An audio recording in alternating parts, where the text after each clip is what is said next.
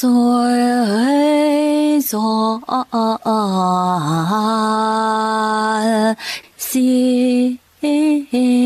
心知。哎，谁这么不长眼？大人恕罪，学生得意忘形，竟冲撞了大人，实在该死。大人新辞，网开一面，放学生回家吧。叫什么？抬头回话。学生永州人士，姓田，名安国，家中是贩丝绸的。时辰尚早，怎么现在就交卷了？回大人的话，今日中秋佳节，祖父正病着，我自觉考得不错，想早些回家与他团圆报喜。报喜？早了吧？起来吧，本官又不是什么吃人的妖魔，要拦着你尽孝。江离仓促理了理单衣，淌着汗站起来。年岁几何？何人作保？第几号舍？江离垂手一一答了，对方又接连抛出几问。好在他对雇主身世倒背如流，无一漏切。那人沉吟须臾，抬袖一阵碧溪，跨上石阶，携一股凛冽清霜之气与他擦身而过，柔获的伞丢在地下。江离慢慢捡起，长长的呼出一口气。楚阁老，这边请。若说刚才是活见鬼，这一下就如晴天一个霹雳，直直劈在了江离的天灵盖上。姓楚，他楚阁老乃是四殿两阁的酷吏，金銮殿上的罗刹，一手遮天的阎王，仿若一尊托塔门神，如今就镇在这东山贡院中。迟迟入场，早早交卷，乃是枪替的惯例，目的是少让人看见。可江离偏偏撞上了个不得了的家伙。唉，只希望他没看清自己的脸吧。好一个狗官，还摸人家脖子。他走入小巷，上了辆马车，低声唤车夫：“先去总堂。”禀大人，这小吏是负责安排考生好舍的，此次乡试共收贿银50两，乃是首次犯禁。都说豫昌民风淳朴，考风清正，倒也不过如此。贿银在何处啊？我收的钱是亲戚的，他让我寻个离茅厕远点的好舍，银子都送回去了。为何送回去？可不明显呀，只因我舅老爷的孙子暴病死了，再也不用考试了。我拿着钱没用，全当奔丧的礼金送了回去。小事该死，求大人网开一面，留我一命啊！我上有老母，下有小儿。今日已经网开过一回了，全家流放，你一家老小还能在中秋团聚。我还有事要报。本省有专门对付科举的一帮人，做枪替、卖家带、替人行贿，无恶不作。叫贵堂，小丽没了底牌，当下呆了。是哪家的考生死了？是贩丝绸的田家，田老爷的孙子田安国，初8死的，昨日奔丧，今日出殡。名叫玄英的侍卫一脚踹倒他。你胡说八道什么？千真万确呀，大人。按律办了。小丽屁滚尿流的被拖下去，那叫声惨绝人寰。几名侍卫看着这一幕，皆是眼观鼻，鼻观心。死人若中举，简直滑天下之大稽呀！想到一盏茶前在龙门内撞上的那个田安国，他长什么样来着？满脸雨水，身上还有股极淡的花香。接飞哥传说，老爷夫人总算盼您从京城过来，说等月底阅完卷回府，给您报个喜事。您看要回信问问不？不回，保证是。那名生员出贡院后进了燕尾巷，巷子里有3辆马车，同时向东南北出发，某等已派人追寻。别跟丢了，此事甚密，不许旁人知晓。他的卷子先留着，等判完卷，本官要亲自拜读。他低头望向腰间坠着的牙雕球，只有一事不明，他看到自己的腰带为何那般震惊。啊，本省乡试的考官是你打听的，你知不知道楚阁老来本省了？楚清雅，他这会儿不应该在京城接见北狄使臣吗？我在考场瞧见他了，这里有没有他的卷宗？郑巧便把6位内阁大学士的典册都找了出来。江离翻得极快，心中默记，不过一炷香的功夫便合上了。我跟你说啊，楚阁老的姐姐有喜了，父母3天前来卢少卿家里探望他，住在卢家送的宅子里，就在金水桥西边第3家。既然楚阁老来了，那15天后阅完卷，一家人肯定要吃个团圆饭的。这你都知道？嘿嘿，作为交换，你告诉我你在堂里排第几呗？你自己猜啊。那我再告诉你件事啊，刚才回来的路上看到人家出殡，好隆重的白事呢。田老太爷的孙子死了，可是说来也奇怪，说是初7还好好的呢，之前还请了我们堂的谁代考，生意就只好临时取消了，损失了一大笔呢。什么？你说谁死了？卖丝绸的田老太爷，他孙子田安国初8突然死了。什么时辰？怎么死的？申时死的，死法不知道。邱堂主呢？他呀，初9就去京城了。江离窝了一肚子火，脑子里乱纷纷的，任正巧怎么问都不说话，失魂落魄的却暗示卸妆换衣，等变声药效过去，才从河边一座木屋里出来，被银子般的月光晃了下眼。姐姐，姐姐！金水桥头跑来一个幼小的身影。怎么了？娘亲可血了，郎中伯伯让小黑带我来找你。江离身子一晃，撑住了桥上柱子，狠掐了一把手腕，从牙缝里挤出了几个字：不怕，咱们回家。姐姐，你这几天瘦了好多，考试肯定很辛苦。我带来桂花糕，你吃一块吧。我不饿，你吃吧。江离让妹妹去吃饭，在门外深吸了口气，笑盈盈地跨过地上染血的棉帕。先生，我娘怎么样了？年轻时小产，没养好身体，后来又生了2个，亏损太过，加上郁结于心，久病难医呀。你是个孝顺孩子，挣钱买上等药给你娘吃，支撑到现在也不容易了。你们说话吧，我不收银子了，告辞。江离只觉天旋地转，抖着唇说不出话。阿离，你每次出一趟门，怎么都要受这么多？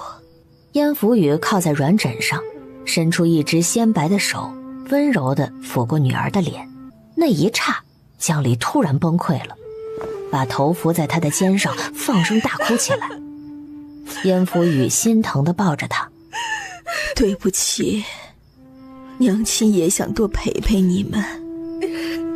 阿离已经做得很好了，娘有这么聪明的女儿，是娘的福气。不哭，不哭。理智告诉江离要说点好听的话，可他做不到啊。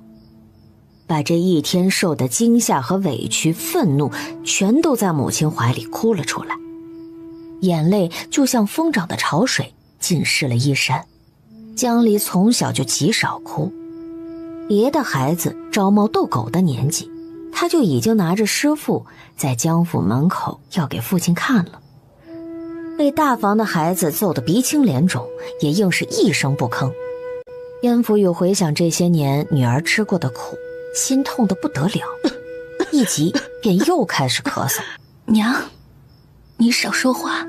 老天看我有这么好的女儿，嫉妒我，叫我看不到她嫁人。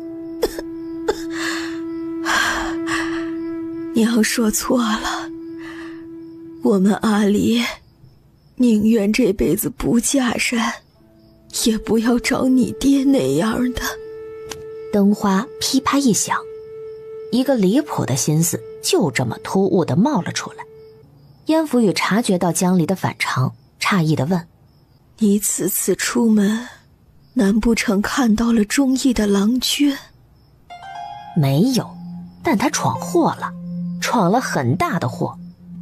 江离心中五味杂陈，把头一低，又想哭了。和娘说说吧，娘是过来人，清楚这些。那个象牙球就在书架上那盒子里。当年娘虽然给你指腹为婚，以此为证，但时过境迁，也不知道顾姐姐的孩子是男是女。说是男孩，你不喜欢，娘也不会答应。我今天在公园看到那个人了。真的吗？说是投胎，这岁数或许已成婚了。没有。江离说着卷宗上的文字。娘25，未婚配，生得挺好，性子有点冷。性格不是有点冷，是很粗鲁，看上去很草菅人命。他叫什么？楚清雅。你说的可是内阁楚大人？娘，他虽然性子有点冷，但品性没什么差错。本朝以孝治天下，你要是跟他爹娘说指腹为婚，他不得不从。他竟是顾姐姐的儿子。娘，楚大人的生母已经死了，他一生下来就被人抱到璧山县城楚少堂家里养着。他养母就是白云居里的柳兰宫，也是你当年的好友。我死前若能再见兰公一面，也无憾了。你说什么呢？楚大人的父母3天前来永州探亲，自有一栋宅子住着，就在金水桥西边第3家。我想让你去提亲。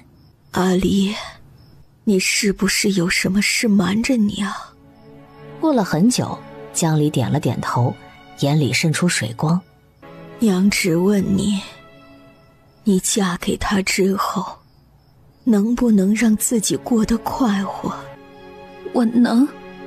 好，那娘选个吉日，就去提亲。娘，我想就在15天内，迟了我怕他不要我。这15天，楚清雅都要被锁在贡院里监督阅卷，要等下月初1才能出来。邱兴马要把他卖了顶罪，可他江离也不是好欺负的。他撼不动楚清雅这棵大树，也没想让这从里到外都冷透的人对他发慈悲，却可以把他当个靠山，或者把他也拖下这潭浑水。要死一起死，谁叫他倒霉撞上他了呢？8月的天气忽冷忽热，贡院文署内打喷嚏的声音此起彼伏。楚大人贵体倒是无恙啊。玄英抱着信鸽走到暖阁前，一本正经的搭话。那是因为咱们阁老没人想，一大帮人锁在这儿半个月，谁家的夫人孩子不想早日和他们团聚啊？玄英，什么信？大人，老爷夫人和小姐。楚清雅本就被屋中的一帮老臣叽叽咕咕的谈论弄得烦躁，一听又是家书。就这半个月功夫，什么事儿值得3天2头说？定是长姐有孕，要我陆榜后去探望，再收到信都留着。这是官署，不是我楚家的花园。大人，请容我说完。是家务就退下，是公务再来禀。小人告退。走时摇了摇头。楚清雅不觉得抽屉里一沓子家书有看的必要。这人上了年纪，话就奇多，连1日3餐都要分3句描绘。与之相比，他宁愿读阅卷官们选出的甲等试卷，有几篇确实是文采斐然，立意新颖。剩下的日子过得和翻书一样快。9月初1，贡院终于敞开大门。被锁了15天的官员们从院中呼啦啦地涌出，如得了水的鱼儿，自由自在地奔向马车。楚清雅甫一出门，便被10几个面生的家丁拦住了，人人眉飞色舞，嘴里道着恭喜，把他往一辆大车上引。姐夫，这是怎么回事？明媛，快上车跟我回府，别误了吉时。什么吉时啊？啊，岳父大人不都写信跟你说了吗？今日成婚呢，你要是不满意那姑娘，就告诉他们，你这10几日一声不吭，我们几个就把这事儿给办了。现在可好，城礼部的婚书都送出去了，真没法退了。明渊啊，在这京城成婚，可比在永州成婚麻烦多了，人情往来稍有不慎就得栽跟头。你在永州，就算明天睡到日上三竿，不领夫人敬茶也没人管你。玄英，侍卫委屈。大人，您说过家务是不秉，再说人家姑娘可好了，一表人才，满腹诗书，有个跟您一样的象牙球，老爷夫人一见就喜欢的，跟亲生闺女似的，还是指腹为婚。您可千万别有违孝道，被御史知道了又要参您一本。许是他脸色太差，卢毅狐疑道：明渊，感情家书你是一封都没看呢。也罢，我帮你瞒着岳父大人。你老实说，你是不是有心上人了？所以25了还不曾娶亲。你要是有，赶紧跟人家赔罪，把城礼部的文书追回来，现在还来得及。楚清雅一听来得及，刚欲脱口编一个，侍卫就道：卢少爷，我们大人不是那样的负心汉，他真没有。他要有，早娶回来生孩子。这就好，岳母大人吩咐我，绑也得把你绑回去。这不合规矩，短短10几日，不是唐突女家吗？是得从长计议。6礼就差你迎亲了，快把衣服换上，去接心腹去。这桩婚事突如其来，卢毅怕他不相信，边走边跟他说近日府中操办的情形。与别家不同，心腹的母亲燕夫人是柳夫人的舅母，因丈夫早逝，她又病入膏肓，担心女儿今后的生活。8月16便带着薄礼和女儿来楚府提亲。两位夫人一见面便是抱头痛哭，谈起在京城白云居的种种旧事，不甚唏嘘。再看江家姑娘，那真是个水灵灵的美人儿，乖顺顺的性子，一篇诗赋就讨得了楚少堂的欢心。次日，楚少堂备了礼，差人送去了江家小院为儿子求婚，又请先生算了2个小辈的八字，得了个大吉后，便陆续几天抬聘礼去江家，择定了婚期。楚清雅听着，却觉得自己才是戏文里被绑上花轿的心腹，俩眼一抹黑，迷迷瞪瞪的过了几座桥，便到了江家别院。旁人催他下车，把娇滴滴的美人带出来。前边有个稚嫩的童声在喊：“姐夫来了！”他半推半就的进了院。新郎到了！楚清雅的右手在空中伸了半天，坐在床上的心腹就是没动。他这时才掐了掐眉心，觉得这阵子太过操劳，脑子都不好使了。他顶着盖头，根本就看不见。伸手。江离听了这冷淡的一声，顿时气上心头。他似乎还不情愿，做牺牲的是他江离好不好呀？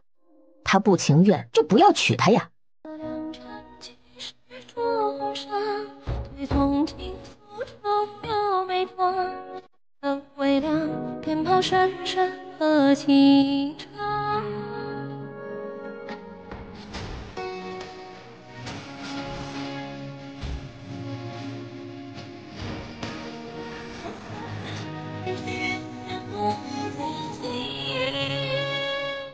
你怎么不说话？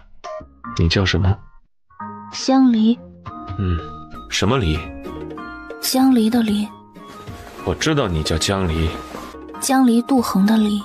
我认识一个叫杜衡的。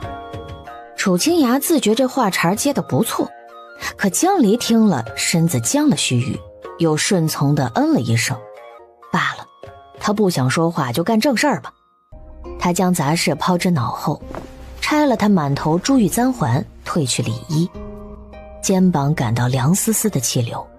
江离唰地睁开眼，可楚清雅已然轻身压下来，嘴唇轻轻地蹭了蹭他的面颊。啊，好想逃啊！可是不行，自己选的路，头破血流也要走。倾巢退去，楚清雅侧手瞄了眼，就在以为他睡着了之时，耳边忽然传来了疲惫的一声：“你说的杜恒是谁啊？”刑部一个倒茶的。哦。江离哦了一声，彻底睡过去了。什么时候了？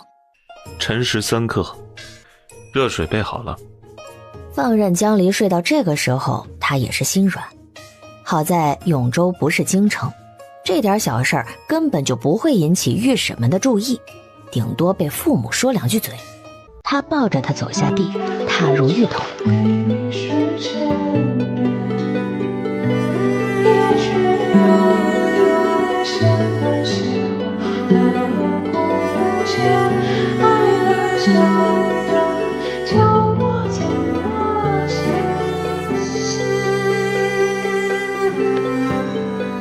夫君，再不出去，二老要怪罪了。夫人，昨夜答应我一事，可还记得？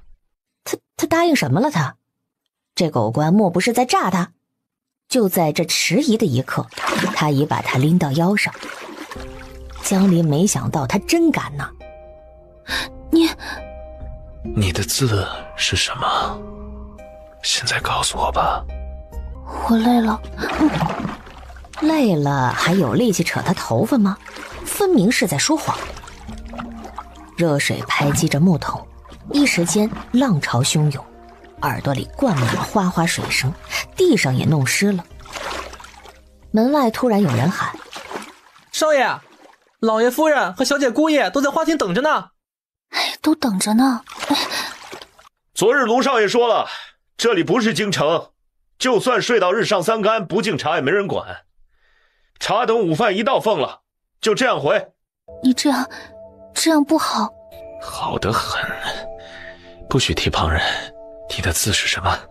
他闭着嘴就是不说。他转了个身，将他按在桶壁上。真不说？我说。不知过了多久，一桶水由清变浑，白日宣淫方才罢休。楚清雅吩咐人换水，把他抱出来，拿绸缎一裹，放在美人榻上坐着。先吃些垫肚子。嘿，这位蜂蜜桂花糕还怪好吃的，可江离不能表露出来。你方才说的是哪2个字？献玉，小时候私塾先生取的，我不喜欢。怎么写啊？山字旁一个剑，是劝学那句玉在山而草木润的典故。我的字你知道？江离知道，可他不想这么叫他，字都是关系好的平辈叫的。楚清雅望着他艰难挪腾的身影，心想他那字取得巧啊，可他若直接说出，倒是有些不好意思。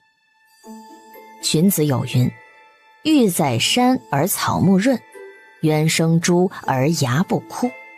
后半句就是他的字宁渊了。待会儿拜见舅姑，还请夫君多多提点我。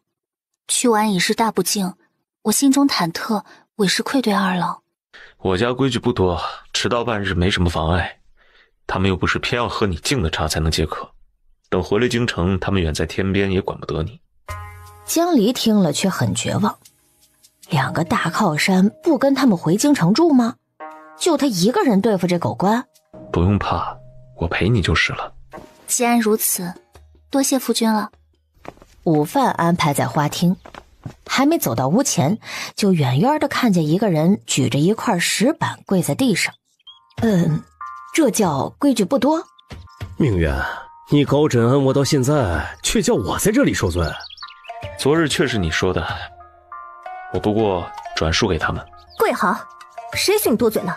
爹娘看你是过来人，才叫你去带三郎迎亲。瞧你说的好话，把三郎教坏成什么样了？他原来可乖一小孩，叫他卯时来，他寅时就要起床。夫人，别动气嘛。卢一苦着脸，楚清雅还没开口，江离就走到了他身前，纳了个万福，甜甜的叫了声姐姐。好妹妹，真是个可怜人儿，这小子也忒不知道心疼。江离把头一低，脸红了。进屋吧。午时已到，桌上的饭菜都摆满了。除去卢毅，就差他们俩入座。接过心腹奉来的热茶，各自饮了一口，用红包垫着2盏茶递回去。好孩子，你娘放心把你交给我家，我就把你当亲生的。三郎若欺负你，你就跟我说，我的心是向着你的。酷吏在家这么没地位吗？江离脑子里又冒出一个疑问。楚清雅面无表情地坐在父亲身边，同他低语几句。楚少棠道：依我看，他跪半个时辰，单臂就消气了。也不是我让他请罪的嘛，他行武出身，多跪一会儿不怕折了腿。稍后给他点饭菜吃了，让他领着你媳妇儿去取库房钥匙，他就能起来了。哎，夫人，你说什么？柳夫人叉着腰，食不言，寝不语。父子俩便一齐低了头，动筷夹菜。柳夫人自己却还在喋喋不休。三郎虽是我们捡来的，却把我们当成亲生父母一般对待。4岁那年，他哥哥没了，往后就更孝顺。我们也没想到这孩子是个读书做官的料，蒙恩升到今天这个位子。阿离呀，你不要觉得嫁给他是高攀了。他父亲劳碌了大半辈子，辞官前也不过是个小小的8品县城，靠着祖产守城罢了。跟你爹这个老翰林家的少爷半斤8两，我和你娘一样，也是教坊司的官妓，吃尽苦头才叫人给赎出来，转了良民户。咱们2家妥妥是门当户对，再没有这样般配的了。江离心中一暖，鼻尖有点发酸，应了声。他在江家从来没有和长辈吃过饭，也没有见过这样慈祥的人。说不嫉妒楚清雅那是假的。这狗官的命怎么这么好啊？酒足饭饱后，楚少棠对着江离笑呵呵的：让你姐夫带你去拿钥匙盘库，他跪着半个时辰也够了。然后瞟了眼女儿，楚淡碧哼了一声，牵着江离往外走，悄悄地说：我呀，是在杀鸡儆猴呢。要是三郎对你娘礼数不周，你也叫他这般跪上。今日你来迟，我就知道这小子没轻没重。难道他姐夫随口说了句话，他就肯听了？你也是，由着他胡来。往后这日子还长着，若传到外头去，你的名声不好，他的名声也糟蹋。他就仗着自己有对好爹娘，由着他使小孩性子。江离自打进了花厅就一直扮娴静，听了这话，终于忍不住扑哧一笑。你娘叫你阿离是吗？我一见你就喜欢得紧。你平日不是这般拘谨吧？姐姐说哪里的话，我平时连门都少出，人年轻又没主见，也就是你和爹娘不恼我，若嫁到别家去，怕是往后连饭都没得吃了。没等楚丹碧搭话，他又腼腆道：姐姐，8月15那夜，你是不是和姐夫登船赏月了？我那日和我娘上香回来，在金水桥边远远看见一对夫妻在船头站着，和画里的神仙眷侣似的，后面还跟着2对老人家。哎呦，那还真是我们，竟有这个缘分。夫君呢，吃饱没有？我身子不便，要拜托你带弟妹去后房拿钥匙了。这宅子是你卢家送的，仓库里有什么宝贝，还是你最清楚，劳烦你了。卢毅稀里呼噜地吃完最后一口。哎呀，夫人言重了，此乃分内之事，弟妹且随我来。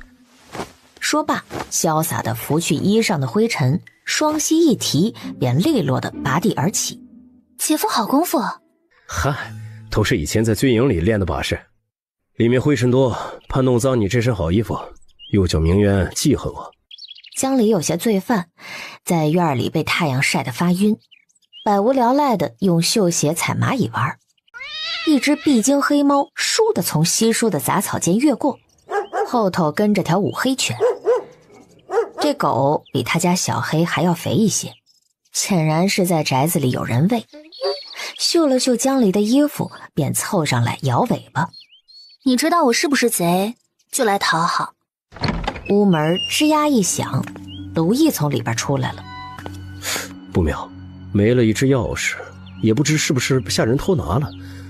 咱们先回去跟岳父岳母说一声。五黑犬转身朝着他龇牙叫了几声，打了个喷嚏。姐夫，不如你先把这一间的钥匙给我，我先进去看看。来回要一炷香，我方才走得有些累了。不成，你还是先跟我回去吧。说罢，绕过那狗，当先走出了院门。江离在后头默默地跟着，又问：姐夫，昨日你说那话叫姐姐恼了，要不等会儿去给她赔个不是？我自会赔。又走了半炷香，眼看花厅在望，楚少棠和柳兰公正携女儿走下台阶。江离越过卢毅，快步走到惊讶的楚丹碧面前。姐姐，怎么这么快就回来了？话音未落，背后劲风骤起。江离二话不说，拉着楚丹碧闪躲到廊下的花架后。夫君，你，他是假的！玄英，留活口。是。不知从哪儿又跳出4个侍卫，2个护楚家二老，2个和刺客过招，不出几下便将他逼到10步开外。哪里伤着了？姐姐，你没事吧？姐夫这会儿冤枉还在放钥匙的地方，快叫人搜一搜。没事，刚才真是多谢你了。这刺客也不知怎么扮得那么像。他撸起江离的袖子，白皙的肌肤上赫然有道浅浅的血印儿。哎呦，咱们去拿药，留疤可不好。说罢，2个浇花般的美人儿便挽着手朝外走去，还带着侍卫。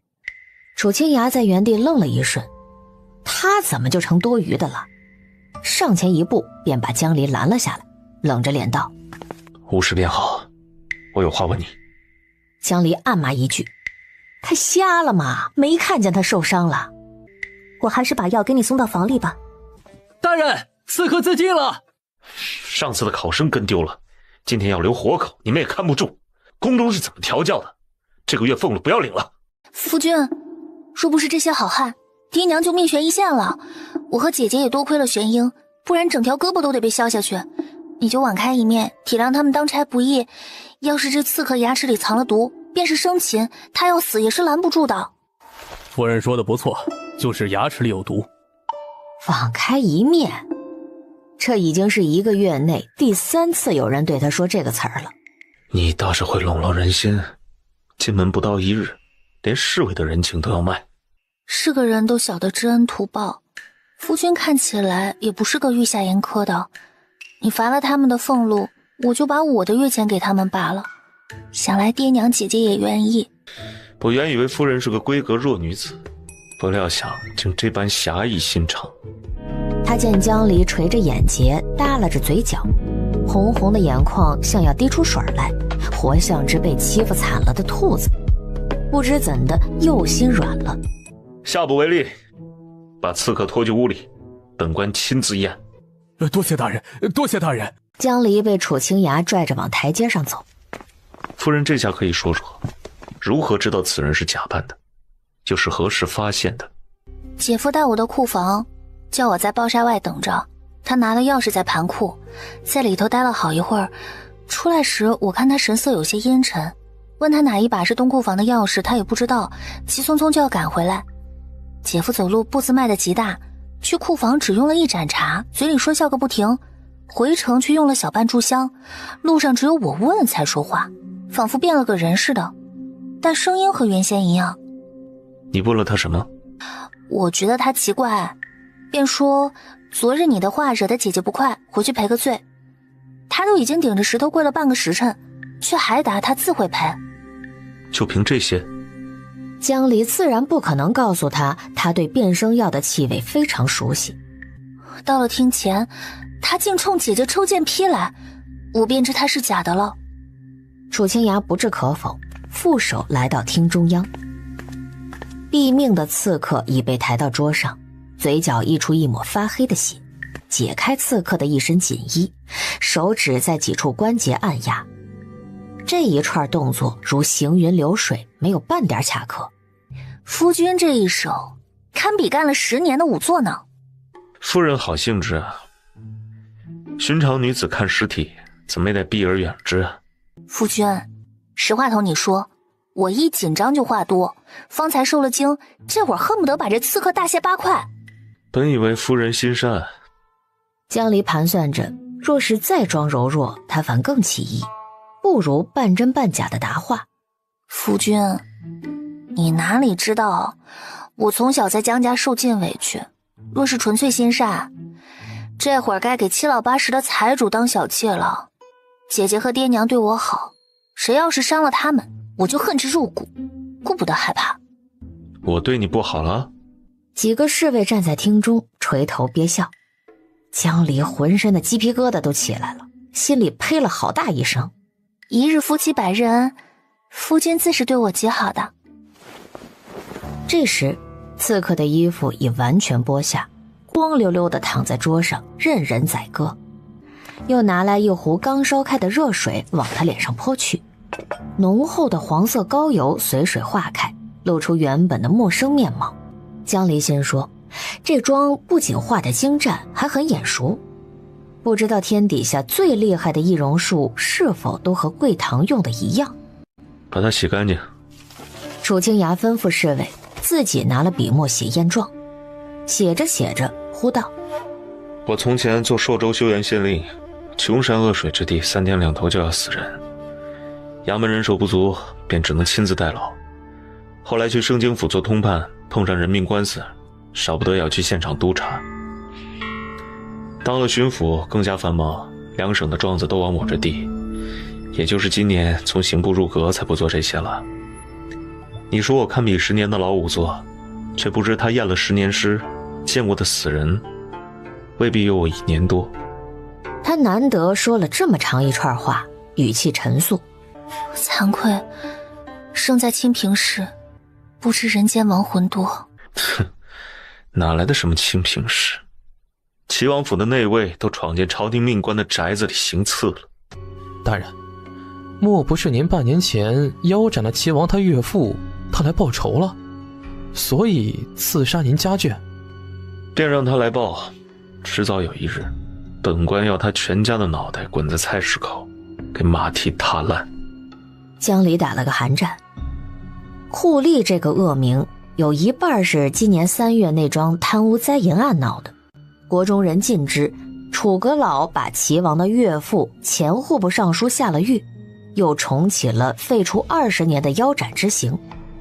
据说当日京城菜市口架起了30把巨大的钢刀，楚清雅一声令下，罪犯们身子断为2截。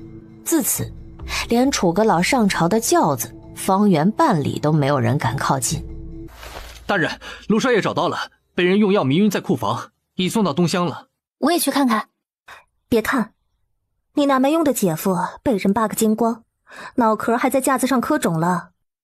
可怜的姐夫啊！江离为卢毅默哀。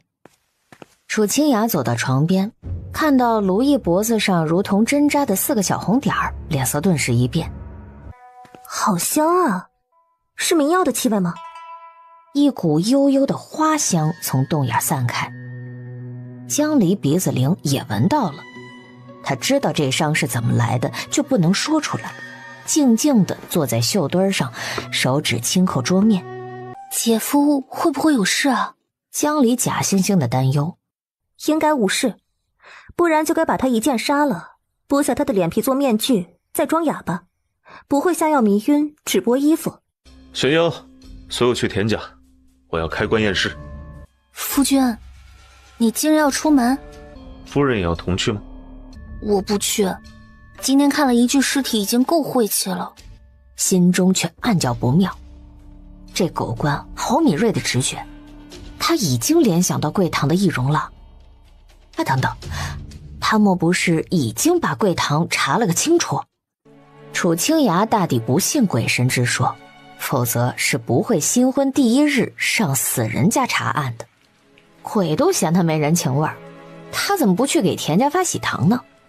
楚清雅出府后，江离坐在新房里左思右想，只得出个静观其变的策略。在楚清雅查出他这个代笔前，他要一声不吭扮演好他的贤惠夫人，尽可能的让楚少棠夫妇和楚丹碧对他掏心掏肺，并想办法再去一次贵堂，搞清贵堂最近遭到了哪些调查。思绪乱得像一团线，想着想着天就黑了。少夫人，少爷回来了。瑞香，你去把针线绷子拿来，去放榻上。回门的礼物明日备好，单子等老爷夫人过目了，我再看一遍。春燕，去回老爷夫人，库房里的东西对照册子盘过了，没有丢的，叫他们莫要担心。府里头的下人我也一一见过了，能带上京的不多，尚书府里还有100来号人，多了容易出乱子。楚清雅还没踏进屋，就听到有条不紊的指挥声。才第1天，夫人就开始持家了。不比夫君新婚第1日就出门查案的劲头。姐夫已经醒了，老太医来府上看过，说无大碍。帐中灯把她的桃心脸映得玲珑秀美，木眉轻脸小春山，丹春一点含朱砂。夫人白日里同我赌气的精神呢？夫君莫不是因为我说你不晓得知恩图报就恼到现在？你要是喜欢，那我天天同你赌气。你猜我去田家发现了什么？谁管你发现什么，总归与我无关。唉，什么也没发现。死者父母反应甚是激烈，说若开棺侮辱尸体，就撞死在我面前。田安国的妻子姓烈，当场触柱被拦下来了。他撞柱子的时候，突然想起，夫人你也是个外柔内刚的，所以我还把你当成弱女子对待。江离辨不清他话中真假，保持着微笑。这绣的是何物啊？夫君见笑了，我未出阁时喜读诗书，女工做的极粗糙，这是鸳鸯。绣给我的？绣给姐姐的，明儿我给你绣个荷包。你这荷包几日能绣好？半年之内吧。楚清雅的眼睛极黑，凝视他的时候，江离总是心虚，怕被他锐利的目光看穿心思。夫人在想什么？楚清雅吻上他的唇，手撩开袖子，指尖扫荡着柔滑的肌肤，摸到上过药的伤痕在上面流连。小伤，不大疼。和昨晚比呢？我可是弄疼你了，所以今日才一直闹脾气。哎呀，他怎么说这个呀？你明知道？怪不得连说梦话都在骂我。楚清雅扬起唇角，抚着江离微烫的脸，忽地拔下一根青丝来，粘在指尖摇了摇。我拿了这个就不计较了。身体发肤受之父母，也是能随便拔的。我都叫夫人一晚上拔了27根，当成牛筋绳来扯。好了好了，以后我再不这样。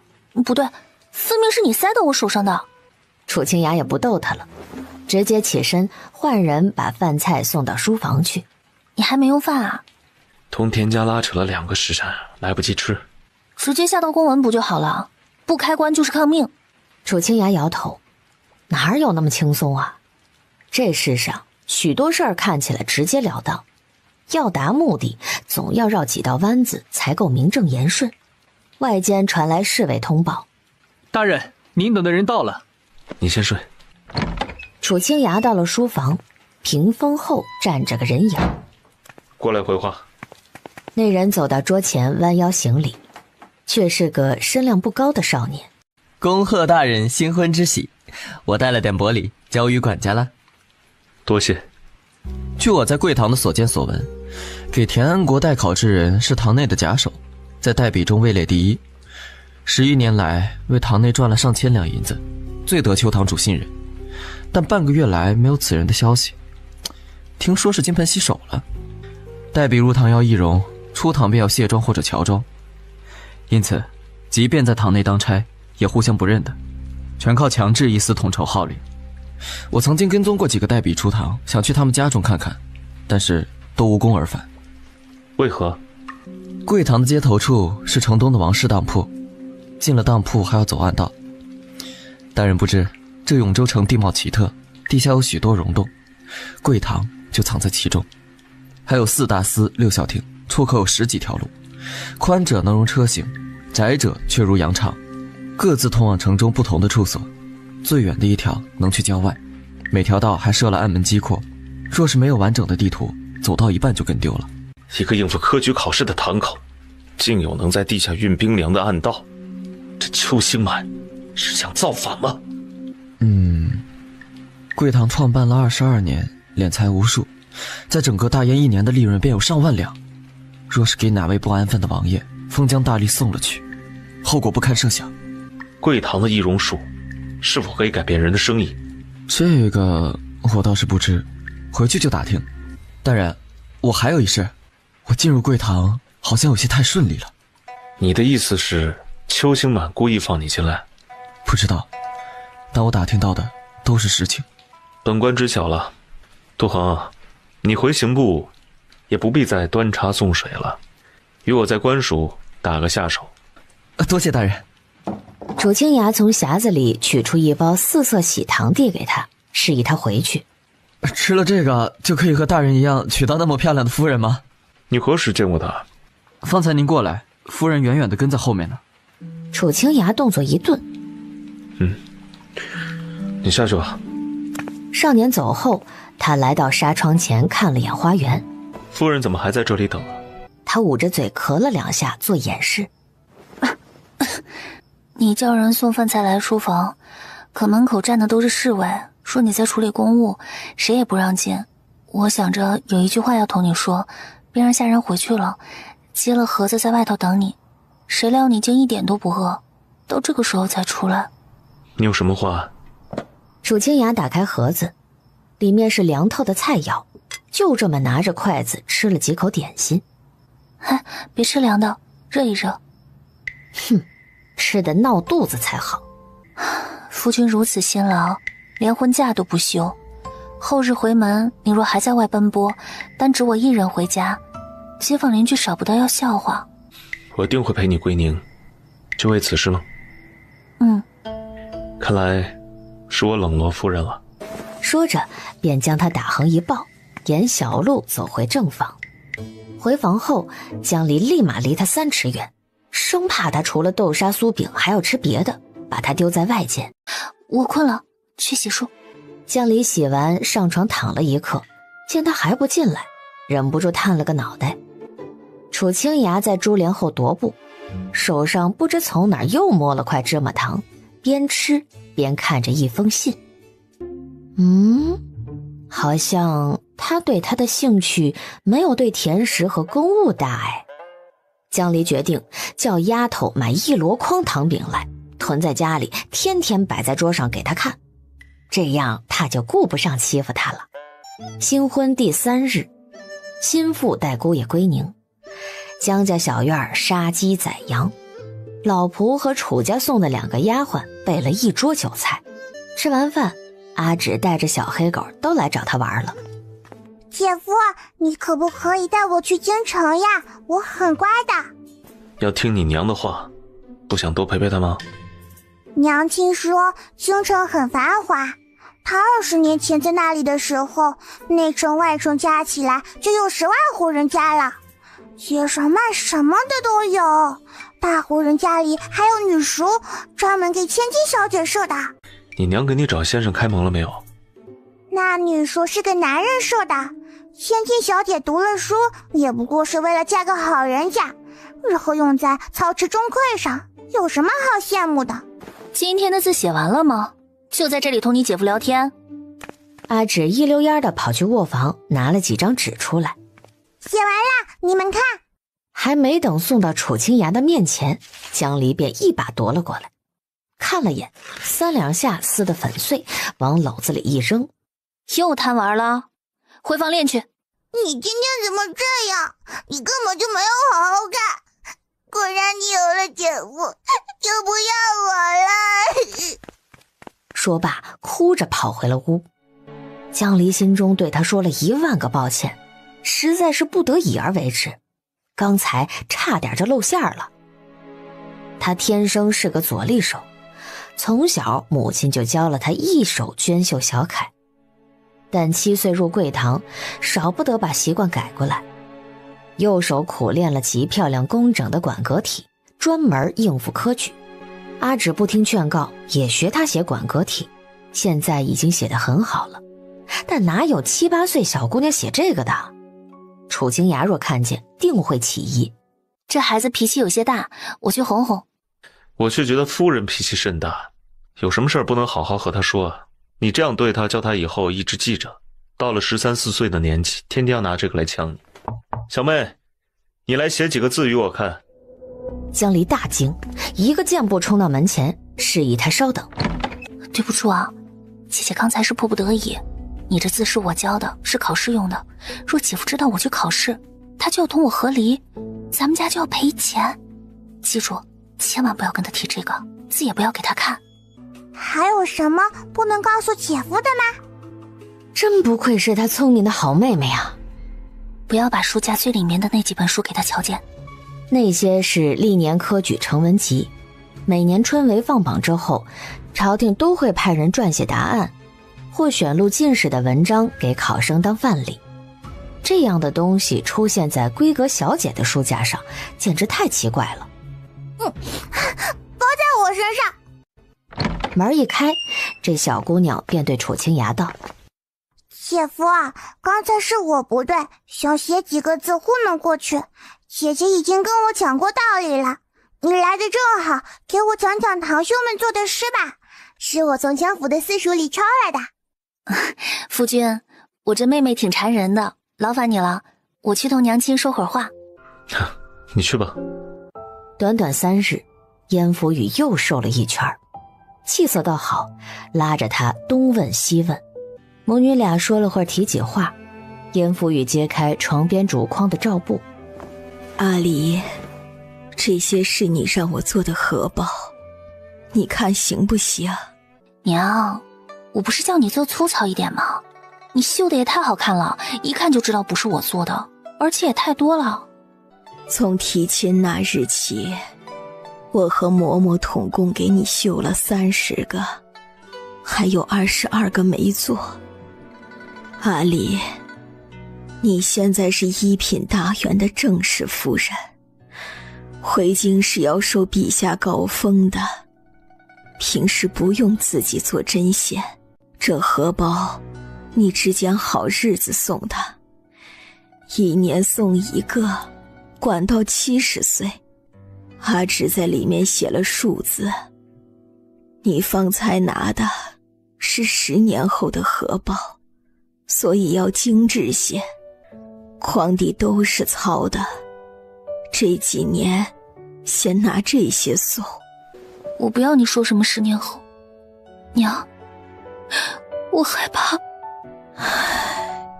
生老病死，人之常情，非人力可改。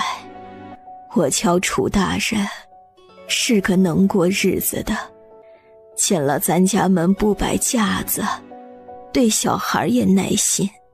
外头传他是个冷面煞神，可见传得过了。他年纪轻，若不威严些，哪里镇得住手底下千百号人呢？这样是对的。你是丈母娘看女婿越看越爱，他还是你好友的儿子。你不喜欢他这样？他喜欢温润如玉，让人如沐春风的君子，才不喜欢冷若冰霜的雪人呢。他也太性急了，力气还重，第2天都起不来，今日也闹得出门晚了。他非说来得及来得及，鬼话，连衣裳也不让人好好穿。楚清雅刚牵着阿芷走到门口，就听见这句抱怨：喂，你打我姐姐啦？我没打她。楚清雅把他一抱，快步走远，耳根微红。不是要进去给娘念我刚做的诗吗？你姐姐在和她说重要的事儿。难道是在商量带我去京城？楚清雅看着这伶牙俐齿的小姑娘，忽然觉得让她住进尚书府有点不合适，或许会教坏孩子。过了申时，江离便随楚清雅离开家。阿芷依依不舍地拽着她的裙角。姐夫说他对你很好，要是他骗我，你就跟我说啊，我长大了给你报仇。好呀。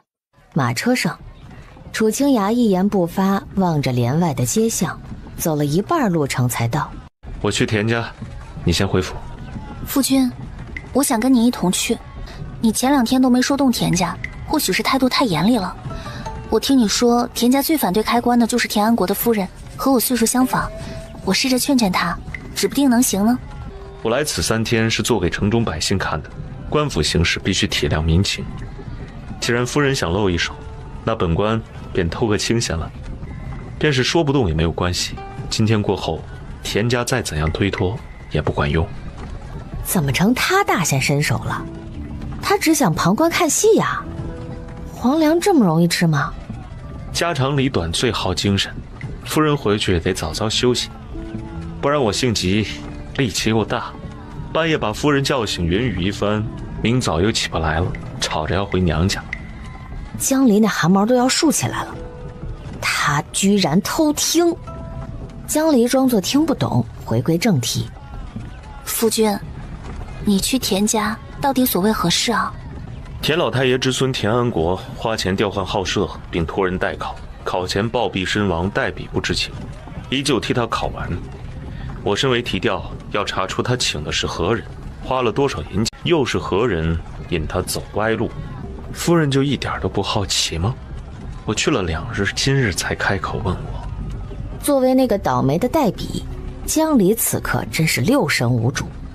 他对田家干的勾当门清，确实是忘了表现出好奇，只得胡诌。夫君归来心情并不好，我便不问了，免得惹你不快。你查科场舞弊，为何要开棺啊？我还当他是被人谋害了。也未必不是死于非命。车在田府大门前停下，楚清雅扶他下车。他跟在楚清雅的身后进府。照壁前霎时黑压压的跪了一群人，都诚惶诚恐的叫一声阁老。嚯，这排场！江离敏锐地察觉到他微不可见地蹙了下眉，看来他并不喜欢这个称呼，仿佛觉得人家把他给喊老了。但若是叫他小阁老，又未免显得轻慢。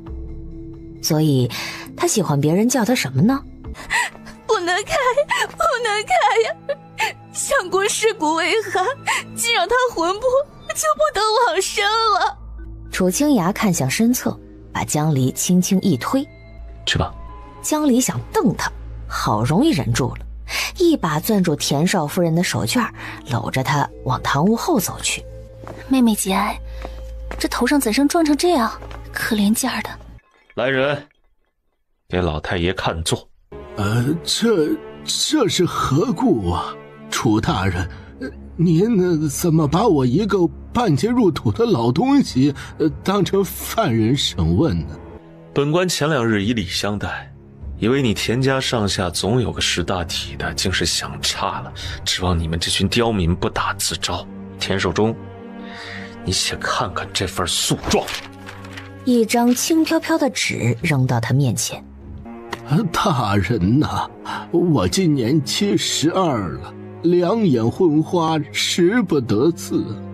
我本分分做了一辈子生意，时常有外人眼红家产，还望大人明察呀。本官亲自念给你听。玄英，拿上来。侍卫将那张纸递上去。豫昌省长阳府永州茂县9都青山浦至县衙21里，民户王氏子言年16，秀才，在身无疾，今状告永州丝绸田家乡事舞弊，田守中将银50两，贿赂贡院官吏，调换号舍，令高价向城东王氏当铺寻得代笔，替其孙田安国考试。田家胆大包天，视国法为无物，下欺生源，上瞒天子。夫其有司，治其大罪，肃清科场之风。谨状：建丰元年9月初1，王某押状。舞弊是大事，这告状的王秀才已被本官扣在府中了，以免遭你们报复。田守中，替你孙子调换号舍的小吏全家正在流放的路上，你若招了枪提一事，或许还能保住你2个儿子的命。大人，这姓王的秀才是信口雌黄，我确实给了我那远房侄孙50两，让他给我孙子换个离茅厕远点的座位，却没有找那老婶子代笔呀，而且他把钱还回来了。把他大儿子先拘起来，老李问话。8月初7，有人看到你府上家丁在王氏当铺交货，胸口别了一只金桂花，那运丝绸的板车拿青布盖着，下面是明晃晃的雪花银，一眼望去竟不知有多少。8月初8，你孙子暴毙后，这些钱又退了回来，是也不是？大人，您放了我儿子吧，这代笔之事我真不知道，定是那该死的小畜生他瞒着我。他已经死了，大人，这最多也不过是杀头吧。我孙子已经死了，300两银子也送回来了。说着嚎啕大哭起来，捶胸顿足。你以为他死了就一了百了？上梁不正下梁歪，16岁就有舞弊的胆子，长辈什么恶行做不出来？你2个儿子都是举人，靠着免税的恩惠，这些年侵占了多少田地？你孙子铁了心要中举，恐怕也是这个缘由。待本官让县令查了田家的税，但凡你名下少缴1文，本官便依大烟律，让你儿子替你坐牢。你72了，劳动不得，躺在家里，看他们去苦寒之地流放吧。大人开恩呐！提到赋税，田老太爷被戳到痛脚，连连磕头。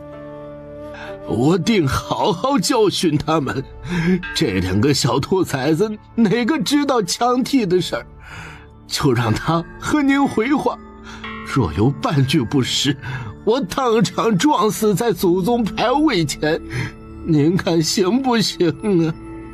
坦白从宽，若是能作证，牵出其他作弊之人，本官或可在陛下面前替你说几句话，让你终老家中。但赋税一事，若到了时限还缺，一定不缺，一定不缺。开官是为了验明田安国正身，本官验过是他本人，刑部再降罪，与一个死人来说并无区别，懂了吗？假使他死得突然，官府的验状写得语义不详，不合规矩，本官才要重验。田老太爷这下服服帖帖，再无反抗，被侍卫架出门训儿子去了。我嫁过了半年他就死了，以后怎么办啊？公公婆婆脾气好坏，睡到40都要骂我。我在家中睡到50才起床的。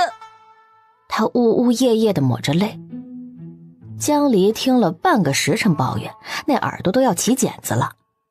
他觉得这少夫人和田安国没有半分夫妻之情，根本到不了为他处住的地步。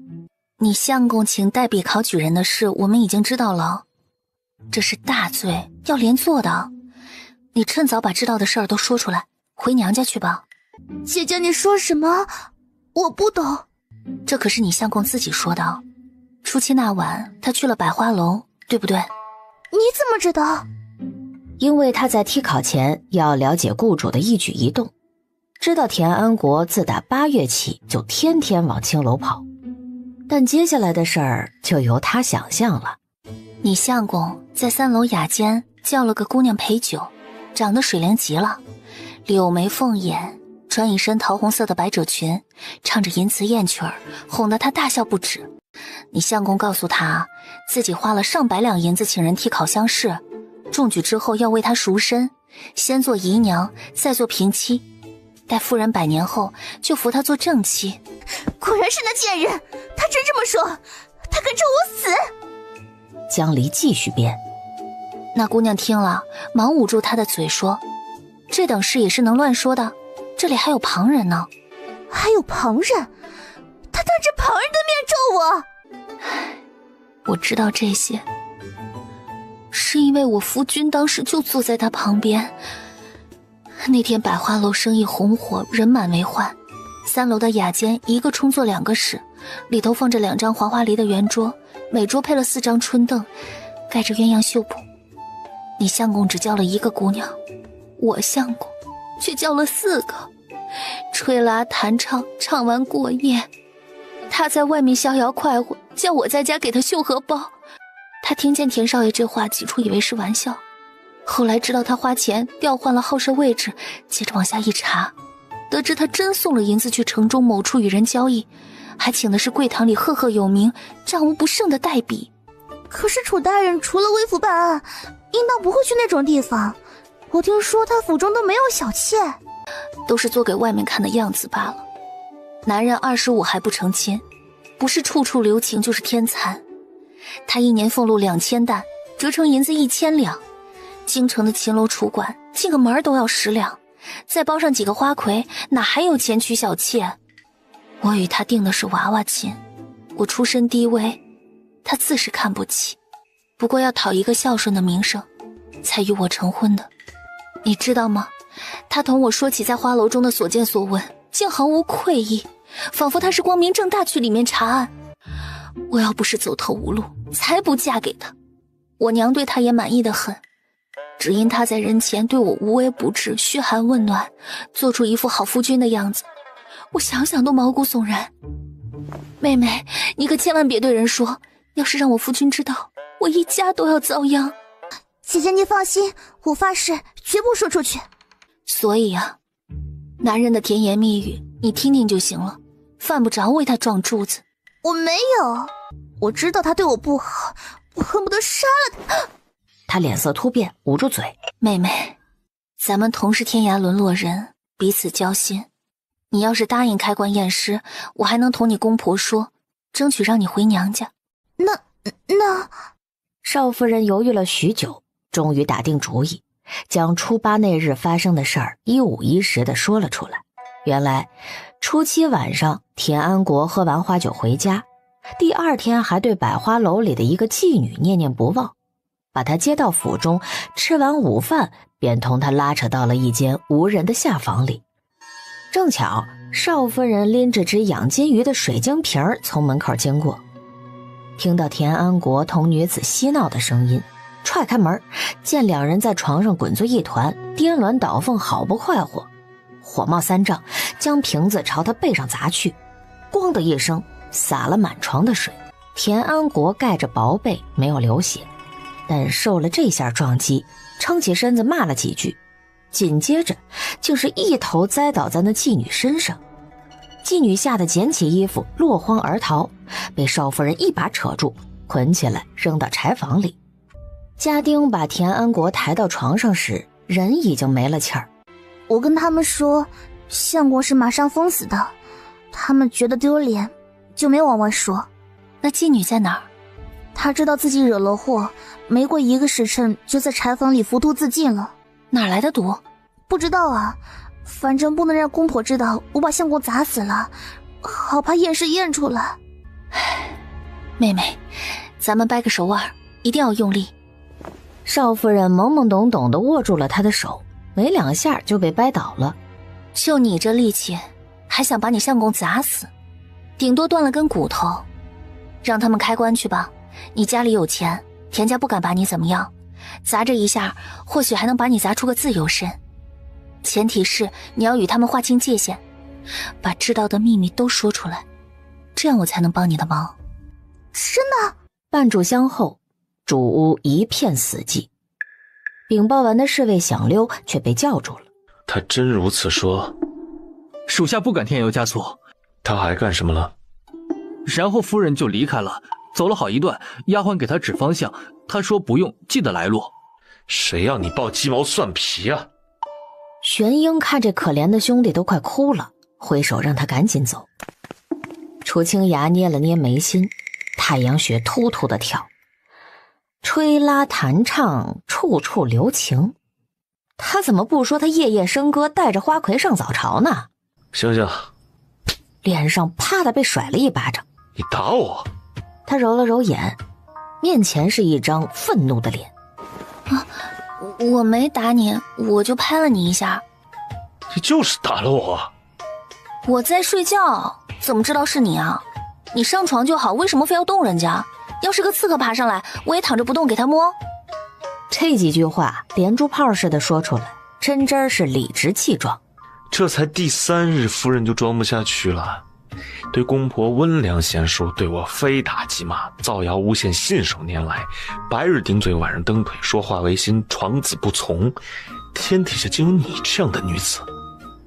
非打即骂，江离匪夷所思，他怎么敢打他骂他呀？他胡说八道什么呢？而且这几天他已经尽可能的装温柔了，自己十分满意，他竟然说他装得不好，一股火顿时窜了上来。他冷笑：夫君，你这口才当官委屈了，去茶楼做个说书先生才是正经。还想再说什么，被猛地按在了枕头上，还堵住嘴。我业余四女，1年2000担俸禄全花在青楼，不知夫人能否让我逍遥快活呀？江离挣扎着躲过他的嘴唇，被一口咬在颈后，痛得他脑中一炸，仍是不屈不挠。你叫我劝他开棺，又没说不能编个假话来骗他。你难道真去了青楼不成？被我说中，所以才如此。江离，你这是在折辱我。江离一听他连名带姓的叫他，就知道大事不好，急促的喘了几下，努力的把语气放缓。夫君，方才我被你吵醒，心中有气，所以说得重了。下午在田家事迹从权，你恼我这样说，以后我就不说了，你犯不着。话音被吞进唇间，楚清雅泄愤似的吻着他。江离刚压抑住的怒火又冒了出来，看来这伏低做小他天生就是不行的，只恨那一巴掌扇得轻了。他按住了江离的肩膀，狠狠地叼着后颈一块皮肉吮咬，这换来了更强烈的抗拒。发狂的野猫都没这么难收拾，好一个闺阁弱女子，她娶了个什么玩意儿啊？折辱！夫君去不得乌烟瘴气的地方寻欢，就拿我撒气，你现在不也是在折辱我？你从小读圣贤书，蒙恩当了大官，只因我说了几句不中听的话，便仗势欺人，欲以蛮力称雄。说我没嫁给你，大街上说了那2句，你是不是还要把我绑到床上，用你这见不得光的东西当刀剑杀人？是可杀不可辱，宁愿你把我休了，也舍不得你这样糟蹋。好厉害的一张嘴啊！本官是沽名钓誉的伪君子，色迷心窍的土匪山贼，是你先说那些阿杂话来污我，反倒有理了。你不是是本官明媒正娶的妻，夫妻敦伦乃是天理，我辱你什么了？成婚3日便喊着要我休了你，谁惯得你这样？不过换个样式罢了，如何说的像我要把你剥光了游街示众？我哪里欠了你？要这样来折磨我，你不过日子就回家去。我娶妻不是为了在官署看了一天折子，见了一群蠢货，半夜3更回家，还要费尽心思吵架。过去，别碰我！江离都呆了，他好能说呀，比他还能吵。焦灼的气氛变成了剑拔弩张的冷漠。江离听到身边传来了粗重的呼吸，约莫过了1炷香，才渐渐缓和下来。江离睡不着，很久之后极轻地问了句：夫君，你睡着了吗？楚清雅闭着眼没有回答。我以后都不那样说了。戏本子里都写男人是贱骨头，哄一哄就好了。成亲前娘也说过，若是遇上夫君求欢，需先推拒一番，欲擒故纵，但不能推得太厉害，因为男人虽然贱，但是死要面子。江离在心里骂了声贱骨头的狗官，一点点挪过去，碰了下他的胳膊。别碰我！江离又戳了他几下。我不糟践你，下去。夫君，你不是说夫妻敦伦乃是天理吗？我还不想让你休了。若是成婚3日就被休，被人知道，以后就改嫁不出去了呢。楚清雅如今只觉得她装出的这副样子十分的令人头疼，如同孙行者变作高老庄的小姐，看起来纤纤弱智，一双眼儿透着猴精，耍的猪八戒是团团转。他楚清雅不是好糊弄的，刚欲开口给他个下马威，那一处乍一热。夫人，这是要糟践我吗？士可杀不可辱，似你这般不得要领，等做下去，天都要亮了，我还睡不睡觉？哎呦喂，他这话怎么这么多呀？哎，不管了，开弓没有回头箭。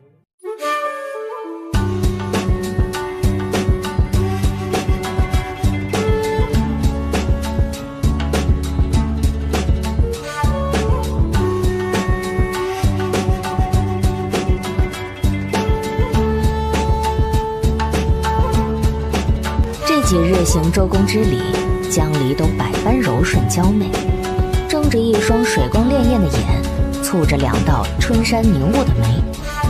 今夜换了个样式，就如同换了个人，杏目含嗔，摇鼻微翘，晃着一头乌泱泱的长发，鲜活明艳的一个妖精，会怒会笑，险些勾了他的魂儿去。夫人逍遥快活了，且容我放肆一回，早上不叫你，好好睡吧。这一夜，鸳鸯绣被翻红浪，巫山云里做神仙，直到5更，房中的动静方才将歇。少爷还没起呢。还没起？我当他早早出去办事了，所以没来问安。他媳妇儿也在里头。少夫人在呢，昨夜他2个吵得厉害，我们听里头说什么休了杀人，吓得够呛，正商量要去请您，不知道怎的突然又好了，到现在也不见出来。唉，如今这些孩子也太不小事儿了，自个儿睡到这时候，却叫爹娘起个大早，与那些送贺礼的客人寒暄，把热水午饭都送进去吧。三郎不吃，他媳妇儿可要饿坏了。娇滴滴的一个闺女儿，嫁进来才4天，怎经得起这般折腾啊？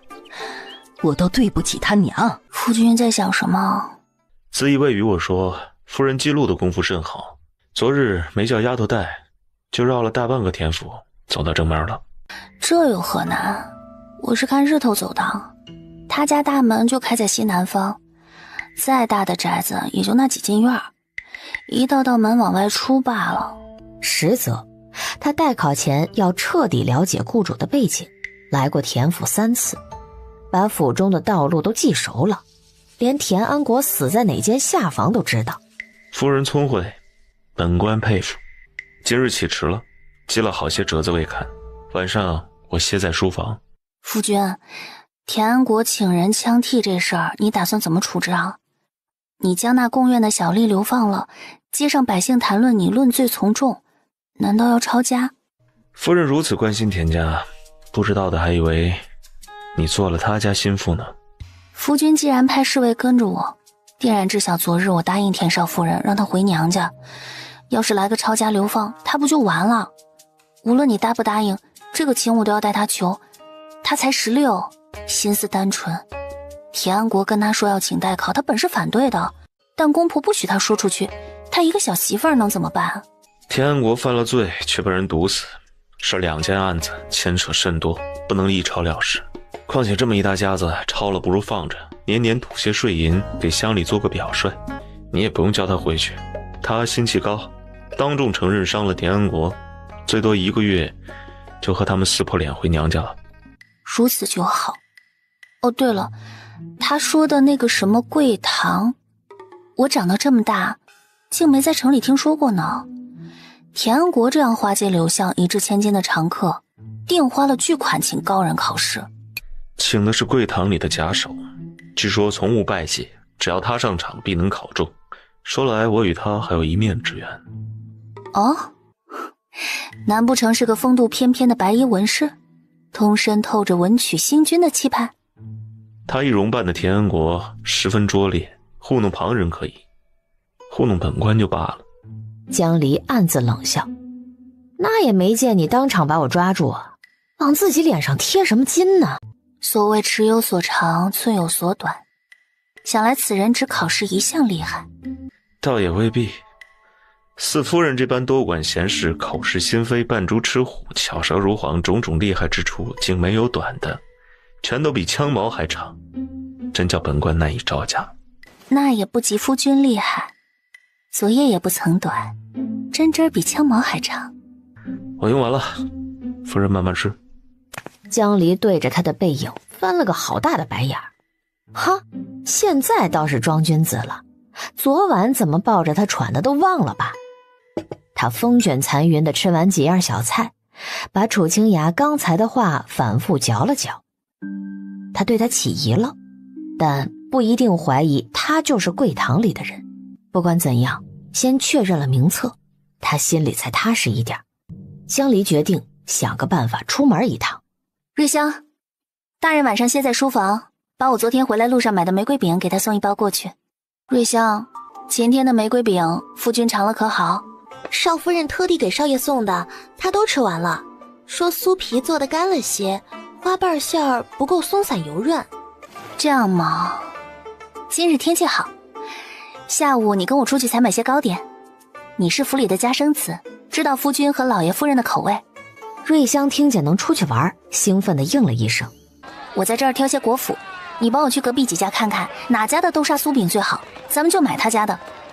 可少爷知道我离了少夫人，要罚我的。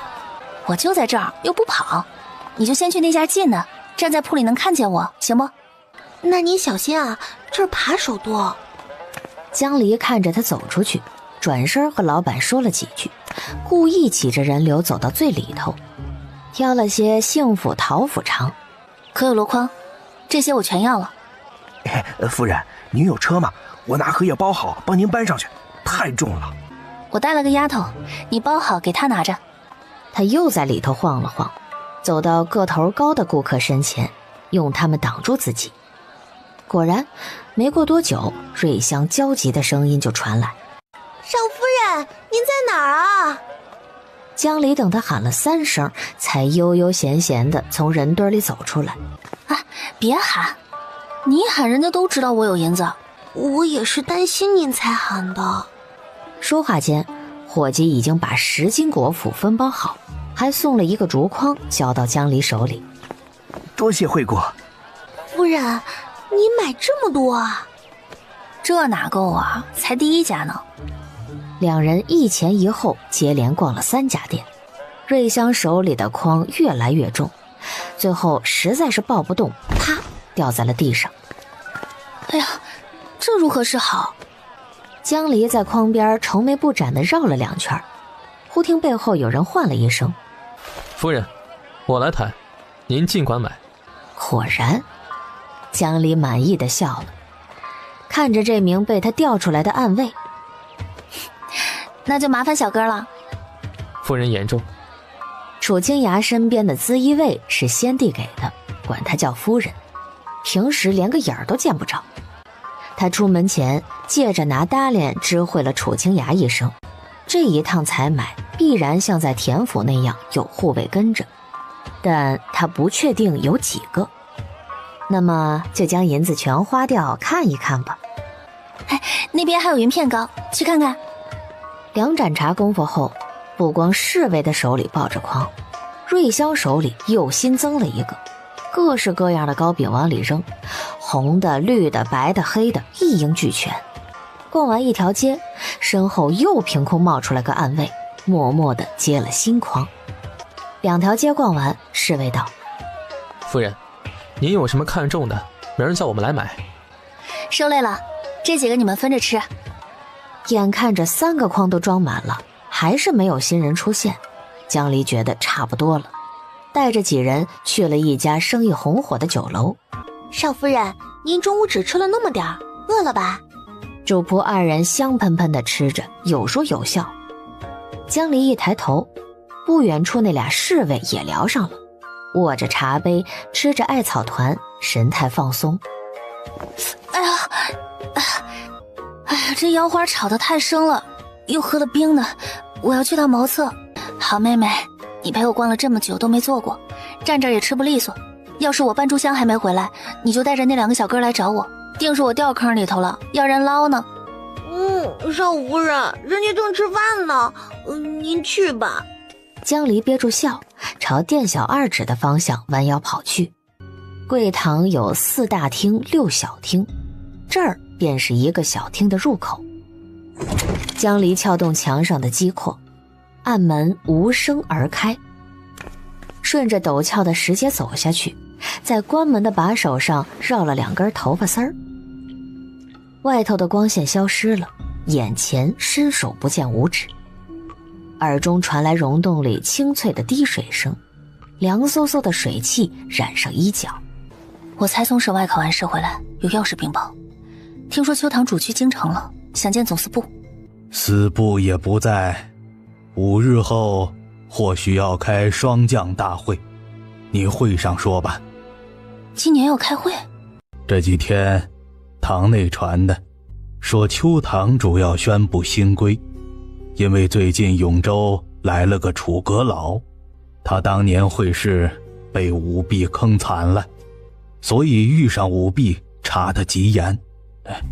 我们呢，需谨慎些。我要回乡下老家去，不能参加。司部什么时候回来？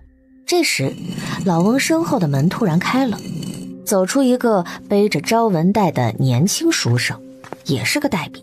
司部也要5日后回来。我刚听博文司说，入堂的路封了好几条，大家都要从金水桥那里进，还要点码，谁不来就记名字。哼，发的钱1年比1年少，过中秋就拿2包月饼打发人，还开什么会啊？我才不想见堂主那张老脸呢。老翁全当没听到，继续下棋。多谢兄台和老先生了，我先回去。我等你出去一会儿再走。江离沿原路赶回，心里估算着时辰，出去时特意看了把手上的头发丝儿，还在原处。他提着裙子回到柴房，房中依旧寂静无人，只有檐上的鸟在叫。过了一会儿，瑞香焦急的声音在外面响起：都半炷香了，少夫人还没出来，都是我不好。门一震，江离在里头喊：别踹门，等着。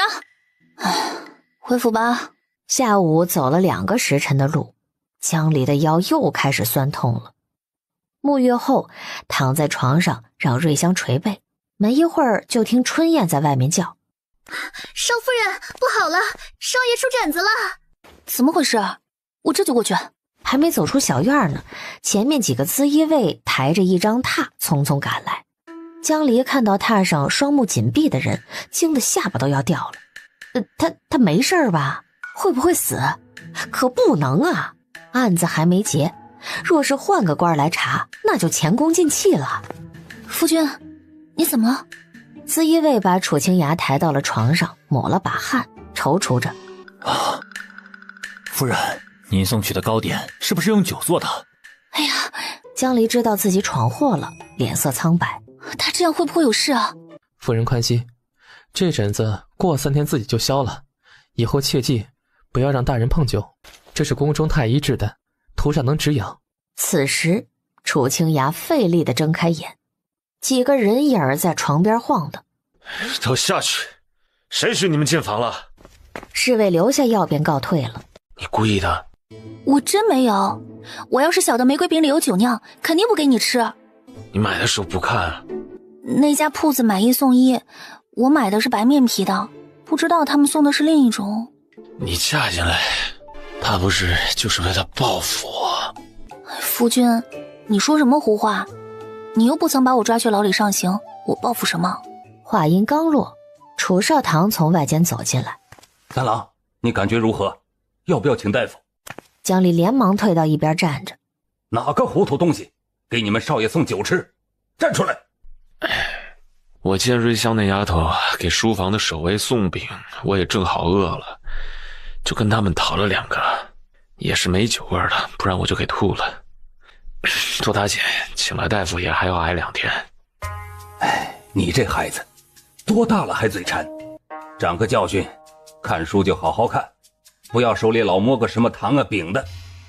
每次叫你晚饭多吃点，你说吃不下，你娘打着灯笼去你房里一看，你又在吃街上买来的。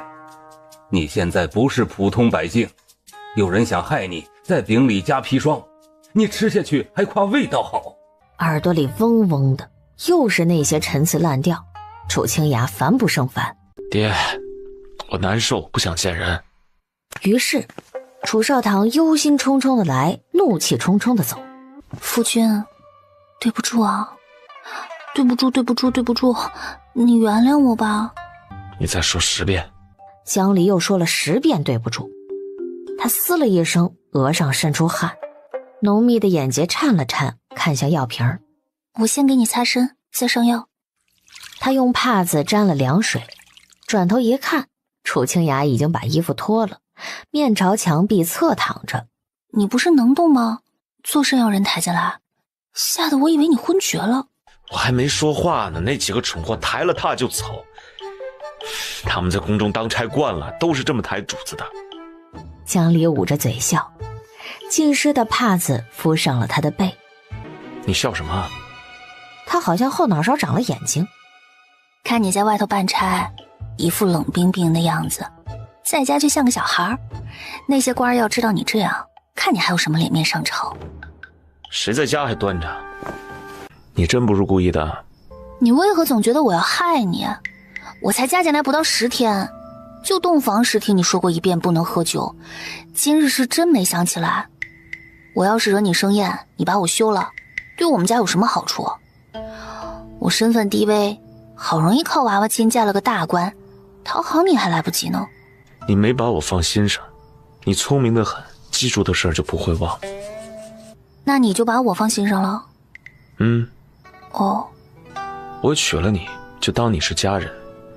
你一个18岁的姑娘，纵然有些心计，也不会坏到哪去。不过是为了给自己谋个好前程，才让你娘来我家提亲。江离没说话，他这么解释也大差不差。若是江家欺负你们，你同我说一声，我替你出气便是。谁让你替我出气了？我10岁那年，一脚把大房的儿子踹到茅坑里，从此就没有人敢欺负我。我爹死后，我们也不来往了。你踹他做甚？他说我妹妹不是我爹的宠，我倒希望是这样。做江家的女儿有什么好啊？我祖父是个翰林，说起来好听，是天子身边的人，可官位不高，告老还乡后靠祖产养活了4个儿子。我那些叔伯一个比一个畜生，生下来的女儿呢，正房的拿去攀门第，偏房的拿去卖给财主做妾。我娘幸亏只是个外宅，他们连看都不屑看，不知道她去提亲，否则把我捆了扔湖里，送个正房嫡女给你当老婆。我有5个姐姐，长得一个赛一个漂亮，针线活也做得极好，性子就和泥捏的菩萨似的。你说1，他们不敢说2。要是你把我休了，可以考虑娶1个，娶几个也行，很旺家宅的。我嘛就跟你拿点回扣，我最喜欢银子。楚清雅紧紧锁起眉。这种玩笑也是开得的？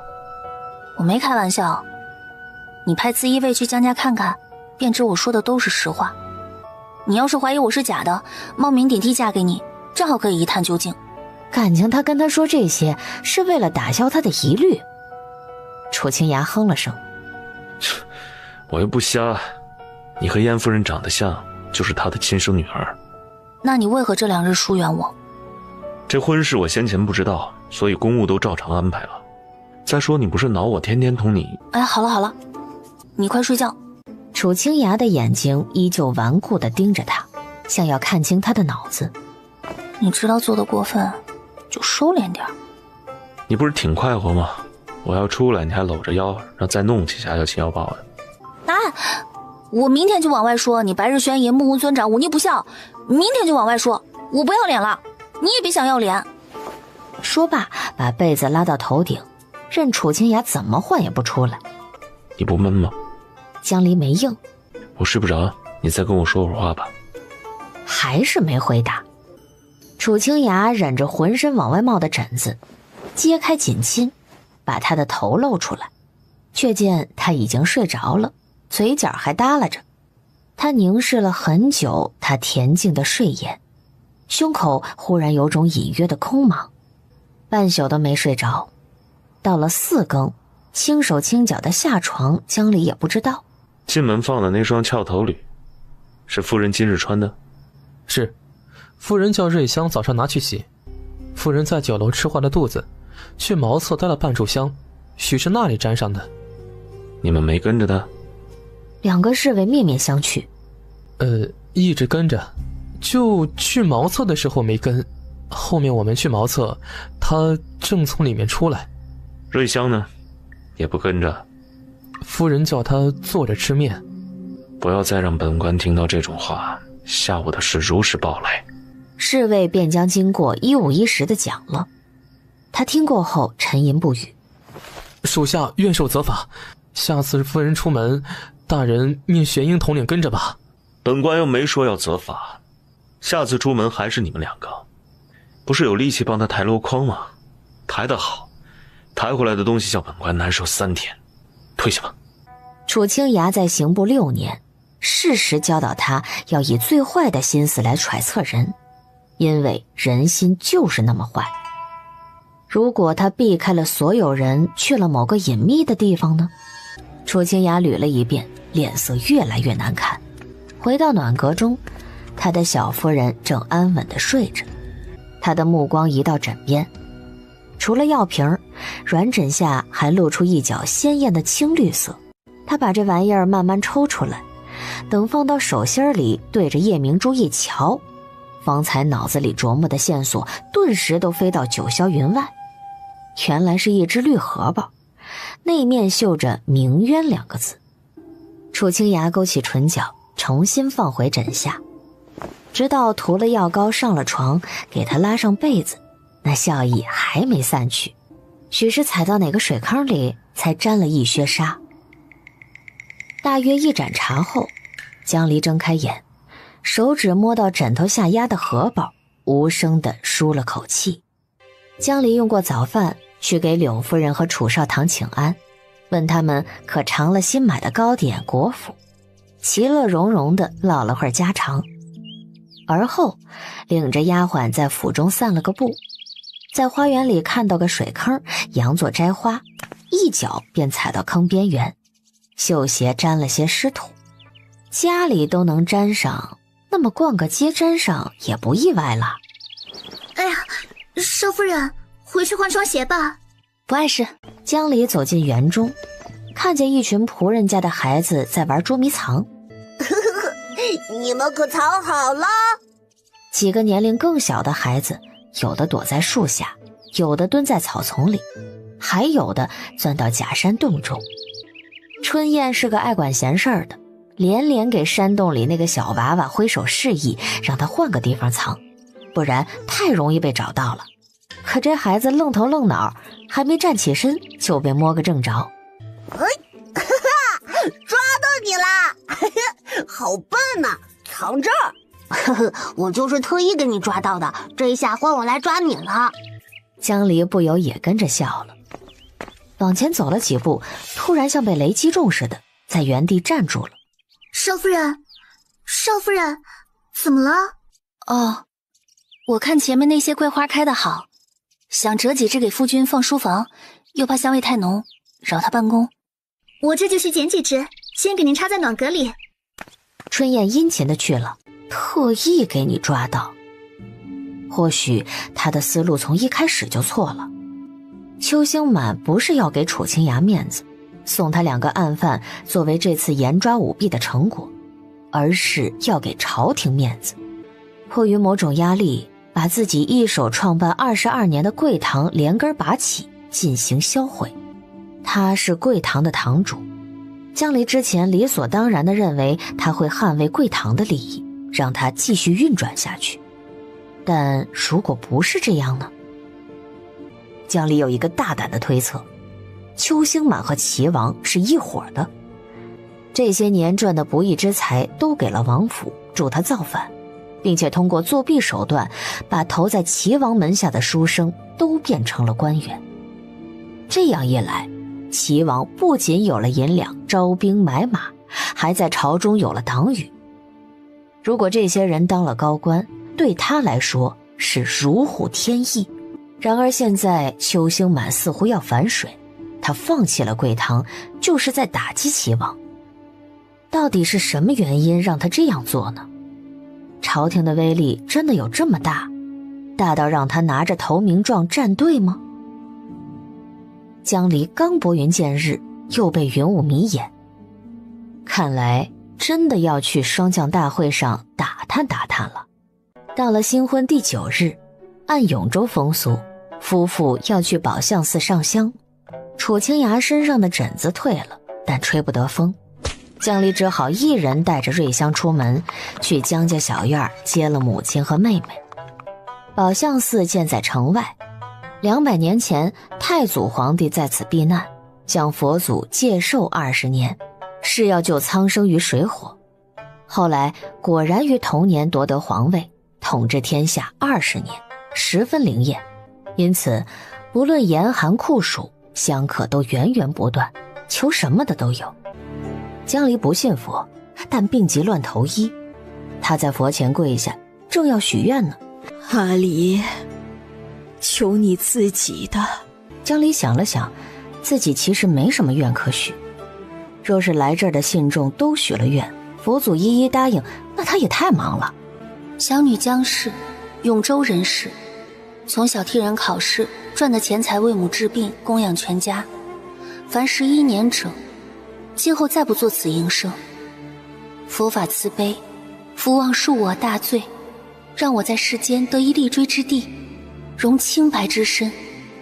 若罪孽难消，愿……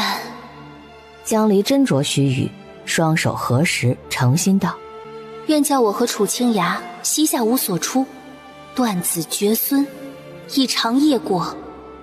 反正他不想生孩子，生成他娘那样病重有什么好？一回身，正好对上大雄宝殿外一张很久不见的脸。那是大哥吗？娘，我刚才看到江烟了，他带着老婆儿子来上香。走，我们先回家。进了城后，江离命马夫换条路，从甜水巷的翰林府过，然后再回家。直觉告诉他有坏事发生，一边同母亲说着闲话，一边飞快地转脑子。到底是何事让江家三房的嫡长子这么心虚，看到他就跟躲债主似的？这其中必定有鬼。果不其然，车进了甜水巷，就看见4个小厮抬着东西进侧门。这帮畜生，照顾好娘，我定叫他们还回来。然后便让马夫把车上2人送回小院。他带着瑞香大步走到门口，大吼着：你们再办试试，这是我的东西，谁准你们去我家偷了？这是我们家老爷给少夫人的聘礼，你们这些狗腿子好不要脸！谁让你们搬的？叫他出来！今日江家要是出不来一个人与我解释清楚，明日咱们就公堂见！哼，解释清楚。夫人午安。七娘，你如今做了1品大官的夫人，可真神气呀！这亲事你知会我们了吗？1没上报你祖父，2没叫你伯伯被嫁妆，3没让你大哥大嫂送亲，你们母女俩偷偷摸摸就把事儿给办了，成何体统？不知道的还以为和你娘当年一样，生米煮成了熟饭。你祖父最重清明，听说这事儿气得当场发了胸痹症，在床上用药吊着命。这几日全家上下没睡过一个好觉。你爹生前是个孝子，生了你这个不孝女，他管不得，我就替他管。这几箱劳什子是给你祖父换药钱，消他老人家火气的。我倒今早大哥见了我，怎么像耗子见了猫似的？原来是家里的钱都叫他赌光了，要拿我的钱来帮他填窟窿。江府何时落魄成这样了？祖父要吃药拿不出银子来，摊上了孙女儿的聘礼。大娘，你做他儿媳妇儿的，别光骂我不孝顺，你手上这护甲也值10两，扔在箱子里一起抬到主屋给祖父看看。还有屋里那堆古董字画一起打包卖了，便是金元宝也换得1箱来。老爷子看到真金白银，指不定从床上蹦起来给你磕头，谢你救他的命呢。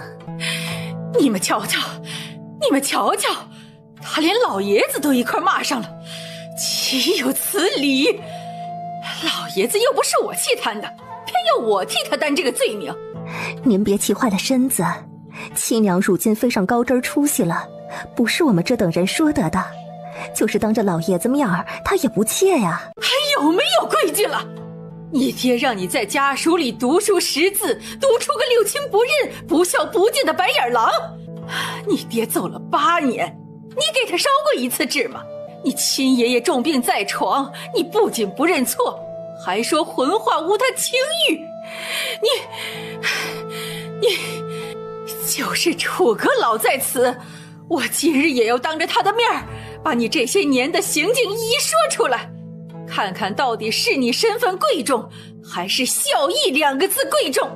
江离那太阳穴直跳，耳朵里好似灌了泔水，脏得厉害，憋了一肚子叫骂，正要开口，院门砰的一响，便是本官在此，也要倒打一耙。你跟这种人来什么劲？箱子就在这清点，如有少的，按入室行窃、私藏赃物论处。哪里是？庶民见官不贵，不必拉去县衙了。一人鞭10下，偷窃者并主谋，鞭40下，鞭完游街1日，拖一贼去门外审，录口供。是。一个侍卫从人群里抓了个小厮，当即拖出了门外。满院人没有反应过来的，此时扑通扑通的跪下，和下饺子一般。大人呐！先打这个。阁老明鉴，妾身妇道人家没见识，初见您吓得两腿打颤，跪不得。刚刚已跪了，如何要打妾身？见他冷冷地站着，似是不屑开口的模样，又接着叫：妾身冤交赎罪银，3市帐下都能抵，这是官府定的。楚清雅抬手准了。阁老，妾身方才情急，口不择言，牵连您老人家，该打该打。江离一听老人家3个字儿，抬头瞄了眼，果然他脸色更阴沉了。阁老有所不知，您夫人是先夫外宅所出，幼时在府中住过一段时日，府上管他吃穿，可他父亲没了后，他不但不悼念，还忤逆长辈。虽同住一城，他逢年过节不来探望，更不遵礼数，私自成婚。直到他嫁到您府上那天，我们家竟没有一人知道，这像话吗？他祖父气得半死，要他来回话，我心知他不可能来，便让家丁抬了箱子回府，告魏公公病体。这聘礼本就是给我们江家的，我是他大娘，怎么动不得？于理，外宅所出不入族谱，本官的聘礼是给外宅的，不是给翰林府。于情，父恶母妒，家风顽厉，不应于孝。若是罪犯之子讲孝道，将他藏匿，本官还判不判包庇之罪啊？莫要以为本官不知你们是怎么对外宅的。你这妇人满口狡辩，非要本官寻来街坊对质才死心。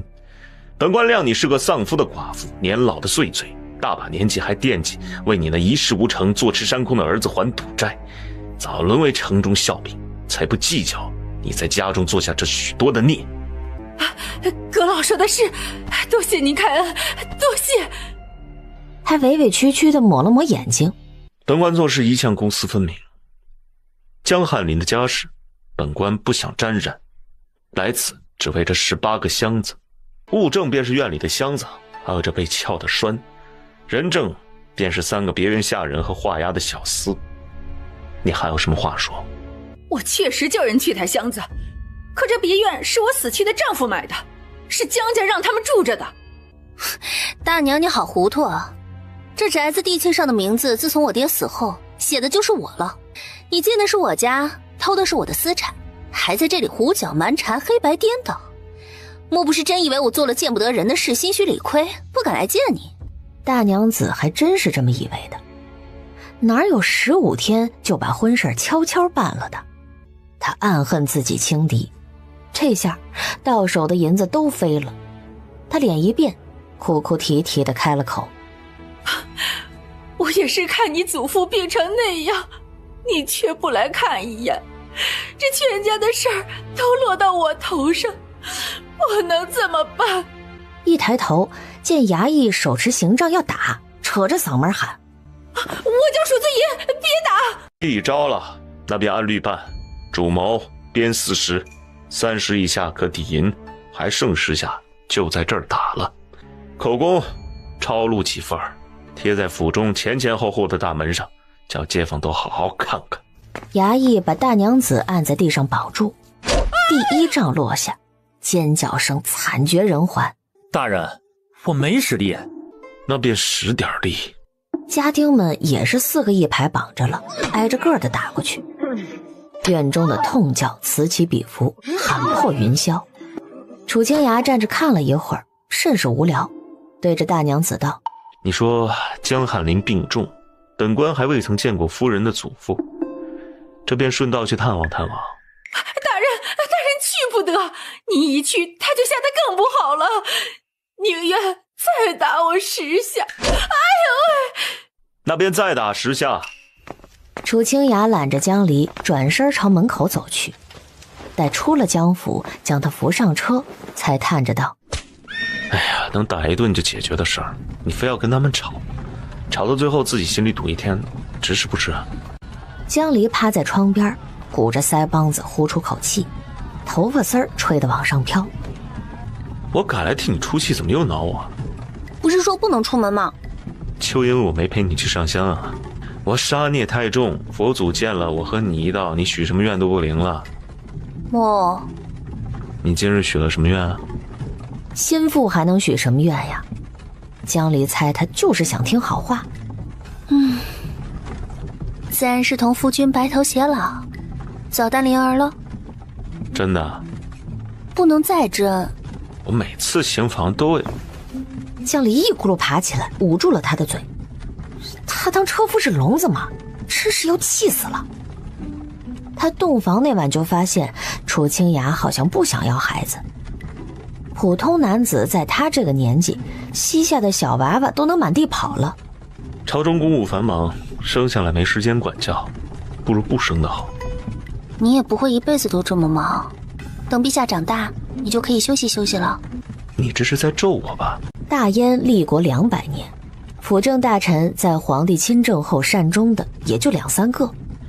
不过我倒不担心陛下以后。现今头等大事是削藩，楚家多一个人就多一份危险。我本打算过几年等朝局平定了再娶妻，你一偏就撞上来。你就说满不满意吧。满意，能休9天假。你就想着休假是吧？你娶了谁都能休9天。夫人要是做了10年官，每日去官署当差，也想着休假。上午想着堂厨做什么午饭，下午想着离休沐还有几日，一天天就这么过去，还不能叫下属看出来。你真的在想这些啊？你骗人，不想当职的官，做不到1品。心情好了，夫人从前吃了许多苦头，如今嫁给我，要多笑笑才行。江离趴在他身上，傻呵呵地笑着，忽然胸口一堵，不声不响地移开视线。这是我让娘做了给你的，我见暖阁里新插着几枝桂花，想是你喜欢，便塞了干桂花进去。江离放在鼻子下一闻，馥郁的香气沁人心脾。我的荷包还要多久才能做好啊？快了，你别催啊，我手艺不好。等做好了，我日日带在身上。他低低地嗯了一声，缩在角落的阴影里。9月到了中旬，一日比一日冷。江离喝着手坐在梳妆台前，身后披了一件软缎袍。可要端个炭盆来。才9月，烧什么炭啊？过些时辰就不冷了。我的荷包要快些做好，过些日子回京要挂在身上给人看。知道。夫人急着赶我走，是怕我做什么？昨夜我劳碌了半宿，尽捡着你爱的法子弄，又给你当了半宿枕头，下床就翻脸不认人了。哎呀，出去！我洗漱完还要见爹娘呢，别在这里站着。青芽觉得他对公婆的热情远超一般心腹，好像去了主屋就有银子拿。他爹娘一叫，他跑得比点卯还快。他姐姐招呼他去卢家串门，他能做到打更才回来，唯独对他这个丈夫不冷不热。夫人出门多穿点，阴凉的地方不要去。就去市上挑几盆菊花，顺便买些做冬衣的布料赏给下人。夫君想吃什么？我买了热乎的给你带。罢了，不敢劳烦夫人，你挑你爱吃的买。几天前得知要开会，江离便想见一面邱堂主，就算说不上话，听听他下了什么令也好。霜降会4时开始，起码要开3个时辰。这会儿过了5时，正宣讲到一半，也不知道迟到了给不给进。嘘，别出声，我方才听到有声音。老鼠吧，这不是看过了，没人。此地不宜久留，咱们走吧。脚步声远去，怎么回事？堂里的人呢？今日开霜降会，堂主没来，却来了一批凶神恶煞的人，把同僚们都关在大厅里。我来迟了，所以逃过一劫。你认识我？你是博文司的小郑，以前见过一面。哎，你干什么？我们赶紧出去啊！我就看一眼。你还敢看？你是女人，变没变声？江离没有回答，轻轻地转过墙角，推开了虚掩的石门，面前豁然开朗，一股刺鼻的气味让他捂住口鼻，下一瞬便眼花缭乱，耳鸣阵阵，几乎站不住脚。他咬住舌尖，定睛往厅中央一看，台子中央一个黄铜盆烧着火，那诡异的气味就是从盆里散发出来的。这些人大多都是堂内的熟面孔，平日不出总堂，衣衫污迹斑斑，都醉鬼似的手舞足蹈，嘴里发出嚎叫，已经失去了理智。4个司的司主都在，但其中没有堂主。此等场景太过瘆人，江离毛骨悚然，转身跑回去。快回地面上！吓死我了，在这躺了半日，腿都打颤。看来咱们堂凶多吉少了，都叫人一网打尽了。哎，出去以后你千万别说认识我，我也不说认识你啊。今天几时开的会？和往常一样，4时啊。那些人一进来就被抓了？应该是如此。我来的迟，听到里面有叫救命的声音。我知晓了，这样咱们分开走，以后不要再见面了。不，我脚扭了，实在不好走。好姐姐，你能不能扶我一把？我出去要是说认识你，五雷轰顶，死无全尸。好，我们从另一条路走，我的人在上面等。黑灯瞎火，江离扶着郑乔从入口进去，里头窸窸窣窣，有老鼠窜来窜去的声音。姐姐，你带火折子了吗？丢在小厅里了。他们竟然找女人做代笔！别说话，你别动，我再去前面听听。江离放开郑乔，约莫走了10丈远，又叫了一声：“别动！”轰隆一声，有什么东西从顶上落下来，砸到了地面，溅了郑乔一身的水。你什么意思啊？江离走回几步，擦的一声，火折子的光在溶洞中亮起。他冷冷地看着郑乔：“就你一人幸免于难，未免太巧合了吧？你说今天开会，其实根本没开，要么就是提前开了。那些人至少已经被关了2天，疯成那样还能喊救命？你来堂里不到4个月，谁知道邱堂主有没有把你的底细查清楚？若我猜对了，自然有人来救你；若是猜错，那就对不住了。”江离在密离的纱巾后弯了下嘴角，像一抹青烟，转瞬飘逝在暗道中。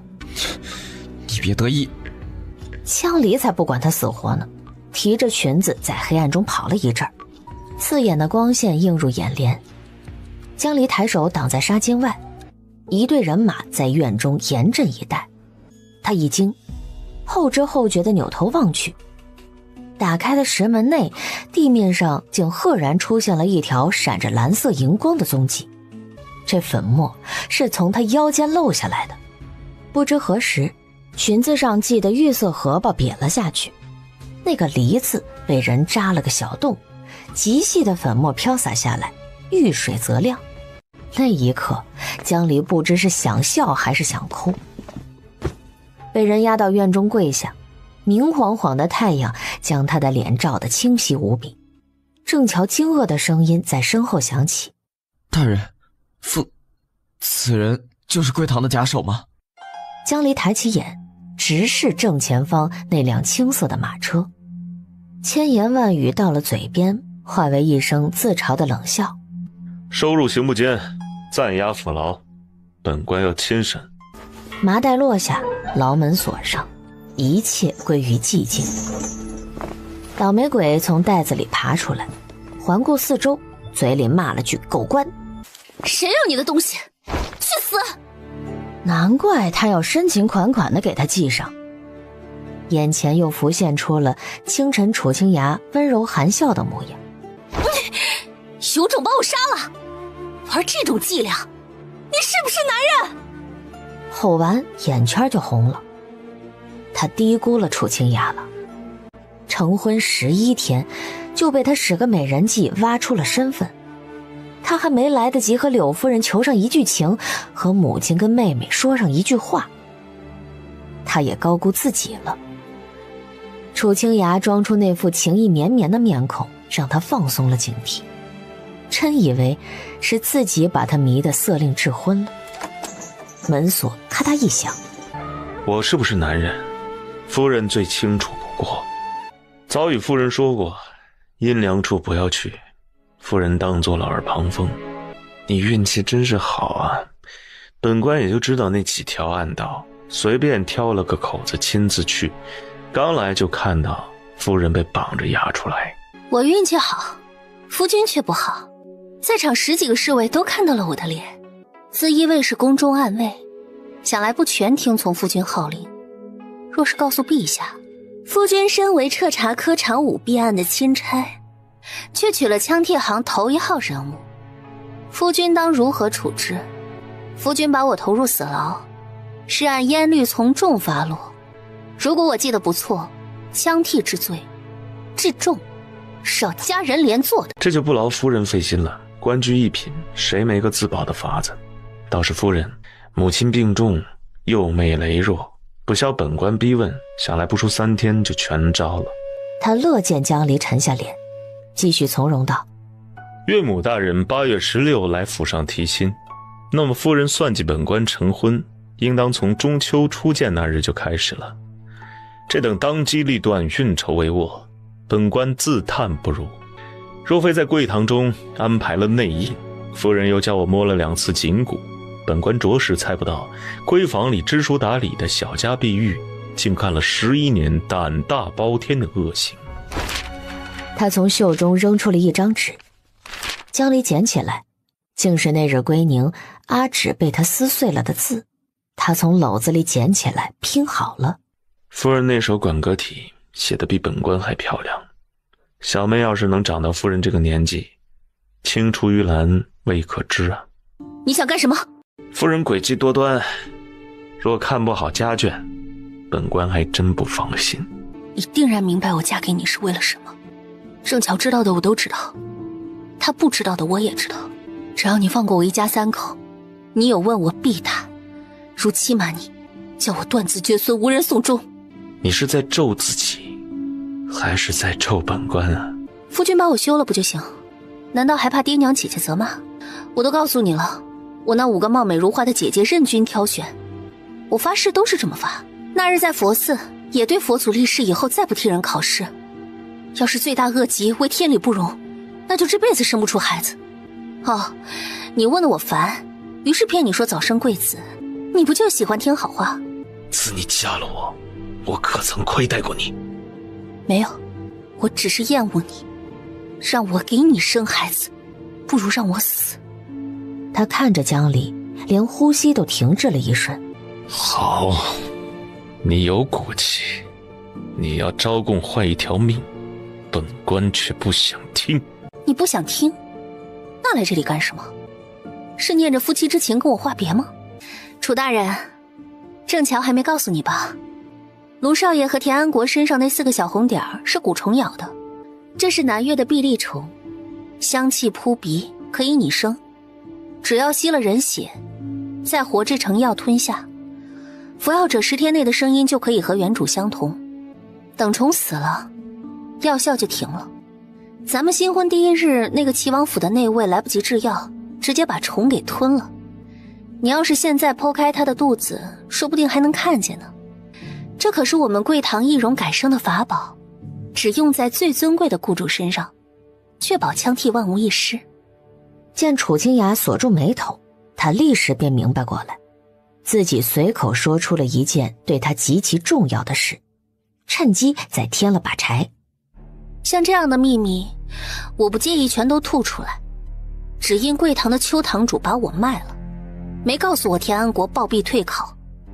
此中原因我想了半个多月才想出个大概。邱兴满大抵是和齐王爷闹翻了，要帮朝廷一把，所以把我推出来送给你录口供。他做好人，不管我死活。郑乔入唐前是朔州卫的逃兵，你当年不就在朔州当县令吗？你派他在唐中打探3个月，可有遇到阻碍？若无阻碍，必定是邱兴满放水，他才不会那么傻，要开霜降大会的假消息。是你派内应在唐中散布的，还特意指明要从楚家附近的暗道进入。前几日又在墙上做了标记，目的就是为了引我现身。我也是急了，只看了一处标记就以为要开会，这才中了你的圈套。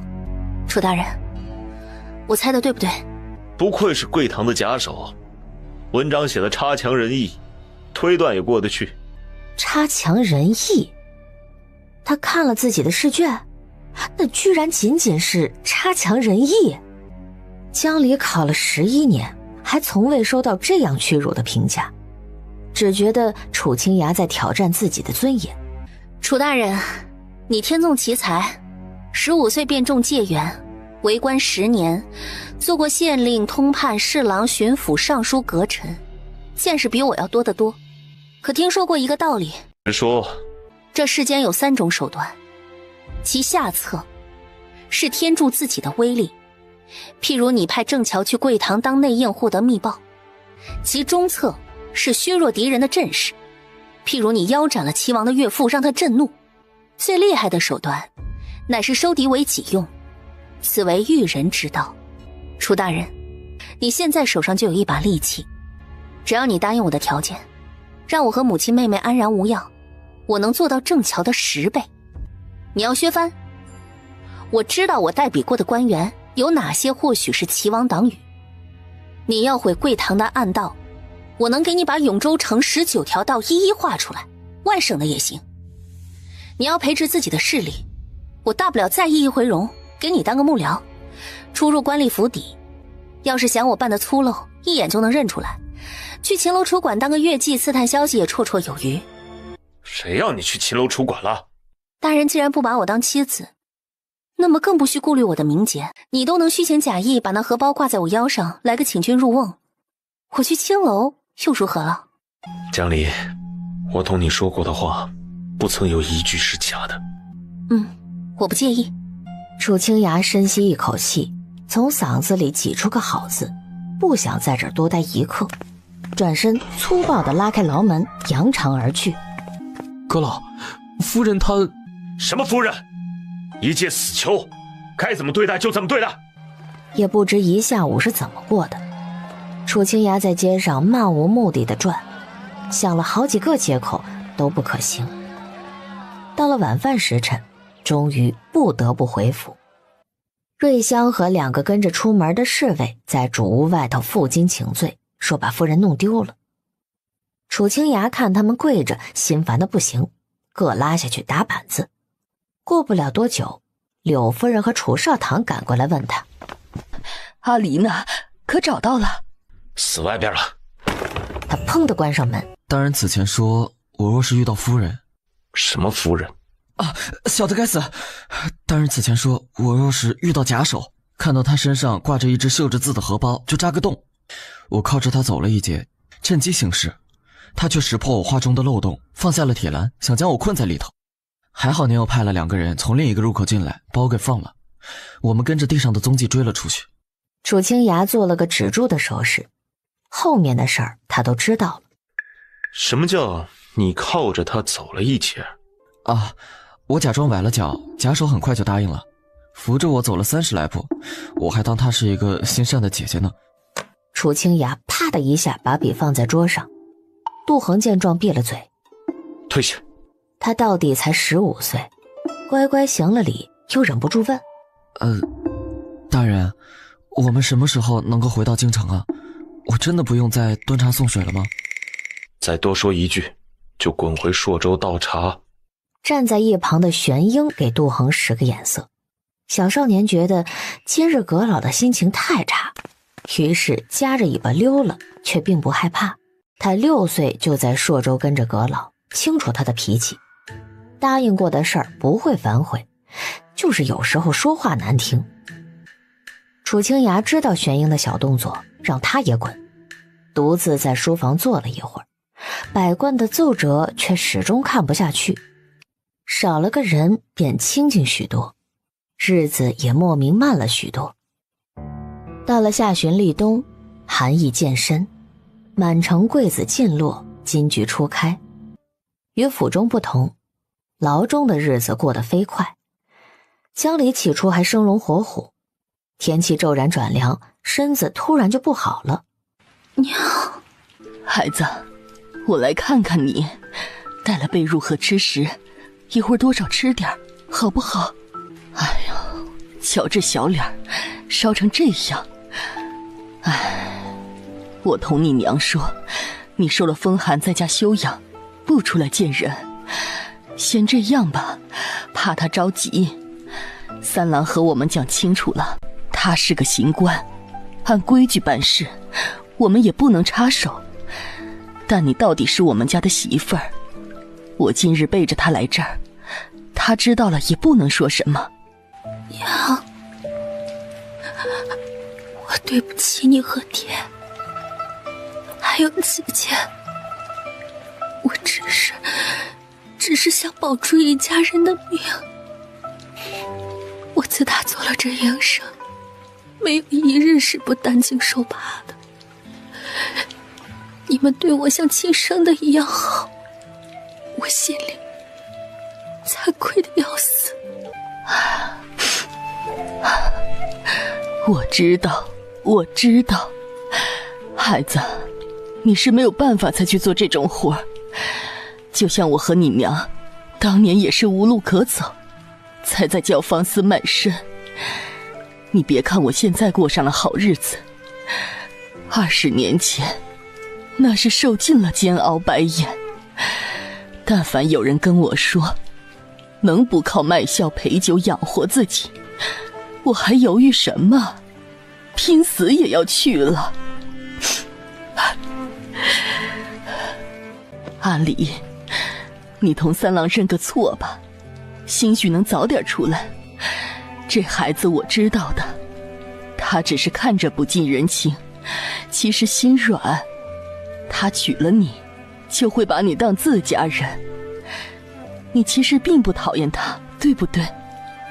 只是怨他设计你，所以说那些气话。提到那人，江离眼泪一收，没声了。牢房里飘出悲悲戚戚的动静，传到隔壁的禁房里，只剩下一丁点模糊的抽噎。楚清崖望着地上缺了一角的粗瓷碗，里头的粥稀的和白水没什么分别，还有半个发黄的馒头。你们就给他吃这个啊？大人，您先前不是说照死囚对待吗？这已经算干净的了。另一个机灵点的忙道：明白了，犯人生了病得吃好些吊着命，不然撑不到回京问话。犯人就是犯人，哪来的特权？其他牢里吃什么，他也吃什么，懂了吗？他掏出一锭银子放在桌上。你们在外办差不易，这5两收着吧，5两收着吧。多谢大人赏的酒钱。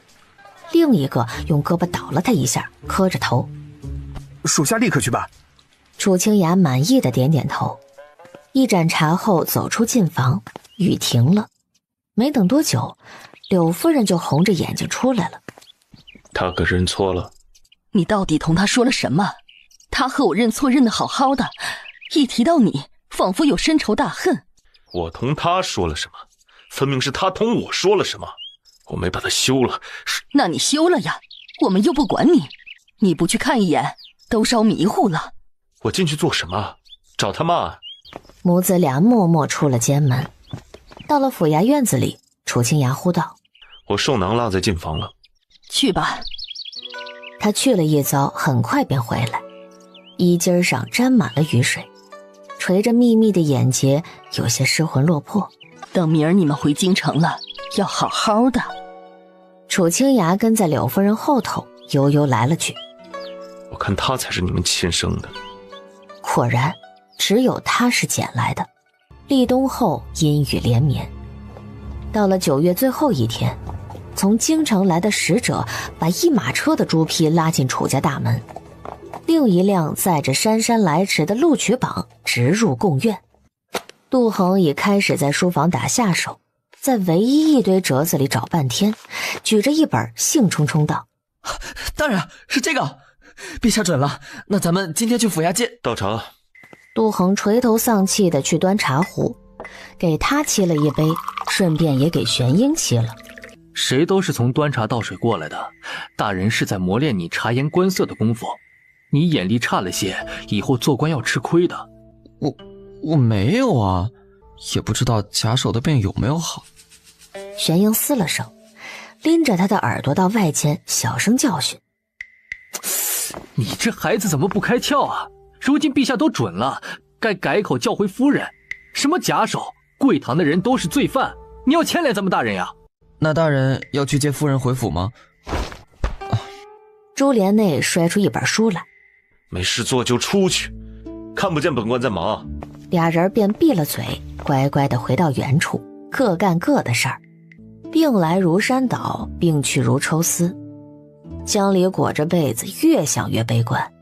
那个家里一切都好，心善的婆婆，宽和的公公，直爽的姐姐，热络的姐夫，就是多了个杀千刀的狗官。或许是因为这天喝了一碗放酒的凉水，他半夜爬起来吐的时候又没披被子，回炕上睡到一半，本已好转的身子再次烫起来，肺里也好似有烟往外冒，熏得喉咙干疼。他从小身体还算健壮，头一次有这种要命的感觉，心慌的不行。半梦半醒间，恍惚看到了宝相寺里的金刚，横眉怒目地对着自己，要杀要剐似的。楚清雅把江离抱起来，那把骨头都硌手。突然看到被褥里积着一滩鲜红的血，他一惊，他的心猛一沉，来不及多想，大横抱着他就往外冲。江离在煎熬中感到了身子一轻，还以为魂魄离体了，耳朵里的声音飘渺遥远，好像有人在说：“是我夫人，见红了，发烧。”那声音忽远忽近，很是焦急。你别动，让大夫看看，快一点，不会有事。他烧得双颊通红，皮肤滚烫，眼神都快散了。叫你们看着人都病成这样，怎么现在才报？昨日下午还好好的。他要是……他说到一半便住了口，扶着额角叹出了口气：“都下去，备撤！”他这是小产吗？江离被他揽着，迷糊中听到了几个词儿，什么行房、小产、怀孕。成亲1个月，你才小产，我来月时。楚清雅又问：“他月事怎么流这么多血啊？可是哪里烧坏了？”你闭嘴，闭嘴！然而嘴里被塞了一颗药丸，半碗热水灌下去，他妥妥闭嘴了。楚清雅却还在那儿和傻子一样问大夫。江离气得两眼直发黑，晕了一会儿，再聚起意识，面前的景物已经换了。好些了吗？江离想说话，可嗓子疼得像刀片割，只是把沉甸甸的脑袋转过去，不看他。莫要以为我紧张你，你要是死了，这案子没法查。招供之前，你要是敢死在我府上，我便……他想了想，想出了一个恶毒的法子。你不是厌恶我吗？你要是死了，我就把你埋在楚家的祖坟里，墓碑贴上个180道的符，叫你生生世世都跟我在一起。果然，他五官都皱在一起，好像受了天大的委屈。世上竟还有你怕的事儿，哼，家手也不过如此啊。江离身上热极了，出着汗，脑子都糊涂了。一会儿闪现出昨天的午饭，一会儿又感觉自己在跟人吵架，不知道哪个场景才是真的。依稀听到谁说了句假手2个字，他回光返照似的一下子坐了起来，眼神炯炯。不过呢，叫他出来与我比试，看谁写的差强人意。你原来是气我说你文章做的一般啊？你那测问要不是我说好，他们能判个乙等吗？江离又听到乙等2字，目眦欲裂的大叫一声，直挺挺的倒下去。哎，罢了，我也不同你斗气，你写的比我好1000倍，我姓榜上倒数第3，如何跟你比啊？夫人安心躺着吧，莫要再吓我了。好半天，听到江离鼻子里悠悠地呼出一丝气儿，他悬着的心终于落回肚子。以后不要再干坏事了。车轮滚过青石板，嘎吱声在暗夜里飘远，寒风撩起车帘，露出一角黑如墨染的夜空。楚清雅胸口突的一跳，看向江离，他的眼睛半睁半合，嘴唇微张，显出一种不可置信的神情来，眼角流出了2道泪水。想想，是噩梦，我在这儿，没事的。江离不觉得自己在做梦，他躺在家中的床上，母亲坐在枕边，温柔地看着他，依稀是旧年端庄秀美的容颜。阿离，你和妹妹往后要好好的，娘不能陪着你们了，娘不要你们守3年孝，太累了。你为家里辛苦这些年，娘心里有愧。如今你嫁了人，何该舒舒服服的过日子？娘要走了，去见你外婆，我想她想了40年。冥冥中一股大力将他从床上扯了下来，浑身一震，却是被人摇醒了。回家，娘，我带你回家，你听话，不要动，好不好？有血腥味儿，小心些。几人在院门外静听片刻，一个紫衣卫破门而入，刚闪身进去，便惊叫道：“快将夫人眼睛捂上！”楚清雅咬紧牙关，身前的披风却被几根冰凉的手指拉开。楚清雅一时懊悔带他来这儿，低声道：“不用硬撑。”然后抱着他踏入院子。齐王定是布了埋伏，这些兄弟都是大内出来的，普通高手绝对不可能一下杀掉6个。尸体带回去验毒。屋外触目惊心，屋内却一派宁静安好。楚清雅走到桌边，2盏玉瓷杯里的茶水上温，一个丫鬟和老嬷嬷伏在床角，头颈垂着，似在打瞌睡。侍卫一探呼吸，摇了摇头。床上躺着一个人，合衣而卧，嘴角带着微微的笑意，面目安详，正是燕福宇。江离张了张嘴，想叫一声娘，蓦然喷出一大口血，身子软倒下去。快去找大夫！宅中彻夜灯火通明，天明时分，楚清雅终于送太医从屋里出来。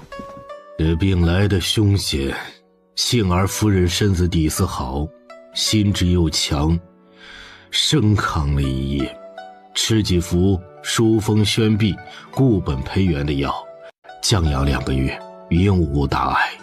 但风寒冲了月事，回京后您得请位妇科的来调养，行经方可少吃些苦头。历来红事不让白事，夫人尚在新婚，切忌劳累忧愤，阁老多陪陪她，心病还需心药来医。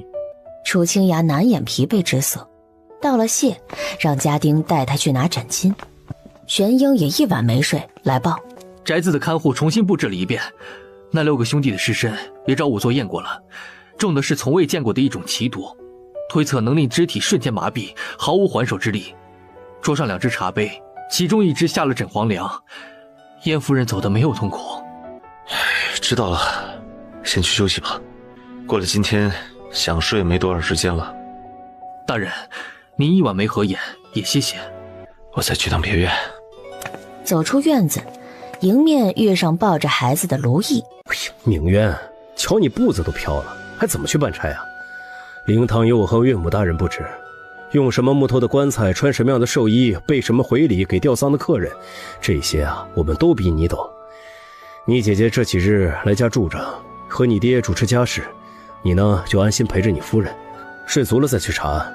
你手下那帮人又不是吃白饭的，跟了你9个月，就是猪那也学了2手吧。况且死的是他们兄弟，能不拼命追查吗？我叫杜航跟着去，有什么动静他会来知会你的。多谢姐夫。姐夫，娘以前说过要你照顾好姐姐。这孩子送来我家玩了几天，惯会逗人笑，这一下子眼泪是流干净了，让他见见弟妹吧。姐姐看到我定是要哭的。我跟卢叔叔走，去给娘穿衣服。等猪病了，我走在棺材前头。拜托小妹了，你姐姐病得重，一时起不来。你就不能捡点好听的说？一大一小往主屋见柳夫人。你是不是很得意呀？往后一直做我夫人吧，你赢了。不过1个月，他输得一败涂地，尊严全无，简直是猪油蒙了心，脑袋勾了芡，浓雾迷了眼。楚清雅不免有些绝望，凝视着江离的侧脸，想到他正乖乖地躺在自己身边，哪儿也去不了，精神一松，渐渐合上眼。没睡多久，便被外面的说话声吵醒了。真的是要事，糟了糟了！什么糟了？大人，您不是给陛下上了折子吗？撤掉田安国的名次吗？跪榜前1个时辰贴在贡院前的门上了，第1名解元就写着田安国3个字呢。都换上公服，备车。榜是午时贴上去的。车走到城东南的贡院，正赶上一大群学子围在榜下指指点点。怎么回事啊？啊，田少爷不是开口前就死了吗？不会是太想中举，魂魄飘回来考试吧？呀，积点口德吧，小心他晚上来找你。哟，楚阁老来了。他走到柜榜下，抬手细看片刻，副手淡淡道：“你们都是豫昌省籍贯的生员。”是。功名在身，可见官不贵。你们这些参加乡试的人都考过了秀才，通过了3年1次的岁考和乡试前的科考，一层层的筛上来，实在艰辛。跪下来的那几个都免礼，站着回话。来，敢问阁下年岁几何，读了几年书，考了几回试？阁老见笑了，草民今年54了。7岁时，老母卖了家里生蛋的鸡，送小人去读私塾开蒙。24岁那年，考中了秀才，今年已是第16次参加乡试了，却还是名落孙山，惭愧呀，惭愧呀！老骥伏枥，志在千里。若次次都来，考到65岁，朝廷按例赐举人出身。小人虽不才，却读了几十年圣贤书，懂得君子不受嗟来之食的道理。倘若65岁还不能中举，便安安心心在乡里做教书先生，了此参生，万不敢叫朝廷为我这等草包破费呀！楚清雅又问了几个下跪的生员，回答相差无几。你们可都听到了，寒窗苦读何其不易，为的就是有朝一日登上朝堂，识君之路，为君分忧。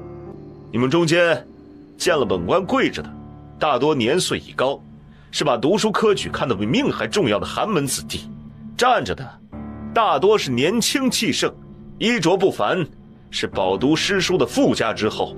然而恰恰有那等人心术不正，狂妄自大，视国法为一纸空文，污了读书人的清誉，贿赂考场官吏，私藏夹带，更甚者枪替。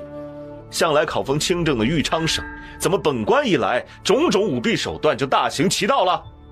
是本官查得严，还是过去考场管得松啊？本官身为乡试总提调，考生里有几个使了伎俩，看得一清二楚。盖了黄章，便是坐实欺君之罪。本官特意保留了原本排名，叫你们看看，这些欺君罔上、占用中举名额的奸猾无赖是如何受到国法严惩的。头一个就是犯了枪替之罪的田安国。田家以认罪画押，花300两白银请了代考，另花50两调换号舍。这替他中戒元的罪人已在府牢关了大半月，愿供出同党戴罪立功，助朝廷清查，圣上已经准许。田安国虽死，犹不能抵罪。来人，现在就把这榜抄一份，贴到田家祖坟，将此人尸身从墓中拉出来鞭30，一下也不能少。遵命。众人听了他一番掷地有声的训话，有惊讶的，有愤懑的，有不甘的，更有心虚之人听到要将田安国拉出来鞭尸，不禁汗流浃背，胆寒心惊。阁老明鉴呢，定要将这些人一个个抓出来，要不是他们，我们兴许就能考中了。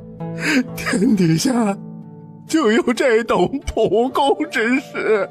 天日昭昭，本官今天就在贡院前告知你们，不止这次乡试要查，豫昌省各州县5年之内的童试也要查，看看是哪个见官不贵的秀才是靠钱买来的功名，只要抓到，就别怪朝廷从重处置了。说罢，便举步从人群中经过，袖袍刮出一阵凛冽的寒风，两侧的学子个个都起了层鸡皮疙瘩，低头行礼，口中喊着恭送阁老。果然是酷吏呀！好得很，快将那些作弊的畜生抓出来砍头！哼，此前就听说有人使了银子作弊，太嚣张了。当然，您刚才把他们震得服服帖帖的，都没人说田安国请的代笔判轻了。会不会说话？什么判轻了？那是圣上御笔亲批的，谁脑子不好，敢当众反对圣上？若是查不出这400个考生里有几个作弊的，就把家里那个戒元拉出来，先打100板子，再5马分尸，死了也把胳膊腿吊在菜市口各抽300鞭，方解我心头之恨。陆恒向玄英做着口型，看那意思，每打一下他就要抱着人去找太医了。两人在车外偷笑。大人是嫌牢里日子太好，拿我来卧房问罪吗？恭喜夫人，不负众望，摘得乡试魁首。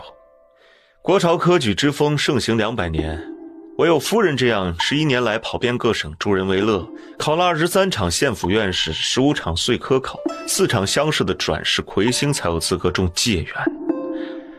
本官佩服得五体投地。江离都呆了，解元？他开什么玩笑啊？不可能，我有一题是瞎写的，就是郑伯克段于鄢，你测问是1等，但前2场都是假等，所以3场卷子都装在一起送去京城给陛下看了。我在宫院就给陛下上了折子，放榜时不能有田安国之名，大约有人办到截了奏折，所以没送到宫里去。你都知道我替田安国考试，还把我卷子送上去。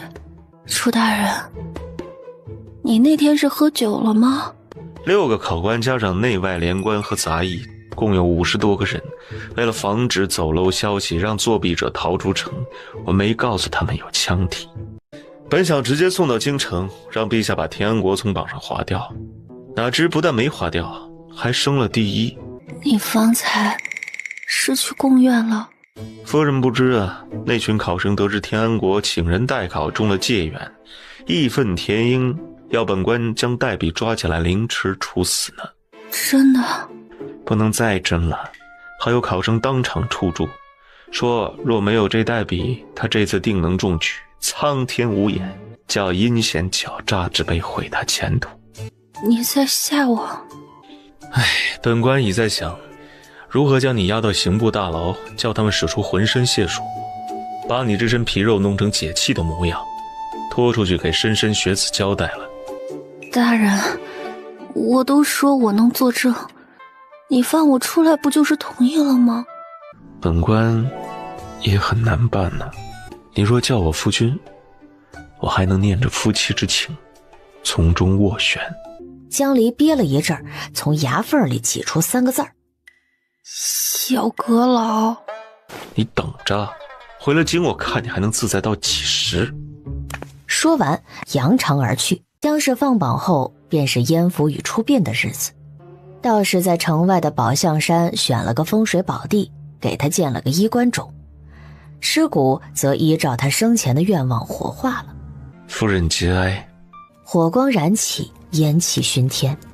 江离挣脱他，蹲下身抱住阿芷，姐妹俩望着母亲的遗容放声大哭，闻者皆哀痛不已。楚清雅默默地站在一旁，想不出什么安慰的话。第一次给人送葬吧。楚清雅点头。唉，你是个有福气的。你哥哥走时你太小，什么都不懂，长到这么大一直没经历过家里人生老病死。阿离命苦，小时候没了父亲，如今母亲又没了。你同他说话要注意些，别伤了他。他的心性比寻常姑娘要强得多，不这样也养不了家。我明白。他低下头，心里还是有些埋怨。回到京城，有什么麻烦事，就写信跟家里说，爹娘都会帮你。楚清雅应了一声，鼻音软软的。柳夫人放下心，又去火堆前宽慰江家2个姑娘。楚清雅昂首望着飘摇直上的黑烟，忽然迷茫起来。如果将来有一天她的父母去世了，她还能这么冷静地去送殡吗？她希望永远不要有那一天，只是稍稍一想都难过至极。可这是世间亘古的规律，不会为任何一个人改动。丧礼结束，10月的天气越发的冷。走的那日，府门口的仆从排成长队。若是缺什么就跟我们说，要是三郎对你不好，只管一封信送来，我接你回家住。你的身子还需好生调养，不要为小事动气，在外头照顾好自己，知不知道？姐姐，你也要小心身子。江离在路过的第1条大河上把母亲的骨灰撒了下去。我娘说，她这辈子最大的愿望就是有利天下，可她4岁就被抄家入了教坊，后来长大了，就期盼能找个男人带她离开烟花之地。她离开了，但日子还是难过。到了永州，再也没有去过别的地方。她说水里好，哪里都能去，世间也到处都是。我们看到水，就是看到他了。楚大人，我算计了你，让你突然被迫和一个连名字都不知道的人成婚，的确是我不对，但这是我唯一能走的路。我要是同你没有关系，你查到我，定要叫我全家流放。就算只问罪我一人，我娘和阿芷也没法过活。我若是个男人，你9月初1出贡院，我必定跪在贡院门口，求你收我做幕僚，把跪堂的罪行都供出来。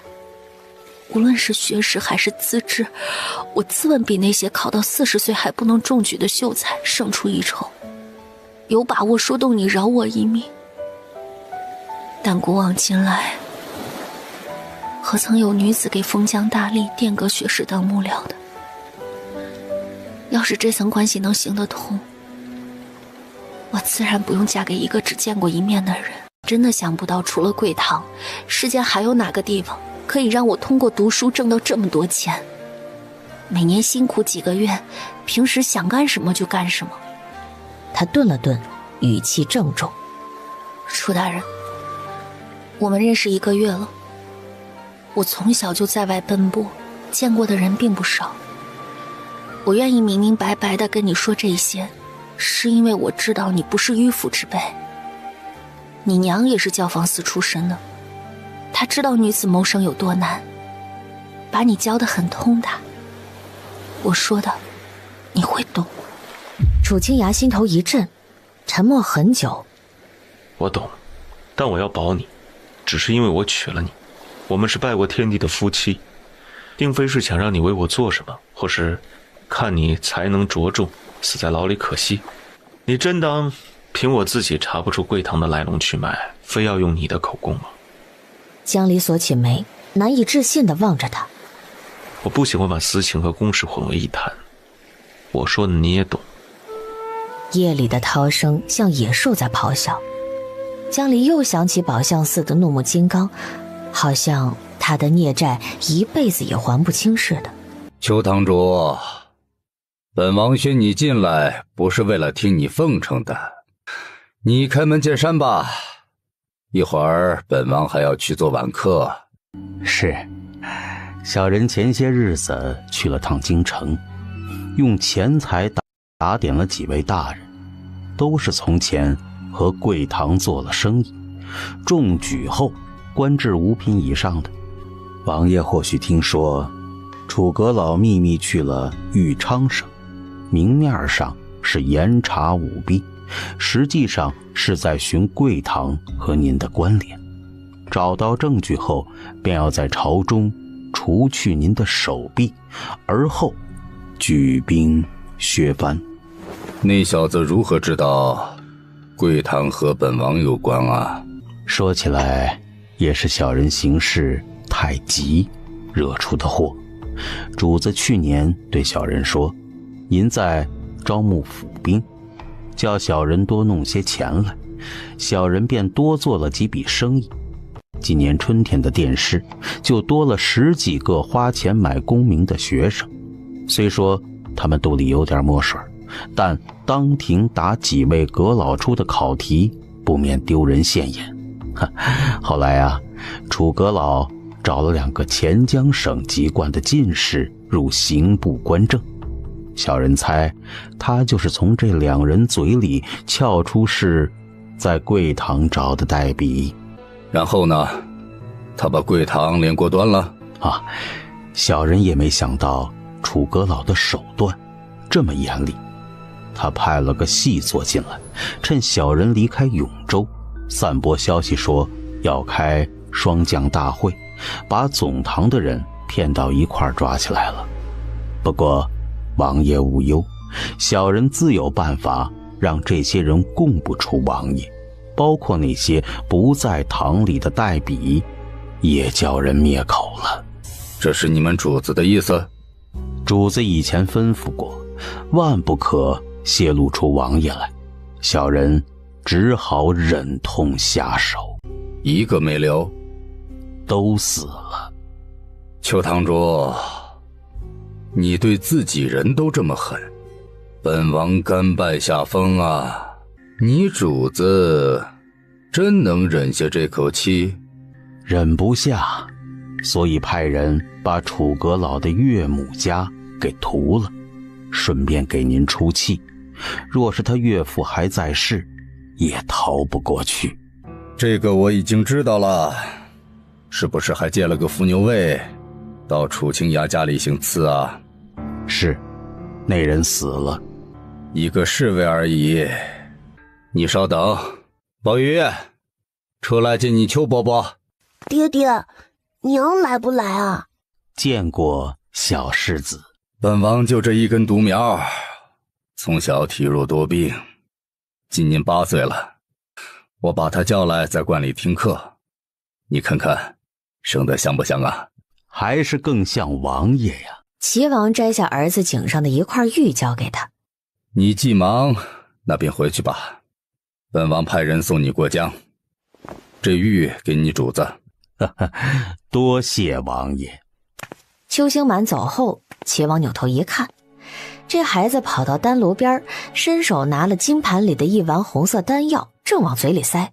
他3两步走过去，啪地打掉儿子的手，把丹药抠出来，怒道：什么东西都往嘴里塞，爹跟你说的都忘了不成？仙丹也是吃的，连吃上1月，命都没了。小世子扁了扁嘴。入京城时正赶上小雪节气，孟冬的盛京仍是天下最繁华的一座城。马车进了南门，便听得大街小巷鼎沸人声。姐姐，你看，那是娘以前待过的白云区。你们大人去过那儿吗？这个应该是没去过吧。江离想吓吓他，脸色一沉，声音严厉了几分。为什么吞吞吐吐的？若是骗我，就叫玄鹰统领卸了你的职。刑狱官不得去烟花之地享乐，御史们参大人的折子多了，好像确实没有因为这个弹劾的。我看他熟得很嘛，便是查案也没有吗？夫人稍等，我问问统领，他跟大人9年了。不一会儿又过来，苦着脸。查案是有的，是6年前大人当盛京府通判的时候，因为有妓女死了，他去过京城几处花楼。夫人，别的事儿小人真不知道了。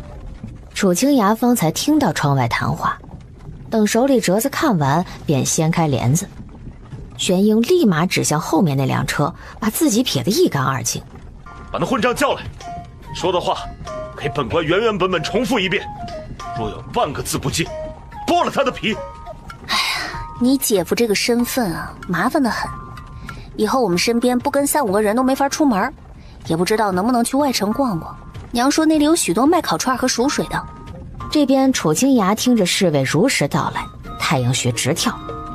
你怎么回答？我说大人查案去过。楚清崖头痛欲裂，他这群手下就没一个会说话的。本官一个人去，和带着福音仵作一起在大白天从官署赶过去是2个意思。这个月俸禄不要领了。大人，谅他年轻时初犯，本来月钱也没多少，你看着办。楚清崖再不想管他们，折子却始终是看不下去，拿在手里僵了几刻，咚的一声砸到车壁上。把他叫过来，问问他刚才为何脸红。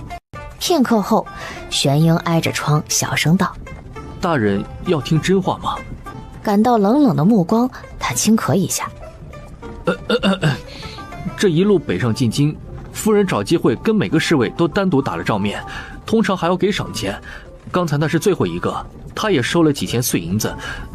大人知道我们自一卫是不娶妻的，有的兄弟年纪小，夫人态度和善，说话又逗趣，常常说上2句他们就不好意思了。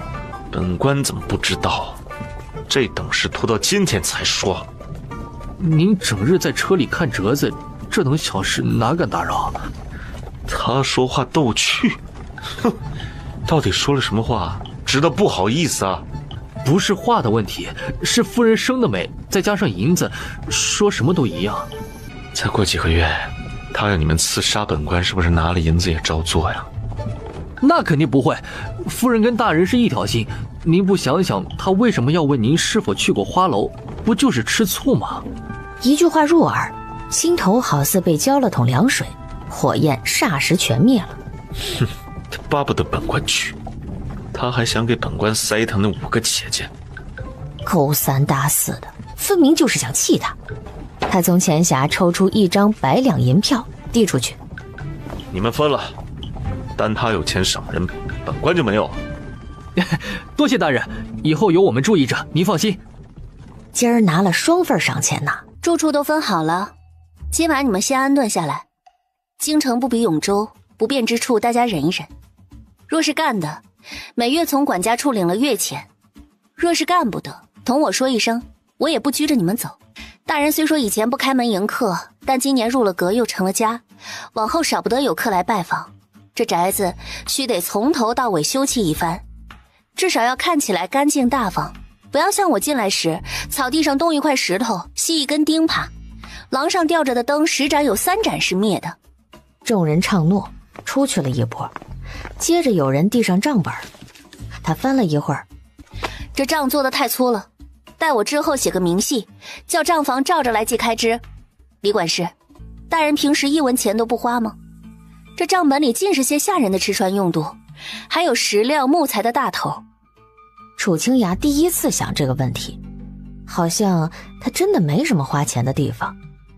吃的要么是宫里的御厨房，要么是刑部的堂厨。早上中午吃完了，带个食盒装些糕饼走，晚上回府吃。他的马也是在官署吃公粮的，而日常用的笔墨衣服都是从父母家里寄过来的，不用自己买。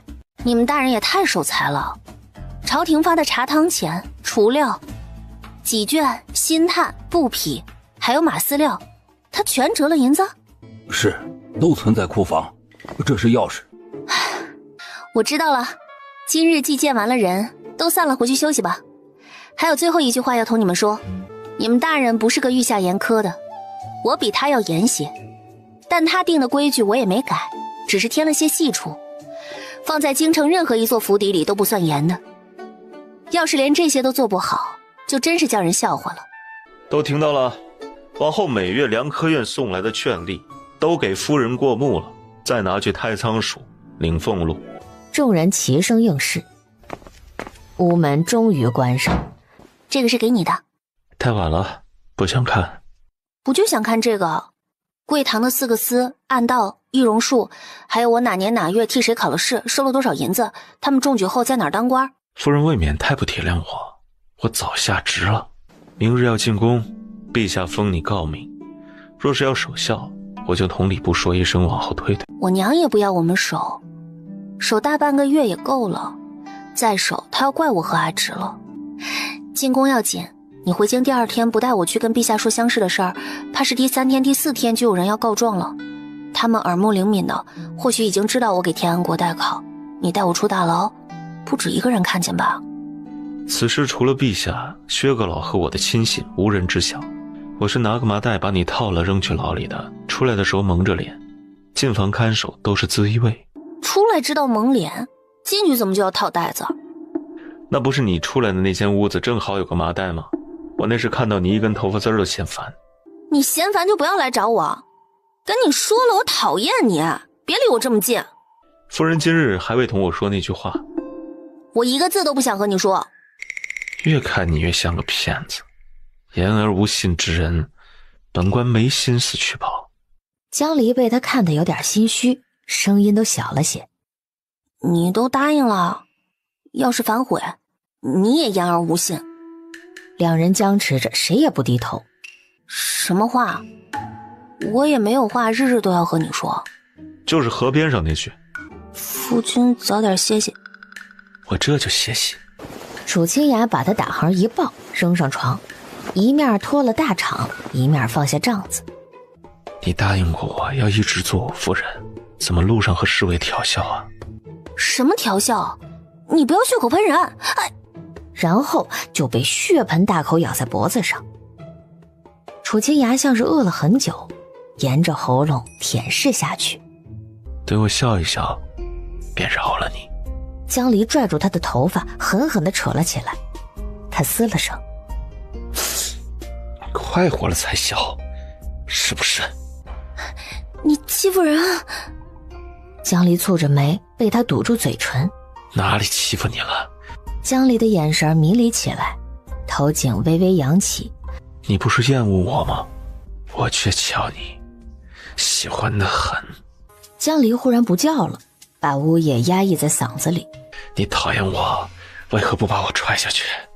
江离偏过头，楚清雅的声音还是萦绕在耳畔。你就是不好，我不喜欢你这样的。楚清雅的心头又被剜了一刀。你不喜欢我什么？江离又不说话了。楚清雅明白了，他只是喜欢他在这里伺候他。天底下再没有这样恶劣蛮横的夫人了。我也没有你喜欢。你天天骂我是狗，嫁狗随狗，任你对别人笑几千次几万次。一盏灯烧尽了，房中安静下来。两人歇了半晌，江离的嘴里飘出几个模糊的字儿：你们守孝就是借口。哎呀，他终于发现了。要同夫人欢好，得想个曲折的法子，太麻烦了，下次还是直接来。你叫我一声夫君，今晚就到此为止，行不行？等了一刻，他还是不开口。我哪里欠了你？这才1个多月就摆出这副冷脸，往后还过不过日子？叫夫君，咱们就相安无事，明早起来进宫。我哪里欠了你？这才1个多月就摆出这副冷脸，往后还过不过日子？叫夫君，咱们就相安无事，明早起来进宫。江离斜瞟了他一眼，垂下睫毛。果然是个骗子，这婚事分明是你强要来的，如今你又不认，把我当什么？是谁要我保他一家平安？是谁答应要一直做我夫人？一直做他夫人，一直做他夫人。魔音贯耳，江离忍无可忍。啊，你就不能换一句？我不是在好好过日子吗？我饭都没吃几口就给你管教下人，还看账本，我还说要把家里重修一遍。我不只要这个。哎，还要什么？你现在不就在讨？不止。夫君，好了吗？能睡觉了吗？你心里不忍。江离实在是不想同他争辩了，抽抽噎噎的假装哭起来，干打雷不下雨。你说保我一家平安，你做到了吗？你还把我扔到那个鬼地方，半夜找水喝都是冷的，肚子疼得要死，浑身都难受。你不如让我死在牢里。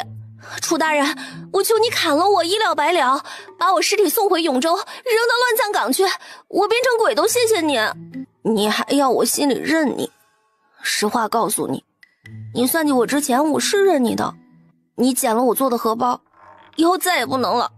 那荷包根本不是你做的，你娘替你做了一箩筐，你藏在装冬衣的箱子里，一年送我一个，管到70岁，你从来没认过我。一缕哭声蓦地传出来。怎么真哭了？你还提我娘，你还提她，还有，那荷包上有一个字和笑脸是我绣的，我没全骗你。我知道，以后再给我做一个吧。不可能了。随便你，睡觉。江离困极了，却很久都没睡着。他在想他那句话，这桩婚事确实是他江离强求来的，但勉强的不只有他一个人。如果可以，他这辈子都不想嫁人。他很怕变成母亲那样，被关在宅院里，从身到心都慢慢枯萎。他如此抗拒楚清雅，其实是抗拒选择了这条路的自己。只要他在身边，内心就不停地提醒自己，他伤害过他。第一面的无理触碰，后来精心包装成礼物的算计，还有牢里暗无天日的大半个月，他是不会喜欢上他的。尽到职责，和阿芷一起好好的活下去，给娘报了仇就可以了。楚清雅寅时便起来沐浴更衣，过了半个时辰才让人唤江离起床。今日薛阁老也在，除了告封，还要当面解释田安国之事。薛阁老虽年事已高，但心如明镜，向来不喜别人骗他。夫人伶牙俐齿，想必本官不用担心。你每天都起这么早吗？那个薛阁老不是都快80了，陛下才7岁，怎么这一老一小也起得来？哎，你厉害，一会儿把这话当着他们再说一遍。你们都下去吧，正要和2位阁老说话。江离随着太监挪动脚步，他又叫：哎，夫人请留步，朕说漏了。这孩子还挺和蔼的。等店里的侍从都走了，江离才抬起头。楚先生，你可回来了。臣不在的这2个月，陛下有没有好好上课？萧泽偷偷地摊开左手掌，掌心红肿未消。哎呦，是哪位先生打的？就是教功夫的那个先生。那陛下是错了还是没错？应该是错了吧，我装病被发现了。那这样的话，臣没法和他说。先帝以前说过，教功夫的先生要对陛下严一点才好，对不对？我就是想让你给我吹吹。父皇不在了，没人给我吹了。楚清雅摸了摸他的脑袋，又吹了几口气儿。听说先生新娶的夫人犯了舞弊法，可她长得一点也不像会犯法的样子呀。江离挑了下眉，陛下有没有听说过人不可貌相啊？薛延芳轻咳一声，小皇帝立马站直了，松开了楚清雅的手，回到御座上。楚大人此前送来的折子，老夫已同陛下看过了，说你成婚10天，发现你夫人是舞弊的重犯，可戴罪立功，加快结案，所以想从牢里放出来，因此请示陛下。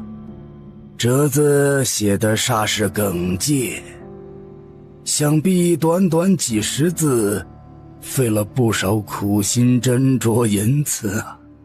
你却不知欲盖弥彰的道理吗？楚清雅看了眼江离，两人默契的同时跪下。人非圣贤，皆有私心。楚某新婚，夫人持家有方，得高堂喜爱，将他在长阳府死牢关押20天，家中二老夙夜悲伤，积郁病倒，实在不能将他处死。况且奏折中所述，字字为真。夫人已将证据交予刑部，豫昌省此次乡试400人中有多少作弊的生源，楚某已全部排查清楚，涉及往届科举，也追查出和齐王有关的官吏，只待刑部审定后放文。江离心想，他可真能扯呀！他昨晚急着干那事儿，根本就没翻他给的跪堂舞弊大全。然而楚清雅的下一句就让他呆住了。他报了几个人的名字，其中就有一个是他3年前替考过乡试的。后来那人春闱运气好，中了进士，现在正在某地做县令。薛阁老听了这番合情合理的解释，只淡淡一笑。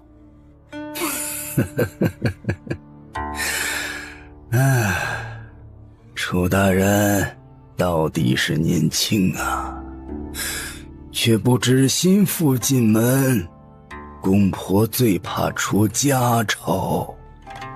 才嫁进来10天，就是再持家有方，夙夜悲伤，积郁病倒这样的描述，也实在是难以令人信服啊。何况尊夫人犯的是大罪，令尊难道没让你写休书吗？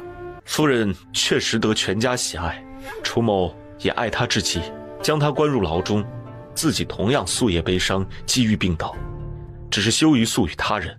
新婚燕尔，血气方刚，人之常情，看不出楚大人这等做事果断的，竟也是难过清关呢。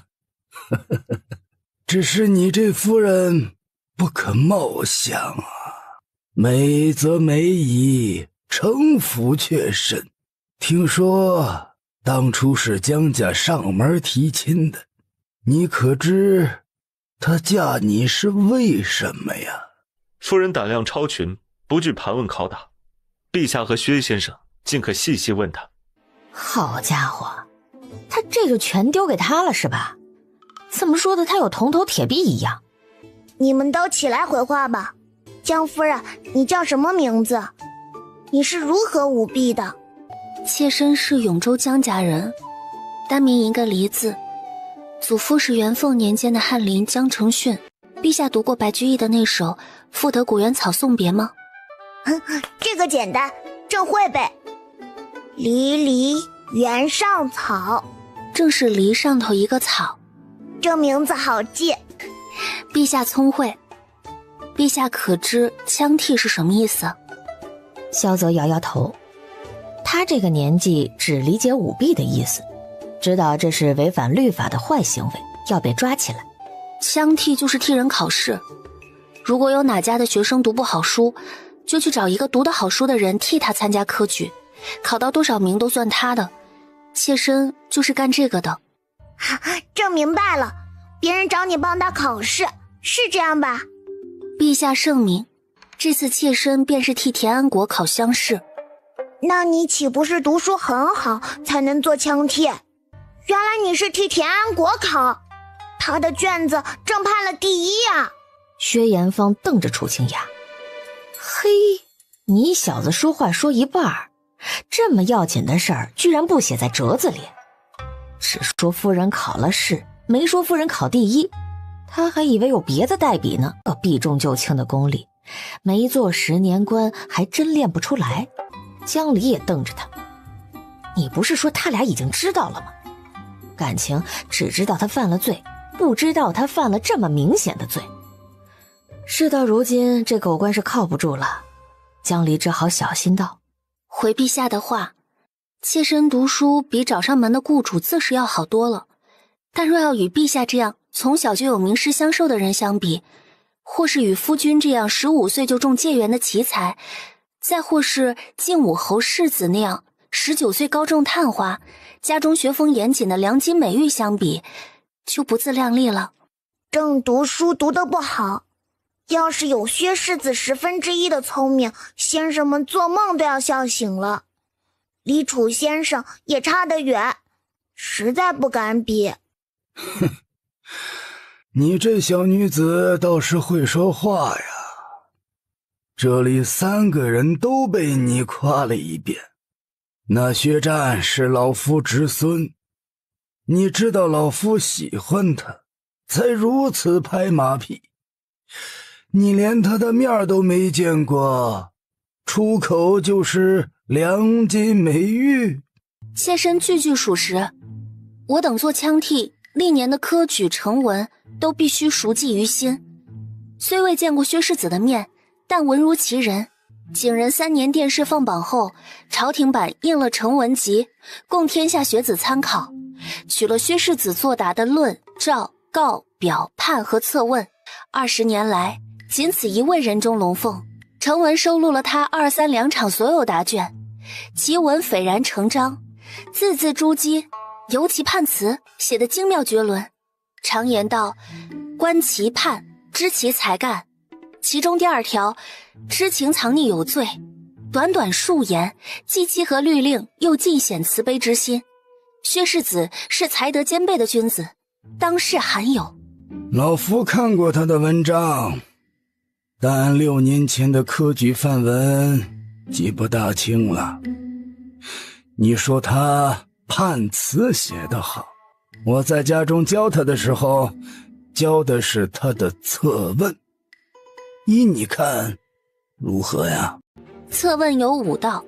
第一问，舜帝为何在退位后难寻于苍梧之野？其言中正圆融，字句谨慎。第二问，教化天下百姓该以何为先？其所谈教书育人，言辞恳切，之后更是躬身践行。第三问，今之良将如何取韬略于古之良将？其言挥斥8极，博古通今，更引国朝对北敌战士为例，酣畅淋漓，读之热血沸腾。第四问，历代选贤考核之法是否可施于今日？其言明辨义理，细致入微，将国策深剖详解，定是生平有志钻研于此。第五问，本朝兵制较前朝有何利弊？其言一挥而就，举重若轻，无可挑剔，料想是家学渊源。薛延芳听后半晌不语，从椅子上站了起来。如你所说，他的文章竟没有一丝不好之处？妾身妄言，薛世子当年不过19岁，正是意气风发之时，却没有像其他年纪相仿的考生那样徜徉自逸，洋洋洒洒一番。第三问虽写得大快人心，但还是有所藏拙，收尾的有些平了。你可知是何故啊？妾身猜得出，不敢当着薛阁老的面说。薛延芳长叹一声，没追问下去，对着小皇帝道：陛下，现在可告封夫人了。这句话萧泽可算听懂了，把金案上准备好的告书递给他。薛延芳展开玉轴，清清嗓子，朗声宣读起来。江离谢恩后跪直身子，双手接过。江夫人，老夫看过你代田安国写的卷子，你才气甚高，心性也甚高，为何愿意冒险替人考试呢？谋生而已。家母生前多病，家父早亡，不做就活不下去，做了也不由自己脱身。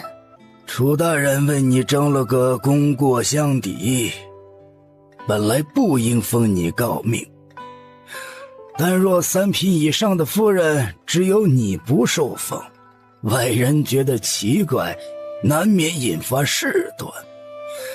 届时此事暴露，激起朝廷民间议论，更被有心人利用，那就震动天下了。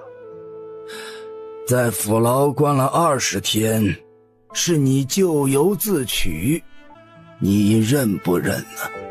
认。那今后便清白做人，勤俭持家，不要辜负楚大人和他父母对你的爱重。明渊，你也不要因着此事和你夫人日日提夜夜提，拿这个来要挟他，叫他吃了亏也不敢说。成了婚，夫妻便是一体，不要像现在这样斗气。我没跟他斗气。他就是有。江离用眼神狠狠剐他。薛延芳一把年纪，受不了年轻人打情骂俏，目光转向托着腮笑嘻嘻的小皇帝，又头痛地叹了口气。陛下呀，咱们先前是怎么约定的？是不是还有什么要和楚大人说呀？哦，对了，朕叫他们仔细找了，没收到楚先生8月份在贡院里写的折子，所以朕不知道田安国死了，给他评了第一。陛下能看懂那张卷子吗？为何要改成第一？看不懂，但薛先生给朕讲了意思。田安国，不对，是夫人写郑伯克段云烟。朕一看就想起了父皇呢。小弟弟还在的时候，父皇就说过一定要爱护他，我们要好好相处，不要像父皇和叔伯们一样打来打去。朕以前不懂为什么母后不喜欢朕，问了人就知道了，原来是因为母后生我的时候难产了2天，很疼很疼，一直没办法忘掉，所以她喜欢小弟弟。可是小弟弟没到1岁就去世了，他也跟着生了病。如果母后还在，我就告诉她我不怪她了，我很喜欢夫人写的，所以就给了她第一了。楚先生，你不要生气啊。楚清雅朝他伸出手，他跑下来扑进了温暖的怀里。楚先生，你走了以后我天天想你，除了薛先生我都不敢跟别人说。昨天我又梦见你和爹爹让我去骑马了。陛下长大了，不能像小时候一样黏着楚先生了。陛下知道为什么有人不让楚先生把那封折子递到宫里来吗？我不知道，我很笨的。陛下哪里笨了？不是连白居易的诗都会背吗？再过几年陛下就都懂了。我5岁的时候你就这么说，可是我到现在还是没有变聪明。爹爹都说我不是当皇帝的料。先帝重武功，陛下把身体练好，无病无灾的就已经非常好了。夫人，你说他们为什么不让楚先生把折子给我看啊？是因为想让陛下疏远他。夫君去豫昌省是负责查科场舞弊，中举人里却有作弊者的名字，就是表明他没有处理好这件事，有负陛下对他的信任。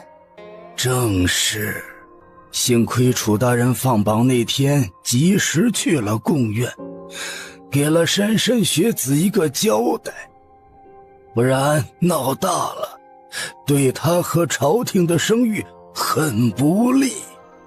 截折子的人只截了这封，没有截别的，就说明他们对每一封从永州到京城的折子内容都了如指掌。正是如此。到底是什么人有这种能耐呢？每封重要的文书都是派资议卫送出去的，到了宫中由司礼监接收，应该是宫里出了问题，只有这一封丢了，幸好进展没受影响。要追查1个月前丢的折子意义不大，也不见得能查出确切的人，只能以后再小心些。查不出来就不查了吗？反正我最喜欢楚先生了，不会骂他。陛下不能说这种任性的话。出了华盖殿，朝阳已经从东边升了起来。夫君，我能问一个大逆不道的问题吗？问。江离趴在他肩上，极小声的附耳。他真不是你儿子啊？楚清雅沉默了，他怎么也想不到他能这么大逆不道啊。他是你生的吗？我哪生得出这么大的？你不生我哪来的儿子？我就是看你操心的跟他亲爹似的。他亲爹已经在皇陵躺了10个月了，夫人积点口德吧。你是不是因为有一个孩子要带，所以才不想生啊？你生不生？我们现在就要一个。哎，我开玩笑，开玩笑。藩王未灭何以家为啊，楚大人，要谨记你的大任。我看啊，灭了齐王，你能跑出去再给我造个韩王、魏王，拖着一辈子都不生。你不是说给我生孩子，还不如让你死吗？我虽然骗你的多，但这句话可是真的。我娘就是生孩子生出的病，让我给谁生孩子，都不如让我死。楚清雅愣了一下，没说话了。马车拐过街角，就看到了刑部衙门。楚清雅从容不迫地挽起他的胳膊，往官署里边走。见过大人，恭贺大人新婚，夫人万福，请夫人等安。江离摆出一副温柔贤淑的笑脸，随着楚清雅去尚书直所，恨不得能长出翅膀飞走。你想被御史参一本啊？有带家眷上职的礼？我带的是戴罪立功的证人。就你礼多。屋门一关上，江离用手扇了扇风，被那么多人盯着，汗都出来了。那边是我原来的地方。他指着东厢房。不过住了没几个月，就被派出去做巡抚江东、广南都御史了。当时尚书丁忧回乡，部里的事情都是左侍郎在管，天天忙得焦头烂额，还都是些棘手的案子。他恨我恨得要命。那你回京述职，没给他带点当地特产？他第2年就累死在任上了，所以能让手下办的事儿，我绝不自己办。说完，拉下黄铜铃，朝门外值班的小吏道：“把朝审的案卷送来，本官要看他们做的怎么样了。告诉他们抓紧，月末得送到督察院和大理寺复核。”大人今天就要。过了好一会儿，人都没回来。楚清雅坐在书案后，倒了2杯茶，悠悠开口：“这就是他们还没做，正在商量找借口糊弄我了。”夫君果然是过来人啊。楚清雅把家里带来的册子摊开，一页页的翻过去，越看那眉头皱得越紧，而后又拉铃。这回不用他吩咐，那绿袍小吏就抱着个箩筐进来，往房里一放。大人，豫昌省此次乡试的案卷和过往5年的我们都整理好了。多谢。杜恒，你不倒茶了？他在路上已经从侍卫的口中知道了柜堂里的郑乔到底是谁。这少年脸皮薄，不好意思见他，所以一直没有机会跟他当面说话。夫人怎么也在啊？我让他来帮忙看案卷，你们理的只是皮毛，不是说有可疑迹象就一定犯了罪。虽说能抓一个是一个，抓错了是要遭天谴的。还以为你宁可错杀1000不肯放过一个呢。外面传你是个酷吏，可见也只是骂你用刑的手段。杜恒感觉自己在这夫妻俩中间插不上话，大声道：“回夫人，从柜堂出来后，大人就提拔我给他打下手，不用再倒茶了。”我看你啊，还是没有在柜堂里机灵。8月15那日我来伯恩斯，你是不是认出我了？我一提田安国死了，你那么激动，就猜你是假手了。这是意外收获，堂里那么多代笔，和我说超过3句话的也没几个。算我倒霉，不过我也不和毛都没长齐的小弟弟计较。出去吧。等人出去之后，他蹙眉问他：“你不和他计较，却日日都和本官计较。他一个15岁的孩子懂什么？都是你教他做的，上梁不正下梁才歪。好好好，都是他的不是。楚清雅把装满案卷的筐子放到他脚边。你先看着，我勾一勾会审书。俩人一头一尾占据书案，喝着茶看着公文，这一看就是2个时辰。到了用午饭的时辰，楚清雅放下笔墨，去用饭吧。不想走路，夫君去跟我带点吗？你想吃什么？随便。饭后，江离在暖阁的小床上眯着，四肢沉沉地压着褥子，耳朵里还能听到外面的声音。恍惚间有人进来和楚清雅说话，就算玉皇大帝来了，他也要补觉。不知睡了多久，被摇醒了。做什么？夫人只知道夸那良金美玉的探花郎，也看看我的朝审判词写得如何。你该不会就因为这个才临时带我来上旨吧？不行吗？我今日若不带你来，3天都要睡不好。刚写的，快看。江离在他期待的眼神下，仔仔细细的从头看到尾，案子也读了。楚清雅坐在一旁，端着茶盏润嗓，不时的瞟江离一眼。酷吏之名，并非无中生有啊。7个里2个凌迟，2个剥皮食草，只有3个是利索砍头的。你单说写得好不好？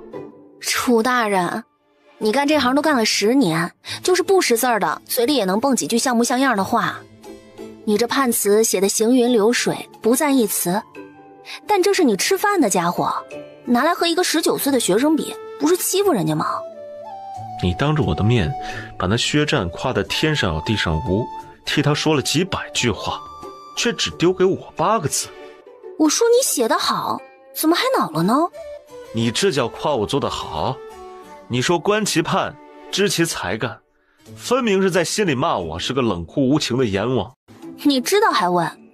下旨了，回府。薛世子不只是判词，他每一题都答得好。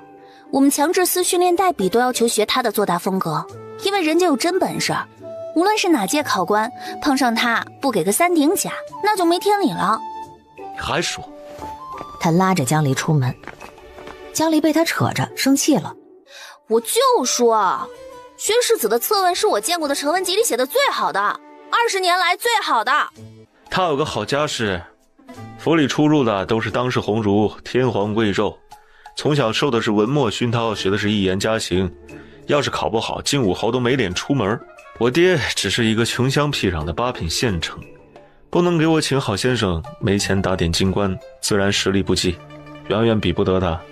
我说他好，又没说你不好。我不是在陛下面前夸你是奇才吗？你都1品入阁了，还计较过去的考试，执念不要太深。本官这辈子最恨的就是科场舞弊。薛阁老今早才说，不准你拿这个要挟。找到人撑腰，就不把我放在眼里了。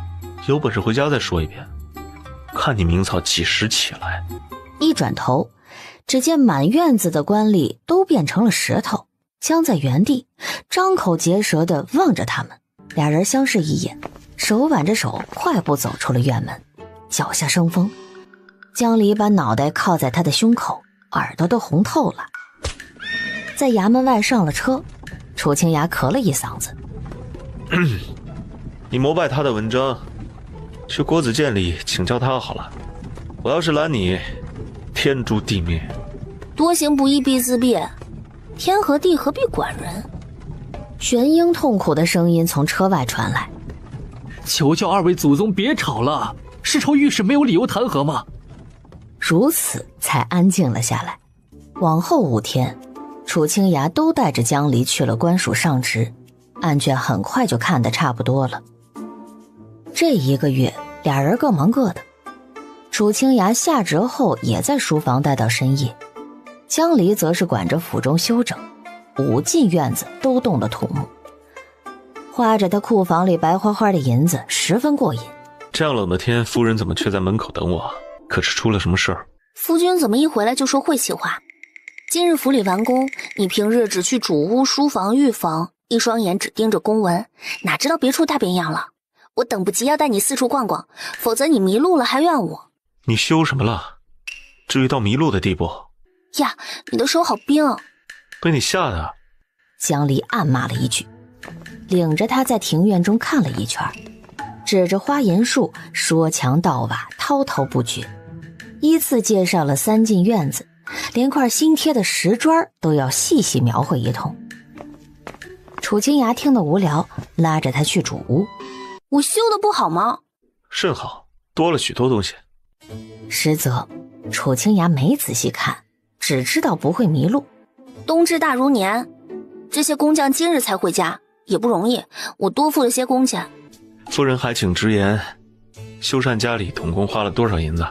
夫君要听宽泛的，还是精细的？要听确切的数。你该不会把库房里的银子全花了吧？没有，就512两3钱5文，再加几匹布、几斗米，是他半年的俸禄。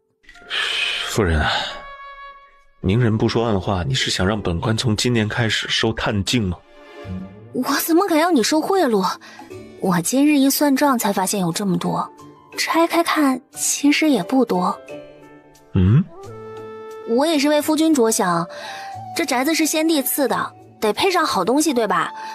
我叫人去市面上买些好的砖瓦花卉，哪知道送来的都是大燕境内最好的，好到能上供，还说什么尚书府、国公府、侯府都用这些。我一咬牙就让他们照着人家府邸的规格做了，还有工钱、伙食钱、骡马的草料钱，行程样样都比别处贵1倍，加上又想在冬至前做完，就不小心花多了银子。你是怕我生气才冒雨在外面等吗？江离扭头看他，做出可怜巴巴的表情。夫人只要不让本官倾家荡产、流落街头，或者回家吃父母的，本官并无异议啊。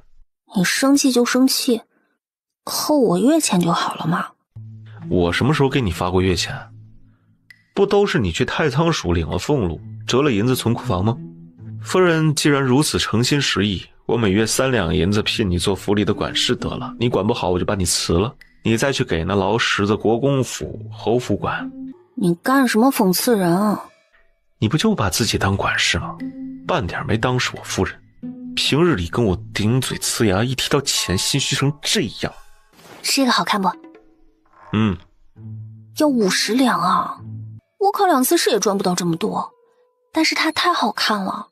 你既然说到人家府邸，那就去串个门，看哪家的诰命夫人像你这样，50两买个手炉，还要跟丈夫禀报。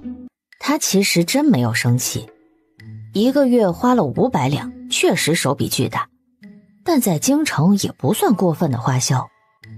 江离第一次见到大钱，又觉得他守财，对比之下，觉得自己花的没边，心里惭愧。楚清雅一清二楚，因为他也是这么过来的。他们有嫁妆，是自己的钱，买个手炉就跟买串糖葫芦似的。我那几箱破烂玩意儿，连箱带布都凑不出20两。我的俸禄就是你的嫁妆，要不你还是生个气吧。我气得七窍生烟，夫人可以服侍我歇息吗？这个不能，你换一个。我看你能得很。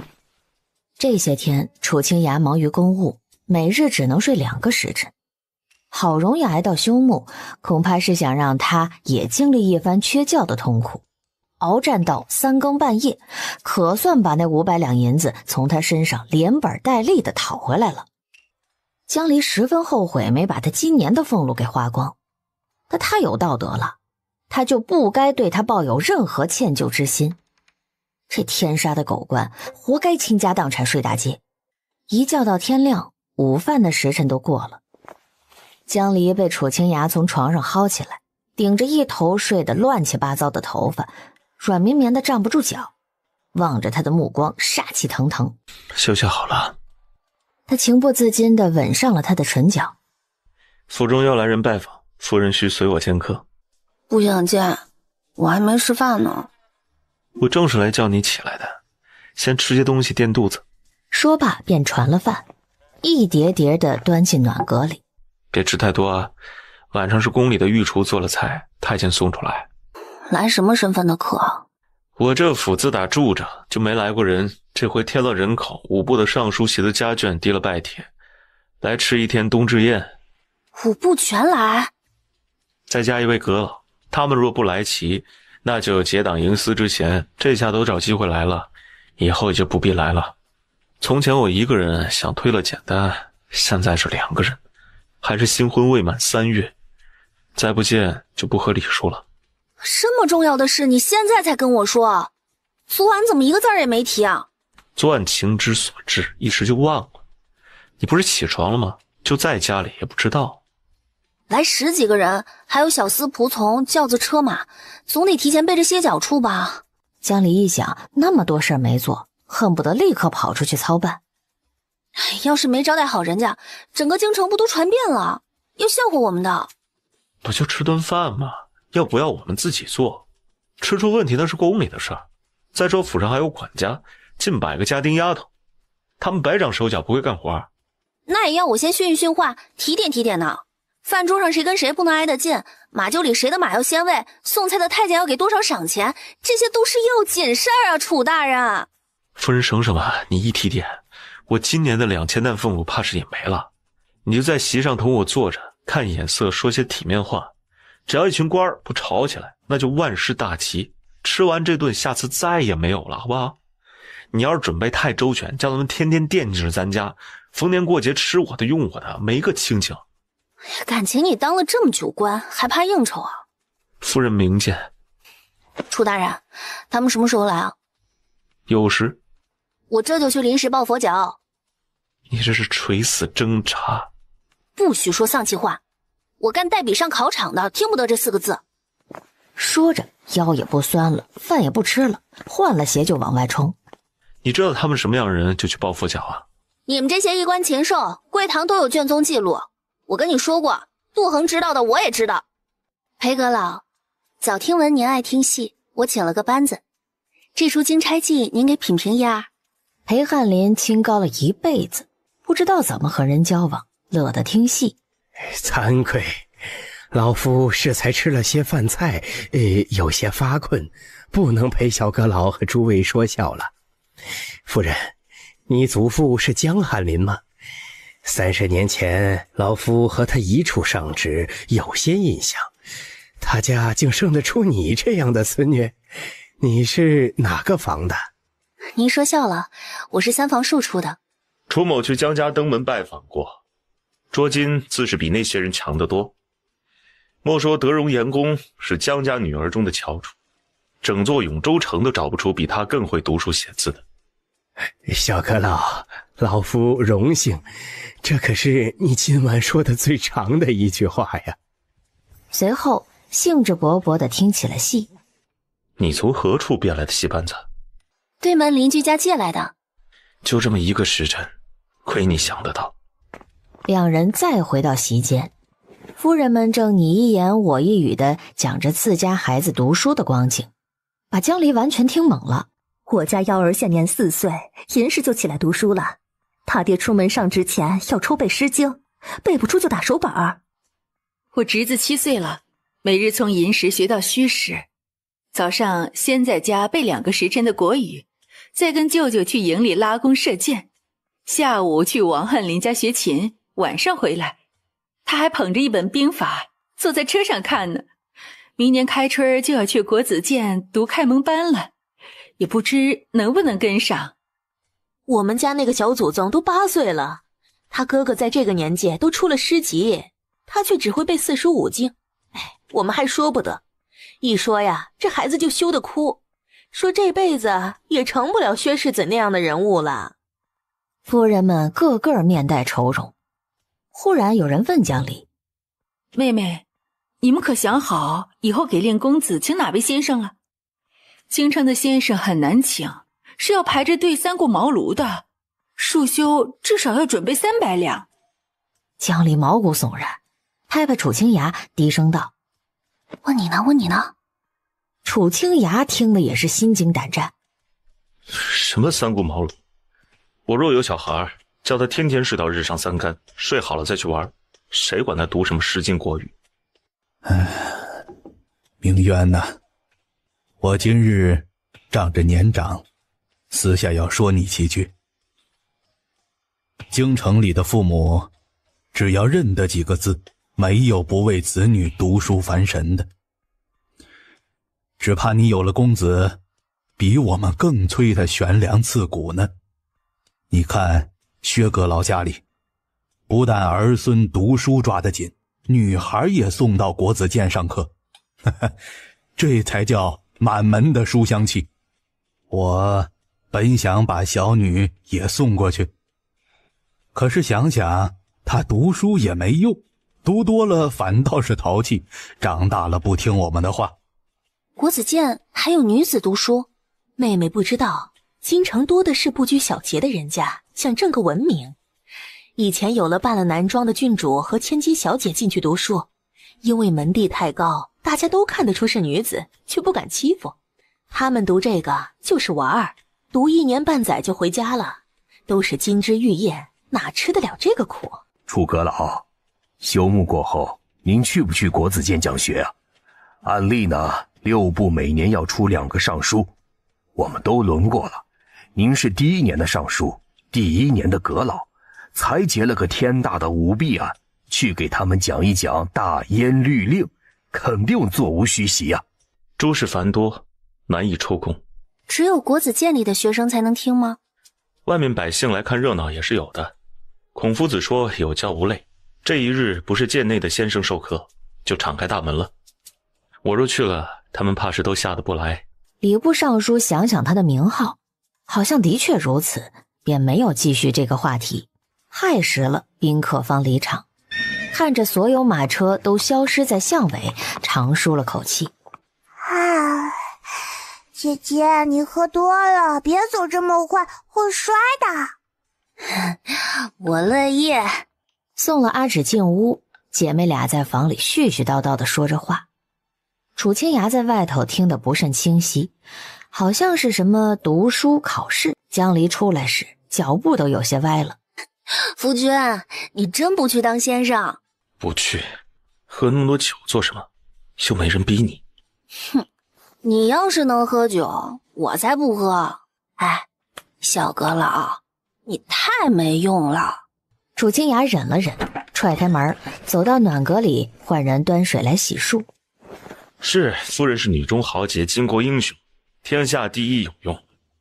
江离却一扁嘴，似哭非哭地嚷道：我才没用，我生下来就没用，我要有用早给自己考试去了，干什么为了10两银子给那些烂泥扶不上墙的蠢材考功名？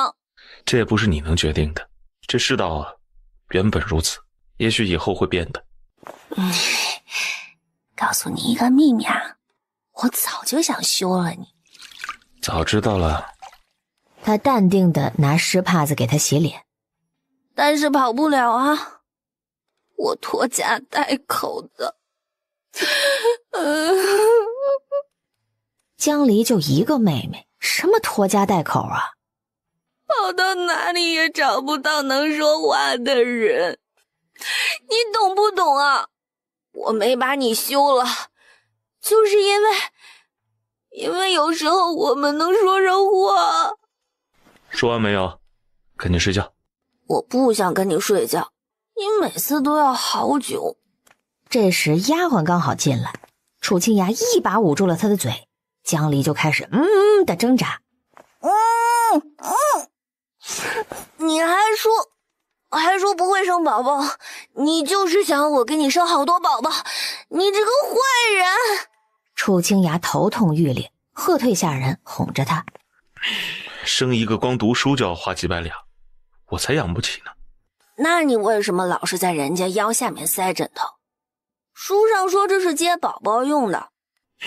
能不能不说话了？哎呦喂，这不是怕他腰酸吗？别乱蹭。楚清雅耐着性子给他脱衣服。你香香的。楚清雅忽然不想动了，就这么抱着他静静地坐了一会儿，手在他背上轻轻地拍着，没拍几下，他又呜呜地哭了起来。娘，我好想你。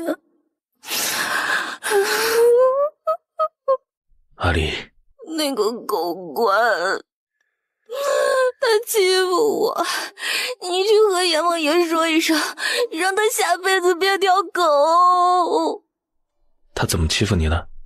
他天天晚上都想欺负我，做羞人的事。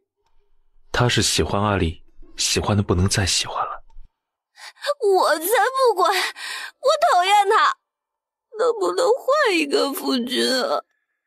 他居然说我写的不好，写的不好，写的不好。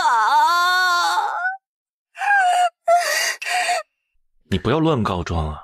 是说你写的差强人意，哪里说不好了？有差别吗？有差别吗？他看不起我，我明明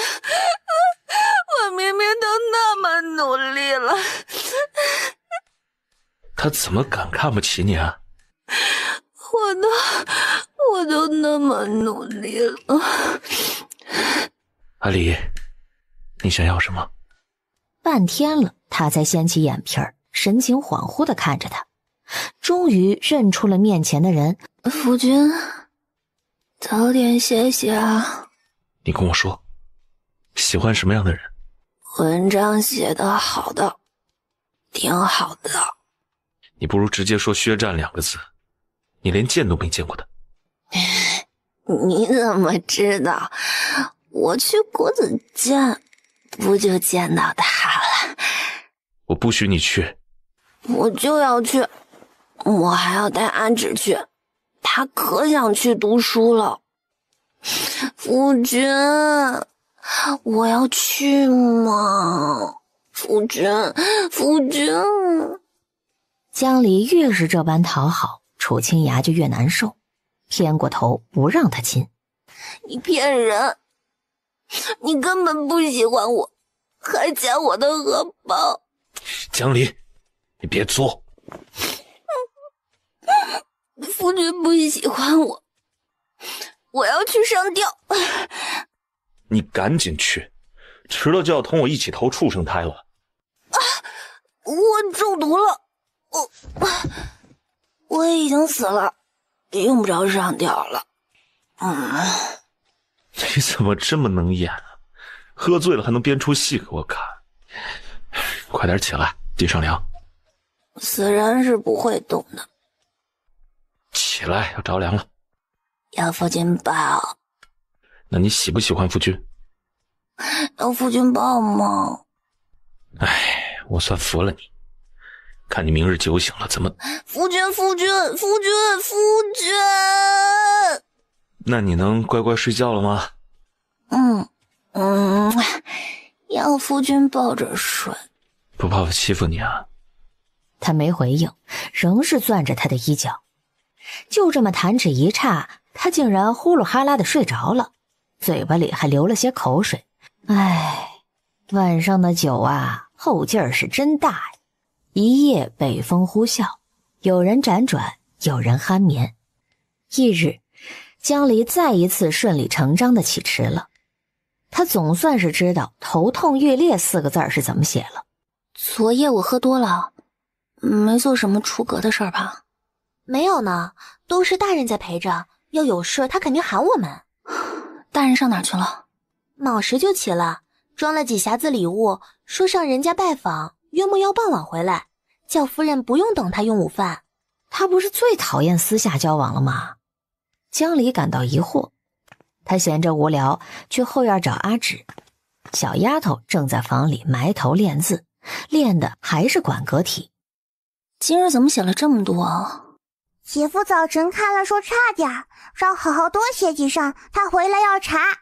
江离心想，楚清雅还真把自己当回事儿啊，连小姨子的功课都要检查。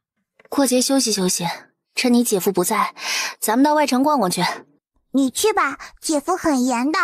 你何时跟他这么亲近了？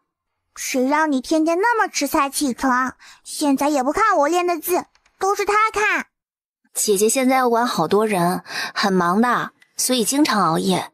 江离面不改色心不跳的骗孩子。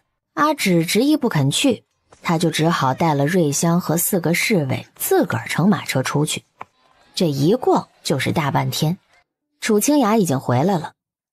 在外头跑了一天，来家只见乖乖练字的小姨子，他宿醉的夫人不知道上哪儿鬼混去了。晚饭时，他夫人终于是悠哉悠哉的从外边回来了，肩上背着搭裢，手上拿了个羊肉胡椒馅的烧饼在啃，沾了一嘴芝麻。你吃吧，我下午吃多了。夫人昨夜喝了那么多酒，还能逛得了街？我酒品好，喝完不闹，睡一觉就恢复了。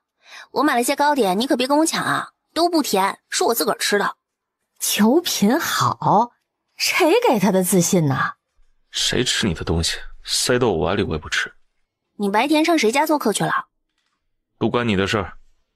等了许久不见江离问，他往珠帘后边瞥了眼，他那儿正弯腰轻点着箩筐里边荷叶包着的糕饼，口中还念念有词。我去礼部衙门和值班的说了，要去国子监讲学。哦17那天给监生们讲一个时辰的律令，说些案情。楚清雅有些恼火。你就不问问我为何去吗？大人不是昨天才说诸事繁多抽不出空吗？今天同同僚商议后，觉得有必要向天下学子重申科场规矩，你也可以去听一听，好痛改前非，面壁自省。我是你夫人，又不是要考试的学子，你对我讲长篇大论是对牛弹琴，白费口舌。哼，刚称我大人，怎么又变成我夫人了？你恶贯满盈，必须去听。我恶贯满盈，朽木难雕。我拿刀指着你，看你还难不难雕。江离隔着帘子对着楚清雅做了个鬼脸。去不去由你，我要带阿芷去，叫他别跟你这个姐姐学坏。带阿芷去？你吃不吃这个？尝尝。京城的冬天比永州更冷，早间摸黑出门，寒风吹得人骨髓都冻住。他领着阿芷下轿，嘱咐了几句，让他跟楚清雅走。姐姐，我有点怕，你不陪我去吗？姐夫给你挑了个老师，你们去熟悉一下好不好？如果不喜欢咱们就换，进学堂之后就不能换了。学堂里肯定没有女孩子。人家郡主侯府小姐能上课，你也能上。要是有同窗欺负你，你就跟他们说你姐夫是那个一次腰斩30个人的刑部尚书，没人不怕的。你和他说什么混话？你们几个先去聘用大殿里等，我陈时迁回来。夫君是第几个讲学？当然是第1个，讲完就走，免得让几千人害怕，连听别人讲学的心思都没了。还真是挺有自知之明啊。等这俩人走远，杜衡和玄英一前一后的把他夹在中间，生怕给人占了便宜去。夫人，这里风大，咱们先进殿。此殿是供天子讲学所用，住得极气派。面阔9间，回廊环抱。夫人，您往前坐呀，最前面是教官和朝官的位置，已经安排好了。后面的都是学生和监外百姓，离得太远了。江离才不想在前头呢，他要是打个盹儿，上面讲学的人就发现了。我觉得这儿好得很。两人无法，只得一左一右也坐下来。快到辰时，进来的人愈来愈多，有统一穿着的学子，也有裹得厚实的男女老少。放眼望去，人山人海，黑压压的一片，却无人敢大声喧哗。只听几声鞭鸣，侍卫开道。国子监祭酒和2名司业引着几位大人从正门口走入，径直来到顶前方。是楚阁老吧？呀，他闺女都这么大了。别扯淡，刑狱官不能养外室，那是人家小姨子。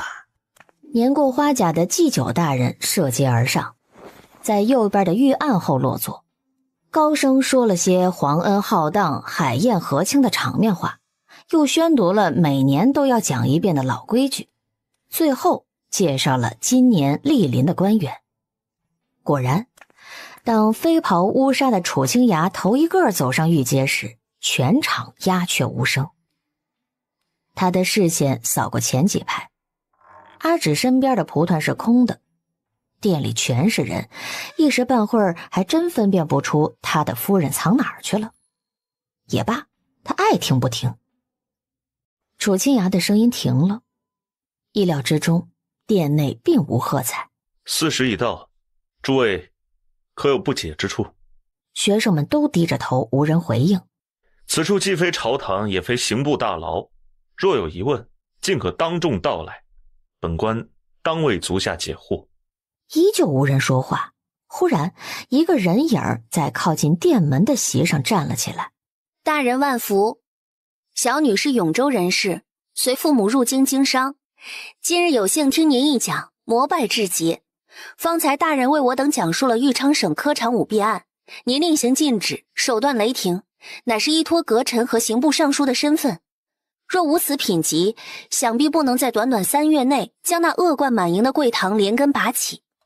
此言一出，众人哗然，几个大官也是震惊地转过头，说这等嚣张之言，就不怕把你全家拖到菜市口腰斩吗？然而楚清雅望着他，只隐约哼了一声，淡淡道：在其位，谋其政，负其责，尽其事。大人说得好，天下都知弘德元年的会试和殿试，大人遭遇舞弊，无缘3顶甲。如今您已是朝廷肱骨，红袍加身，风光无限，为官10年，历经沧桑，心中所感应与当年大不相同。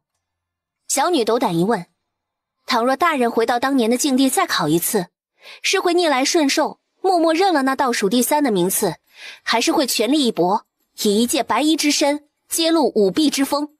辟雍大殿里近1000人，在他问出这个刁钻的问题时，全部都沉默了。什么叫初生牛犊不怕虎啊？真敢呐！逆来顺受，便心中不甘；冒险检举，父母便为我所累。无论本官怎么选，结果都不如意，只好顺其自然。本官从未后悔过科举入仕，为官10年，表面风光无限，实则身心劳苦。问诸位一句，世上难道只有白衣之身才会逆来顺受，忍气吞声吗？面前这几位大人应深有所感，无论是何身份，活在世间都要受掣肘，人不负你，自有天来负。本官当年为人所负，被那些舞弊之人就能钻脱，恢回天网，得以善终吗？本官是信因果的。科举名次并不能决定仕途通顺与否，本官若名列前茅，说不定现在还在翰林院里编书呢。当年宪宗授本官编修，次年就外放到北疆苦寒之地当县令，蒙先帝亲眼，擢为盛京府通判，后来又升了几次到眼下的位分。家宅安宁，高堂俱在，夫人美而贤，甚得我心。不能不说是吃了当年的亏，享了今日的福。望诸位牢记于心，兢兢业业，恪尽职守，不怨天尤人，方能成事。江离款款坐下，许久未听到动静，低声道：都哑巴了。才！陆恒扯着嗓子叫起来：才！玄英也吼起来。这2声犹如公鸡打鸣，唤醒了人群。殿内的喝彩之声排山倒海，此起彼伏。你还要不要听别人讲啊？姐夫，你讲的特别好，虽然我听不懂，别人的我就不听了，肯定也听不懂。那就找你姐姐。他一出殿，就有乔装成百姓的侍卫从人堆里挤过来。统领，该带夫人回去了。你叫她去官署吧，我好不容易出来，今天要在这里听完，下午还有殿内的博士会讲呢。大人见不到夫人是不会回去的。你去同他说，我今日可是给足他面子了，他也应给我面子。我带着杜恒在国子监，要是出事，让他找杜恒问罪。凭什么是我呀？玄英把那侍卫赶回去。夫人，我得跟着大人，您要是去见那位，我什么都不知道。那位是哪位啊？就是文章做的顶好的那位。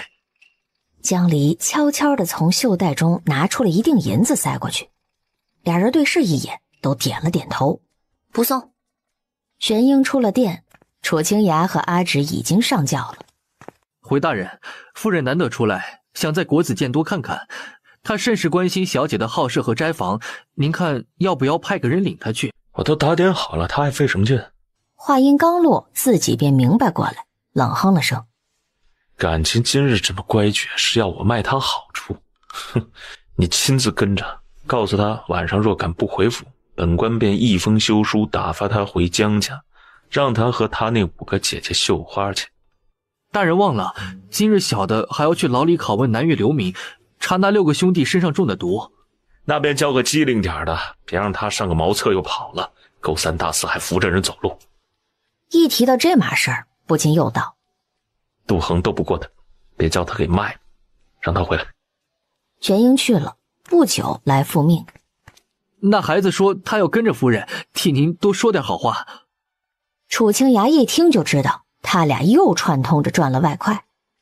他要是看不住人，让他凭着肚子里几滴墨水拈花惹草，本官这顶乌纱帽刷绿了，给那姓薛的陪葬。哎，是。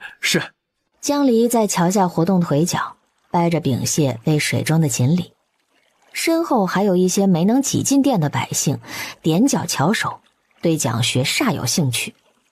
大娘，你也想进去听吗？我哪听得懂啊，就是凑热闹。每年国子监只有2天让我们这些人进，我看一看有哪些大官来了，回家讲给我小外孙女听。他多大呀？还小嘞，才6岁，也想读书，但是没钱呀。有钱也未必送女儿去读书。京城那么多官老爷，也不是家家都不顾千金小姐的名节，送他们来国子监呢。我听他们说，今天楚阁老就带了一个。我外孙女要知道啊，嫉妒的饭都吃不下。那位小姐啊，真是上辈子修来的福气，投了个好胎。江离心里不知道是什么滋味。以前阿芷也是没有这个机会的，连江家的私塾都去不了。他自己读了书，可除了走歪门邪道，依旧没有可用之处。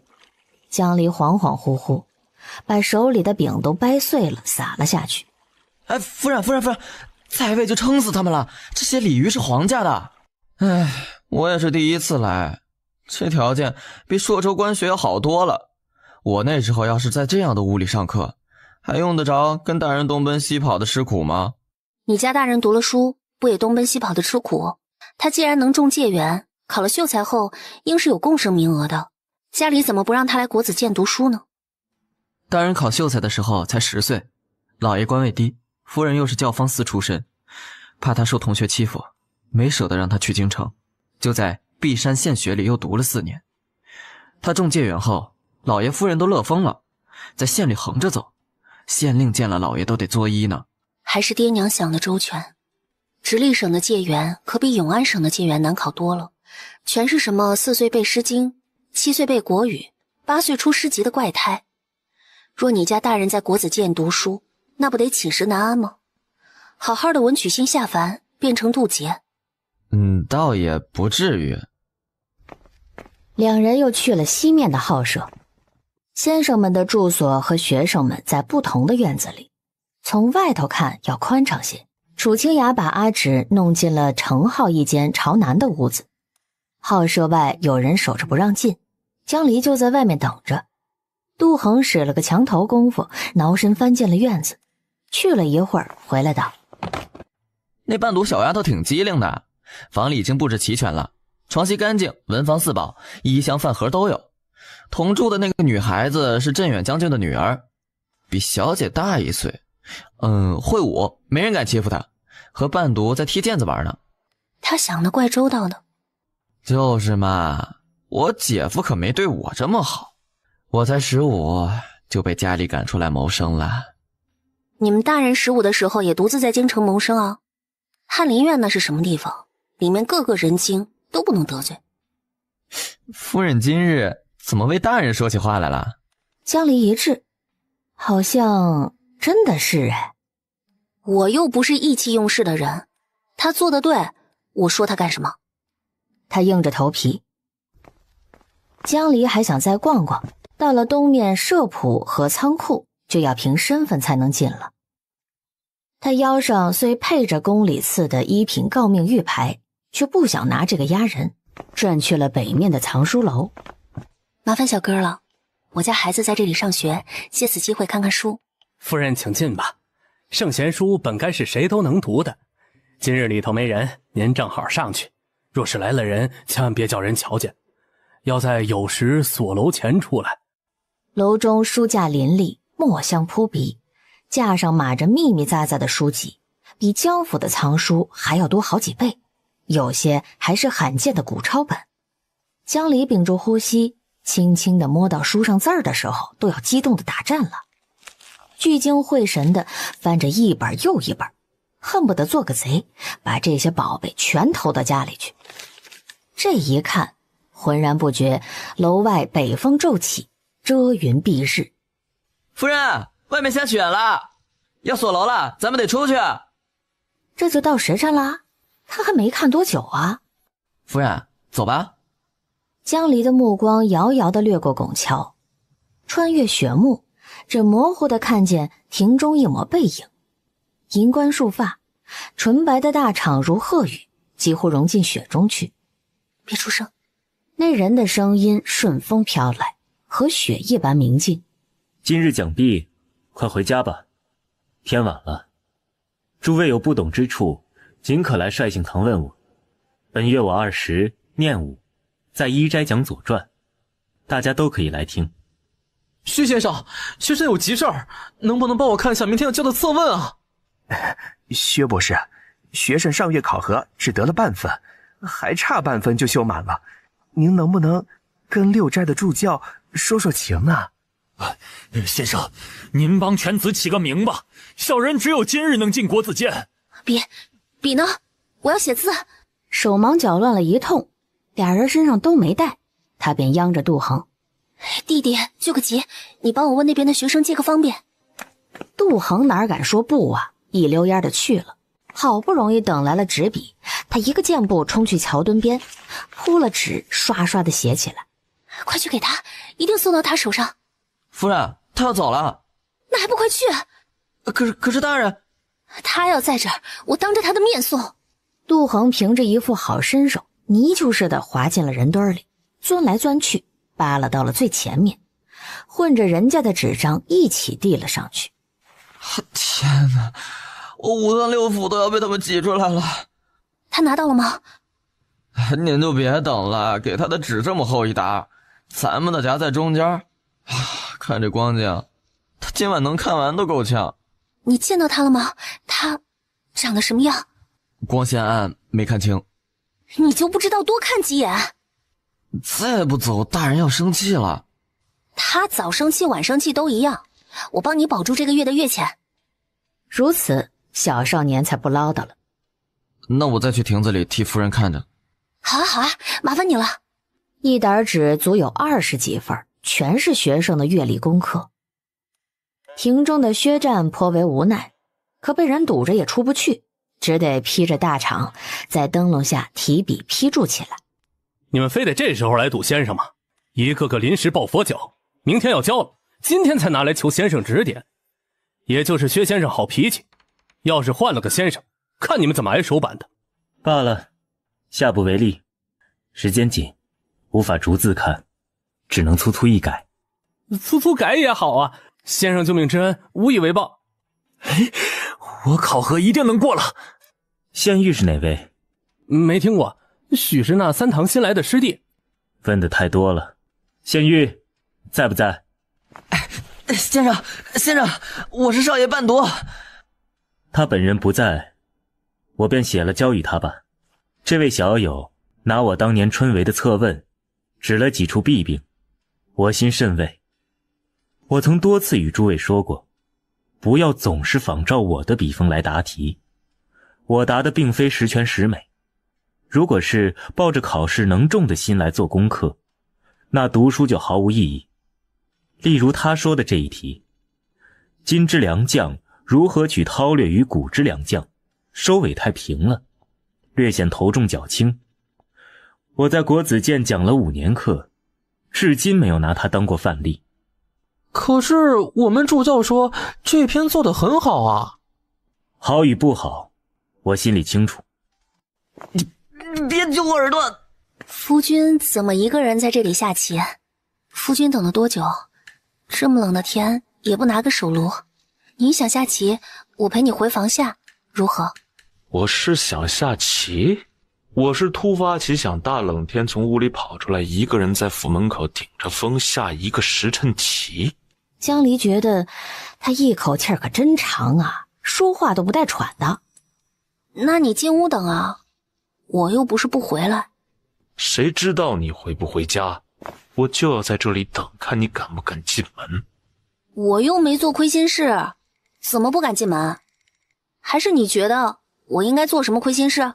你倒是说说你在国子监听了什么课，见了什么人，这么晚才回来？我去藏书楼看书了。江离小声道：“楚清崖是何人呐？审过的嫌犯没有1000也有几百，这瞟一眼就知道这犯人藏着掖着不老实。”他也不问了，把江离押进主屋，拴了门，擒住双手，推到暖阁里，往榻上一灌，脱了大氅就来搜身。你别碰他！夫人将这赃物藏在袖中，可见宝贝之极啊！楚清崖说罢，把那信函一撕，火气裂开。你敢撕他，我跟你拼了！哼，好好，我倒要看看这桃花笺上到底写了什么甜言蜜语，不能让我知道。我还没看呢，你不准看，他是写给我的。江离气猛了，抱着他的手一口咬下去。他吃痛的嘶了一声，仍然拿着那张信笺放在眼皮底下。自负嫌弃，人生在世，多有不称意处，唯有读书醒字，神交会友，方能忘一时之烦忧。读献玉之字，锋芒毕露，非池中物，一步金不伐，朝前夕替，厚积薄发，日后必成大器。书未尽情，应似面会，薛令已手速。楚清崖看毕，心下一松，纸张飘然而落。短短几行，墨字清雅飘逸，从头看到尾，才华向后飞；从尾看到头，才华向前流啊！江离一下子笑出声。他写的是嫌弃，嫌弃啊！他让我当学生，对晚辈也用手速吗？太谦逊了吧，太和蔼了吧！他说我判词做的极好，极好。楚清崖甩开他，痛得钻心呐。江离下口也太没轻没重了。江离还在那儿咯咯笑呢。我就知道他是个君子，他还说要跟我面会呢。他薛战是君子，赌我是小人。我今日高兴，不计较你了。你再说一遍，谁计较谁？楚清崖压下来，夺他手上的信纸。江离啊的一声捂在心口。你要是撕了，我再也不同你说话了。我回永州去。你回去，现在就回去。2张纸宝贝成这样，为了他连我都不要了，连家都不想回了，你还咬我？你别血口喷人！楚清崖手背的咬痕渗出鲜血，正一滴滴的往外冒呢。啊！你别动，出血了！你就这样恨我，把我伤成这样，我也知道疼，我有多大的本事，够你伤几回呀？有假哭？我给你包扎。我不要你来卖好，你咬了这次还有下次。没有下次了，若再咬你，让我下辈子也变条狗。什么叫野啊？楚清崖生气了。江离哑口无言，药粉撒上去，他的手颤了一下。你忍着点啊。江离的手指很灵巧，拿沾过烈酒的细布条绕来绕去的包扎。这一下竟有什么东西从他的袖子里滑落出来，是一张带字的纸。江离拿起来，刹那间瞪大了眼睛，不敢置信地问：你？竟是一份国子监的监诏，上面清清楚楚地写着大燕建丰元年11月17，永州江县狱，年18，面白无须，受文华殿大学士楚清崖所见，陛下考其学问，文采出众，特赐其恩鉴，入国子监议业。你今日入宫了？前几天去的，今早去祭酒那落阴。你这算是恩荫，但破了旧例，不是子孙辈。我同他们说，我只印这一个，往后生了孩子不印他了。我最多送2个女子进去，但执照只能做1份，多了便要乱套。你这是欺瞒天下人，这些人都知道我是谁吗？除了薛阁老和陛下，其他人只知道我印了个姓姜的。但你看看，这上头有哪个字是假的呀？江离愣愣地看着他，眼眶渐渐红了。我在门口等了好久，等你回来想给你看。我没有让你去，你为什么？对不起，我不是故意伤你的，真的对不起。我只是去藏书楼看了书，然后去看的皮克叶，我没有干坏事。你吓到我了，我以为你要把它撕掉。你原来就是这么喜欢哭的吗？就他这样，别人说2句就要掉眼泪，还怎么在柜堂里扮男人进考场啊？你才喜欢哭。江离原来真不这样，要这样，一家3口早就被人欺负死了。可不知为何，嫁给楚清雅3个月就发生了这么多事儿，连性子好像也变娇气了。楚清雅一手拿着自己费尽心思讨来的剑照，一手拿着薛战的信，问他：你要哪个？我都要。不行，只能选一个。你开玩笑的？我从不开玩笑。江离抢过他手上的剑照，突然掐了一把他的腰眼儿，自己却傻了。你怎么不怕痒啊？楚清雅板着脸，他不死心的又掐了一下，只听扑哧一声，江离啊的叫起来，手一下钻进他的衣服里，使劲往他腰上招呼。我教你装，教你装。打闹间，衣带散开，楚清雅被他扑倒，左掐右弄，胳膊揽住他的背，也是笑得眉眼弯弯。你不喜欢我这样的，就喜欢他那样的。你夸他文章好，品性好，是当世少见的君子，良金美玉的探花，他给你的信你宝贝一样收着，你可知我心里是什么滋味？我只不过是让你认我这个夫君罢了，如何比愚公移山还难？薛世子那样的，没有人会不喜欢。我没想过嫁他，也嫁不起。你嫁不起他，就嫁得起我。也是我想文想武的，好糊弄。你给我个荷包，我比你那信纸还要宝贝，剪碎了都从灰坑里跑出来。我就是你挑剩的男人，用完就丢的帆布。我有多少个男人，还能挑剩下？楚大人，你要是块帆布，也是穿红袍绣仙鹤擦龙椅的帆布。我是什么金枝玉叶，怎么敢用你啊？用完还丢。那你对薛战就没有一丝动心？什么叫动心？你说清楚。就是想和他在一起。我怎么敢和他在一起？他那样的人。你发誓。我发誓，我没有想过嫁给他，不然下辈子变条狗。江离心道，要是他早几年亲眼见到他，或许还真有这个心思。人生在世不易吟，日子是真没有盼头啊。你发誓就跟放屁一样。你知道还让我发？我还发过誓不嫁人呢。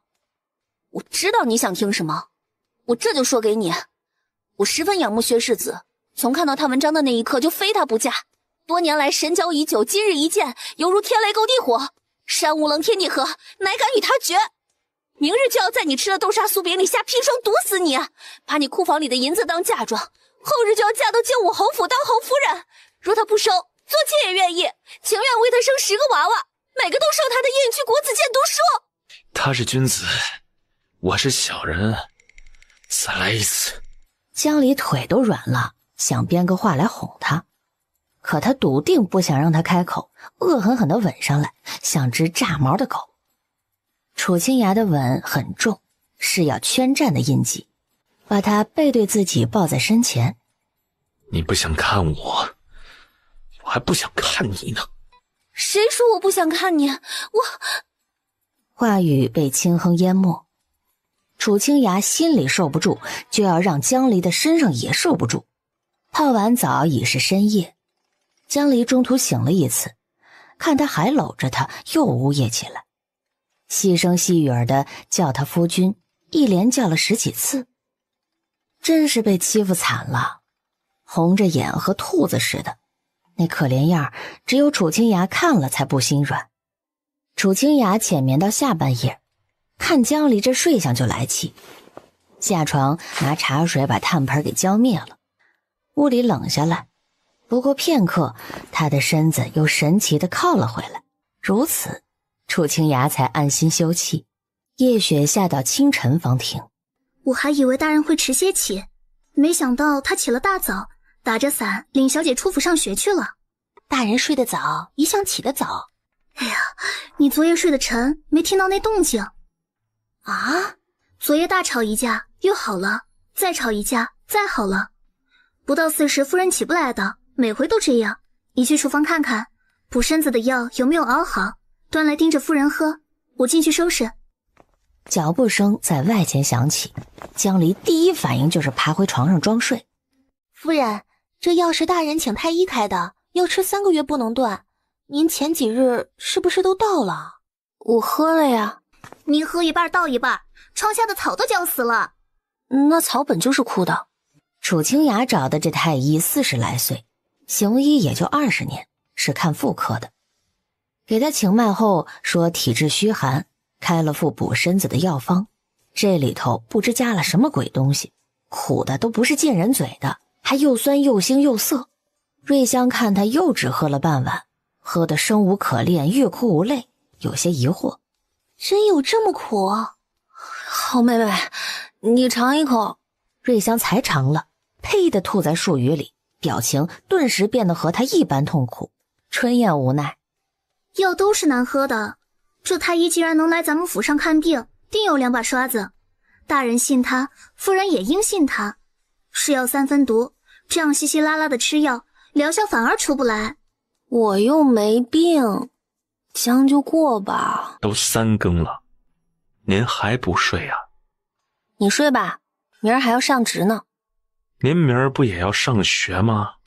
我年轻，楚大人你都喝起党参枸杞了，不能熬夜。哼，你这样熬半个月还不掉头发，我就服你。是，你头发又黑又亮，比卫子夫还美。楚清雅拈起一绺头发放在眼前看来看去。你看个什么劲儿呢？夸你一句就成这样了。我头发是不错。咦，他起了一层鸡皮疙瘩。我听说编史书的人至少要熬到4更天才睡。你的薛世子自打进了国子监就一直在编书，而且他是一个人编，想必沐浴时掉的头发能凑出1颗脑袋来。编了5年，他兴许掉的比我砍的还多，过不了几年就成秃子了。你嘴怎么那么毒啊？一天不说他2句就不自在。楚清雅舒服了。哎，我睡了。你睡。天还不亮，楚清雅就被扯着头发弄醒了。快起来，你说要送我去国子监的。江离盘腿儿坐在楚清雅的身边梳头。不就上个学吗？里里外外都熏了遍香，成亲那日也没见你隆重成这样。我总觉得你去了就回不来，你的心思回得来吗？告诉我。江离费力地推搡着他，他越抱越紧，温热的嘴唇往下移。要命了，你怎么一大早就想那些？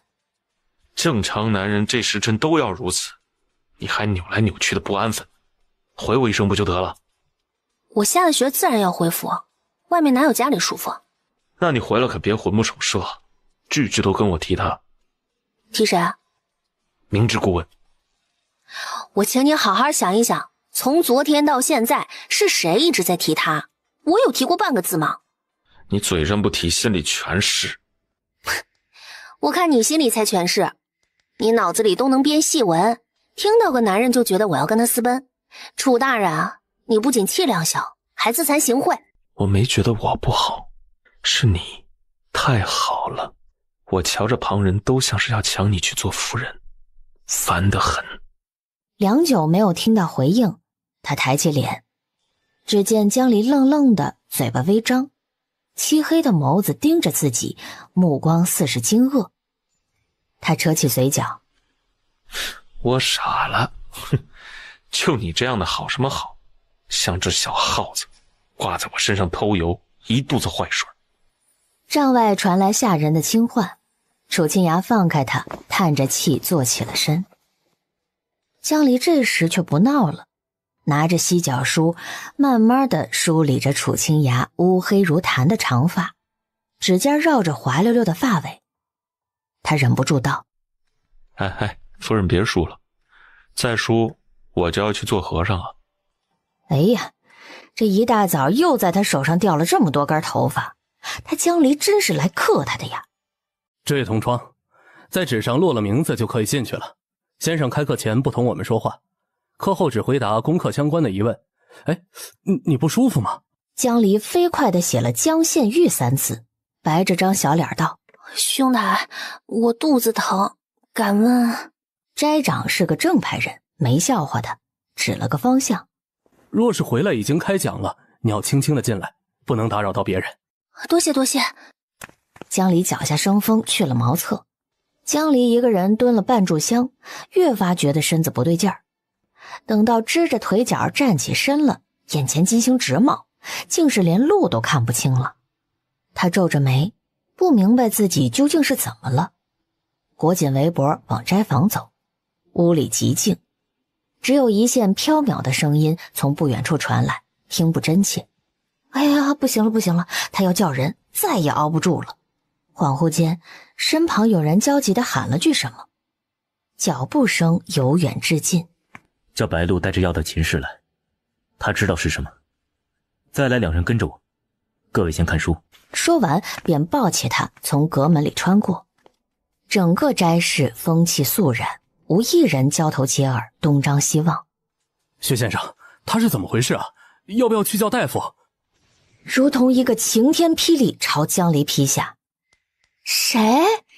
这才第一面呐，他脸都丢光了。他书袋里还带着好些文章要给他看呢，怎么就成了这么个状况啊？血还在流，很快就浸湿了裤子。江离在心中求神拜佛，千万不要让他发现。不用叫大夫，只是跑得急，吹了冷风，需在暖和的地方躺一会儿。劳烦你们去把我那件银雕球拿过来，垫在榻上，再端壶热水。是。你先在这里歇息，稍后有人来照看。既然没上课，功课就不用教了。斋长会把你的名字记下来。啊，先生，我能教。你不是率性堂的学生，没有听我的课，就做不来我部的课业。我还未写，先生怎知我写不来？我虽不是率性堂的学生，先生却也曾夸我功课做得好，所以今日特意来聆听教诲。耽误先生讲课实在惭愧，并非哗众取宠。我并非认为你写不来，而是我的课业按讲义布置。你若执意要教，我当然不会阻拦。上完课，我叫人把讲义和题目誊抄一份给你，这样如何？江离心知自己太急了，误会他了，道了声谢，虚软地倒在榻上。你好生休息，喝些热水。他带着3名学生走回去，走回斋室，忽地问起斋长：他叫什么？江献玉，不知道哪个斋的。您说的不错，他是跑急了。原来是他吗？那的确写得来。昏厥了不知多久，再醒来，冷汗已退去。你不要担心，我叫侍女啊，给你换过衣裳了。我哥哥的学生都很好，不会往外说。哎，你怎么头晕了还来上课啊？我从没见过你这么拼命的。真是麻烦郡主了，我也不知疼起来这么厉害，今日是头一遭。哎呀，你肯定是最近睡得太晚，要不啊就是受了凉。我每次来月事之前，我哥哥都叫人盯着我早睡，这样就没那么疼。他谈起这事儿倒一点也不避讳。江离苦笑，我昨天是睡得晚了些。你叫我白露就行。哎，你是谁家的女儿啊？我第一次见你呢。江离想了想，倘若直言已嫁作人妇，怕传出去会让御史弹劾楚清雅治家无方。你知道楚阁老送了他夫人的妹妹来国子监上学吗？我也是江家的，向他求了个监生的名额。啊？这倒从没有过。监里统共10几个女学生，家里都在3品以上，大多数没有兄弟。楚阁老把他夫人家的女眷弄进来，必定费了不少心思呢。哎，你家里也没有兄弟吗？我是有，却不是上学的料。我读书还成，想来见见世面。今天多亏你和薛先生了，要是方便，告诉我斋号和号舍，我明日登门致谢。哎，举手之劳，我哥让我来一趟，我还不乐得少上一堂课。我们先生正好抽背，让我给逃了。什么时辰了？快40了，我熬了红糖姜茶，给你倒点。喝完茶，两人又絮絮叨叨地说了些话，互道了年齿。我让青云扶你回号舍，我一个人去上课就行。哎，你笑什么？大长公主去永州拜佛的时候，我曾远远地见过一面，你生得和她很像。那是你没见过我爹的模样，你不觉得我哥哥更像他吗？见过他们的人都这么说。早上我疼得头昏脑胀，连薛先生的模样都没看清，只依稀听到他的声音，和殿下一样亲切。我走啦，有什么需要帮忙的就来找我，我在这儿说话很管用的。出了秦氏，一个小厮正好跑来，手上拿着白马纸，见了他弯腰行礼。你跑这么急做甚？回郡主，世子让学生抄完了讲义，要送给房里那位，好做功课。啊？他现在怎么变得这么严格了？人家又不是他斋里的学生，都疼晕过去了还要写功课啊？这也太可怕了，不会回家也这么对他吧？您不知道，是里头那位主子自己要写，还呛了世子一句。他没那个意思，要有意思我能看不出来啊？母亲就要给哥哥定亲了，说有什么流言蜚语传到清河公主耳朵里，我就说是你们瞎编的。没事别乱嚼舌根。小厮连忙诺诺称是。这斋房到西边的号舍有好一段路要走。江离喝了姜茶，身子舒服多了，由侍女搀扶着走在雪地里。薛白鹿身边的青云能说会道，但很有分寸。江离只从他的嘴巴里套出了些寻常消息。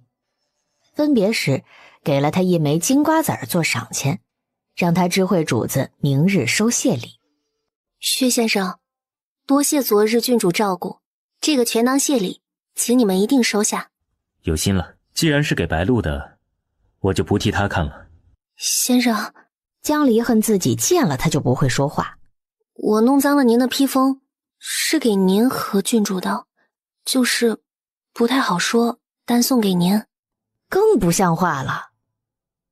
江离在心中悲愤地检讨，他平日是真的没有这么笨嘴拙舌的。同窗之间理应互相照顾，我身为师长，也不能让学生在我斋里出事，所以昨日情急之下，让你在寝室里休息。你就算把这柄如意送到率性堂，学生们也不会说什么，无需担心风言风语。身子好些了吗？郡主给了药，已经好多了。先生还没看，怎知盒子里是玉如意啊？这是宫里御赐的麒麟木盒，我家中也有几只。这般长短宽窄，总不会装着一柄剑吧？江离看他笑，更紧张了，不知道与他聊什么才好，问他：先生早上没课吗？我平日在仪伦堂编书，或给剑生批些书字，评定月课，每月只有2、3次会讲。白鹿在诚心堂读书，明日要交本月的文章，让我替他改一改，不如说是重写。面前忽然又多出来一沓纸，馆阁题写得极工整漂亮，蝇头小字密密麻麻。他不看也知道这是什么。薛先生，我写好了，您若不忙。你想让我当着你的面看？我部的功课是下月初8交的，这个你知道吗？知道。县玉，你一个晚上写完了需要思考半个月的题，我可以花1个时辰细细批注，也可以只用眼下半盏茶的功夫粗看。你的选择是什么？自然是……江离住了口，他顷刻间明白过来，教得早并不是一件值得夸耀的事，这显得他没有足够重视，太自以为是了。薛战是在敲打他，回去再磨一磨，拿出来的成果他才会花精力去批改。先生，我想请您现在看，即使只有半盏茶也好。我并非轻视您出的题，而是今日您正好在郡主房里，我遇上了，又正好带着功课，我不肯什么都不做就这样走出去。如此也罢。说完，一张张的看起来。他翻完前几张，长眉微蹙，面上略无轻松之色。江离的心悬到嗓子眼儿，握着杯子，掌心都烫红了。半盏茶过去，薛战终于放下了纸。江离抬起眼睫，满心期盼。第一篇中规中矩，第2篇太匠气，第3篇太奉承。这不是我想看的文章，是我改不了。若是上考场呢？读书不只是为了科举考试，我从来不喜学生抱着考中的心思去写我部的功课，揣度我的偏好，却隐匿自己的想法，这没有任何意义。国子监里出卷的博士有很多，如果你想得到认可，换一个先生，不要来找我。还有其他想与我谈的吗？先生下次会讲是什么时候？初8在1斋。我会再来恭听。请你保重身子，切忌熬夜，不要像昨日那般惊吓到旁人。江离再也待不下去，吃力的起身，朝他行了个礼，逃窜似的出了屋门。薛战望着他仓皇离去的背影，轻微的叹了口气。哥哥，你怎么对他那样说话？又逃课了。下午我要和你斋里的先生去判卷，你知道他每次见我都怎么说？我没逃，先生在雪地上滑了一跤，被我们抬到医署去了，大家都回来背书。我听你在教训人，等了好一会儿不敢进来。你好凶啊！就算他写的差，你也不用说那么直白吧？凶？还是第一次有人这么评价他。这位姑娘才华横溢，却不正，有些入了偏道，但心气又极高。如此天赋的人凤毛麟角，不趁早磨一磨心性，往后少不得要碰钉子。若连我激他几句都受不了，自此一蹶不振，那也没必要帮他成事。啊？什么叫入了偏道？成什么事啊？他钻营太过，奉承别人容易，坚守本心难。现玉必然不是富贵出身，来国子监读书，心中所想不同于一般女子，是有抱负的。我不想让这样的人竹篮打水一场空。你才见他2面就说这些大道理，我看他初8呀不一定来。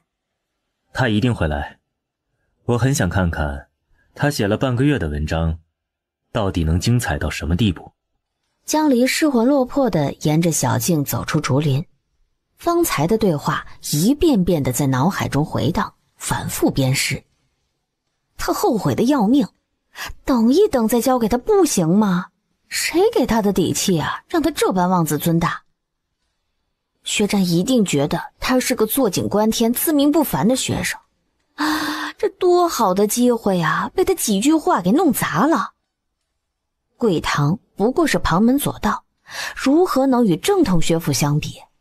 哎呀，他真是太天真，太着急了。突如其来的绞痛让他腿一软，就这么倒了下去。夫人，太医怎么说？夫人昨晚没睡，今早又劳了神，脉象很虚。我给夫人擦了身，春燕姐正在熬药，等喝完睡觉就好了。江离披着头发，嘴唇半分血色也无，苍白的怕人。楚清雅抚上他的脸颊，屋里这么热，他的皮肤却像个冰块，还不停地冒冷汗。才去1天，怎么就成这样了？他后悔自己由着他胡来，坐在床边用掌心暖他。江离被人声吵醒了，撑开眼皮儿，模糊地看到一个熟悉的影子在身边。还难受？要不要喝热水啊？早上吃东西了吗？我肚子疼，好疼啊！我在这儿，没事啊。喝了药就不疼了，药马上就来了啊。我要死了，我都看不见你了。楚清雅被他说的眼睛发红，颤着声：“阿离不会有事的，乖，不哭啊，我就在这儿，你摸摸。”江离冰凉的手扣住他，睫毛一扇就挂下一串泪。我哪儿都不去，我就在这陪阿离，别怕。他们都说成了亲来月事就不疼，怎么我嫁给你反倒疼起来？定是你不好。是我不好，都是我不好。我让你打，夫人消息了没有？江离哭着又没力气了，趴在他的怀里，眼皮儿渐渐合上。很快药就端进了房。楚清雅哄着他喝，他此时也不敢不喝，只是喝一口就要朝他哭2声，说这个难喝，讨来他不厌其烦的安慰，才肯继续咽。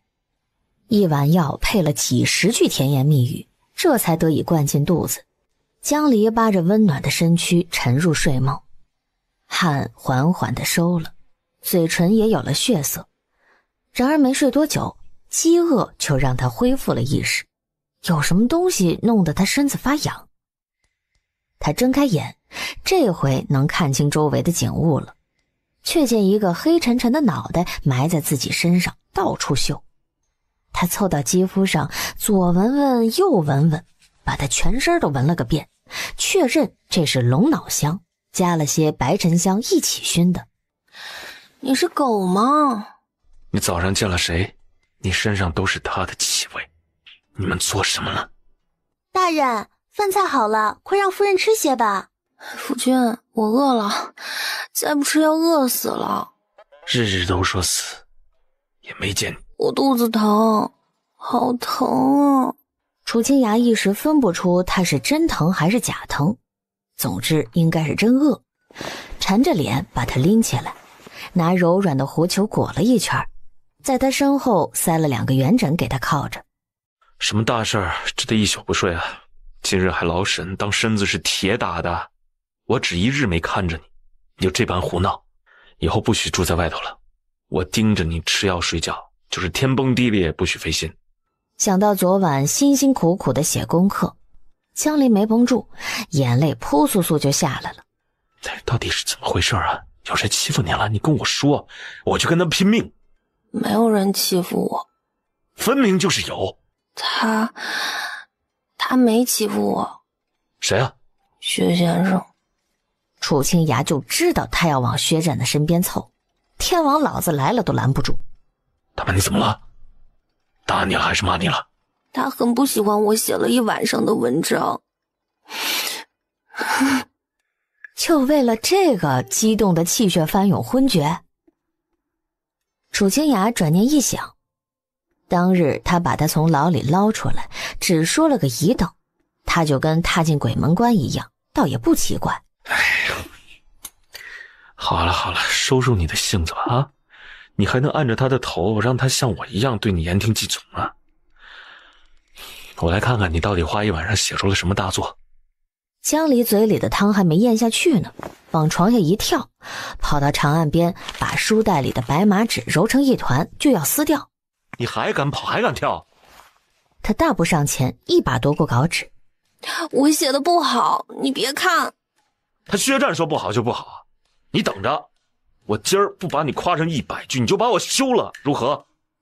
江离红着眼圈，破涕为笑，被他重新抱上床，在脸上亲了一口。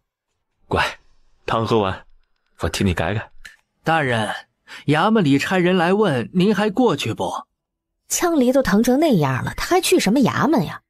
你就同他们说，我去大理寺卢少卿府上了。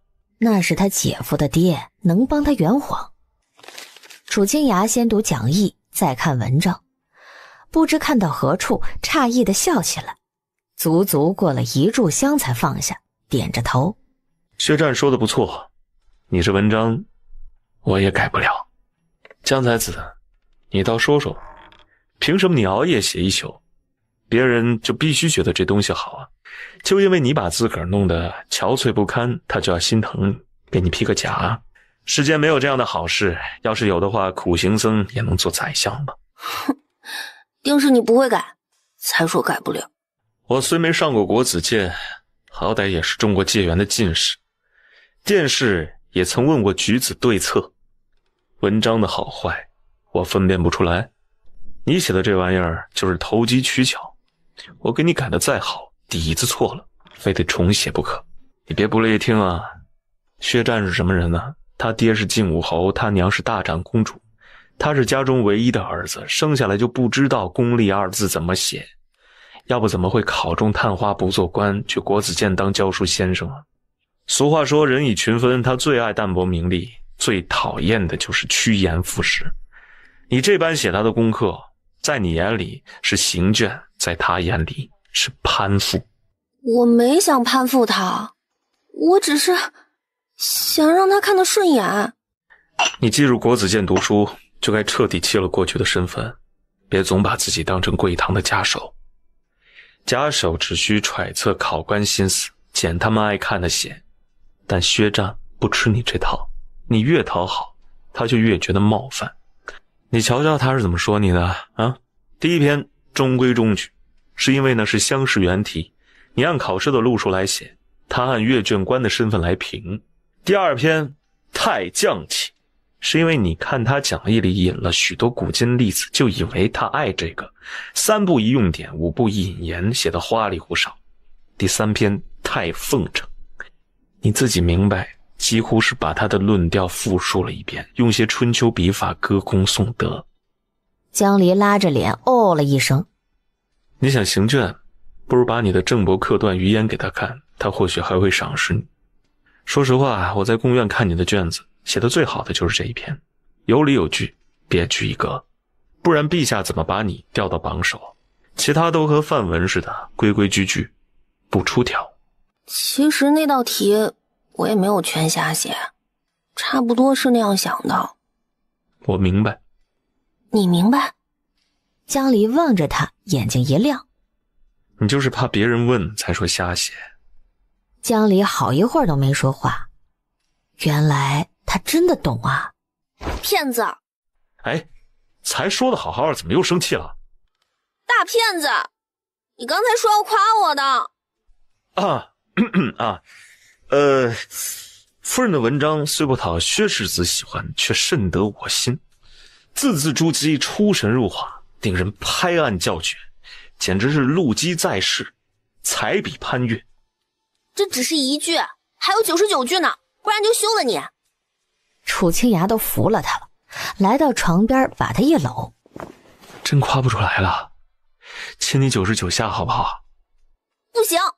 他的唇已然雨点般落下来，耳鬓厮磨间，他的气息盖过了那股幽淡的龙脑香，嗓音低低的：你跟我离开永州时，说自己只有考试一项厉害，其他都糟糕得很，所以拼了命的证明，讨人褒奖。别人敢在这上头损你一句，你就气得像只河豚。可你别处也很好，哪里糟糕了？但凡头脑清醒的人，都不会因为你写了几篇不顺眼的文章就认为你不好。我真的没那么好。不许说自己不好。你看我们这些当官的，便是不好，述职时政绩也吹得天花乱坠。你啊，就是脸皮太薄了。你脸皮厚。你也学学。我学不来。那可不成，你会看眼色，是当官的了。楚清雅支着下巴看他，领口敞开，露出了一片光洁胸膛。江离鼻尖忽一动，狐疑地凑上去闻了闻。你身上怎么有血的味道？还说我是狗，你才是狗鼻子呢。昨儿我去牢里审犯人，动了刑，血喷了我一身，回来洗了半个时辰。江离睁大了眼，想象不出他动刑的画面。他认识他这么久，他再生气也是斯斯文文的，从来没有见过他动手伤人。你还会严刑逼供啊？我以为你只要下个令，抄家砍头。我都做到尚书了，能不会这些？傻姑娘，我16岁就会杀人了。可你一点也不像会动刀的样子啊。我刚上任就去朔州那鬼地方，不会动刀早死100遍了。你再睡会儿，我还有事要办。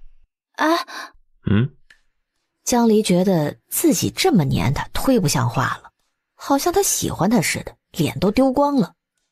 于是想出了一个正当理由，委委屈屈的：“你说话不算数，还有35下呢，要么就夸我35句。”你数着。然后一个不落的把剩下的亲完了。你走吧。楚清雅暗骂一声，这没良心的小混蛋。晚间太医来了，楚清雅去花厅招待，说了些病情。疼起来就像生孩子，我都怕他一口气上不来就这么过去了。小阁老说中了，生孩子比这个要疼10倍呢。真有那么疼啊？女人生孩子是要把寿数搭在里头的。之前开的药是化瘀的，有没有什么药吃下去每个月能按时来月事啊？宣宗的时候，宫中的娘娘们服避子汤，那药方能让女子行经通畅，也就怀不了龙种。只是劲儿太大。老夫多嘴问一句啊，小阁老家中不催夫人吗？楚清雅不好说，夫妻俩都不想养孩子，婉言道：“催是催，但眼下朝中内忧外患，没法把家父家母接到京城，让他们含饴弄孙啊。老夫将那药方改一改，只是需连日服用才可见效。是药3分毒，天天都吃，那还不把人都吃成药罐子？可有什么药是给男人吃的？”老太医听了直笑：“小阁老如此爱护夫人，属实难得。那老夫试着配一配。”您费心了。先生若有中意的高徒，与我说一声，可报与内廷，让他在宫中行走。送走客人，又来了个紫衣卫，是派出去盯着鱼饵的。狱里放出去的那个疯子，乱走到开阳大街上，蹲在酒楼门前和几个叫花子一起乞讨。他有求生的本能，饿了知道吃，冷了要找地方避风。有谁给过他施舍？大多是心善的妇人，上了年纪的商人。说是看到他背上的纹身，大约就不敢施舍了。南越人把同族看作手足，若圣经真有那么几个活的南越人，见了他定要去接济。你们把所有与他接触的人记下，看他最后撞到哪条巷子里去。冥冥之中，他就是觉得京城的某个角落藏着秘密。贵堂的邱堂主和易容师就像人间蒸发了，无迹可寻，只有从别的线索开始找。留给他的时间不多，他得在齐王有所动作之前钓到大鱼。想到他那位难伺候的夫人曾经信誓旦旦的要帮他，他不由叹了口气。他连家都不想回了，一门心思的求学问，还有余力帮他啥呀？从40到50，江离看着同窗们兴致勃勃的进去，垂头丧气的出来，心里不免打起鼓。等到他前面那人拿着朱批哀叹着离开，里边终于传来了清朗和悦的一声：“请进，多日未见，何事如此欢喜？”“因为能见到先生啊。”“县狱这么说，我实在惭愧。”“啊，我是说，因为能有幸与先生当面谈论功课。”“请用茶，容我将你的功课找出来。”江离哪能让他动手啊，赶忙弯下腰，从筐的最底下抽出一份穿着红棉线的册子，眉眼弯弯地递给他：“这就是了，望先生不吝赐教。”“自下了课，你一直在外头站着？”“来请教先生的人太多了，我或许要看一个时辰，该用午饭就过去，不必等我。”“先生，我等你。”薛战看着文章，江离则看着他，一时间屋里静谧至起。只能听见雪片泼在窗棂上发出沙沙的轻响。此情此景，江离忽地想起一句戏词来，说的是杜丽娘小姐在闺楼上窥春景理春妆，晴空下的蛛丝网被风吹得摇曳荡漾，像飘动的春心。这大雪天儿，江离手中热腾腾的蛛丝好像就吹到了满园韶光里去，戏谑的遐想很快随着茶雾散尽。写的确实很好，不落窠臼，看得出功底深，悟性也高。如果你不介意，我想将你的第一篇略修几个字，当作今年乡试的成文交于礼部，其余2篇用作月课的范例，让学生抄了，贴在率性堂的廊上。江离差点激动地跳起来，使出浑身力气压抑住，笑开了花。多谢先生夸奖，能不能将姓名匿去？我不想让人来盘问。你倒是不客气，旁人总要说个谬赞。这3篇你做了多久？小半个月，构思了3天，写了4天，改了5天。昨晚觉得字不好，重抄了1遍。这样努力，却甘心匿名吗？我不常引荐学生，你写出这样百里挑一的文章，我理应与你些好处，否则过意不去。你想做什么事，见什么人，都可与我说。先生明鉴，我来国子监，想见的人就是您，想做的唯有一件事，就是去考试。我此生若不能凭自己的身份考一次科举，便是死也不能瞑目。我听说率性堂就读的监生可以通过筛选参考会试，所以托人弄了个监生的身份，想先通过分堂考试进率性堂，然后再做打算。我知道在先生眼里考试不算什么，可他对我很重要，先生能否帮我？读书人考试是为了做官，你是为了什么？我恰恰是倒过来，我考试只是为了证明读书人的身份。寻常男子的选择对女子来说难如登天，我有个妹妹，所以明白。我观你的策问判词，只有练习过成百上千次，才能到这样炉火纯青的地步。我不知你家里的景况，但必定不是一般人家的闺秀。大燕立国200年，没有女子参加科举，你要上考场，就要承担被问罪的后果。大燕律中用的词是各地举子、国子监生，没有写明男女，国子监也没说让女子进来读书。薛先生，您当时是怎么将郡主送进来的？自然也是因为国子监的条例中没有写明男女，写的是3品以上京官子侄孙辈受荫肄业。白露虽贵为郡主，但来此读书不是世间常理，便是我也不能给她一张监照。为了将她送进来，我同祭酒送了些礼，还答应在此授业满5年。先生这等身份也要送礼吗？你莫要把我想得神通广大，在京城中，除了陛下，只要和官字沾边，就免不了人情往来。我知道，先生最多只送，绝对不收。哼，他家那只狗也会叼着拜礼到处跑，但从来不收下属官员的宾敬探敬，所以啊，成婚之前抠得要命，守着俸禄不花钱。不说这个了，县玉，你若有机会上科场，想过考完要做什么吗？我还没想好，不过如果能中进士，路就多了，可以编书修史，也可以开个私塾，教女学生读书，总之能自己赚点银子，无论做什么都心满意足。可有想过当吏实生？国子监有一小半学生是不上科场，而去衙门官正的，做满一段时日就封官外放，其中有不少学官负责各地科考。先生好意，只是我早上起不来，不想点卯。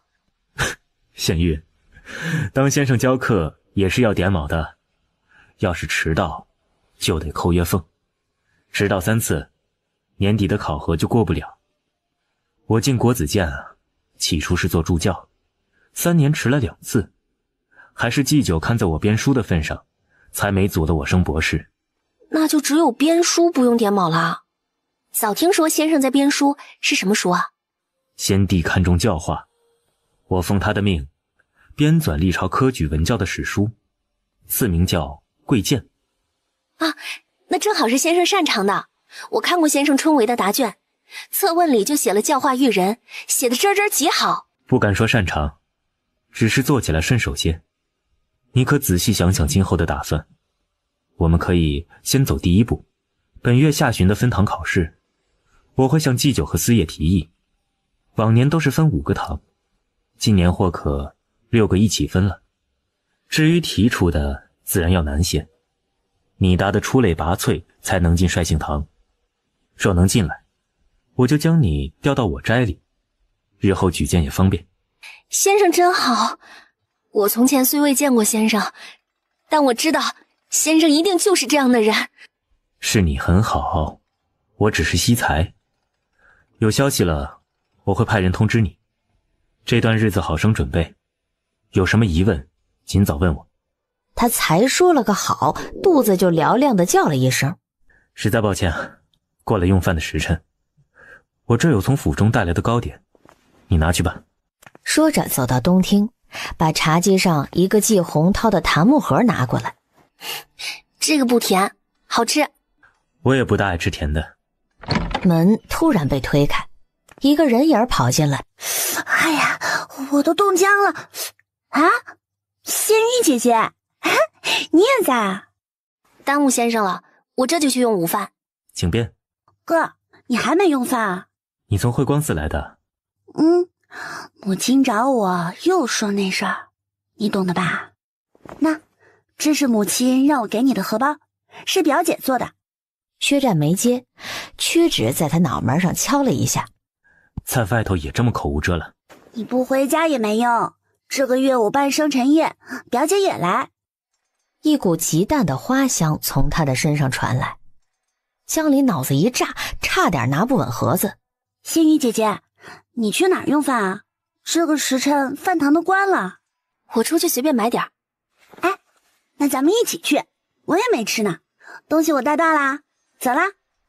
江离僵硬地随着他走出了仪伦堂，心中飞快地盘算着此人到底是不是薛白鹿。这香味他不可能认错呀，就是用来变声的碧丽虫，只不过比他在柜堂里服药后的香味淡不少，常人闻不出来，但他的鼻子很灵。金玉姐姐，你有忌口吗？没有，都能吃。我请你吧，你哥哥帮了我的大忙。那也行。念4是我生辰，到时候我就在家请你，你千万要来啊。江离自然一口答应。两人寻了栋生意红火的酒楼。薛白鹿看他酒量不错，要是来小日子就不能喝。你现在有吃药调养吗？原来就有吃，只是药太苦了。哎，别动。江离忽然用拇指按上他的额头。哎呀，虫子飞了。他掏出帕子擦手，同时确认了一件事，面前这个是真的薛白鹿，没有易容化妆。那他身上的香气是从哪儿来的？当晚江离带着阿芷回府，楚清雅还没回来。用完饭，阿芷就要做功课。助教部的课业对8岁的孩子来说比较难，但在江离的眼里就太简单了。翻着经书耐心跟他解释，问他会不会，他把头指点，写的时候却支支吾吾，半天憋不出一句话。江离起先还是温声细语的，后来就变成了火冒三丈，感觉自己下一刻就要抄起鸡毛掸子揍小孩了。看在他同自己笑似的面孔上，还是忍忍算了。我在你这个年纪啊，都已经去考试了。你原先在家练字读书不是很自觉吗？相府的私塾哪比得了国子监？一日要背许多课文，姐夫都是好好的跟我讲。姐姐你凶神恶煞的，我就是会背也被你吓得忘了。还敢顶嘴？背不了就练字，一天100个，我教不了你了。你要是给我生个外甥女，她肯定特怕你。小许就怕他娘，他娘也天天冲他发脾气。我才不生呢，生出来天天管他做功课，至少折寿10年。这话一说出来就犯了大忌讳。他怕门外的侍卫听到，于是咳了一声。你姐夫暂时不想要，生出来也是他管，他不是会教小孩做功课吗？小宝宝是怎么生出来的？练你的字，平日写字也这么多废话。哎呦，真是管不了了。你回来也不知道去后头看看，我替他做了3首诗，他还说我做的美女啊！他突然一嗓子冲来，把他手里舀了一口的梅花糕抢过去。你干什么抢我的呀？这不还有吗？这是人家送我的，你去吃你买的那些不行吗？这个又不甜。我就吃了一口，弄得跟我抢你的银子似的。楚清雅神色忽然变得狐疑，端起盒子放在鼻下细细嗅了嗅，除了糕点味儿、米酒味儿、火锅味儿，还有一股似曾相识的可恶的香味儿。江离腹诽一句，真是活见狗了，这都能闻出来。说，薛战今日同你续了多久？才第2面就下聘礼了，明儿是不是要来我家里抬嫁妆？龌龊！你以为他跟你一样，成天想着女人？我中午给他看文章，错过了饭，他才给这个的。侯府给世子做的腊八糕点是能随便赏学生的吗？一赏就是一整盒。我又如何成天想着女人啊？你这信口雌黄的毛病就是不改。你就是天天想，我不是女人啊。我是想，我现在就想。不许想，我还没吃饭呢。他给你的就当成宝贝，又不好吃。楚大人，世上又不是只有甜的才好吃，真不知道你的口味是怎么养出来的。还是家里太富裕了，从小吃得起糖。他坐下来，把一只青花碗推到对面。这么多饭菜你不吃，偏要吃我的点心。过来呀，粥都给你盛好了，还要我请你啊？楚清雅满身怨气地走过来。你如今说话就跟我爹似的。好儿子啊，别恼，给你加个蜜枣。你敢不敢让薛战看看你这副猴样啊？他要是能看上你，我从玉桥上跳下去。那可不敢，我在他面前知书达理，温文尔雅，冰雪聪明，勤学好问。他一见我写的文章就移不开眼，一见我这个人就想抬举，还答应我帮我在国子监里斡旋斡旋，考试分到帅县堂去呢。江离喝着粥，嚼着羊肉馅的扁食，说起今天的经过，犹如考中了状元般眉飞色舞。楚清雅听着也知道他对薛战的心思没到那个地步，但心里就是不舒服。凭什么在他面前就张牙舞爪、刁钻刻薄？哎，你知道我今天还发现了什么？佳慧郡主身上有碧丽虫的香味，她肯定碰了易容过的人。楚清雅放下筷子，微微蹙眉。你先吃饭呀，吃完再想。你非得这时候跟我提这个，我还能吃得下去吗？哎呀，你去衙门再想嘛，下职了就好好休息。果真今日心情好，都知道体谅他了。想想还是不放心，把侍卫叫了来。无妨，夫人知晓。派去盯梢的兄弟半个时辰前回话，说那个疯掉的南越人这几天流落到永宁坊，他白日在街上乱晃，衣不蔽体，又脏又臭。城南佛门信众多，时常有人给他施舍剩饭，还有人给衣物、给铜板。夜里他住在西街的桥洞底下。前日傍晚雪大，万兴玉器铺的伙计看他可怜，给了他一张破毯子，让他在马厩过夜，住了2夜。把赠冬衣的那人查查，衣上偏就遮住了纹身。玉器铺只有一个伙计接济过他。那是个大铺子，生意极好，里头的人忙起来脚不着地。那伙计也是扔破烂的时候正好看到他，不然顾不上他。生意真有那么好？我真要寻个铺子买玉器呢。这个月佳慧郡主做生日，我瞧她房里的砚台笔架都是玉做的，猜她爱这个。从库里支一个，宫里赏的就罢了，还跑什么腿啊？楚大人，宫里的宝贝他见得少吗？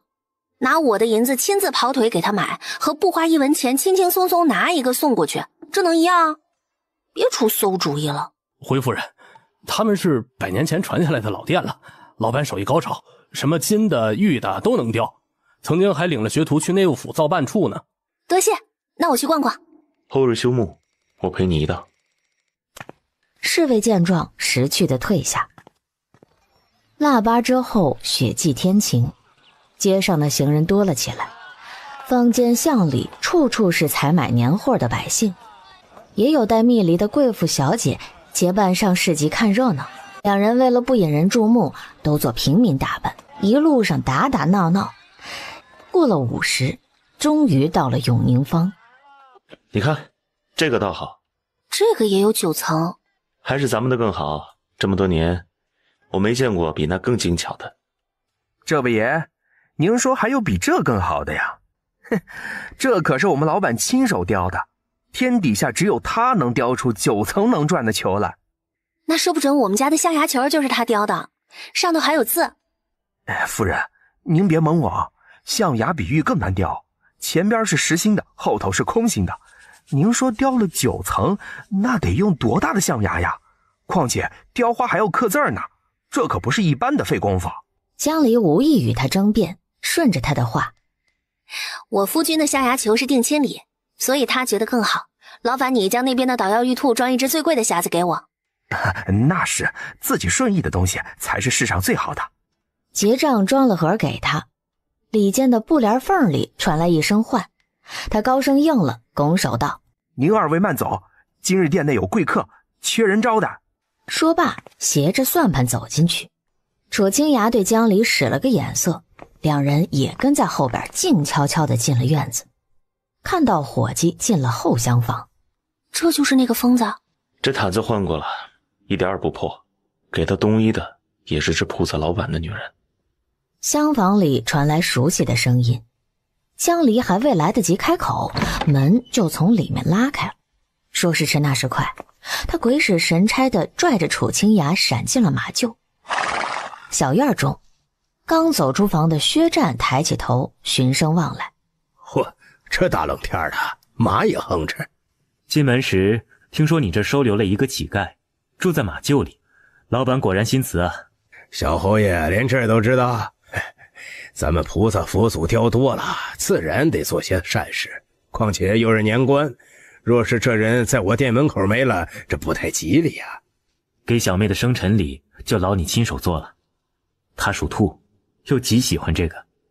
7岁那年，王总管送了她一对红眼睛的白兔，说是你在山里捉的，她到现在还记着呢。那可不是，兄长就说郡主喜欢。真是英雄所见略同啊！江离不由在暗处扬起了唇，而楚清雅的脸色快黑成锅底了。兄长原是在内务府当差，就凭这个得了大长公主青睐。他雕的比我更好，只是多年不做手艺活了，外人也不敢叫他做。小侯爷此前没去慧光寺找他。入了冬，母亲闭门养病，离不开王总管，我不便去叨扰。两人的说话声渐渐消失，江离放下心，拉着楚清雅出来。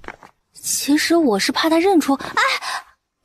楚清雅把他当个包袱，冷着脸往肩上一扛，大步流星的从玉器铺的后门走出去，惹得路人纷纷看来。哎呦，这光天化日之下的，哎呀，这等做派！好在马车就停在东街上，他刚把江离塞到车里，江离就砸了个雪球过来，也不知是在哪个旮旯角抓的，正中他的面颊。你要不要脸啊？到底是谁不要脸呢？他就是认出来你又如何？你跟我一起在他面前就心虚成这样，我才是你明媒正娶的夫君，怎么就见不得人？连珠炮似的一串话把江离逼得直往角落里躲。那个是明媒正嫁。楚清雅语塞，自知失言，怒不可遏。给我过来，认错。江离身子一缩，我不过来。他不过来，楚清雅就过去。江离羽节一垂，两丸黑瞳往下瞥，分明是个心里有鬼的模样啊！楚清雅喝得咬牙切齿，抬起他的脸使劲吻上去，舌尖撬开唇瓣，肆意扫荡。紫苏的清香带着点蜂蜜的甜弥漫在唇齿间。他的嘴里有糖似的，车里燃着炉，温暖如春，身子微微发汗。你说心虚什么？喜欢我亲你，又把我藏起来，我难道是泥做的骨头，就这么好糟践吗？还没有人敢把我拉到畜生棚里躲藏。我声音又没变，他要是认出来啊，看到我嫁了人，肯定就避嫌不帮我了。我才没有喜欢你亲我，你乱讲。你就作。是谁让他亲99下的？下床就忘了是吧？他现在就是要让他想起来，把他拽到怀里，细密的吻落在他的脸上，势不可挡地往下移，把袄子的襟口弄得凌乱。江离思绪乱糟糟的，光天化日之下，他喘得这么厉害，真是太没规矩了。你不喜欢我亲你，那你喘什么？江离的呼吸顷刻间停滞了。原来里头有他自己的声音吗？你嘴唇又被封住，他温热的手指触到丝缎般的肌肤，摩挲出一层细细的战栗。我知道我在做什么。你敢？他接着吻下去。外头太阳高照，街上人潮涌动，楚清雅就是敢在这密不透风的车雨里撩起一池春水。江离觉得自己很没骨气，徒劳地推拒着他，被他温柔缱绻地吻了一通，还是担心外面会听见。然而到了眼下这地步，便是吃了清心丹也安分不了。楚清雅耐心地伺候了一阵儿，附耳道：夫人想来也等久了。江离缓了一会儿，才绝望地发现自己叫出了声。江离软绵绵地趴在他的身上，红着眼眶瞪他，依然是平日里不服气的模样。嗔怪的目光却透着千丝万缕春情，分明是在撒娇。楚清雅爱极了他的小性子，逗他：夫人这下怎么哑了？是怕人多不成？此时车子倏然停了，许久没动。怎么不走了？大人，路口是安阳大长公主回靖武侯府的奉驾，世子在前面骑马开道呢。楚清雅暗骂一声晦气，那姓薛的怎么阴魂不散啊？哪儿都有他。才在铺子里害他夺马厩，这会儿又堵着路不让走，真是八字和他相克。低头一看，江离竟侧头转向窗，有些要往外看的意思。见他一面还不够，是不是要跟他去侯府里过日子？他越说越气，江离一巴掌扇在他的脸上，可惜没什么力气。他挨了这一下，嘴角却勾起。侯府的车从前头过了，你的薛先生自幼习武，习武之人耳目灵敏，你说他听不听得到这声音？说罢便纵情吻上了他的唇。外面人马俱静，这响动就显得分外大。不成了，他走火入魔了吧？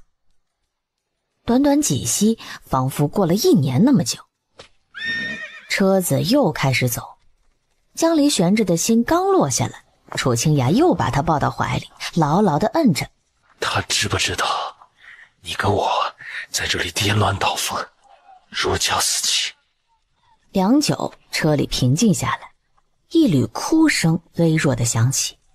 江离仰面朝天地瘫着，哭得直抽抽，浑似被土匪欺负了。你过来。他俯下身，江离带着鼻音：再近点。楚清雅凑近他的脸，啪的一下，清脆的耳光落在右颊上。我可是没把你弄舒服，我只是说说而已。薛战是狗吗？他耳朵那么尖，连这个你听得到？你才是狗。他听不到，车夫总能隐约听个响吧？驾车的要是敢乱说，早就死800回了。你别担心，你不喜欢下次就不在这儿了。不过你不是主动的很吗？你不是说这几年不想要孩子吗？刚才你触到江离埋怨的眼神，他改口了：情之所至，一时没忍住。你上一次情之所至，是忘了跟我说第2天家里要来6个朝廷大员，6个诰命夫人做客。以后不会了，太医说就你这身子，头1年不要想怀孕。万一有了怎么办？这一次没怀上，还有下一次、下下次，你能保证都怀不上吗？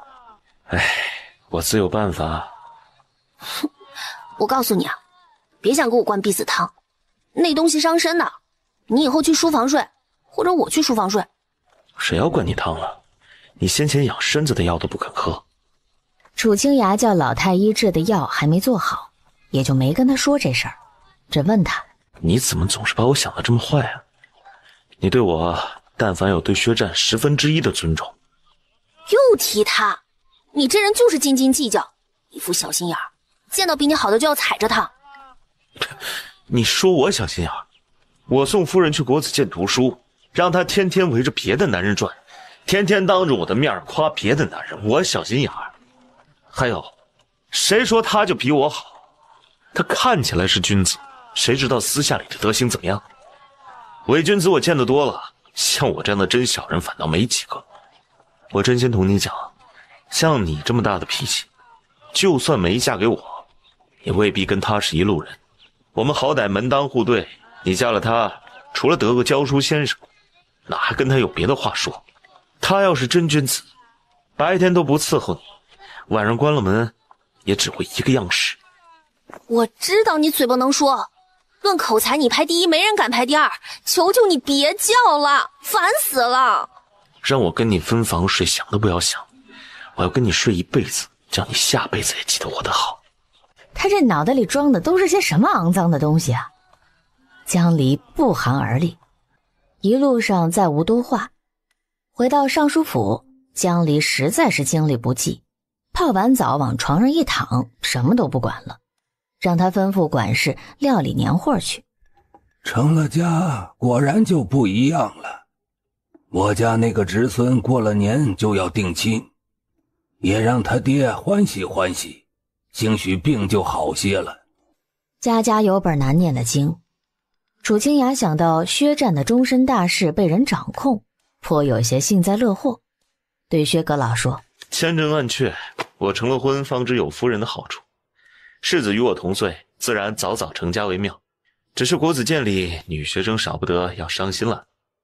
国子监里的女学生来不及伤心，正在奋笔疾书。分堂考试定在腊月23，是薛白鹿生辰的前一天。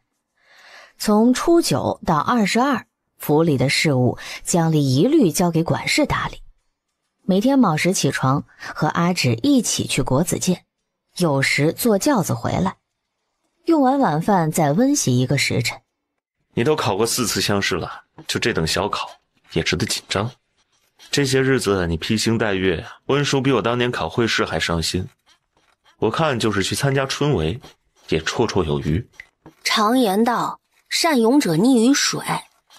我从前考了40多场，就是同试，也从未轻视过。要是笑着进去，天上的魁星会看到，觉得学子不稳重，便不会保佑了。对了，你今天千万不要跟我说笑话。竟还有这等规矩，贾首果然精于此道啊！不对，我初见你那日，你哼着小曲儿，都得意忘形的撞到我身上了，魁星怎么还保佑你中了解元呢？就是我太得意了，所以魁星罚我撞到你啊，生出许多事端来，差点把命都搭进去了。那个名不副实的解元是陛下钦点的，跟魁星没关系。楚清雅却想，那魁星着实是个有良心的好天官，还管月老的差事，何该烧炷香谢谢他。江离掀开围帘看外头，一弯银月还挂在天上，苍穹的黑色淡下来，东边泛起青蓝。每次我离家出去考试，娘前一天都会给我开小灶，早上是及第粥，中午吃状元饭，晚上有定胜糕。每年正月里还会去魁星阁上香，他是真的希望我考状元。我以前还嫌他手艺不好，他让我带几块糕走，我转头就给了对门的穷秀才。凡事看结果，岳母大人若在天有灵，定不会怪你。你也做了善事，积德自会有福报。可是他做的真的很难吃，那秀才最后也喂狗了。那你给狗添了顿饭也算积德。枪离嘴角一动，险险地止住了。都说今天不要讲笑话。好好好，那我说个别的。我参加会试第一次来京城，不知道这里都是利害关系。我爹虽是个小县城，家里却有几个祖传的田庄，还算殷实。爹给了我100两银票，叫我出门不要省钱。我呢就住了个最好的客栈，里头全是考春闱的富家子弟。那时京中在传璧山县出了个15岁的解元，把我捧得极高。我说话便不知分寸，得罪了人。客栈有个考生的父亲是3品官，这人是个草包，很看不惯我，但又怕我盖过他的风头，便让他爹找了考官行贿。那考官知道让他考中，众人会不服，干脆把试题泄了出去。局子里有不少人买到了题。他胆子也太大了，听说后来被先帝砍了脑袋。对，就是他。我即便知道客栈里的举子在私下流传考题，也不屑去问，以为能凭真才实学考中贡士。结果是考中了，但姓榜上排倒数第3。你猜是什么原因？那3品大员去行贿，拿了500两银子，400两保他儿子考中，剩下100两是专门用来压我的。这等气量狭隘的鼠辈，做了官就要维护一方。姓榜一贴出来，我看到名字快气疯了。可我爹娘在京城没有任何关系，帮不上忙，我也心高气傲，做不来拿钱换名利的事。后来过了几天便是殿试，我有心在皇帝面前大展文采，发挥得不错，但他就是把我定了进士的最后1名。为什么？你哪句话得罪他了？我并未得罪他，而是他本就不喜欢我。至于原因我不知道，也不想深究。我是弘德元年璧山县的唯一一个进士，家里高兴得不得了，县衙还放了爆竹庆贺。可我病了一场，在翰林院当个庶吉士，浑噩度日。第2年宪宗点了我去朔州当县令，我走得很干脆，至少是个做实事的官，有往上升的指望。他也算成就你了。朔州虽然偏远苦寒，但人杰地灵，你任期正好遇上北狄南侵，修原县算是大功臣。我知道城里有个黑袍小将是夜骑马出关去了西可汗大营，劝说他不发兵，还探到了敌军动向，因此先帝才能以少胜多，歼灭东可汗的大军。你在那儿干了3年，想必把这一笔算上政绩了吧？没想到这事儿学战也知晓，还拿来给学生上课。其实也是天时地利人和。那年掌兵支援北境的是楚王，后来登基做了皇帝。他在军中历练多年，向来喜欢有胆识的年轻人，所以不追究私自出城的罪过，还把我调回了盛京府做通判。那人你见过吗？就是个巧舌如簧、背弃弃义的小人。回了修原就把西可汗送他的2个护卫杀了，免得让人怀疑他通敌。他正是比权量力，敌我分明，杀伐果断。成大事者有几个心软呢？夫人就这么赏识他？薛先生赏识的人，我自然也赏识。一句话又让他沉默了。你说你最恨舞弊，当年受贿的考官死了，那个行贿的考生和他爹呢？他父亲你认识，就是相阁老。我以为你们私交甚好，上次他来家里赴宴还跟你说说笑笑的呢，你竟然没跟他对着干。我跟他对着干做什么？当初我从6品通判升到3品侍郎，是他向斗生看先帝眼色，在早朝上领头提议的。他那个草包儿子强抢民女，打死了人，按律要偿命，被我抓到了把柄。我给向斗生报了信儿，说我能做侍郎，就可以斡旋朝审的命案，他便答应和其他人一起保举我了。那案子最后怎么判的？当然是按他的指示办，只是他儿子福伯染了10疫，死在狱里了。话说到这个份上，他也懂了。你还挺……相阁老没怀疑吗？你知道他有多少个儿子？一个没出息的庶子，死了便死了。只要我给他的好处足够多，他还得谢我。科长行贿在高官之中算不得大污点，我要是揭他老底，他也是个腰斩的下场。向斗生现在是安分了，甩手不管内阁的事，跟我客客气气的。江离唏嘘不已，他想问他身上有没有把柄，做没做过亏心事儿。话到嘴边又算了，人性是经不起考验的。何况是位置这么高、爬得这么快的官儿。说他没有些狠辣的手腕，没暗地里整治过几个人，他自己都不信。惊到你了？我从来不是君子，官场上的蝇营狗苟我没少做，也做得如鱼得水。只是有2样不做，一是贪污受贿，二是给活人安莫须有的罪名，所以看上去约莫是个清官。自古承天大任的官都有1、2个贴心的知己，不然太孤寒了。管仲有鲍叔牙，陈仲有雷毅，范氏有张绍，你这个清官难道就没有一个8拜之交？他叹了口气，眼神微微飘远。我的莫逆之交早就不在这世上了。我见你最早写完，趴在那儿睡觉，可是有什么话要留到现在说？没别的事，只是想当面谢谢先生为我破例。君主回去了吗？他闹脾气，先走了。他是否给了你生辰宴的请柬？这孩子总是忘事。府门口的家丁看到这个才让客人进。明日有时当在府中恭候。一定要上那儿去啊？嗯。不去赴个生辰宴，一回来就翻箱倒柜的找衣裳。你是去选秀还是去择婿呀？你也穿好看些，随我一同去，这样择起来有个比较。我就是死了烧成了灰，也不往那晦气的靖武侯府飘。别闹，我要睡觉。楚清雅觉得他还能再来一次，可看江离满脸困倦的样子，诚是经不起折腾了。你要去就穿件棉裤，外头罩件厚裙子，不要2件裙子叠着穿，里头窜风，我一摸膝盖都是冷的。不要穿裤子，好麻烦。楚清雅像是对穿衣起了兴趣，念叨着柜子里的衣服，什么花纹好看，什么料子防风。江离把头埋在他的胸口，困得不行，左耳朵进右耳朵出，听着楚清雅低沉的声音，沉入梦乡。第2日懒懒的起床，日已过午，晴光照着满园盛开的腊梅，幽冷香气渗入窗棂。怎么不全都晚上去啊？你不懂就别说话。我全都晚上去插个素簪子，那是去给15、16岁的小姑娘过生日吗？那叫去庙里上香，嫁了人才恕妇人节，这样说别人不会问。他在国子监里可没说自己是1品诰命夫人，否则这个学士上不成了。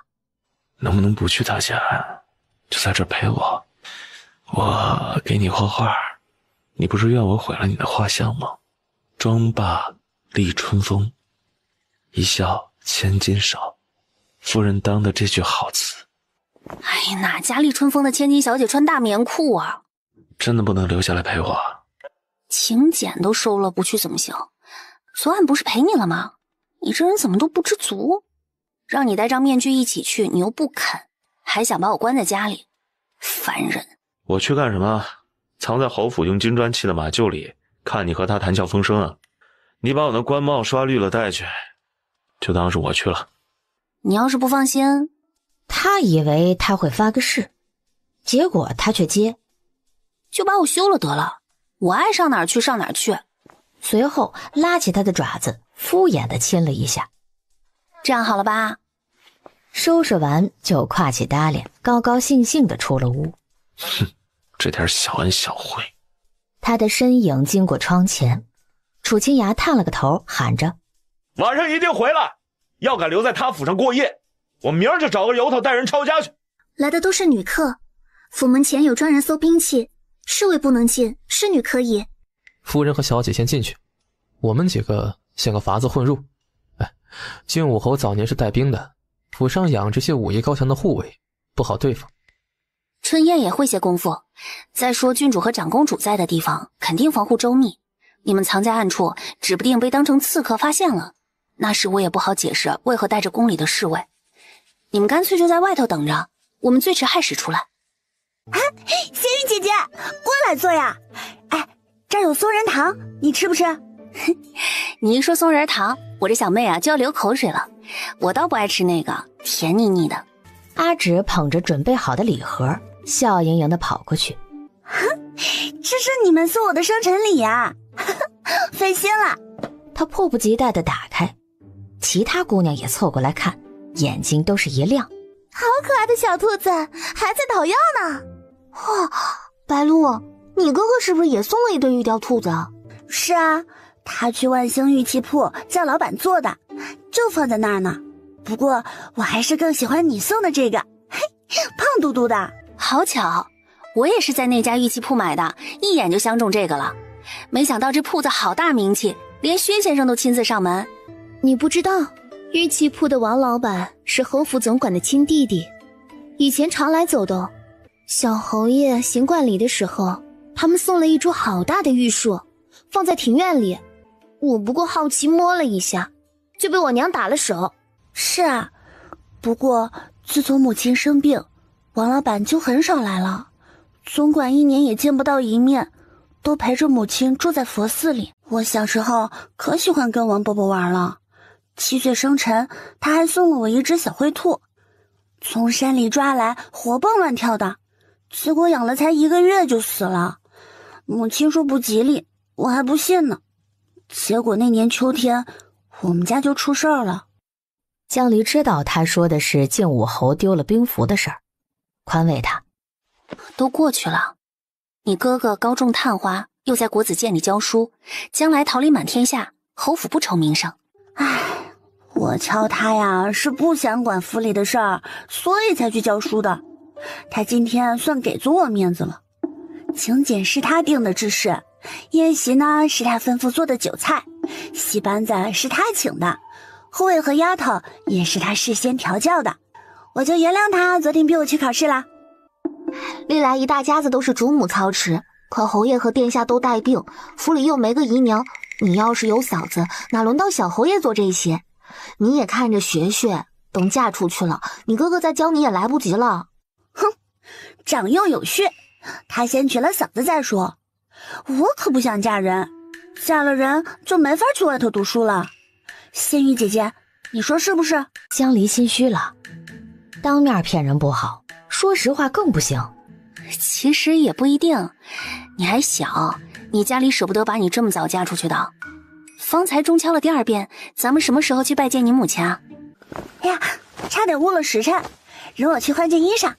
足足过了1盏茶才出来，脸上添了新妆，乌黑的高髻簪着碧玉鸾，插着点翠鎏金的篦子。众人都道郡主打扮得好，趁着柳眉杏眼，真真是韶光盎然，春风拂面。仙玉姐姐，你今天真好看哎！廊上灯一照，就看出你和旁人不同了。我比不得你天生贵气，只能靠衣装，要么我换身粗布衣裳给你当丫头。你就是穿粗布衣裳也有一股子书卷气，看起来考试就能考得好。我嘛，只能穿得乖巧文静点儿，让母亲开心。开了宴后，侍女们端着瓷盘上菜，谈话声渐渐响了起来。江离看上头主位空了一个，和邻座的小姑娘低声聊着天。侯爷在玉杯斋养病，不能下榻，殿下回府后都是亲自照料。这会儿他来赴宴，玉杯斋不能没人，所以世子正在那边服侍侯爷用晚饭，等下就过来。侯爷和殿下的病都那么重吗？是啊，侯爷早年上过战场，有旧伤，从天牢里出来后复发了。殿下则是……他看了眼正忙着和别人说话的母亲，把声音压得更低。本来就体弱，8年前难产又损了凤体，他心慈，连看别的孩子吃苦都要掉眼泪，怎么经得住自己丢了孩子？所以一直吃斋念佛，为那孩子祈福。这些年把皇嗣当家住了，极少露面。这回郡主生辰，他又要给世子和清河长公主定亲，所以出事的时候才回来。我看正月里定完亲，他就要回慧光寺。江离颇为感慨，这一家子看起来风光无限，实则都是靠薛战撑门面，府里只有他一个能主事儿的，他还得去国子监教书编史。看来神仙也有一堆俗物啊。雅乐暂歇，大长公主在座上敬几位武将夫人。薛白鹿则让侍女捧了只银壶，自己一桌桌的轮流敬过来，丝毫不怯场。再看那位清河长公主，在她姑妈身边孤零零地坐着，一直垂手不语，倒显得有些多余。看什么呢？薛白鹿来到江离这一桌，顺着他的目光朝上头瞥了一眼，语气平平。哦，等哥哥来了，他们就有话说了。你悠着点儿，喝不下让你哥哥来，殿下指不定还要在屋里给你挑夫婿呢。你要是喝多了闹笑话可不好。闹了才好。他摇摇头，走到下一桌去。江离忽然深吸一口气，一股熟悉的隐约的花香在薛白鹿走动时飘了出来，即使混杂在酒气、菜肴的香气和脂粉里，也没有骗过他的鼻子。是碧丽虫，先前在秋水院并没有这种香味儿。就在这悦乐堂里，有人易了容，薛白鹿和他接触过。姐姐，怎么啦？食不言，等会儿还有杂耍，你和春燕在这里看，我出去醒酒。小侯爷来了。江离向外看时，几个朱衣侍卫簇拥着一人跨进门槛，一撩长袍走上街，在大长公主左边落座。你有好些年不见阿木了，他小时候来家里玩过，不知你还记不记得？我来迟了，殿下勿怪。薛白鹿见哥哥来了，大家也都在聚精会神地看，如释重负地把酒杯一丢，跑回座位，一个劲儿地吃菜，时不时地瞟向旁边的表姐。他和自家哥哥就像陌生人，半句话也不说。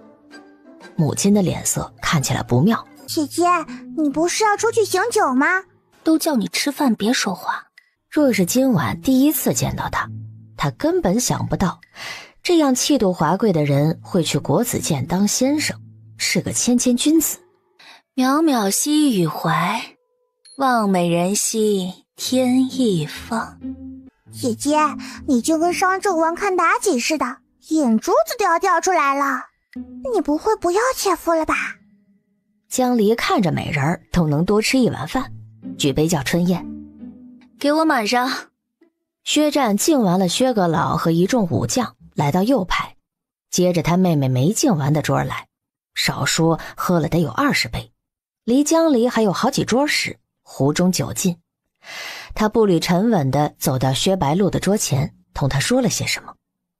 薛白鹿先前已喝得脸红，点了下头，站起身拿过侍女手中的壶，冷不防的身子一歪，酒液哗的泼了薛战一身。哎呀，谁办我？是你自己搬到桌角了，下次等着我来，不要逞能喝这么多。你在这里乖乖坐着，我去更衣，一会儿就回来。对不住啊。江离失望地看着薛战带着侍卫消失在屏风后，面前的菜瞬间没了滋味。不过杂耍很精彩，喷完火又吞刀子叠罗汉，搏得欢呼阵阵。郡主小心！薛白鹿被身后的侍女一拽，桌子一歪，杯盘碟碗扑通扑通的全都砸在地毯上。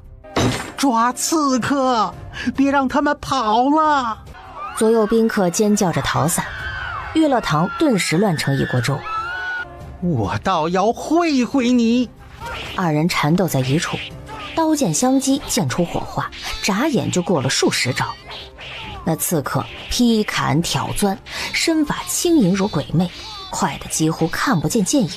不同于最初的银白如雪，剑尖不知从哪儿沾了一点黄色，在灯烛之下可以辨认。他眯起眼，这不会是……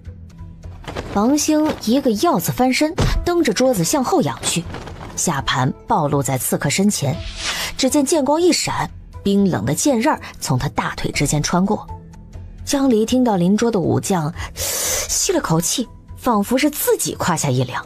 王兴却毫发无伤，嘴角勾起了一抹冷笑，朝侍卫喊道：你们还等什么？他与刺客斗了一阵儿，自知不敌，再打下去有臂无力，便在侍卫一拥而上时退了下来。王伯伯，你没事吧？托郡主的福，没伤到，此人居心叵测，定要让小侯爷严审。哎呀，哥哥怎么还不来啊？唉，都是我不好，泼了他一身酒。他要是在这儿，还轮得着这刺客如此放肆啊？说话间，那几个侍卫已将刺客团团围住。即使江离不懂武艺，也看得出他们个个身手不凡，出招老练。刺客没了兵器，寡不敌众，被缚住手脚，牢牢按在地上。谁派你过来的？某等把他交给小侯爷发落，王总管快去玉杯斋看看，这边有刺客，殿下和侯爷那里也不能确认。方才已有一对兄弟过去了，但还是总管在那边放心。王伯伯，你快去啊，我没事的。春燕，你带阿芷先回车上，我去找个东西，一会儿就来，别让郡主知道。有事我就摇铃铛，暗卫又不是吃素的。那夫人快去快回。话还没说完，江离脚底抹油，溜到不见光的廊角。江离清了清嗓子，软绵绵的声音带着酒意。老家，我东西丢这儿了，你们有谁看见一枚白玉做的环，半个巴掌大，上头有道缝。春燕，你就在这儿等我啊，不必进来。说着便扒着门框摇摇晃晃地走了进去。经过大长公主的席位时，哎呀一声，差点栽倒。小姐，您先前坐在哪儿？我给您找找。江离攀着手边的东西往前挪，一副不胜酒力的模样，又摸上了清河长公主和薛白鹿的座位，对侍女指了个方向。就在那边，那是爷爷给我的遗物。几个侍女依言低头找起来。江离趁机伏在椅子上，对坐垫依次嗅了一遍，果然残留着碧丽虫的香味儿。找到了，在凳子底下，您看是不是？您醉得厉害，我扶您出去。多谢。春燕，找到了，我们回家。那侍女以为外头有人在等她，乐得少装事儿，行了个礼。您慢走。一出悦乐堂，江离立马竖起一双耳朵听周围的动静。他装出醉醺醺的样子，没有走林中小径，而是踏着泥土穿行在翠竹间。一盏茶后，望着前方暗淡的光线，沉思起来。还是叫个高手来护着吧，不然心里没底儿啊。他从搭裢里拿出一品诰命的玉牌，摇了3下铃铛，站在那儿等了许久，愣是没等到暗卫现身。哎呀，宫里养的这帮人都是干什么吃的？先前不是说好和府卫打招呼去了吗？难道府卫连宫卫的面子也不给？他都走到这儿了，不进去看看简直太吃亏了。转身。风忽然停了许语，半明半昧的光影里，暗香悠悠浮动。他站在面前，眸中秋水照人寒，夜阑人静，亘古声远。窗下一抹惊鸿影，满是月色为君倾。薛先生。江离望着他，恍然改了口。小侯爷。对不住，把你当成贼了。仙玉，你真是让我……他没说下去。那个王总管是假的，你扮刺客试探他。薛战竖起食指，做了个噤声的手势。此地不宜久留，你随我来上药。既然你出现在这儿，今晚我就不能让你回去了。这……来人！屋檐上忽然跳下一个府卫。听小侯爷吩咐，告诉楚阁老府上的资衣卫，薛家不是他们想进就进的地方。夫人的小妹既已平安回去，他们的差事也算成了。侯府在抓刺客同党，江姑娘受了一箭，不宜走动。郡主的贴身侍女会照顾她。明日一早，我便派人护送她回尚书府，奉上陪礼。这是客房吗？阁中没有客房，小侯爷历来不喜外人进院子，只是江姑娘受了一箭，得好生休息。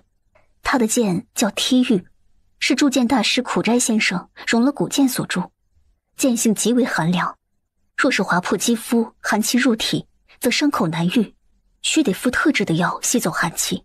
前6个时辰要换3次，这比不得郡主的秋水院周到，但是靠近温泉，暖和又不干燥，请姑娘在这将就一晚。承蒙小侯爷好意，给你们添麻烦了。青云给他换了件干净的丝绸里衣，宽慰他：姑娘忍着些，不出一旬伤就能好。那剑是融了什么古建筑的？是秦昭王的戒。门外传来薛战的声音。江离披上外衣，示意青云去开门。小侯爷，药上好了，我去给姑娘准备洗漱用具。秦昭王纪在位52年，以元年岁次丙午铸一剑，长3尺，名曰戒。大篆书。小侯爷的剑是什么样的？长2尺8，宽1寸，护手1寸，宽2寸5，厚6分，两耳各1寸4。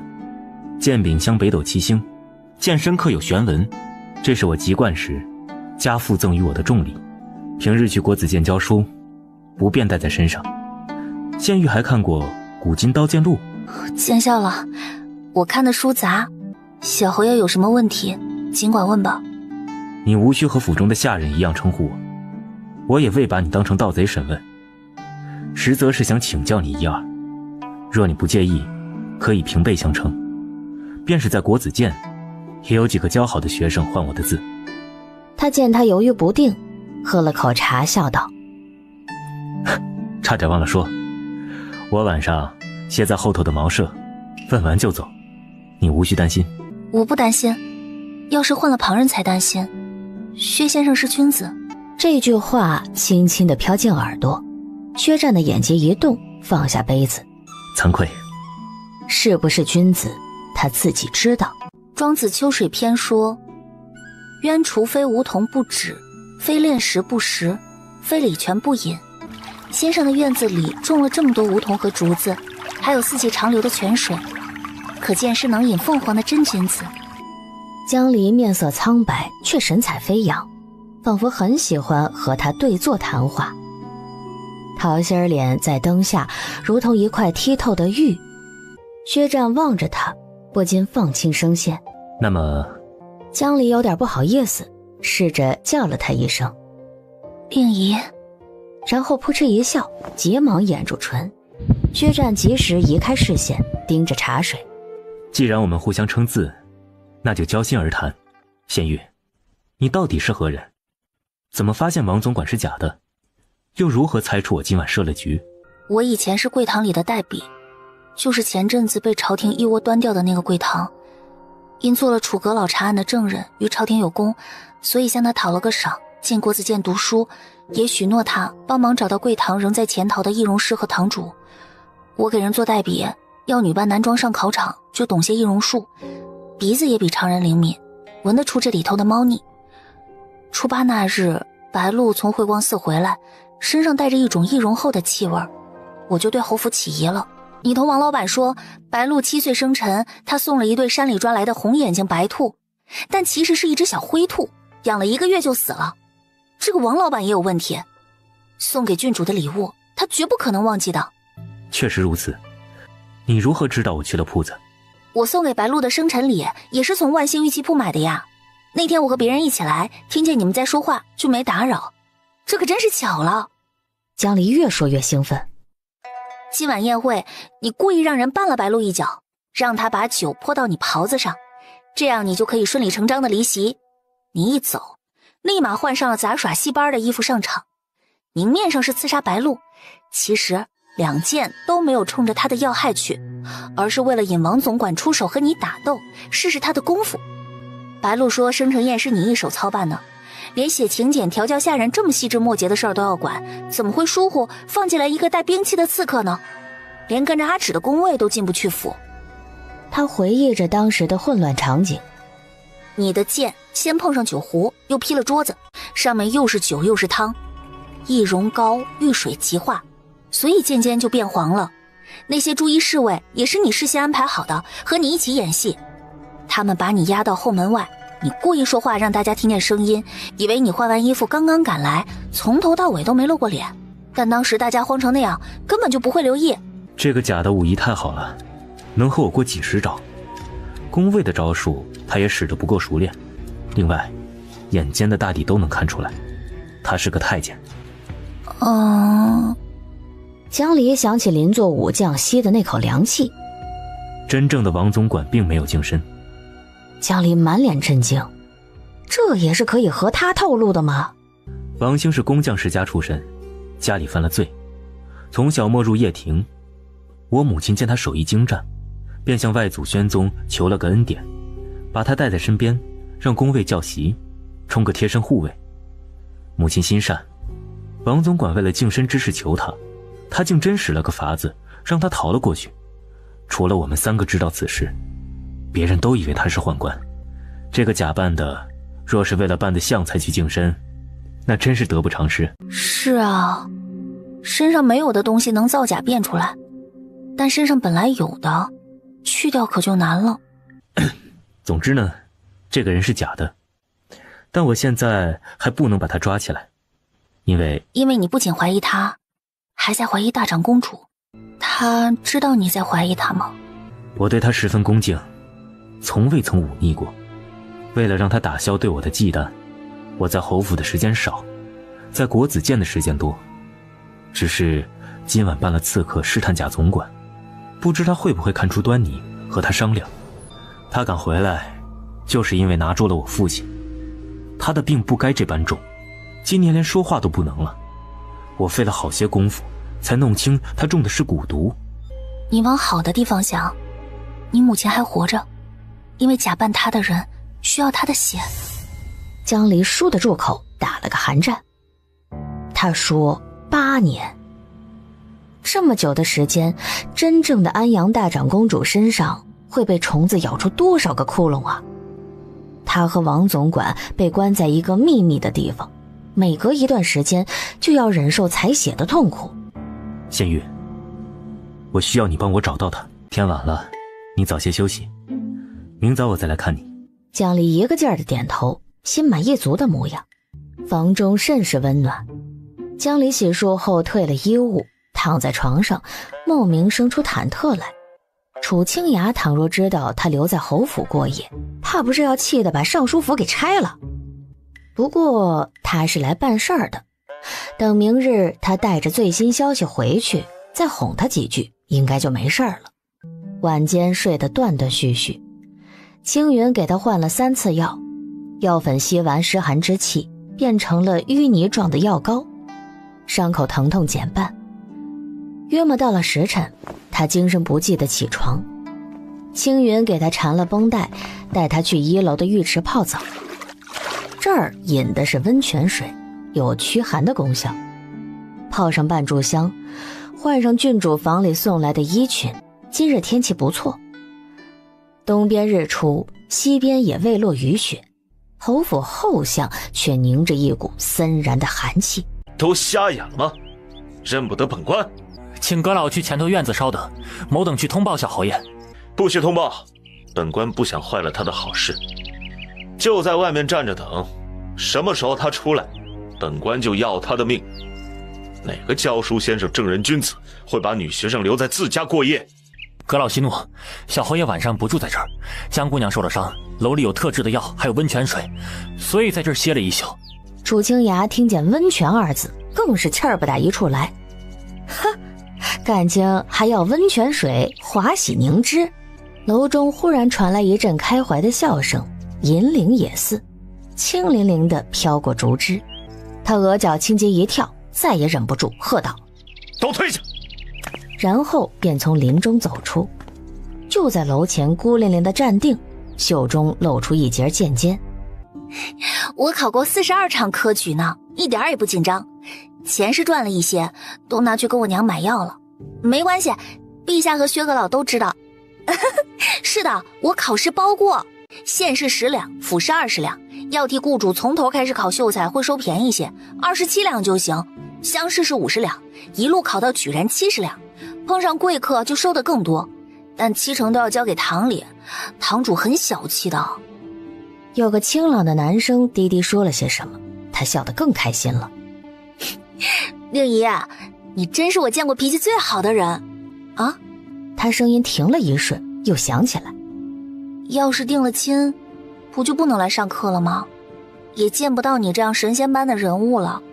你还要把我的策问印在成文集上，我上辈子一定做了很多好事。那一刻，楚清雅全部的怒火被一盆冰水浇下，四肢都僵住了。你得看看清河长公主是不是和他一伙的，这里头问题大了。依我看啊，尽早退掉秦氏。便不是跟他一伙的，我也不会做驸马。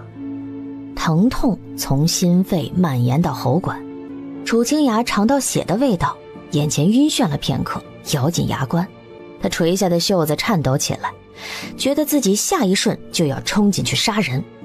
这个官位她不要了，名声她也不要了，她今日必定要见到薛战的人头落地。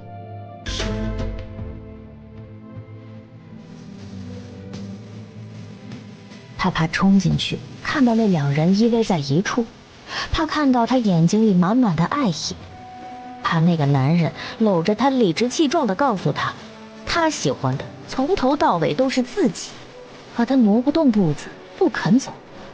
他是来要他的结发妻子，空手而归，不如一头撞死在侯府门口的石狮子上。我要和叔公商量此事，但愿一切顺利。时候不早了，我这就叫人送你回去。那就多谢了。他想偷偷看他一眼，但屏风遮得严实。他波澜不惊地走下楼，出了门，看见阶下站的人，微微一怔。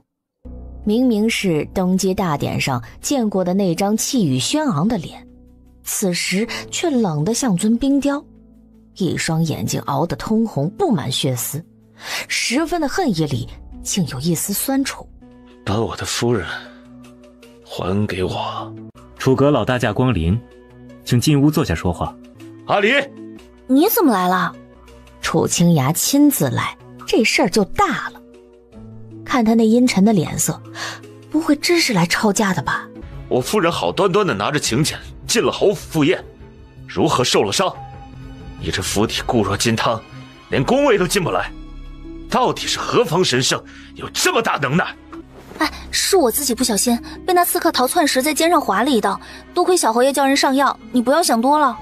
对不起啊，你跟他说对不住，你把我当什么了？我送你去国子监读书，不是为了让你用未出阁的身份招摇撞骗，与他在卧房里谈婚论嫁。我何时跟他谈婚论嫁了？你不要血口喷人。我方才听得一清二楚，薛世子，阿离是本官明媒正娶的夫人，陛下亲封的一品诰命。我们新婚未满4月，县尉这个字他不喜欢，你今后还是唤他江夫人为好。你不知道她是我夫人，与她说什么定亲做不做驸马，我都可以既往不咎。现在你知道了，若我下次再听到这样的话，你们薛家从老到小一家几百口，我便是丢了这顶乌纱帽，也要想方设法一根绳子捆进了，扔到阎王殿里去。你这是什么话？你有火气不要往他身上撒，他什么都没做。你还替他说话？你当他真不知道你是谁？他转头望着薛战。薛先生，你是不想知道还是假装不知道？你存的什么心，把一个见过几面的女学生往自己房里带？难不成你们这叫徐如下陈蕃之榻？楚阁老，你误会了，我与县尉并没有逾越礼法之举。至于我如何称呼他，自然是以他的意思为准。你是未说我夫人受的伤需要温泉水，还有灵药来医？他突然走上前几步，左手的短剑唰地抵在薛战的右肩，轻声道：薛世子，你若心中有愧，便不要躲。若是我猜错了，以你的武功，自然能一掌了结我。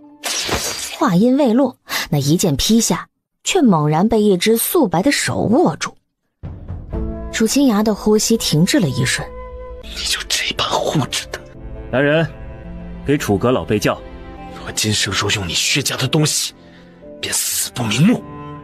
江离闭着眼，不想去看府里人惊诧的脸，耳畔只听到楚清雅剧烈的呼吸。你有什么话说？我再说一遍，我和他什么都没有。我被他不小心划伤了，他出于歉疚让我在房里休息。侯府里出了事，他帮了我，我也答应帮他，我们聊得很愉快。我说完了，你出去吧，或者我出去。当着他的面还说是刺客伤的，现在又变成他伤的了，你怕我要了他的命不成？大人，急事！楚清雅没有管。别碰我！你让薛战碰了吗？你身上全是他的气味，这件衣服哪来的？他给你的，他让你睡他的床，泡他的温泉，熏他的香，穿他的衣服，这是什么居心？你不知道？你是不是高兴极了，头一次去他家就能留在那儿过夜？你别以小人之心夺君子之腹，他根本不是那种人。他睡茅舍，我睡阁楼，早上我们说话都隔着屏风。这身衣服是郡主给的，我是高兴，不用大晚上回来同你吵架，在那儿安安稳稳住了一宿。你不放心，就该将我禁足，让我哪儿都别去。不，就该让我死在永州府牢里。你说这种话，你到现在还说这种话来激我？江离，你没有心吗？你掉一根头发我就心疼，可你怎么对我的？那些话你从不曾和我说过，却和他说，你还叫他离异，你都从未唤过我的字。他是神仙般的人物，我是什么阴沟里的烂泥？你说你没有定亲，还要他退亲，我就在楼下听着呀。那么多人跟我一起听着，你知不知道你在踩着我的脊梁骨往上爬？江离愣住了，他没想到他听得这么清楚。我要是说成了亲，他能不避嫌举荐我吗？我还能在国子监和别人一起上课吗？我劝他退亲是因为……门外的人又唤了声：“大人，有急报！”你别这样！你总有那么多借口。自你嫁给我，我不曾亏待过你。告诉我，我到底该怎么留住你的心？他紧闭眼睛不去看他，嘴唇紧抿着，好像他是个陌生人。阿离，你睁开眼睛看看我，我求你看看我。他呆呆地望着他，听到楚清雅近乎祈求：“阿离，你说一句你喜欢我，那些事我都可以当作没发生过。我们好好过日子，还像从前一样，我去上职，你去上学，我想我们一起吃饭睡觉，就这样过一辈子。我会好好对你的，不会冲你发脾气。你想做的事我都会帮你，只是你要答应我，只会喜欢我一个人，以后不要再去见他，好不好？阿离，你说一句喜欢我，好不好？你别这样，我真不值得你这样。我的命是你救的，你拿去吧，别逼我了。你骗我的还少吗？为什么就是不肯说这句话？难道我真的比不上学长？这么就捂不热的？楚清雅等了许久，可江离还是不说话，只是在他怀里哭。你既然不相信我，就不要勉强把精力浪费在我身上，迟早会出事的。你别这样，我受不起，我能给你的太少了。这就是你想要的。楚清雅静了几息。好，我放你走。他从喉咙深处挤出几个字，仿佛用尽了全身的力气。我放你走，最后陪我一次。日光明朗，照透床铺，两具躯体倒在一处，比方才喘得更急。到最后，江离带着泪睡去，楚清雅也睡了几个时辰，裸着上身坐起来，不就是一份和离书吗？他写，他怎么写不得？楚清雅回想这么多年在衙门审过的官司，夫妻之间要么是休书，要么是和离书，粗人写的粗俗，恨不得指着对方的鼻子大骂一通。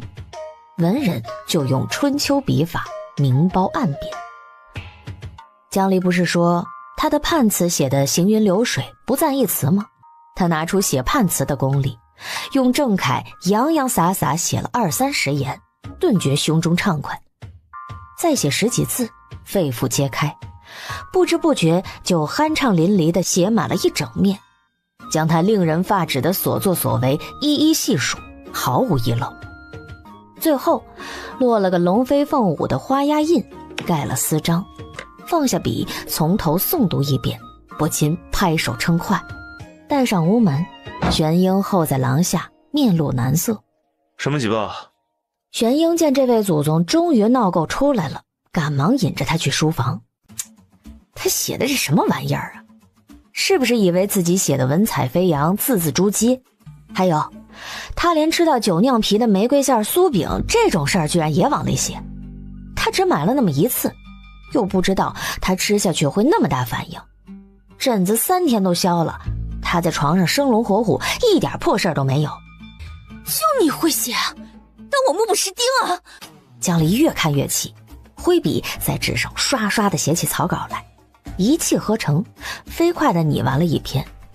默读一遍，甚是满意，连火气都消了大半。既然是和离书，就要写得庄重严肃。他准备吃完早饭，再拟一篇更精炼的。拉铃换了瑞香进来。我买的那条墨锭哪去了？大人昨晚拿走了，说以后放衙门里。大人呢？大人卯时就换上便装出城了。临走前叫夫人记得看他写的东西，压了名字。他正月回来便寄到永州去。他出城了？要走这么久？让我们对外称他病了，不能见人，叫夫人在家待着，不要与外人往来。玄英统领跟着他吗？他下午走。你把他叫来，我问他话。楚阁老离京了。昨儿一早走的，匆匆忙忙进宫，同陛下和我说了。有人给他递信，说齐王意欲联合靖北军谋逆，打着反薛家和内阁的旗号。他带着陛下手谕，秘密去了朔州，要在齐王赶到之前见到镇远将军。这也太险了，一来消息未知是否可信，二来他只身前往朔州，路上若有差池，朝中没个能顶他位分的，又或是调虎离山，京城这边出了事，谁来处置？唉，你不知道，他从来就是这个性子。当初他在朔州做县令，为了成事，连命都可以不要。后来升官也是奇行险招，不知干了多少令人心惊的事儿。贤弟呢，就爱他这样，夸他胆略坚韧。叔公明鉴，我向来不清楚朝中之事，消息的真假倒不重要，去见陈冠的是他，不是我们薛家人。夫人，晋武侯府的人来了，快请。换了身衣服过去，原来是做侍女打扮的青云等在正厅里，朝他一俯身。江夫人，可是有什么要事？坐下说吧。郡主叫我来送赔礼，一定交到您手上。前世差了个嬷嬷过来，她老糊涂，竟喝酒忘了，郡主狠狠训斥了她一顿，今日就叫我来了。江离一听就懂了，楚清雅那么一闹，侯府要是趁他在家派人过来送礼，必定被人痛打一顿，踢出大门。无妨，你们郡主可是见过薛阁老了？这倒没有，阁老前晚从宫中回府，就把小侯爷叫去商量事儿，没空与郡主说话呢。多谢郡主了，伤口已经结痂，一点也不疼，请告诉他莫要担心。青云走后，他将字条看了一遍，上面只写了一行小楷：29寺正，慧光寺西侧门茶铺，碧山银针2杯。想必薛战有所发现，但要借助他的手段才能行事。江离将字条放在烛火上，一打眼儿，见春燕看着自己，也不继续烧了。你看得懂吗？夫人，奴婢不识字。哼，这是晋武侯府的世子约我花前月下共度良宵，礼物也是他送的，只因我说了一句想要兔子，他便送了这个过来。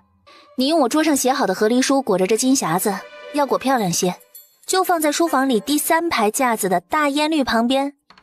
等大人回来，千万记得提醒他看。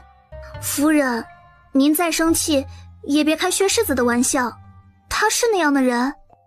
我没生气啊，是你家大人生气。和离书也是他先写的，我跟他成亲3个多月，日日都盼着跟他离了，高兴还来不及呢。他管不着谁来约我出门，今儿就是门前来个化缘的和尚，我也跟他跑了。春燕默默抱着匣子下去了，顺便吩咐瑞香叫厨房做些夫人爱吃的菜。过了2日，江离起了个大早，天还不亮就坐在妆台前，往眼圈上敷了半天煮鸡蛋。过了2日，江离起了个大早，天还不亮就坐在妆台前，往眼圈上敷了半天煮鸡蛋。临行前，光明正大的对着跟着自己的暗卫说：你们大人准备同我和离了，我今日要跟人私会，你们别跟着，我私会完自己回府，我万一出了事儿，你们就同大人说是我咎由自取，遭了报应。夫人，大人让您不要出府的。别叫我夫人，我下个月就带我妹妹搬出去了，谁要是跟着，我就把谁拉到房里私会1个时辰再出来。4个侍卫苦恼的不知如何是好，江离才不管他们，哼了一声，揣着银子出去了。春燕在房里淡定地说：你们就休个假，还有个车夫跟着呢。夫人在气头上，出门散心。不料外头听到了，窗上啪的丢了块石头。不是散心，是私会。等他一回来，我就给阿芷找个新姐夫。还有，说了多少遍我没生气。令爷，久等了。我才从寺中出来，并未久等。我是唤你江夫人好，还是唤字？你别听他的，就唤字。我们是谈得来的朋友嘛。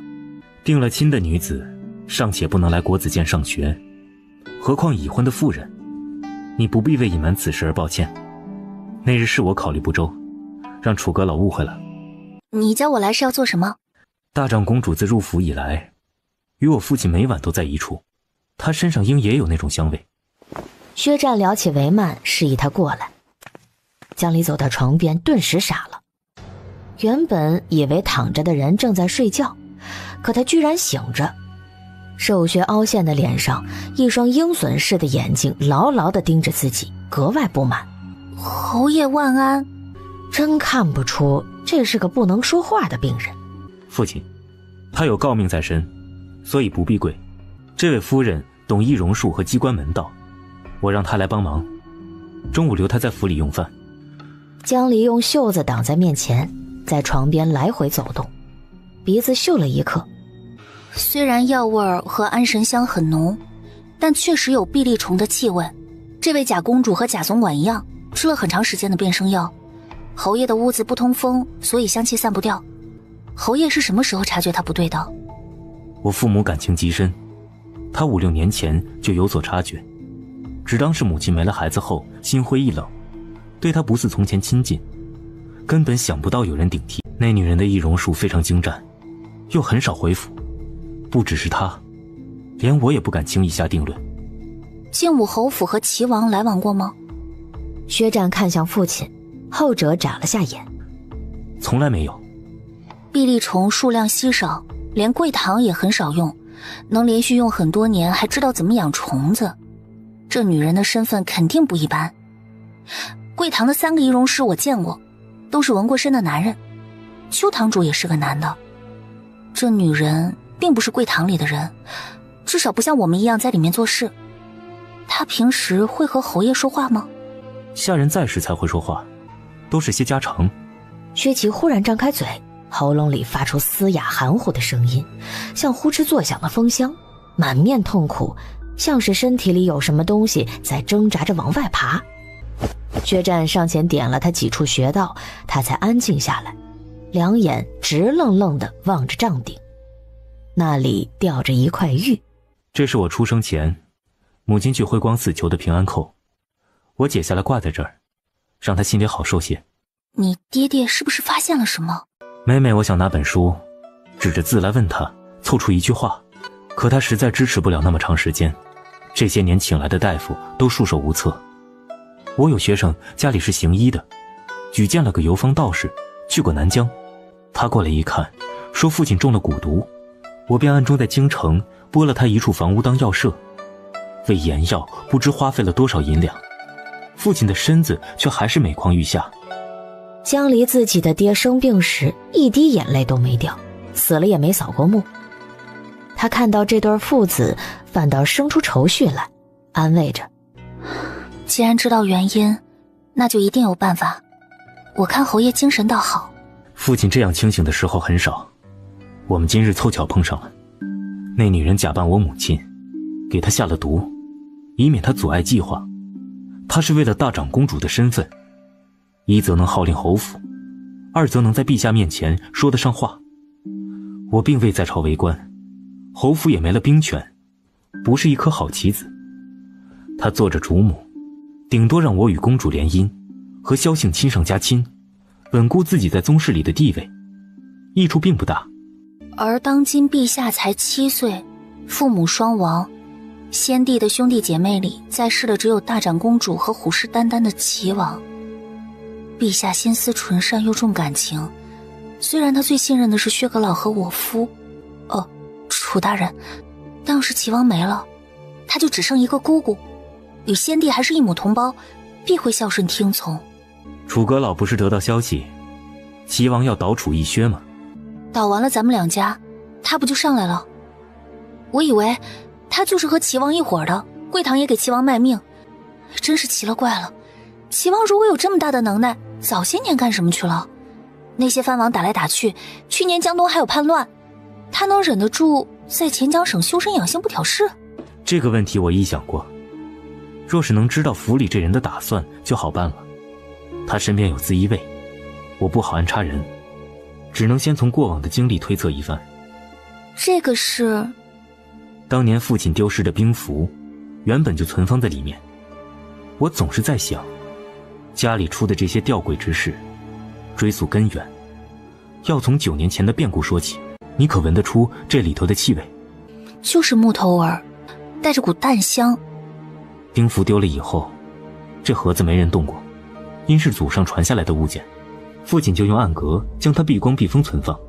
兵甲之符，右在黄帝，左在靖北，长2寸，宽1寸。弘德2年9月，敌人南侵，宪宗得了急报，抽调各地精兵组成靖北军，派一名老将领兵北上。结果他刚去，就大败于东可汗，其人战死，兵符留在副将陈冠手中。他如今已经做到威宁都司指挥使了。宪宗眼看边关将破，手里还有右半边虎符交予我父亲，再命他带兵援边，统辖靖北军残部。9月廿2，父亲在郊外阅兵，4日清晨便要出发。临行前打开匣子，发现虎符不翼而飞。宪宗震怒，将他下了诏狱，最终派楚王携手谕北上御敌。母亲进宫求情，加之前线传来捷报，我父亲才被放出来。他出狱后身子就垮了。好端端的怎么会不翼而飞呢？有谁碰过这匣子？匣子锁在礼堂，有重兵把守，想进去比登天还难。令爷，你可是心里有几分数了？自从发现有人假扮母亲，我便将此事重新想了一遍。若无法揭穿它是假的，再怎么猜测也不能坐实。你随我来。薛战带他从后门出去，主屋北边有一座4角攒间的大屋，十分古朴肃穆。这是我家中存放礼器的地方，当时装兵符的匣子就放在大厅内，屋外守满了亲卫。只见薛战把手中的漆木匣放在托盘上，让红鱼拖着。9年前兵符就放在这儿，它是新造的，用之前要戒一戒刀剑的血气，还要用香来暖着。当晚这炉子燃了整夜，我说怎么有股熏香味儿？除了熏香，还有别的气味吗？真闻不出来了。要是楚清崖在，他那狗鼻子或许堪用，他就能从一盒腊八糕点里闻出龙脑香来。怎么又想起他了？你看手上。哎，江离低下头，刚才抱着盒子闻，指腹沾了层薄薄的油脂，里头燃的是香脂，是西番进贡的吐蕃迷香，极其罕见，色沉如玉，其质硬脆如冰，遇热即化，焚烧后才有香气。巧的是，我后来偶然在学生家中得了一块，雕成玉佩形，那颜色刚好和白玉做成的虎符一模一样，远远看去，以假乱真。你是说，有人塞了个假虎符进去？薛战叙述着当年的情景。军情紧急，母亲奉旨带天子随父亲一同阅兵，设坛祭祀虎符。全军将士都看见他把右半边虎符放进匣子，摆在台上。祭祀结束后，父亲就把匣子贴身带着，回府放在金乐堂内。碰过虎符的人，只有他和母亲。当时那女人就在假扮大长公主了，她用香脂雕了个一模一样的藏在身上。9月22，天已经冷了，这东西在室外化不掉，侯爷把真虎符给她，就那么一转身的功夫，他从袖子里掏个假的放进去，真货自己收下。侯爷抱着匣子回府，再放这儿拿熏炉烘他一晚，半枚虎符就2寸长，可不都化了吗？这匣子又是木头做的，香油从缝隙飘出来散在屋里，第2天打开看，还以为是熏出来的油。唉，那晚的守卫发誓没有人进来，但宪宗震怒，把他们砍了头，几十条无辜的性命都送在他手上了。父亲只怪自己疏忽，根本怀疑不到母亲身上。况且他还在宪宗的寝宫外跪了1宿求情。这像是真殿下才会做的事。正是了。最初2年，我母亲还能露面，只是受他胁迫，无法说出来。至于缘由，真是追悔莫及。江离心知无法劝慰，静静地随他走出屋子，却又忍不住问：令爷，你同别人说过这些吗？我只与信任的人说，但望你。我自当全力以赴，虽然不晓得你还要我做什么。我是想说，你秘密来此，不便叫人知道，只好委屈你去宣心阁稍作安顿，但望你不要拘束。江离连忙摆手：不委屈，我以前去外省应试，住的可比侯府差多了，跟人挤一张床都是有的。这样无碍吗？自然无碍，他生他的气，我办我的事，没道理他不让我做，我就不做了。他是玉皇大帝嘛，就是他在家，我也当着他的面出来，我又没错。话音落下，见薛战瞧着自己手上缠着棉布，他张开嘴哑巴了。要死了，理解错了，他怎么糊涂成这样啊？不是，他干嘛又想起那狗官呀？都要跟他和离了，一开口就他，弄得好像他很在意他似的。炮仗响了1宿，他拢着被子根本就睡不着，闻到呛人的烟味更是心烦意乱。挨到5更天，外头还吵呢。他精疲力尽地坐起来，捂住耳朵拼命地甩头，却不期然地甩出了几滴眼泪来，而后崩溃地抱着汤婆子哭出声，抽噎个不停。大过年的，夫人别伤心了，成亲头1年本就容易闹脾气，等大人回来就好了。小别胜新婚，他还不知怎么疼夫人呢。谁说我是因为这个？他们放炮太吵了，不让人好好睡觉。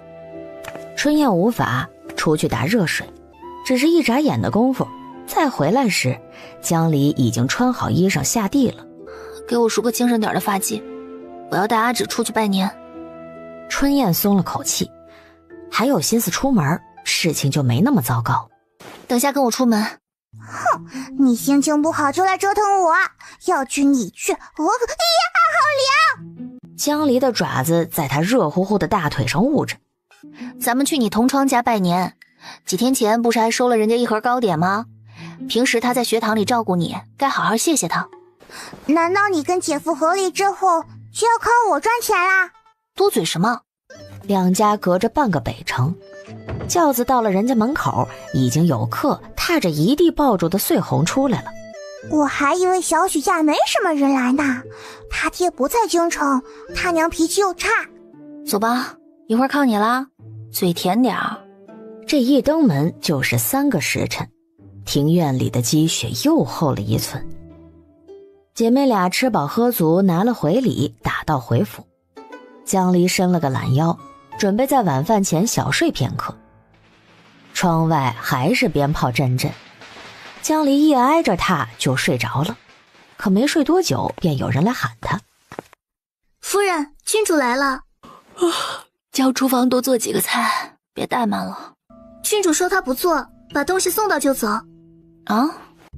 来到前院，薛白鹿穿着鲜艳的大红缎面斗篷，牵着一匹高头大马在照壁后晃悠。感情你真是一家家的跑啊！不冷吗？怎么不进来坐？我把半年礼送到就走。你叫个身手好的侍卫过来，我与他说说这马的脾性。这是你的？对呀，他叫丹峰。你不是差人来我家说要给楚阁老报信吗？就骑他去。咱们两家呀是一条船上的，当然要互相帮助啊。这马可不一般，只有人拖累他，没有他拖累人。这样的雪天，他自个儿从京城跑到朔州，不出10天就能跑完。这里也太贵重了。从前啊，西域供了5匹西级马里的龙胄，能日行1000里呢。1匹玄叶里给了先帝，先帝驾崩后，那马绝食而亡。1匹将萧流呢，赏了楚阁老，还有3匹给了武将。我爹有1匹双玉龙，生了2只小马驹，如今啊都长大了。丹峰很喜欢你呢，他脾气虽然好，但不常蹭人的。江离摸着马耳朵，试着跨上马鞍，信口编道：“我一时倒不知哪个自以为善于骑马，不如你先跟我说，我转达给他。”行啊，你也会骑？略懂一点。一匹漂亮的白马站在顶里面，被身边过分热情的赤花马烦得够呛，撂起后蹄儿踢了2下。玄禅，大过年的，算了啊！回来了。哎，哥哥，你怎么没去陪爹娘啊？大年初一无所事事的人是要被抓去议亲的。我刚从玉杯斋出来，马送去了。你可是从来不让别人骑他的。初七陛下要带文武百官去上林苑东狩，你没了丹凤，要骑什么去啊？那就把玄禅借我。你不怕他把你摔下来啊？他现在脾气越来越差了，我喂他吃萝卜，他唾沫星子喷我一手。幸亏是丹凤。哎呀，你不知道，仙羽姐姐竟然也会骑马，丹凤还喜欢她呢。薛战在马厩边站了一会儿，试着抚上玄禅的脖子。玄禅撇了下脑袋，鼻孔里喷出热气。我知道，不然是不会把丹峰送过去的。站住，别动！爷爷们也要过个年，慌了半个月，好不容易等来钱袋子。这位兄弟，莫怪我们，下辈子投个好胎吧。各位绿林好汉，在下的命不打紧，待成事之后，愿将项上人头拱手奉上。但此行关乎国运，事情危急，实在不能在此丢了性命。请问诸位，6、7日前可有一人也骑着快马从山中过？他之后是否又有几人随他而去？油嘴滑舌，他们是朝廷办事的，你又是何人啊？爷爷们没生意做，就算来个宰相，老子都不会放他过去。唉，大燕威仪呀！而后竟举袖掩面抽泣起来。怎么？在下是中军都督府奉了薛都督之命前来给镇远将军报信的校尉，前一伙人满口谎言，实为叛国出关的逆贼啊！他们深受皇恩，却背地里勾结赤敌，要去西可汗大帐里当军师。薛大人命我速速赶往朔州，给陈将军报信。大哥别听他胡说，鞑子早就逃了，9年都没有打仗。斩草未除根，焉知敌人不会卷土重来？当年先帝领兵大败东可汗，西可汗逃到狼牙坡休养生息，至今9年，兵强马壮，意欲联合西域数国再犯边境，报仇雪恨。上月我朝在敌人中的探子秘密入关，奏报兵部草原异动，此事干系重大，薛都督暗令陈将军布防。不料他焉出了细作，逃了几人，再不追回，便要酿成大祸。桃儿，他说前面那拨人是骗子，你又怎知他不是骗子？我对天发誓，若有一字虚假，叫我断子绝孙，家父在九泉之下不得安宁。先前逃了的那个骑着枣红马跑得飞快，把其他同伙都甩下了，是也不是？这人姓名名渊，乃是京中最阴险狡诈、心狠手辣的一个混账，因有一张阿谀奉承的巧嘴，得了先帝青眼，强占田地、逼良为寇的事儿，不知干了多少。他还在京中纳了18房小妾，生了6儿4女，竟一个也不要。只因陛下登基以来，他树敌众多，无处可倚靠。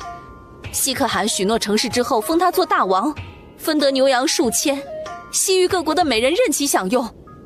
他夫人最是贤惠，知书达理，得知他通敌，便要以死相劝，他反倒将夫人打得鼻青脸肿，还写了封休书，1文钱也不给他，让他用嫁妆养18个小妾和10个子女。哎呀，我看那小子像个正经人，没想到这么不是东西，想着是靠一张小白脸混饭吃的吧。我此行便是要通知陈将军，绝不能让这等猪狗不如的渣子出关。不出3日，就有都督府的同袍继我之后结伴通过此地，个个都是陛下眼前的红人。你们放了孽贼出去，又杀了朝廷命官，还能逃得了干系？若是诸位有血性，知道国事大于天，就拿了我的钱袋，里头是我所有盘缠，我就当没见过你们，两不相欠。哼，算你走运，看在陈将军的面上饶你一命，走吧。仗义每多屠狗辈，果然不假。在下敏感妩内，后会有期。丹枫，没事了，咱们走。傅春为中进士，光耀门楣。纵然只是模糊的几个印儿，这熟悉的声音仍叫江离头皮一炸，几乎要从蒲团上跳起来。西北这么大，怎么偏偏在这个旮旯角遇上了？会不会是听错了？他说光耀门楣，像是替家里的后辈祈愿。江离又不确定起来，要是认错人就尴尬了。但就算是那狗官，他也万万不能主动上去，否则显得自己心虚，赶过来求他原谅一般。江离深吸一口气，转了转眼珠，想出个投石问路的计策。魁星在上，我夫君在外花天酒地，过年也不曾回家，想是背着小女纳了第18房妾室，流连于温柔乡。系女愿斋戒1月，让她下辈子屡试不中，中了也和这辈子一样，考个倒数，终日郁郁，无颜见人，做不得官，便一辈子输，头发掉光变成秃子，怀才不遇，穷困潦倒，饥寒交迫，一文不名。神像背面的声音戛然而止，过了良久，那人的嗓音也大了些，字字清晰。冒犯文昌帝君，方才许的愿不作数，捉今弃我如婢女，吃里扒外，招蜂引蝶，冷心冷肺，使国法如空文，使家规如无物。小人愿沐浴焚香，斋戒3月，换他下辈子托生个东烘先生家，好好学一学女工针织，将规训倒背如流，看一眼女戒吃一口饭，张嘴就是德容颜工，嫁个编书的秃子，生18个孩子。帝君像背后传来急促的喘气声，显然是急了。魁星大人，外子乃是个睚眦必报、斤斤计较的小人，您看在我拜了您11年的份上，来世将他的头发都给我，剩下一颗脑袋被人当蹴鞠踢。帝君在上，那次恩将仇报，半点不羞愧，当着我的面和别的男人勾3搭4，我将1半家产给他，已经仁至义尽。您若记得我给您捐过100两香火钱，就施法叫他踢球踢到颗人头，吓得疯疯癫癫，把自己头发剪了做姑子去。主府喜怒无常，夜夜行禽兽之事，杀人无数，孽债难还，妾身愿和他一刀两断。贱内恶贯满盈，日日逞口舌之快，违律背法，菩萨难渡，小人愿和他恩断义绝。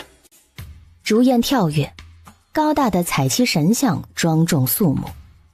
江离用拳头抵了一下酸胀的心口，咬着唇往左边微微探头，不料那人也正好伸着脖子看他。江离张了张嘴，装作不认识他，嘿嘿两声打破沉寂。哼，这位爷，新年胜旧年啊！万事顺遂，阖家安康。苍穹漆黑，一弯银月揽着几颗星，像是被瓢泼大雨洗过一般亮。冷风迎面吹来，脸上冰凉。城中华灯璀璨，丝竹笙歌随风远远飘来，是一曲《鹧鸪天》。他听了半晌，觉得这调子耳熟，在墙砖上狠狠地拍了几巴掌，胸口的憋闷还是排遣不去。这正是去岁中秋佳节，江离在贡院撞上他时哼的小调：能凿壁，会悬梁，偷天妙手绣文章，必须砍得蟾宫贵，始信人间玉府长。他愿做他的玉府，可他不要他了。听到身后的脚步声时，他猛地回头，指着他重重道：你！月光如雪，照在江离揭去阻隔的脸上。他难道是长了翅膀从京城飞过来的不成？当见到江离真面目的那一刻，楚清雅再也说不出责备的话，喉咙发梗，眼眶也和他一样发红。你怎么哭了？你管得着吗？你都不问我来干什么，还咒我，你咒我嫁个秃子。你不也咒我脑袋被人当球踢？你没良心，你还不问我怎么来的？你怎么来的？问完愣了一瞬，声音紧张起来。你一个人，侍卫没跟着你啊？他们还要3天才能追上呢，都是我一个人骑马在前头，为了赶上你。一群饭桶，他们怎么能糊涂成这样？京城到丰阳2000里路，敢让你一个人骑马来找我？万一有个3长2短，他们有几条命够赔啊？你傻呀，都要跟我一刀两断了，还折磨自己做什么？我就是要跟你一刀两断。你写的和离书不堪入目，我写的比你好，你在新的和离书上画押，然后我就带着他回去。你只是为了送和离书，才跑了1000多里来找我？当然也有别的信物要给陈将军。原来你是来找陈冠的，那我就不妨碍你了。明天去丰阳的官道就能通行，恕不远送。你明天不走吗？既然都恩断义绝了，我凭什么把计划告诉你啊？江离立刻觉得自己太卑微了，把脊背一挺：你爱说不说。往常他这么说，他都会忍不住再跟他透露几句，可沿着东街走出10几丈远，他都没有再开口。江离憋得辛苦，一直跟他走到了街角，看见写着元福寺3个金字的匾，惊奇道：你不会省钱住在僧舍吧？几个小沙弥正从里边出来。北地太冷，这些僧人穿得甚是严实。僧舍住满了，有一伙和尚要去北边的普济寺做元宵节法会，临时在这落脚。你住哪儿啊？我吗？住的地方没这么热闹。一进门，掌柜的便迎上来。客官，可要加间房？不必了，这位朋友来与我谈生意，过会儿就走。送碗汤饼上来，要羊肉的。2碗，分开付账。我请你吃。老板，2碗羊肉汤饼，再加2个芝麻烧饼，咸的，不要放一丁点糖，汤里加盐碎，大把大把的加。哼，熏死他才好呢。西北穷山恶水，让主子受累了。这是小人在酒楼买了偷偷带进来的，整个和灵驿也就这家做的能入口，您多少吃些，明日还要赶路呢。有劳你了。那2个人呢？2位先生出去打牙祭了，说吃不惯中原的食物。哼，本王这个都吃得惯，他们就是改不了。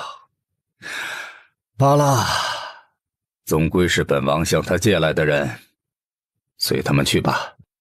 侍从不由感慨，殿下真真假假的修道多年，这心性也染上一丝香火气，比别家主子宽和得多，虽对那2个借来的手下颇有微词，却从没有当面训斥过。听说之前贵堂的邱堂主办事出了差错，漏了个代笔没灭口，被朝廷拿住牵连出钱江来。经理来信劝了几句，他挥挥手道了句总归是要发现的，事儿竟就这么过去了。您叫我再仔细看看，我今日出门采买干粮时又看了一眼，确是一个象牙球啊，上头雕的是鸾鸟，还有个字儿，拿在手中能转动，做得可巧了。可能看清有几层啊？这个就没法了。小人还去底店打听了，掌柜说那位客官是个商人，却没有带货物。他住了3天，又来了6个同伴入住的同一层楼，都是年轻人，模样很是干练。对了，他那匹枣红马是难得一见的品相了，咱们府里都没有这样的呢。这大过年的，他跑来威宁做什么？会不会是知道您要来，所以赶在我们前头见陈将军啊？不管他是谁，依你看，有把握把他在半路上结果吗？他带的侍卫不知深浅，若是宫里的资衣卫，功夫和我们差不多，但我们人多势众，您要是想防微杜渐，那就借个天时地利，离和灵驿50里，有处山崖，等他上了官道，我们使个计策把他逼到那儿，然后下手。就按你说的办，你和其他人好好商量，让这个人消失，我就安心了。城中不远处另一间客房内，刚端上来的羊肉汤饼冒着喷香的热气，桌边对坐2人，谁也不肯先动筷子，互相瞪了一阵。江离的肚子先唱了空城计。你这样有意思吗？在家里吃汤饼扁食，江离也不曾叫厨房放过这刺鼻的玩意儿，可见也是不喜欢的。为了膈应他，竟来了个杀敌1000自损800。你吃不吃？不吃倒马桶里去。吃饭说这个恶不恶心？楚大人，西医有医，西食有食啊。你不倒，我去倒，反正也吃不下2碗。倒完我就骑马回永州，告诉你娘，你现在官当大了，连羊肉汤饼都嫌寒酸了。你回去就回去，是我跪下磕头求你来这儿的。说完，低下头，一脸幽怨地吃起汤饼，满口的盐碎味，活像生嚼了只放屁虫，汤汤水水的在嘴里爆浆。实则江离是算准了他不会浪费粮食，以前在家就没看过他剩1粒米，想来他从小家教极严，父母是不许他干这种事儿的。一碗汤饼很快就见底儿，江离吃了个8分饱，心情好多了，啃着咸津津的烧饼，问起他正事儿。看你也不是很急，你有把握抢在齐王前面见到陈将军吗？楚清雅不答他的话，还在和碗里的盐碎打架。长痛不如短痛，囫囵把剩下全吞下去，又灌下一杯茶压压味儿。你不想吃，当时跟老板说就好了嘛。楚清雅一愣，是啊，他咋就没跟掌柜喊一嗓子呢？都是跟江离在一起变傻了。明日一早，我叫杜恒和2个资衣卫送你去丰阳，卯时起得来吗？江离望着他摇摇头。辰时。为什么要先走？别这样看我，和我冤枉了你似的。我在和灵驿住了7日，觉得有伙人行迹可疑，要么这场暴风雪也把齐王堵在城里了。所以你就故意把表明身份的牙雕球露给他看？我虽怀疑，但还不能确定，也不知道他带了几个人，身手如何。我这边只有6个人，硬碰硬不划算，所以想引蛇出洞，探一探他们的底。到了丰阳城，再借朔州卫布个局，将他们一网打尽。任他们有多好的武艺，大军面前全部作数。哪伙人啊？就在这附近。和灵驿就这么大，你猜猜？我不猜，我们都1刀2断了，我可不想打听你的事儿，也不要你派人护送我。是，我可不敢拘着江才子。你写的和离书呢？何时可以让我拜读大作呀？等我见到陈将军就给你，我写的比你公正多了。你明日就跟着杜恒，他家在这儿路很熟，闭着眼睛都能走。我年初2到这安顿下来，后面也是他带着5个侍卫出山口的。你来时可碰见山匪了？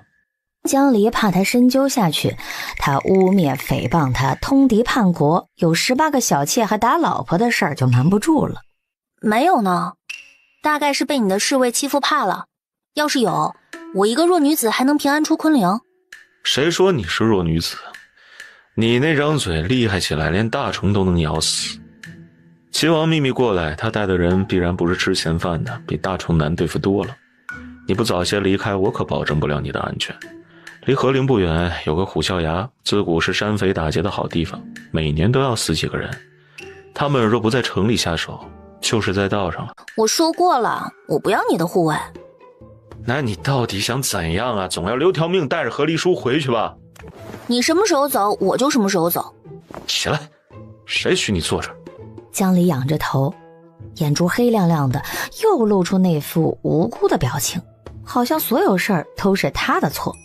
你刚才又没说不能坐，这床是你家的？你别跟我来这套。江离依旧坐着，不屈不挠地与他对视。灯烛把江离的脸映得红彤彤的，蒙着一层云霞，眸子里氤氲着桃花雾，好像楚清崖再说一句重话就要滴出水来。楚清崖看了他良久，那张脸像是磁石，勾着他去摸一摸，再抚一抚。江离没有拦，任由骨节分明的手伸到面前，在即将触到肌肤的那一刻，啪一下打上去。他打的那个用力呀，清脆的响儿回荡在房里。癞蛤蟆想吃天鹅肉，小阁老，你活该！谁叫你写和离书？江离扮了个鬼脸，拉上风铃出了屋子。楚清崖怔怔地在原地站了好一会儿，这才反应过来，他原来是怨他写了和离书啊，可那不就是他想要的吗？江离关上屋门，走廊上6个人嗖的一下回到原位，有的闲聊，有的剪指甲，有的喂猫。他打眼一看，都戴了面具，便叫了那个身量最纤细的：弟弟，你过来。夫人，这一路上累坏了吧？您住哪儿？我送您回去休息。江离正是这个意思。楚清崖故意露个破绽，说不定齐王的人就在暗处盯着他，不能在底店留宿，得回驿馆去。你带着腰牌，行李叫几位哥哥收着，今晚跟我去驿馆住。我？可是我没有看河。我住的是上厅，有2张床。其他几位哥哥装没听见，都同情地看着他。你们定是已经商量过了，明日何时出城，到时我和你一道，我的马能驮2个人，听懂了吗？杜恒哭丧着脸。明白。咱们什么时候出发？杜恒抬头看他，唉声叹气。哎呀，夫人啊，您可别怪大人，他让您先走，是没把握在人家下手的时候保住您。您万一出个什么事儿，大人还活不活了？到时候我们这帮下属都要跟着遭殃。哼，他怎么活不了？我看他一个人好得很，压根儿想不起我。我也不让你白做事，这是压岁钱。这怎么好意思呢？我过了年都16了。江离把金叶子塞到他手里。我家里本有个同父异母的弟弟，性子最是跟我合得来，却一病死了。他要是活着，也是你这般年纪。他说的那叫情真意切。杜恒不由收敛了笑容，十分郑重。夫人放心，就算大人不说，我一定会舍命保护您。5时3刻，我们和大人在城门口会合。您身上可带着要紧东西？我只有一个背囊，没装多少衣物，自己背着就行。江离动身时，城中已变得萧条冷清，与昨晚的喧闹大不相同。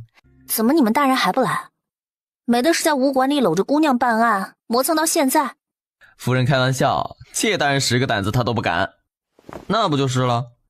此时又有一辆马车从小巷里驶出，车夫驾着2匹黑马，后头4个乔装成商人的侍卫也各骑着1匹，并不见楚清崖的将萧流。江离骑上马背招呼他：弟弟，你上来呀，那不叫丹峰的。杜恒一副见了鬼的神情，连连摇头。压岁钱都收了，还见外做什么？他拗不过江离，硬着头皮翻上马。江离笑眯眯地策马来到城门口，特意走在马车前面，悠哉悠哉的，好不惬意。他从一开始默数，没数到10，背后就传来一道气急败坏的声音：“给你脸了，还不下去！”杜恒顿时浑身一抖，毛都炸了。这是我新认的干弟弟，乖得不得了，你吼他做什么？快下来，我数到3。1、2、3，我想让谁上马就让谁上，你管不着。双腿一夹马腹，白马往前跑了几步。他开怀的咯咯笑。你不在京城的日子啊，我天天同别人谈婚论嫁，共乘一骑算什么？同床共枕都是有的。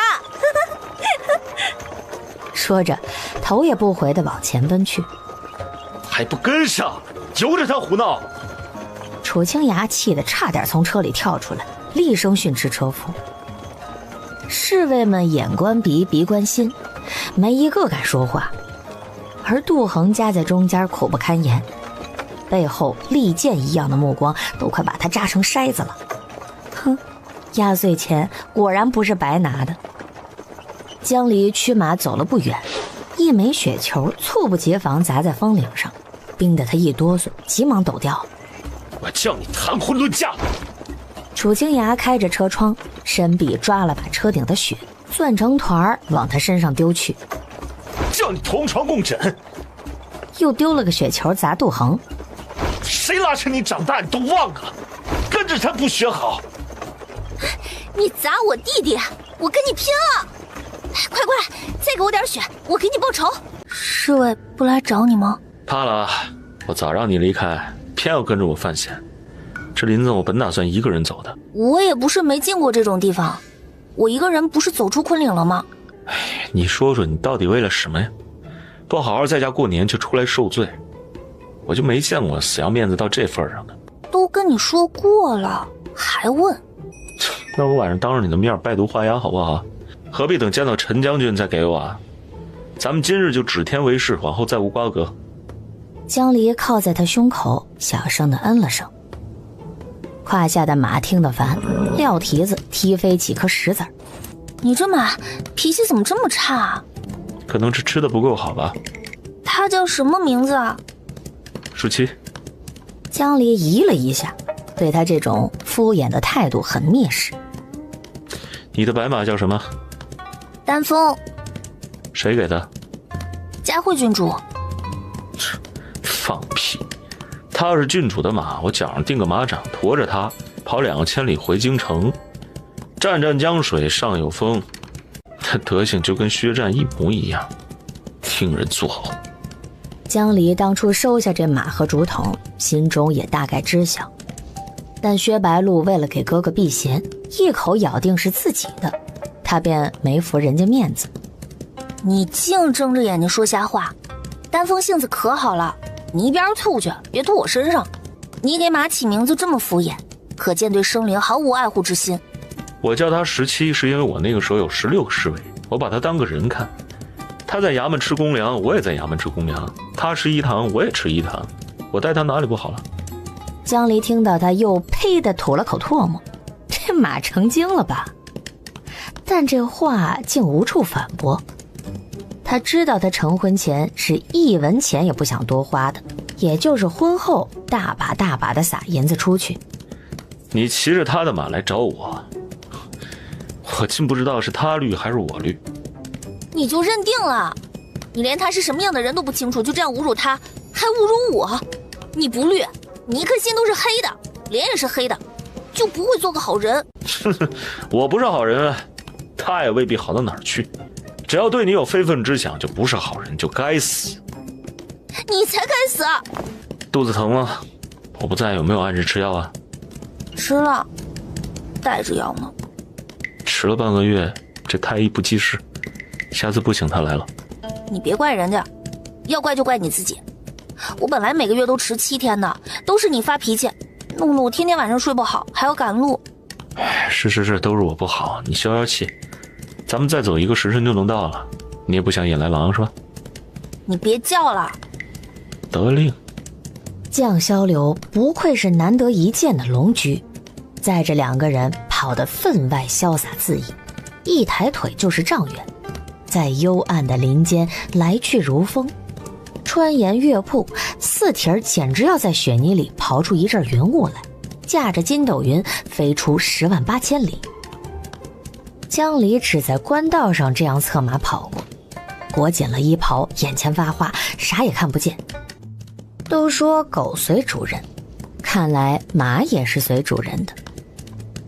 楚清雅右手引绳，左手拖着江离的后腰，就这样跑到太阳落山，约莫行了10几里地，马慢下来。你不是很行吗？啊，慢慢跨过去啊，别跑啊！你帮我看看，裤子后面是不是沾上血了？裤子外头怎么看得出来？不行就拿些草纸垫着。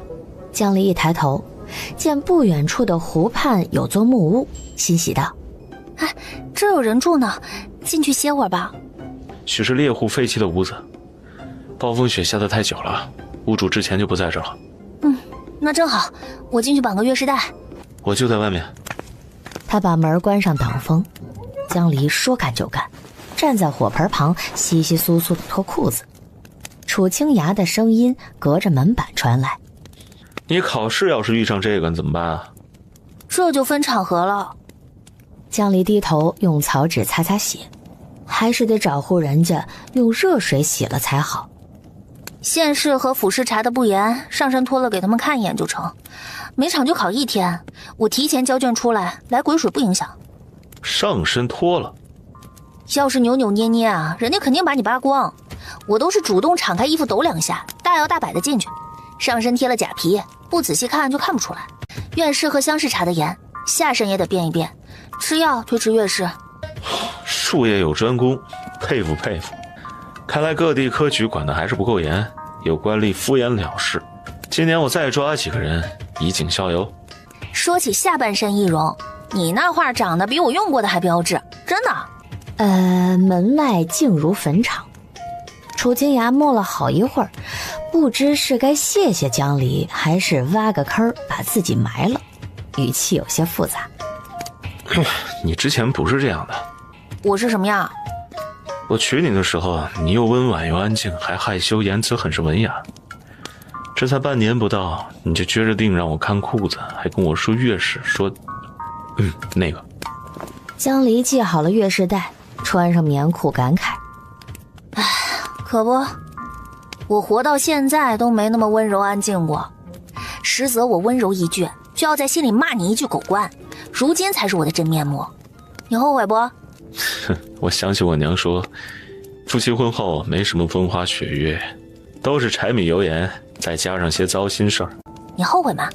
这桩婚事不是我的选择，是你塞给我的。我好端端的下了职，刚出贡院就被拉上婚车，都懵了。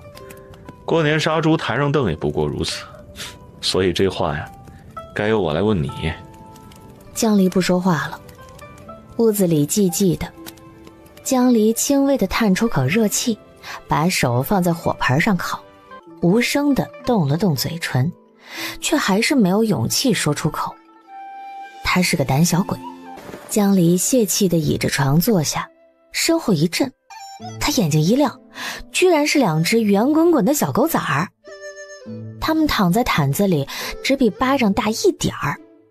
江离玩了一阵儿，笑着打开门，拎着崽子对楚清雅说：“你看他长得像不像你？”楚清雅许久没有听到屋里的动静，正要问他话，冷不防门从里边开了。他举着火折子，面色唰的一白：“别动，有飞蛾！”啊，有虫子！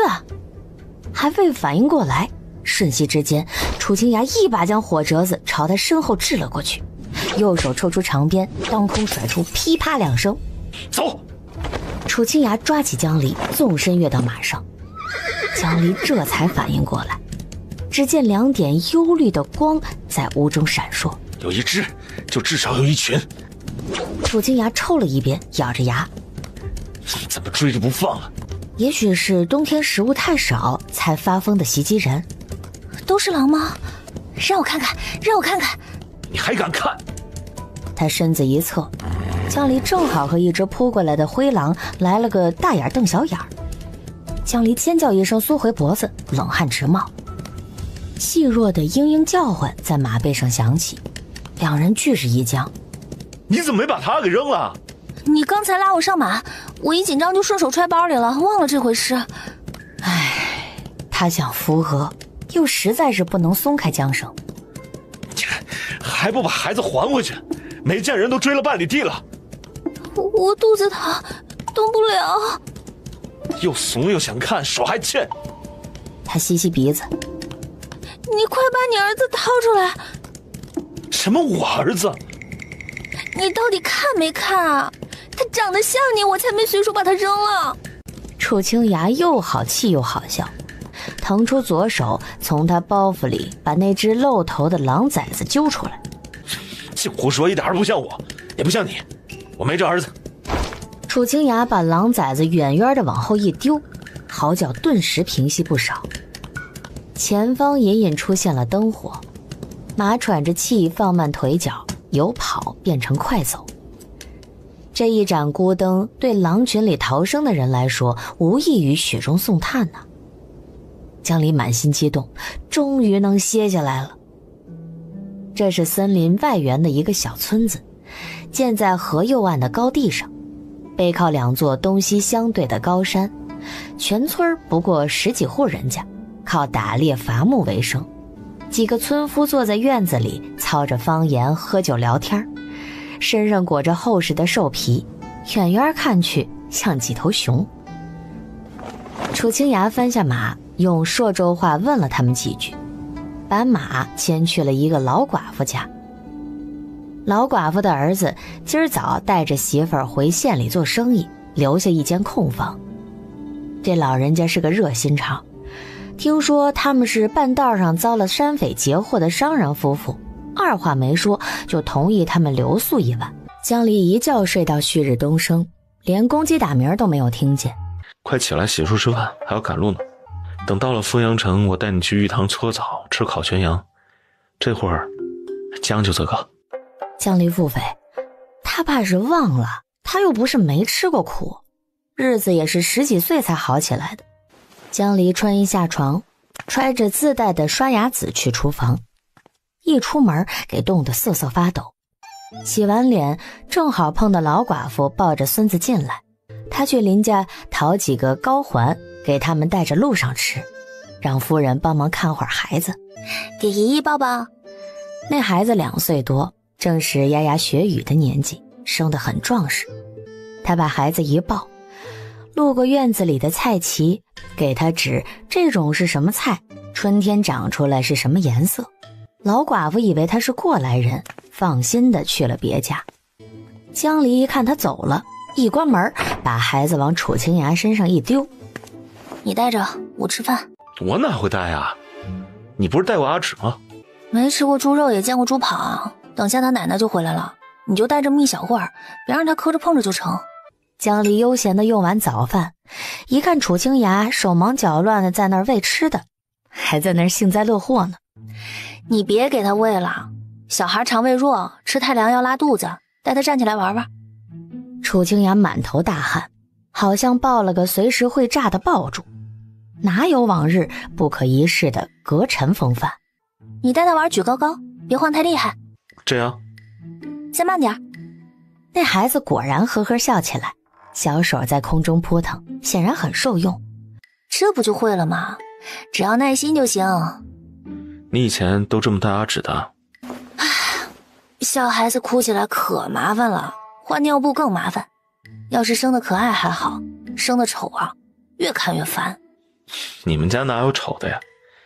要是你给我生一个……哼，我就知道你贼心不死。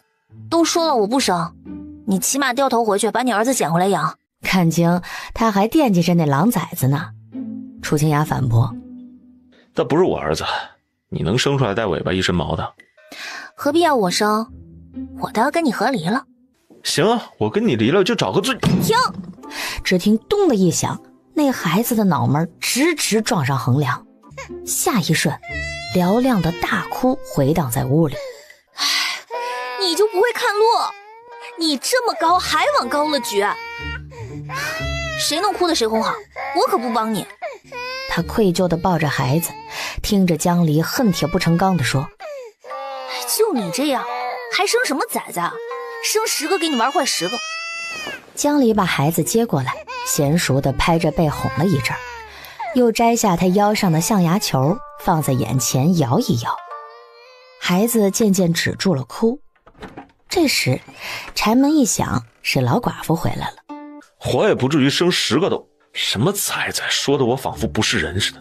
你就是衣冠禽兽，大尾巴狼，快收拾，准备上路了。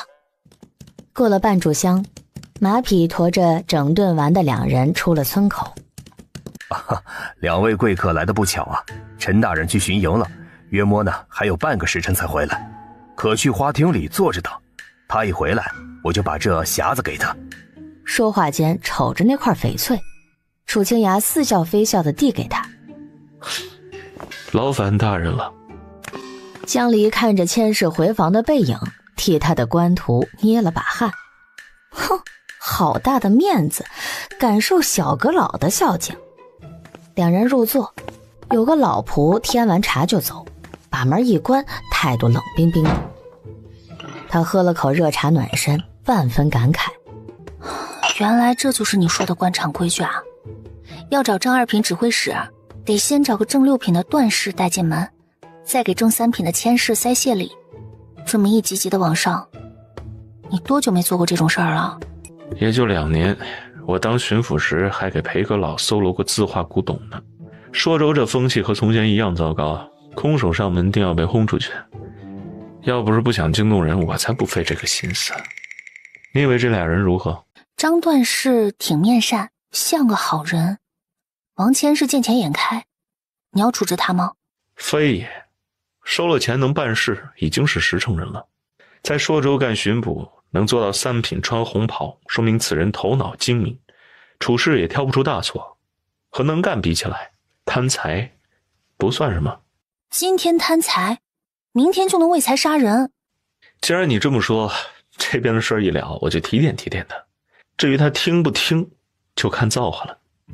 你怎么说的像我吹枕头风似的？那张段氏你怎么不给贿赂？真是我前一任的修缘县令，我一来他就调去州上做通判。他为人最是耿介，但才能平庸，这么多年还没升上去，可见脾性不改。若是给他银子，他定不会帮忙通传了。你要是摘了面具，他不知会作何感想。当年低他一级，如今却是天壤之别。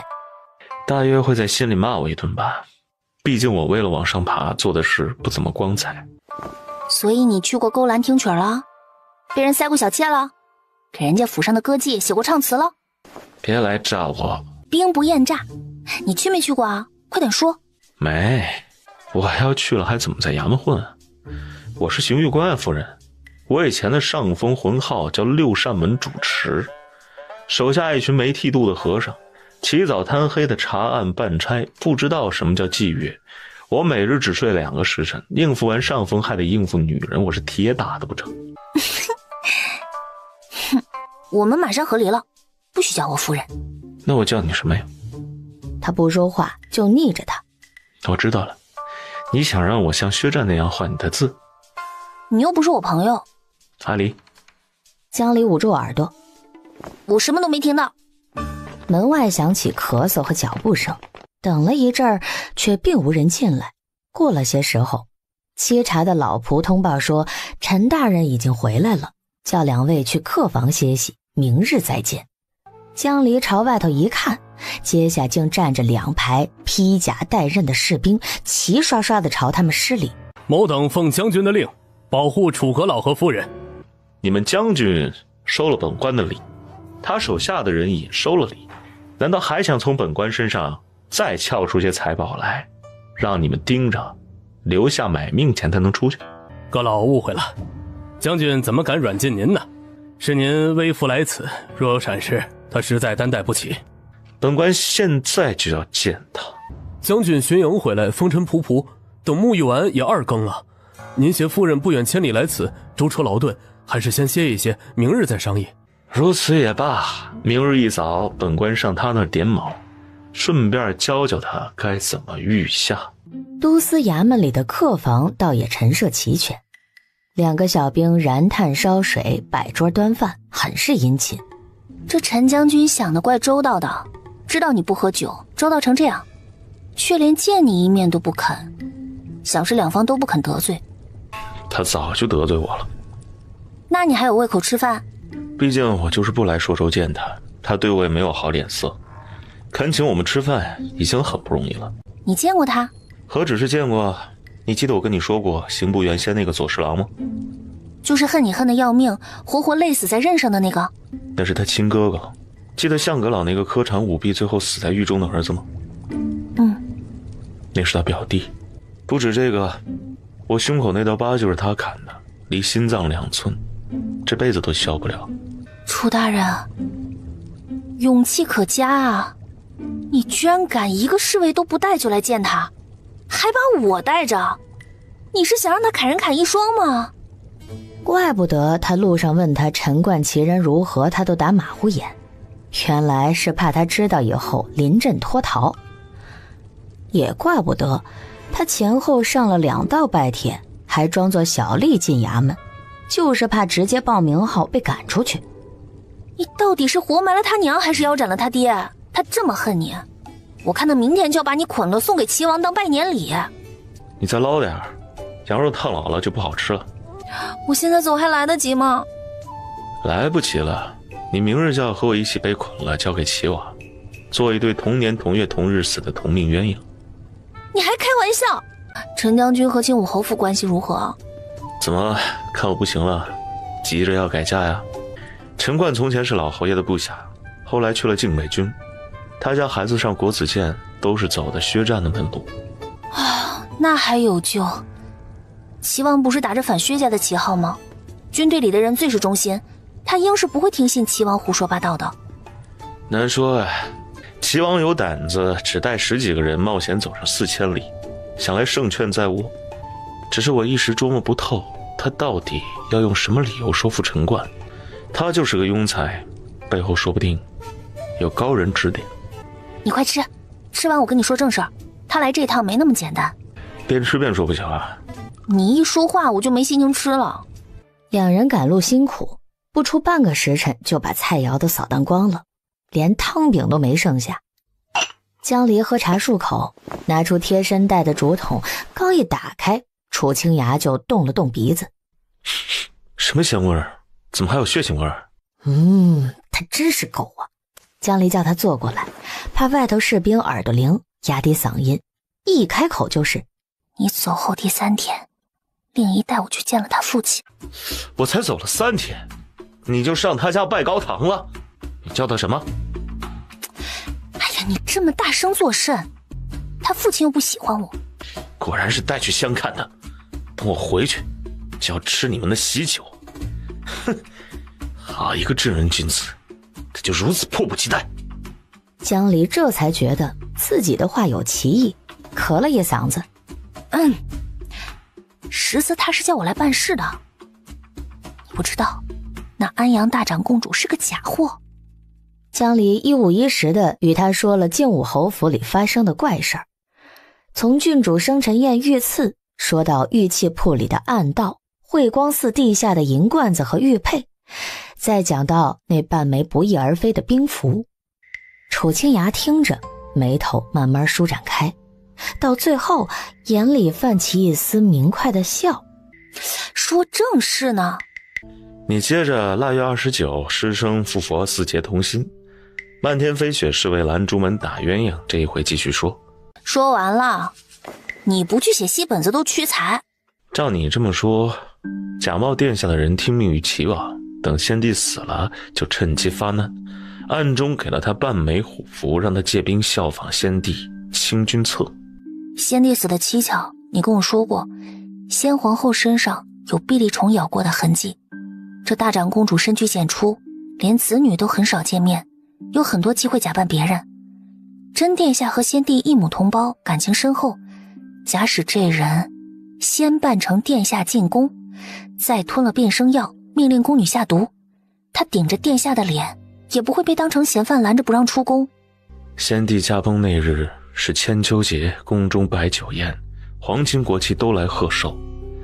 宴会散了之后，他喝下一碗剧毒的莲子汤，挨了1个时辰，口授了传位诏书。这1时辰内，羽林卫很容易就顺着宫女查到了皇后身上。皇后性子软弱，一听便吓得自尽了。先帝随后宾天，而赴宴的人都出了宫。我当时不在，要是在，必不会把他们都放出去。那还是很有可能的。楚清雅很快便联想起另一件事。先前在永州，杜恒看见4个资议卫把贵堂里的人聚在一起熏毒烟，听这几个人说话不像假扮的宫卫，对南越人的那套法子不熟悉。我不知道这女人跟秋堂主是什么关系，但她确实是南越人。菩提禅院地下的暗室可邪门了，养着一大缸的虫子。不过听命于大长公主的资议卫认不出真假来吗？你看我身边的那群资议卫像是有脑子吗？4个人跟踪你出贡院，最后竟回我说跟丢了。他们也就是干些主子吩咐的脏活累活，主子遇险拿命拼上，这就够了。人家好歹也跟了你这么久，说话积点德吧。齐王德那女人在宫闱相助，现在又拿到了虎符，你认为她借兵有几成胜算？你且看看，是谁在以身犯险，又是谁躲在幕后坐享其成？你的意思是，只怕齐王被人牵着鼻子走，还以为自己真能荣登大宝。他此行是谁告密给我的，尚还不清楚呢。这么说来，是齐王在帮假殿下成事，他要干什么？我只在永州见过他一面，说不准。那你了解陈冠，你认为他会不会投靠齐王？我离京前打听过，陈冠的家眷上个月得了他的信，过完年就来朔州探望。他家人与他3年未见，按律是可以出京的。先休息吧，我今晚去见他一次。明日他要是找借口爽约，先见了齐王，那咱们这趟就白来了。楚清雅理了理衣物，把发冠重新束了一遍，打开门叫了一个士兵，与他低声说了几句。那士兵去了，很快便回来。先前将军听说阁老安顿下来就睡了，某等不敢去打扰。您看，劳烦这位小兄弟了。听闻陈将军爱兵如此，他在营中与诸位将士同乐，想必晚间饮了不少酒，回来早睡也是应该的。夫人说的极是。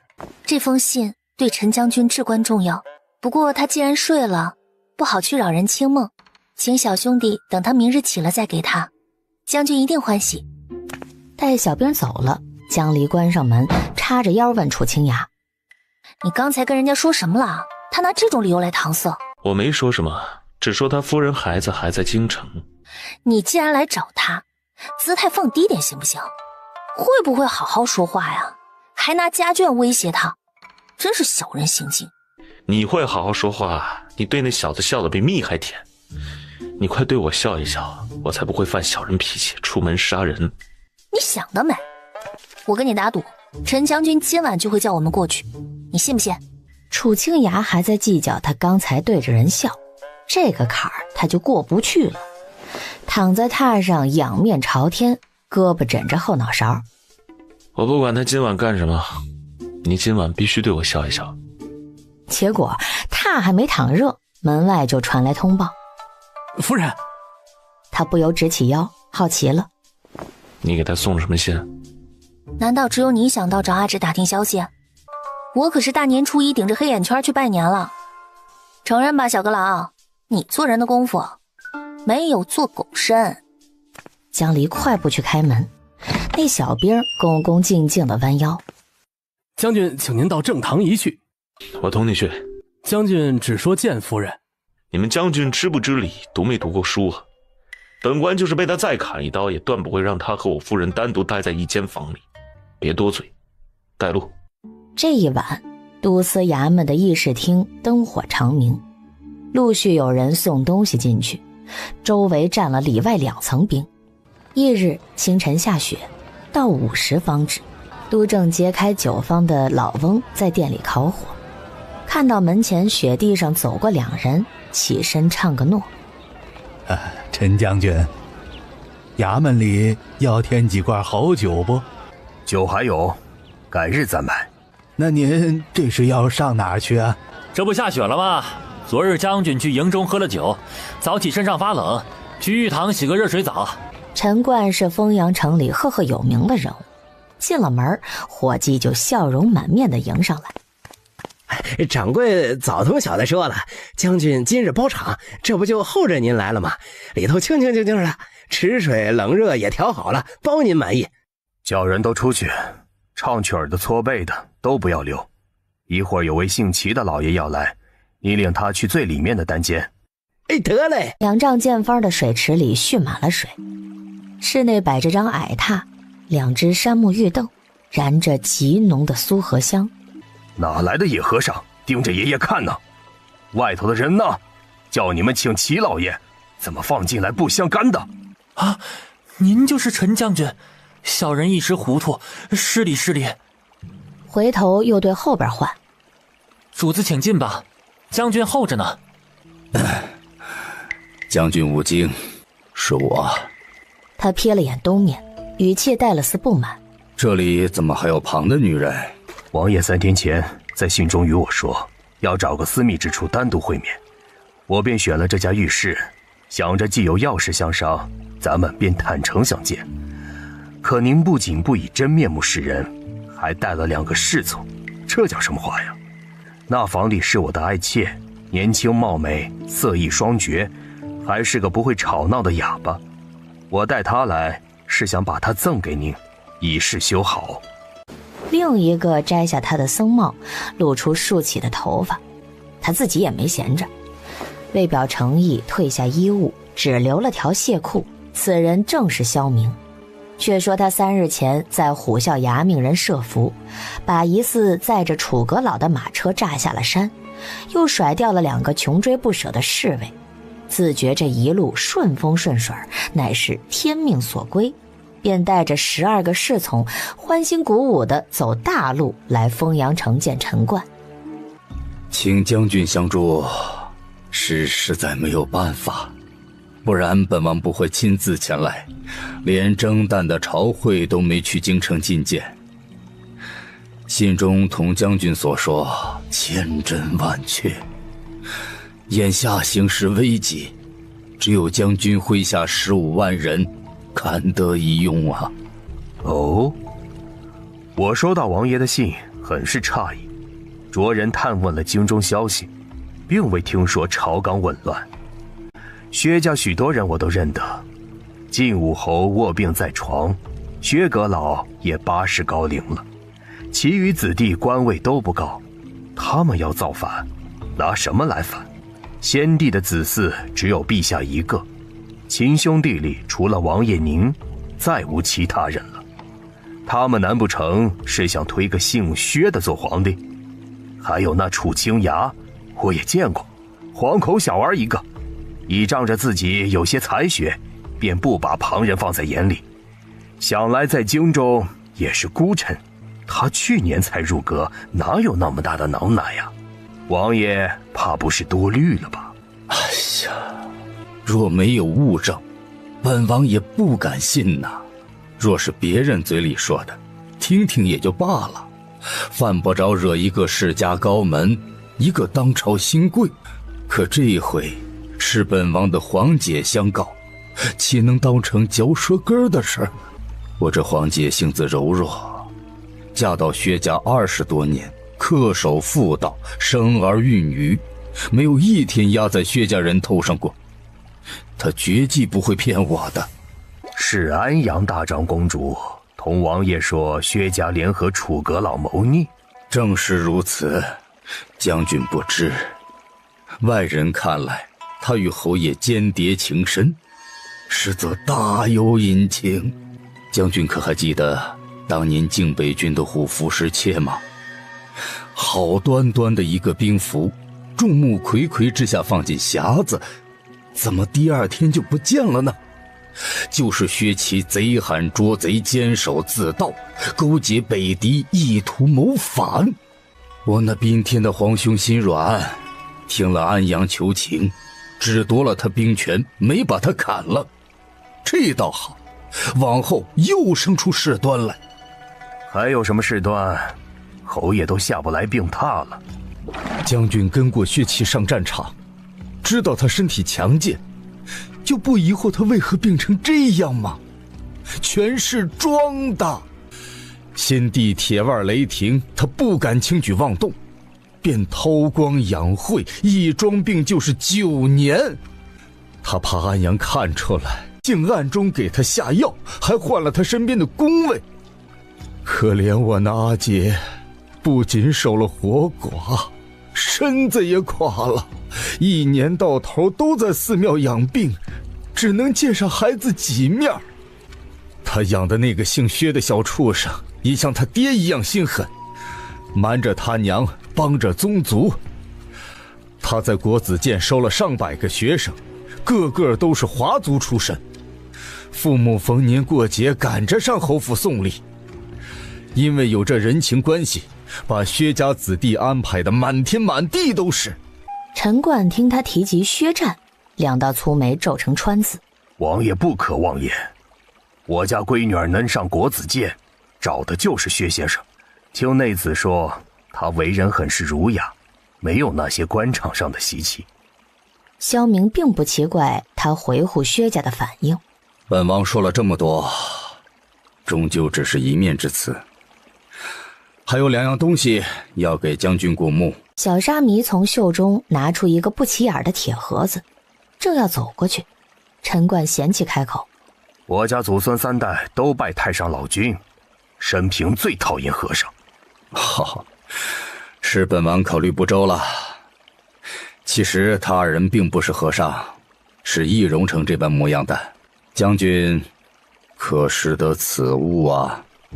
白玉触手升温，陈冠放在眼前细细一看，越看越心惊，喃喃着：必会君服，乃敢行之。凡之事，虽无会服，行也。这不是当年丢的那左半枚的虎符吗？怎会在王爷手上？安阳忍辱负重，也不知受了多少委屈，才弄清兵符被靖武侯藏在何处，冒着杀身之祸偷了出来。2个月前，他从汤沐夷回京，路上悄悄派人送信给我，写尽了这些年薛家是如何狼子野心，他又是如何受欺侮的。我虽与他不是一母同胞，却只有他这么一个姐姐，自小感情深厚。信中所述，字字悲切，不忍卒读啊。我离乡去国，一晃就是9年了，这日子过得真快啊！王爷信任我，肯与我说这等隐秘，叫我受宠若惊呢。但一朝天子一朝臣，我若拿着这虎符，带15万人随王爷进京，只怕会成为众矢之的。至于您，往坏了说，轻则流放，重则赐死。王爷此行前做好准备了吗？将军得了本王的信，想必也是深思熟虑，辗转反侧，最后才下定决心见我这个藩王。迈出这一步，定是有胆量做大事的。哈哈，事成之后，将军就是大燕第1等功臣，10亿万户配享太庙。哈哈，这说得太远了。现下本王能许给将军的是银票1万两和一门亲事。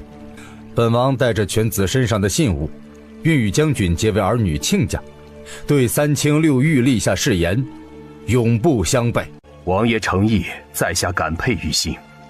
您说的不错，我赶来见您，也是不想在这偏远苦寒之地浪费下半辈子。楚楚，把契约拿来，让王爷过目。这是将军从何处寻来的爱妾呀？朔州竟有此等佳人呐！王爷这话可折煞他了。她是胡姬，大字不识一个，骨架子生的也粗，不比咱们大燕的女子善解人意呀。这契约呢，是我依着王爷信中的意思亲手所写，没有第三个人见过。王爷若觉得可行的话，便留个墨宝，咱们一式两份。若是不行，咱们除了御史再商议。美人儿将盒子放在池壁，垂手不语。一股芬芳飘了过来。萧明又看了他一眼，不知想到何事，恍惚了须臾。他打开盒子，拿出2幅薄薄的素卷，卷上文字一模一样，甚是简短，就是把他书信里几句话重复一遍，最后发了个重誓：先考在九泉之下，不得安宁云云。他拿起毛笔，左思右想，不写怕陈冠疑心不肯出兵，写了却觉这一纸契约来得太过容易，况且若是走漏出去，那就糟糕了。且慢，楚主，收回来。将军这是何意啊？此举正中陈冠下怀，他嘴角微勾。瞧我这记性，王爷不是还有另一样东西要给我看吗？我倒好奇，王爷除了许我升官发财，还有什么宝贝？如此有把握说服我把全家的性命都押上？好，是本王疏忽了，这可是极大的秘密啊！你只知薛氏勾结楚阁老，意图谋反，可知薛家要推举的宗室是何人呢？陈冠拆开那锦囊，里头却是一幅五彩提花锦缎，和圣旨一色，料子也相同，上头有个花押印，写了8个字：庚午乙卯丁丑甲辰。陈将军，我父皇的字你还记不记得？他拿笔在一张素卷上画了押，放回匣中，低沉的声音蒙着水雾，在狱房里悠悠回荡。你可知这上头是何人的八字啊？又为何写在这方送往钦天监的缎子上呢？弘德元年春闱殿试，楚清雅那么好的口才，连裴阁老都不能驳他半个字，为何偏偏被排在进士最后一名，又被扔到修园去做县令呢？短短9年的时间，你以为他真能凭……话未说完，面前忽掠过一阵冷风，萧明根本没看清自己是怎么被人挟持的，整个身子就从浴池里被揪了出来，几个黑影从水中跃起，刀光横空朝2个小沙弥劈去。弹指间过了几招，那2人自知不敌，仓皇向门口逃窜，还没挨到木门，嗖的一响，一枚锃亮的箭头从外头射进来，险险扎到了脸。多谢王爷夸奖，只是这世间千千万万人，八字相同的总能找出那么几个，为何非要栽赃到本官身上？是你？果然呢，果然。楚清雅那柄不知从何抽出的匕首递深了一分。王爷说什么都好，偏要旧事重提，本官可是费了好大劲儿，才忘了当年进士倒数第1。你使诈！哼，比起王爷在虎啸崖设伏诈车金马，雕虫小技不足挂齿。赵家香水行进了谋逆犯，人证物证俱在，1万朔州卫就在方子外围着，王爷就是再带12个高手，也飞不出去。陈将军，我们之前讲得好好的，你为何如此待我？你知道这位陈将军为什么讨厌和尚吗？2句话的功夫，那陈冠已披上一件长袍，在满地狼藉中搜寻着。找到了，字还没糊呢。王爷，我的妆早就被水汽熏化了，你带的这2位小师傅，若是近前来，一眼就能看穿我的易容术，我可没到青出于蓝的地步呀。萧明惊骇万分，一股碧丽虫的花香从他身上传来。他愣了一瞬，惊叫道：“你也是南越人？”扮了半天陈将军的江离眨了眨眼，如实道：“啊，不是呀，我是永州人。”王爷该知道永州有个贵堂，就是那个把金银源源不断送到钱江，替你笼络天下学子的贵堂。这位江才子可是堂内的假手，与你身边2个南越来的先生还是旧识呢。他如今被朝廷招安，戴罪立功，很是勤勉。他看齐王的脸色越来越白，张口欲言，利落地点了他的哑穴，勾着唇：“我知道王爷没说完，不甘心，留着回衙门慢慢说，咱们有的是时间啊。是想问他，怎么没像其余代笔一样死于非命？本官又是如何找到他的？自是本官年轻貌美，色艺双绝，他找上门来求嫁，本官娶了她做夫人。他有陛下封的一品诰命，谁敢动弹一根头发？”他当着这么多人面说什么胡话呀？他不是，他没有。回禀阁老，某等正在拘捕逃犯，加上这2个和尚，一共是14个，待抓到就押往州牢。王爷千金之躯，押到都司衙门好生款待，只是别让他再开口，本官怕他嚷嚷着向陈将军讨要爱妾。士兵们一个个低着头，生怕笑出来脑袋就丢了。赵氏香水行的走廊上，老板瞠目结舌，不明白今儿这生意怎么就黄了。铺子被士兵围得水泄不通。等里面的人都出来，他大着胆子拉住一个士兵：“哎，小哥，陈将军呐，我开玉堂是要养家糊口的，这锅炉都破了。”一锭金元宝忽然抛到手上，老板哎呀一声望去，有个头戴毡笠、身披黑色大氅的汉子站在人群中，正是本省的都指挥使镇远将军陈冠。您不是在里头泡澡吗？大伙儿都看见了，我今日没进去过。这钱你收着，给玉堂修缮了。他不多废话，走上前，唰地拉开屋门，清清嗓子：“请阁。”门后站着一男的一女的，都戴着羊皮帽，身上裹得严严实实，你推我一下，我扯你一下，正互相扒拉着。冷不防门骤然开了，都张嘴望着他，活像一对傻狍子。“将军，这2人是……”楚阁老已经从后门回去了，里面还有别人在洗澡，这只是一对淘气的夫妻罢了。哎，你怎么不告诉我前门堵着这么多人啊？我哪知道，我叫他等在巷口的，赶紧回去休息，昨晚熬了一夜没睡，你不困啊？哼，我一想到你穿肚兜和裙子，嘴被捂上，楚清雅拖着江离在众目睽睽之下走向后门，上了马车。再提一个字就怎么？你还敢威胁我？我可是帮了你大忙，要不是我手上有宝贝，陈将军怎么会答应见你？要不是我扮成他的模样，你能拿到虎符和锦囊？楚大人，你知不知礼啊？读没读过书？滴水之恩当涌泉相报，我可是你的大恩人，你若是感激我，就给我磕上3个响头，叫一声奶奶。楚清雅头痛的要命，把一只银壶塞到江离手里。快喝了，你用陈冠的声音说话，我只能叫你孙子。江离把壶里极浓的茶吨吨吨地喝了一半，又吃了几个化冻的柿子。过了半炷香，嗓音开始变细，到了衙门就完全变回来了。楚清雅扶着气焰嚣张的夫人下车，对黑压压跪了一片的士兵视若无睹，径直来到陈冠面前。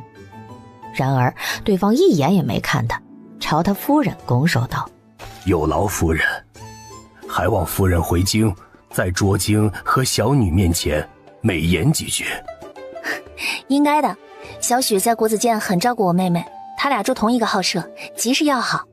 唉，我很久没见这孩子，也不知何时才能回京呢。凭阁老在拜帖上写的那几句话，我是不会掺和的。将军说的好像与自己毫无干系，镇守边关的将领私自约见藩王，这是什么罪名？不用本官点出来吧？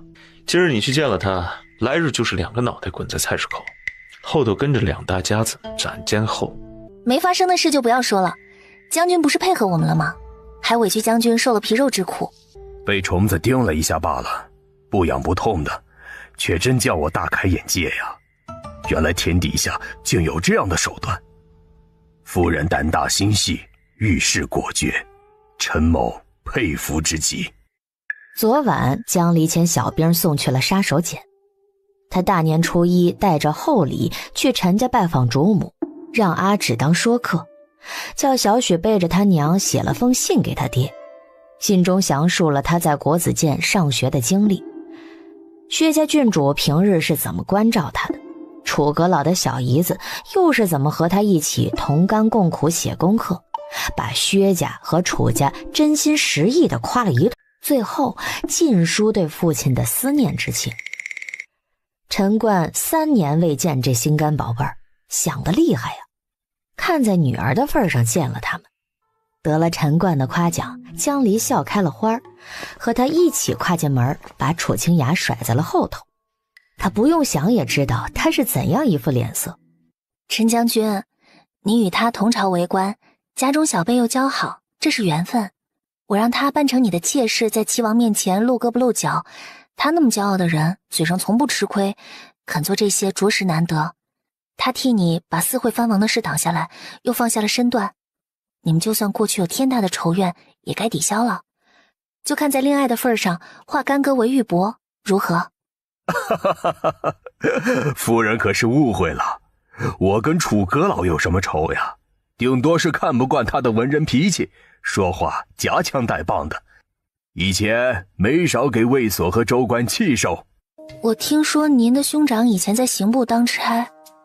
哦，死在任上的那个与我同父异母，我们没什么交情。我还听说您的表弟……我母亲那边有30多个表兄弟，夫人说哪个呀？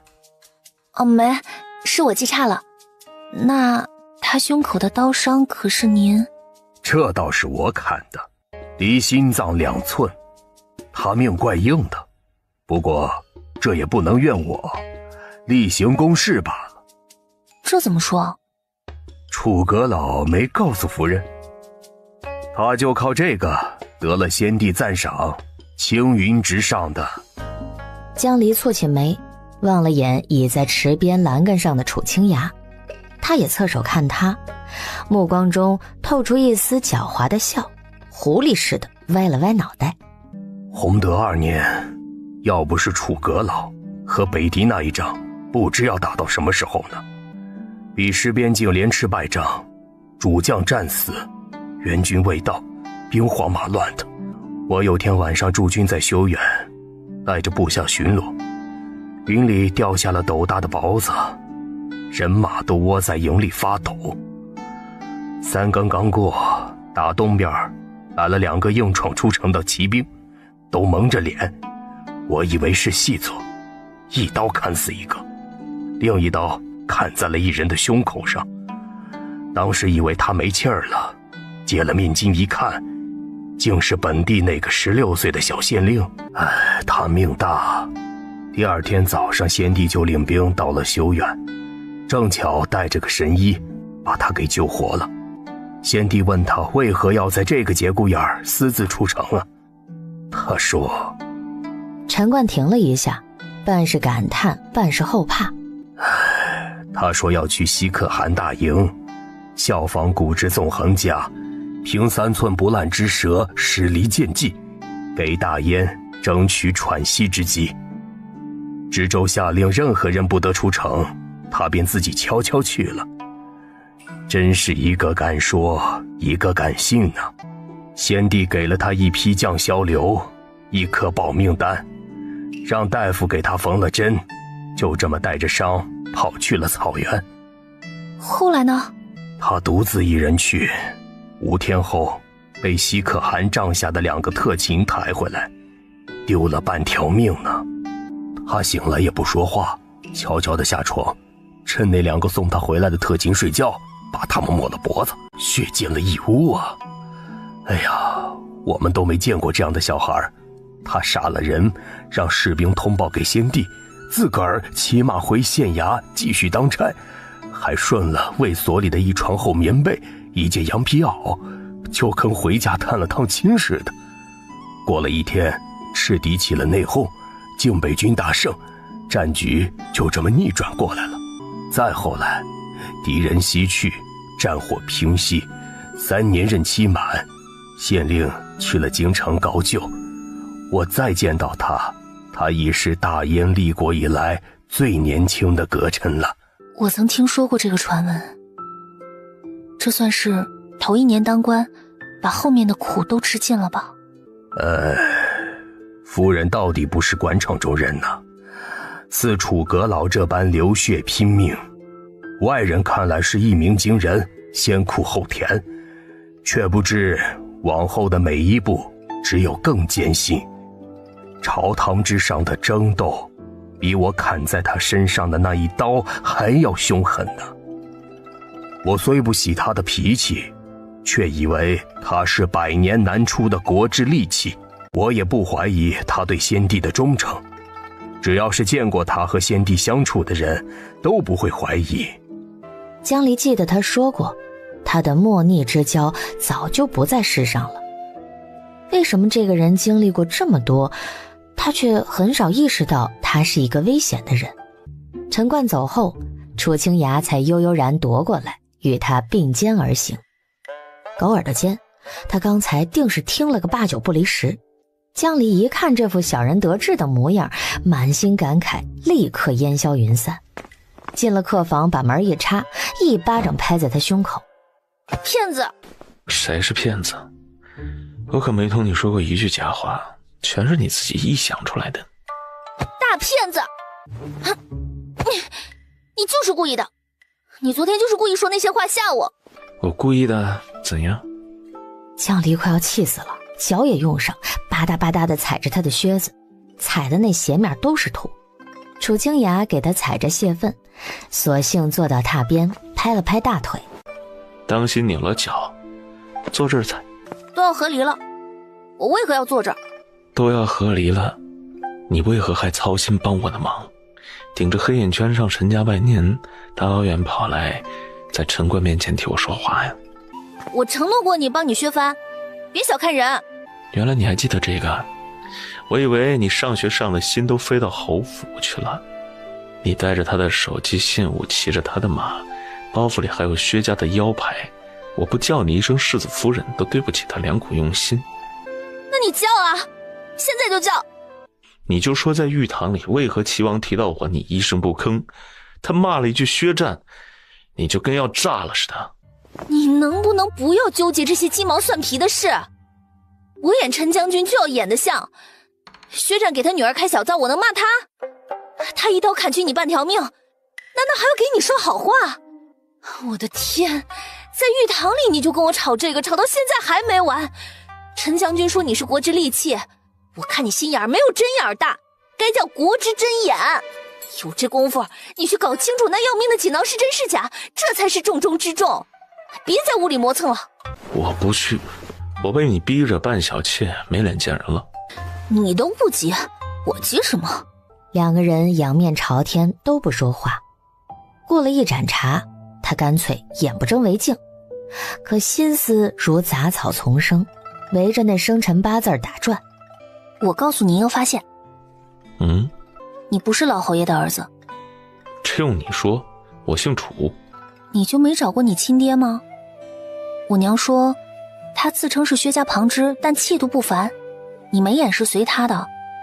我原以为是晋武侯，可见了他之后，发现你们一点也不像。唉，幸亏不像。我一想到和薛战称兄道弟，我就恶心的要吐。所以是谁？我爹是璧山县城，我娘是白云居的霓裳柳，他们是这世上最好的爹娘。至于生父，我没兴趣认识他，想来和你爹是对旗鼓相当的卧龙凤雏。当年楚少棠陪爱妻去普济寺上香，出来就看到牛车前被丢了个刚满月的小娃娃，襁褓里有一枚刻着字儿的牙雕套球，附着生辰8字。柳兰公一看就知道这是顾清商的孩子。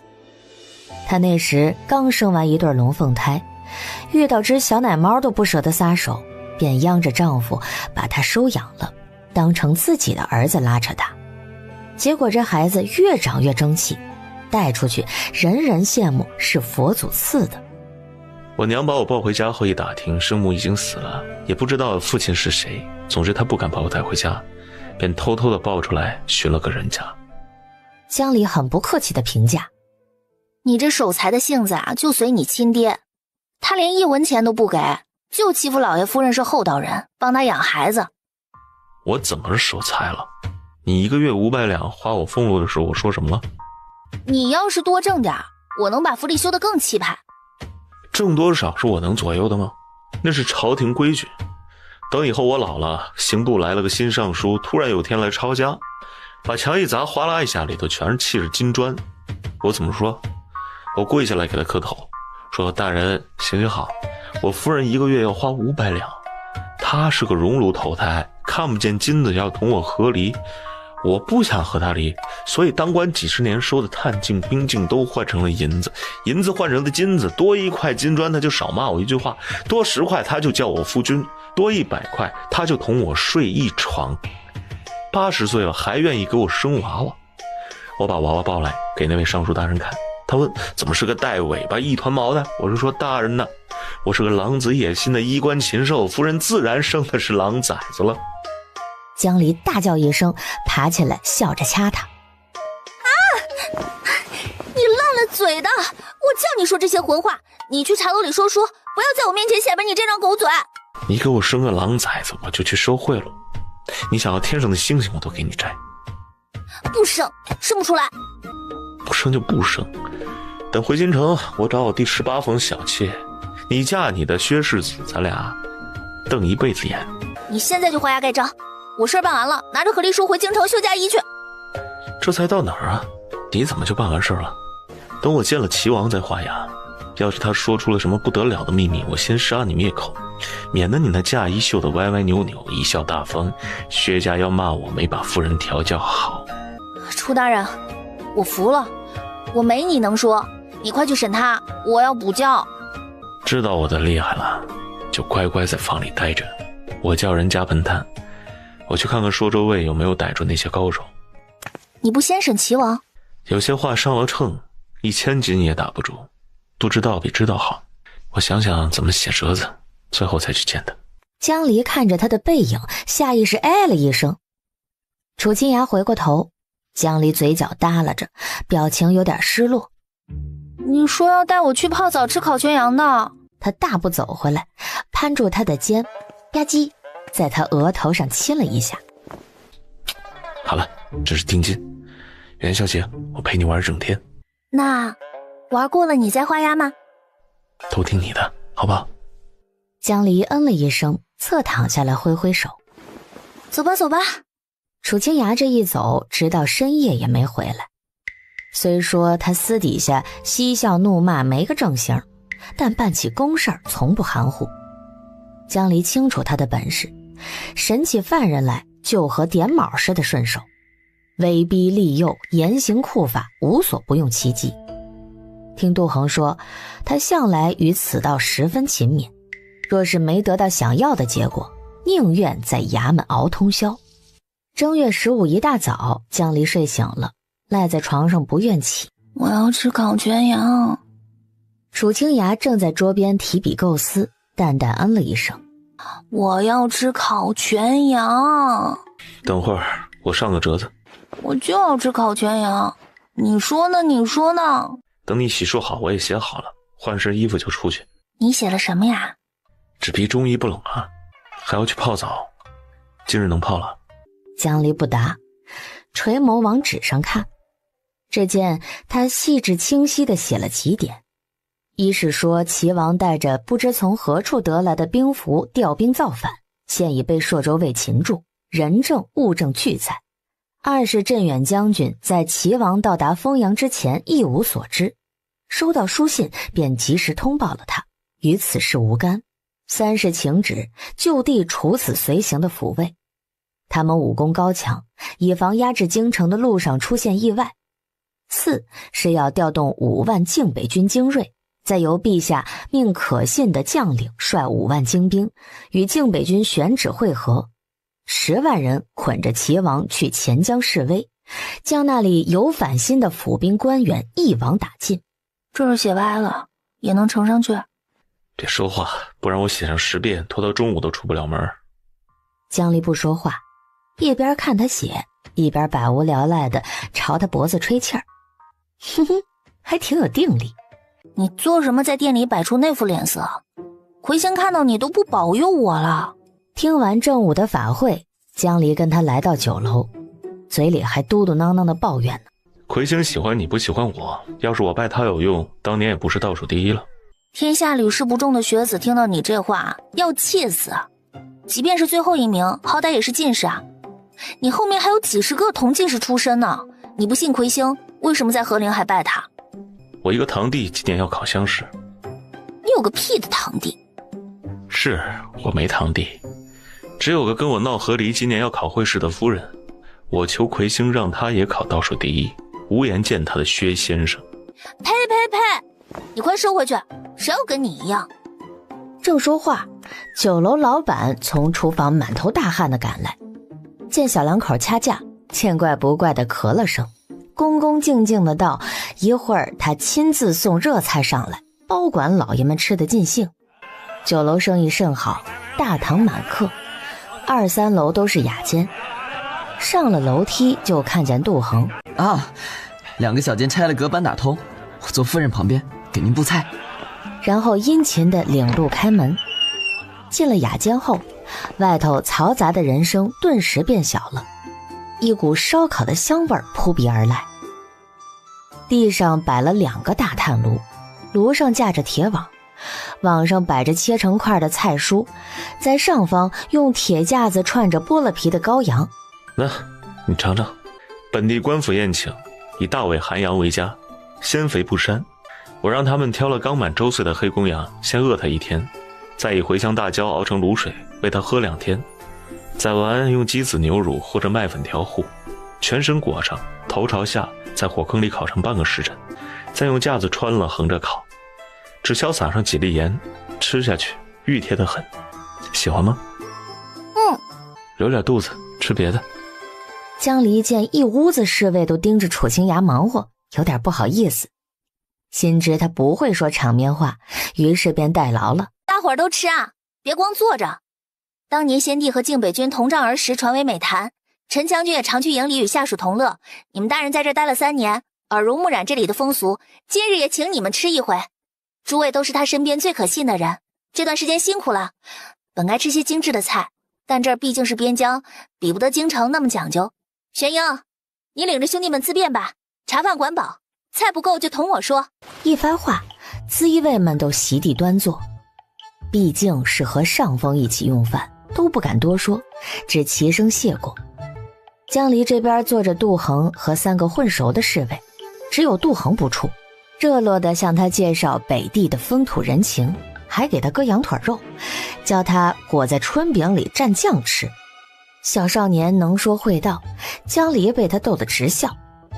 楚清雅看不惯，你何时与他这么熟了？夫人说了，认我当干弟弟。多吃点，正是蹿个子的时候。夫人曾经有个同父异母的弟弟，跟我同岁，但是他哪儿来的弟弟？江家3房病死的是个女儿，何曾有别的男丁啊？他哄你替他卖命才这么说，你傻了个什么劲儿？夫人，好弟弟，时隔多年，我记错了。又剜了楚清雅一眼。你查得够清楚啊！我早说他10句话你只能听1句，当初他怎么在暗道里堵你的都忘了不成？你过了年就16了，我再教你一个道理，看起来越温良的人越要提防，尤其是女人，别傻乎乎把自己心窝子都掏出来，后悔都来不及。就像大人一样吗？哎，小孩子吃饭你训他做什么？把他噎死你就高兴了？你看看都把他惯成什么样了，他以前敢对我这么说话吗？几个侍卫默默低头憋笑。他6岁就跟着你，10年还没造你的反，已经很不容易了。要是我，3更半夜连财带马一起卷走，转投你的死对头去。敲门声打断了斗嘴。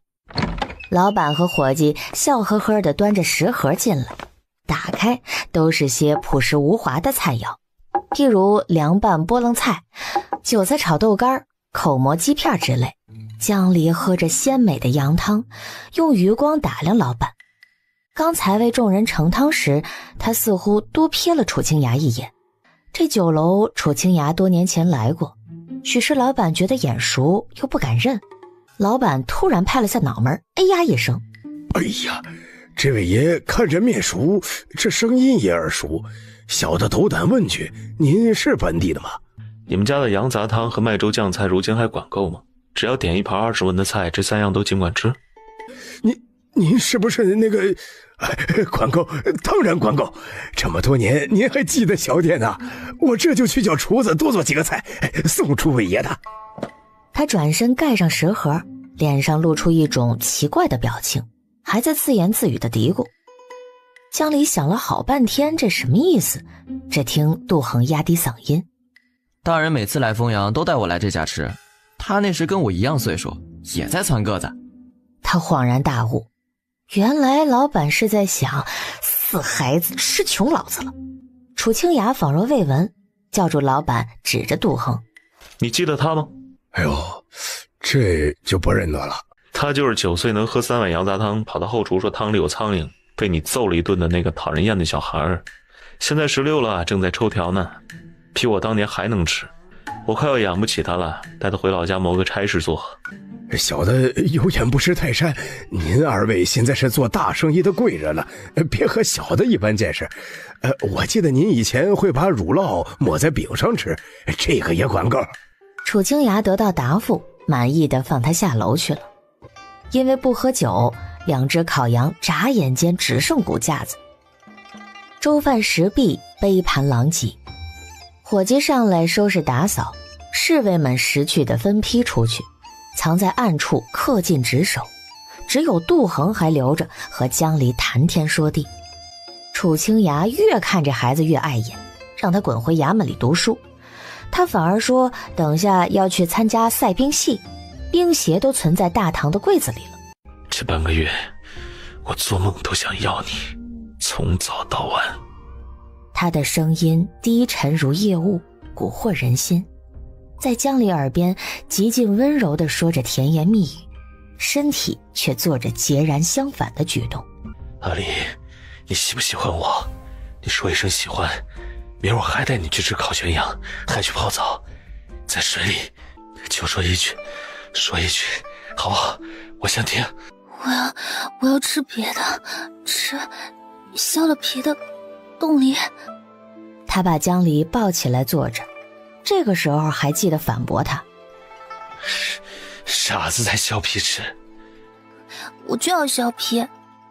江离环住他的脖子，故技重施，朝他唇上吹气，眸中露出一点明亮的笑意。夫君。所有的回答都在这俩字里了，蜻蜓点水，却如锣鼓喧天。我给你削皮。而后又吻住他，好一会儿才呢喃着：我是傻子。他不该逼他说，也不该把他每一声夫君都当成例行公事的谎话。有些话他咬紧牙关不说，只是因为拉不下面子，没法承认自己的变化。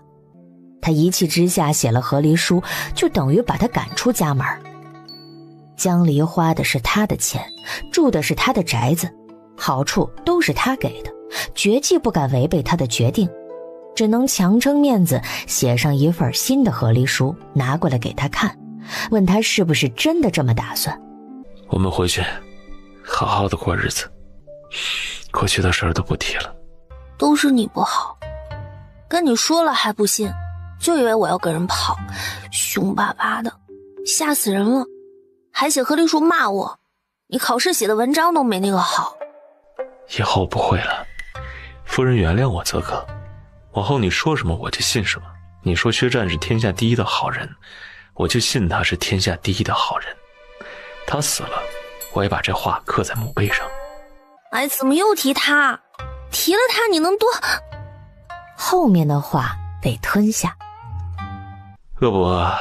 什么时辰了？太阳落山了，大约有时吧。想吃什么，我叫人去买。饿坏了夫人可不行。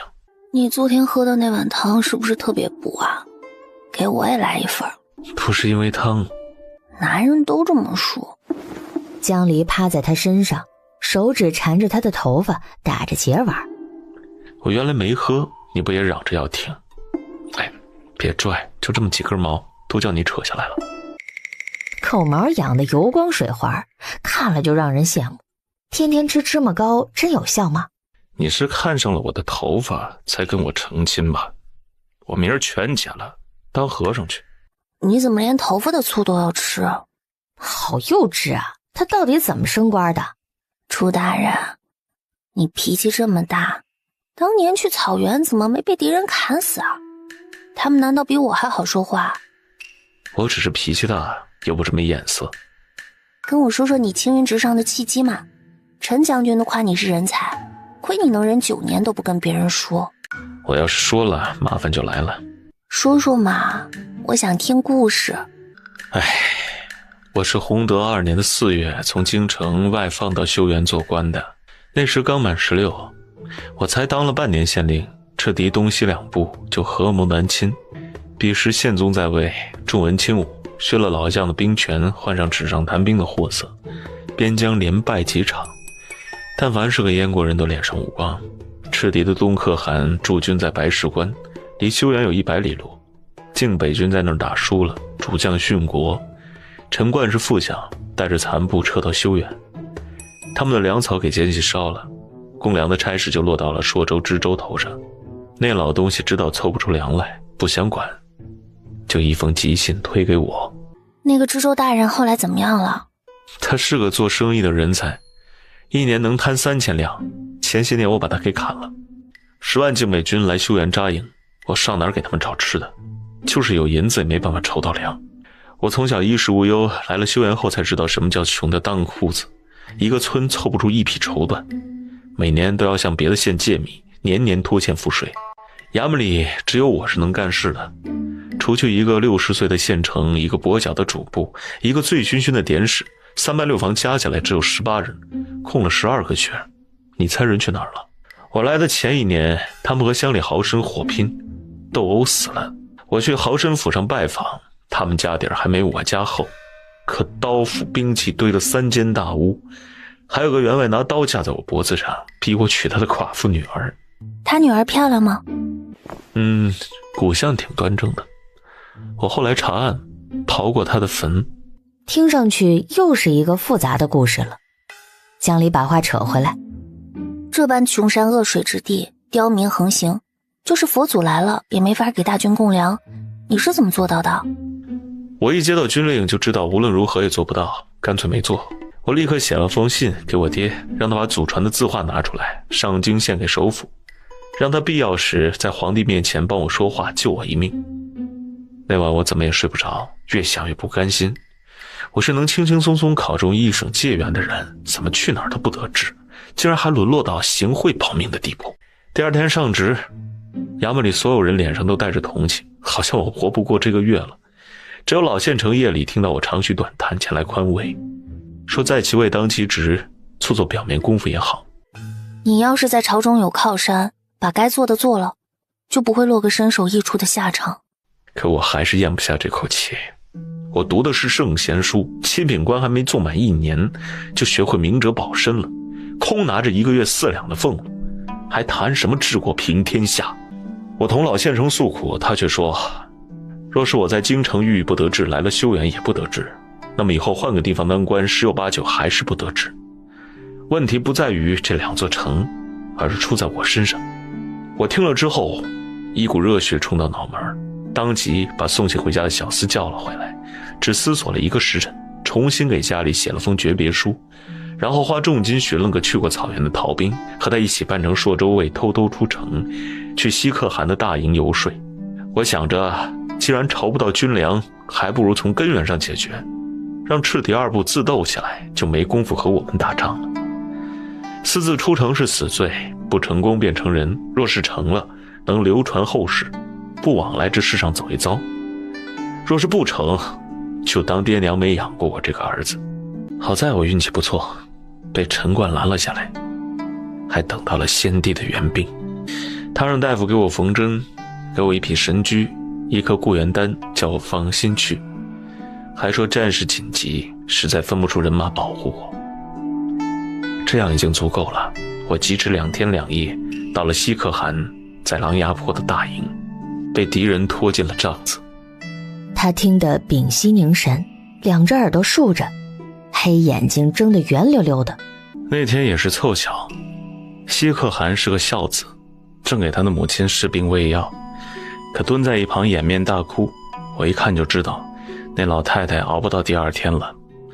我把大夫给的丹药献了上去，那本是给我吊命用的，果然有奇效，老太太过了半盏茶就能睁眼了。西可汗要谢我，我趁机把利害关系说与他听，总之没说东可汗一句好话。他听完沉吟不语，派了2个外孙送我回修原。我是他母亲的恩人，他怕我死在草原上，可我没他那么好心，回城就把这2人杀了，免得让人觉得我勾结外敌。我知道国子监上课讲过你是怎么游说的。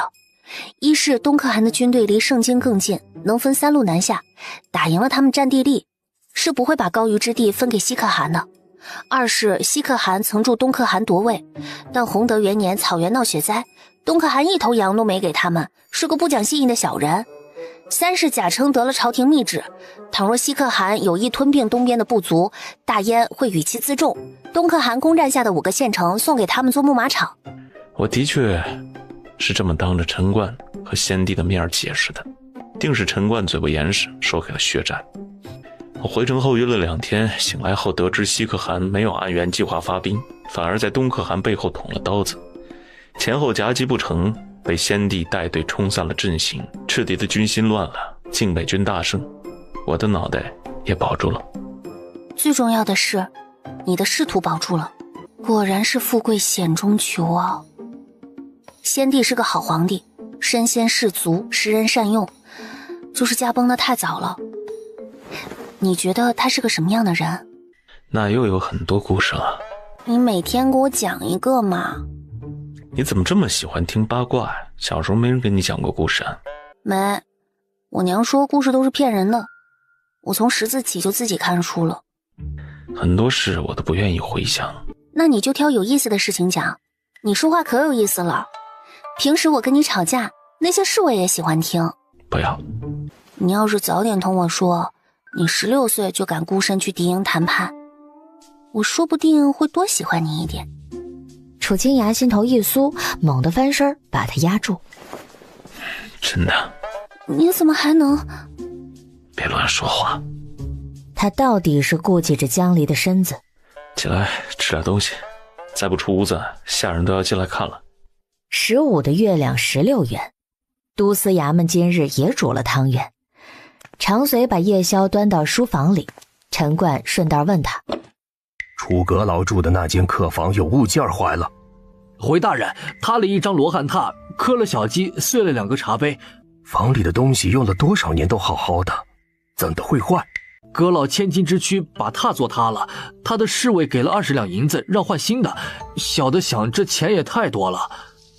阁老今日没出去？还在房里，半个时辰前派人出门买吃食了，也不让进，就今早卯时让人抬了桶热水到外间。谁问你这些鸡零狗碎的？多出来的银子是阁老请大家吃酒的，嘴都给我闭严实了。常随告退后，他3两口把汤圆吃完，心里盘算着没招待好贵客，让他们受惊了，最好去亲自赔个不是。他披衣出门，沿着游廊走到最后一进院子，花园里的腊梅开得正好，客房亮着灯，一个仆从端着水盆走到街上，还有一个人从角门提着食盒跑来，在门上扣了几下。很快有侍卫出来拿东西，端水盆的和拎食盒的一同离开，走路上低声聊起天儿。陈冠的耳力极佳，听了个大概。夫人对他说呀，你昨日喝的这汤也太补了。葛老说呢，不是因为喝汤，夫人就骂他骗鬼呢。我喝了这个比喝酒还热，8几天肚重，王八、老鸡、羊鞭一起炖，都快流鼻血了。葛老说昨日没放那么多料，要是放了就得再添上新床啊。那夫人又骂他，傻子才信你把他做塌了，你怎么不说马没拴住冲进房里撞他的？葛老说你就当我是马。两人捂嘴窃笑着走远了。陈冠在房外僵了一刻，想着小别胜新婚，何况是新婚未满1年的小别，这蜜里调油，油上点火，火烧木头，炭烧坏了也是说得通的。他转身走出院子时，仍听到客房里的小夫妻在打情骂俏。抬头看一眼金黄浑圆的明月，怅然想起3000里之遥的京城。他的家眷今年是不可能来朔州探亲了，不过说不定他有机会会回京，在朝廷削藩之后。要不要把家里的榻换张新的呀？也有些年头了。你不是去见陈将军了吗？你知道他同我说了什么吗？跟我回帐子。他把江离拉回帐篷，总不会问你他是怎么弄坏的吧？有话直说，有屁快放。你好好想想，上次来这山里见了什么人，说了什么鬼话？江离一声，还有这回事儿，他都给忘了。看了眼识相的远离帐子的侍卫们，缩回脑袋，暴毙装糊涂。你说明白点儿，我听不懂。在河陵我还问你有没有遇到山匪，你说没有。昨日山匪头子给陈冠送了信，质问他为何要在大燕存亡之际离开威宁。据说大燕有个姓名名渊的京官勾结赤敌叛国，骑着快马逃出关，中军都督府的薛都督手下的一个小校尉满腔热血地追他去了。临患不忘国，忠也。我就猜到他们中间有军户出身的。楚清崖见他丝毫没有编造弥天大谎的歉疚，沉着脸。1个时辰之前，他们的寨子已经被晋北军灭了。夫人可要去见见那名把你堵在冰湖上的绿林好汉。灭了？陈冠身为都指挥使，本就该清理省内杀人劫货的悍匪。我来时既然碰上了，便叫他顺手荡平了山头。江离心里清楚，这些土匪应当同当地官府有些关系，黑白两道通吃，所以县官一直没有当成忧患往省里报，牵涉到复杂的人情利益。陈冠纵然知道有这么一撮土匪拦路打劫，也不想得罪其他官员，索性睁只眼闭只眼。大军过昆岭，山匪避之不及，军队也不会闲着找他们麻烦。这一封怀着爱国之心冒险递上来的信，却成了催命符。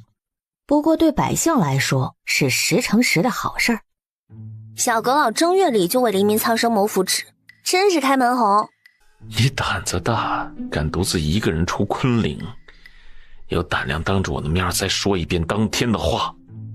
大人，我真忘了，随口编的话哪记得。你说我通敌叛国，娶了18房小妾，生了6儿4女，还把你打得鼻青脸肿，让你用嫁妆养孩子。这么假的话，只有愚不可及的土匪才信。我要是不骗他们，怎么能安然无恙出山口呢？还有，我说的又不是你，你干嘛急着认账？好像我说中了似的。你还记不记得成亲第3日晚上说过什么话？什么话啊？不是，这么久了你还记得？他说过的每一句话，他都记得清清楚楚。你说以后都不编排我了，再也不胡说八道折辱我了，你就是个骗子，大骗子。哎呀，不生气啦，你看我给你留了什么。江离举着一个小罐子，揭开盖儿，在他面前晃了一晃，里面是洁白的乳酪。这是给我留的。自然，你不是喜欢吃这个吗？我在铺子里买了好几罐，给你带着路上吃。来，拿着，去吃吧。他一边吃，江离一边跟他讲道理。是你先跟我吵架的，对不对？只许你生气，不许我生气，哪有这样的道理啊？这群人是山匪，就算说出去也没人会相信他们，被官兵抓到就是一个死，你还担心什么？我虽然编了你不爱听的话，但顺利从他们手里逃出来了，你应该夸我聪明才对啊。楚清雅几口把酸乳酪吃完，舔了舔盖子上的奶渍，想了一阵儿又生气。那你为什么非要说是薛都督手下的校尉？就不能编个姓楚的吗？我求求你了，你这辈子就跟薛这个字过不去吗？连这个都要计较。苍天为证啊，他从来没有见过这么小心眼的人。这晚江离损失了2罐买给自己的乳酪，才把这狗官给哄好。次日军队开拔，陈冠同楚清雅商量之后，留了2个山匪充军，其余皆斩于阵前，把血淋淋的脑袋插在梭枪上，立在昆岭的进山口，以示官府威信。次日军队开拔，陈冠同楚清雅商量之后，留了2个山匪充军，其余皆斩于阵前，把血淋淋的脑袋插在梭枪上，立在昆岭的进山口，以示官府威信。正月28，靖北军在西山北路与抽调的5万精卫会师。楚清雅披上侍卫送来的官服，迎接天子派出的将领。听到来人名字，眉眼一跳，公事公办的在2军前领了圣旨，旨意以精卫之首为总兵，镇远将军陈冠作为副将，文华殿大学士为总督，押着谋逆犯去梧州劝降。粮草已先行一步，若是开打，便速战速决。是夜在县城犒军，宴饮取乐。江离终于得以离开营帐住客栈，带着6个侍卫在城里大吃一顿，明日同大军分道而行。你回来做事？他们喝酒，我又不喝，索性早早出来，不然被吵得头晕。明早我就走了，你不想和我多待一会儿？走好不走？江离吐掉嘴里的漱口水。天天和你待着怪腻的，你不在我倒还能想起你。回京城换个男人陪你就新鲜了。我去钱江的这些日子，你最好天天和文房四宝待着，若是让我知道又跑到什么侯府将军府吃喝玩乐。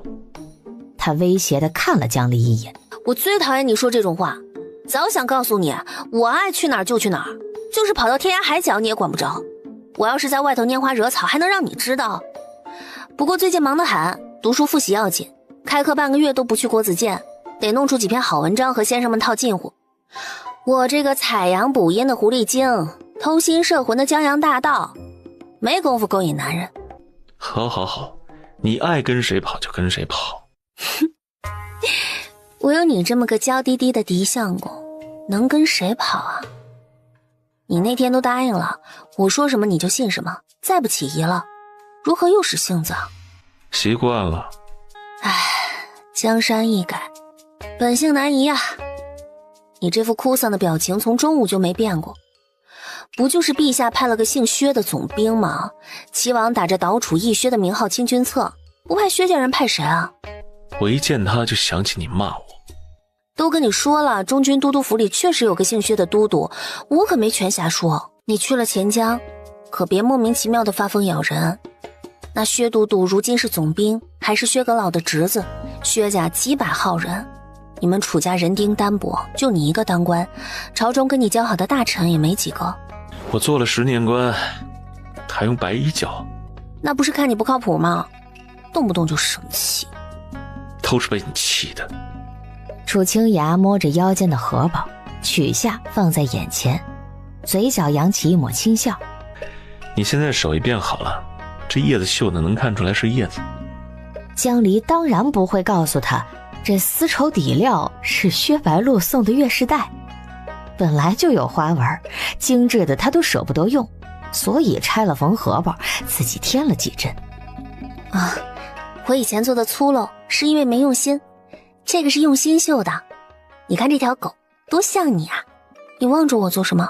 怀芬香儿协会，陪江离之菲菲，我会日日都带在身上。随便你。你不要担心我，你能想到的我也能想到。这次去钱江，我办完事就回来。定能赶上你考试。楚清雅从怀里掏出一个物事，拽着江离的袖子。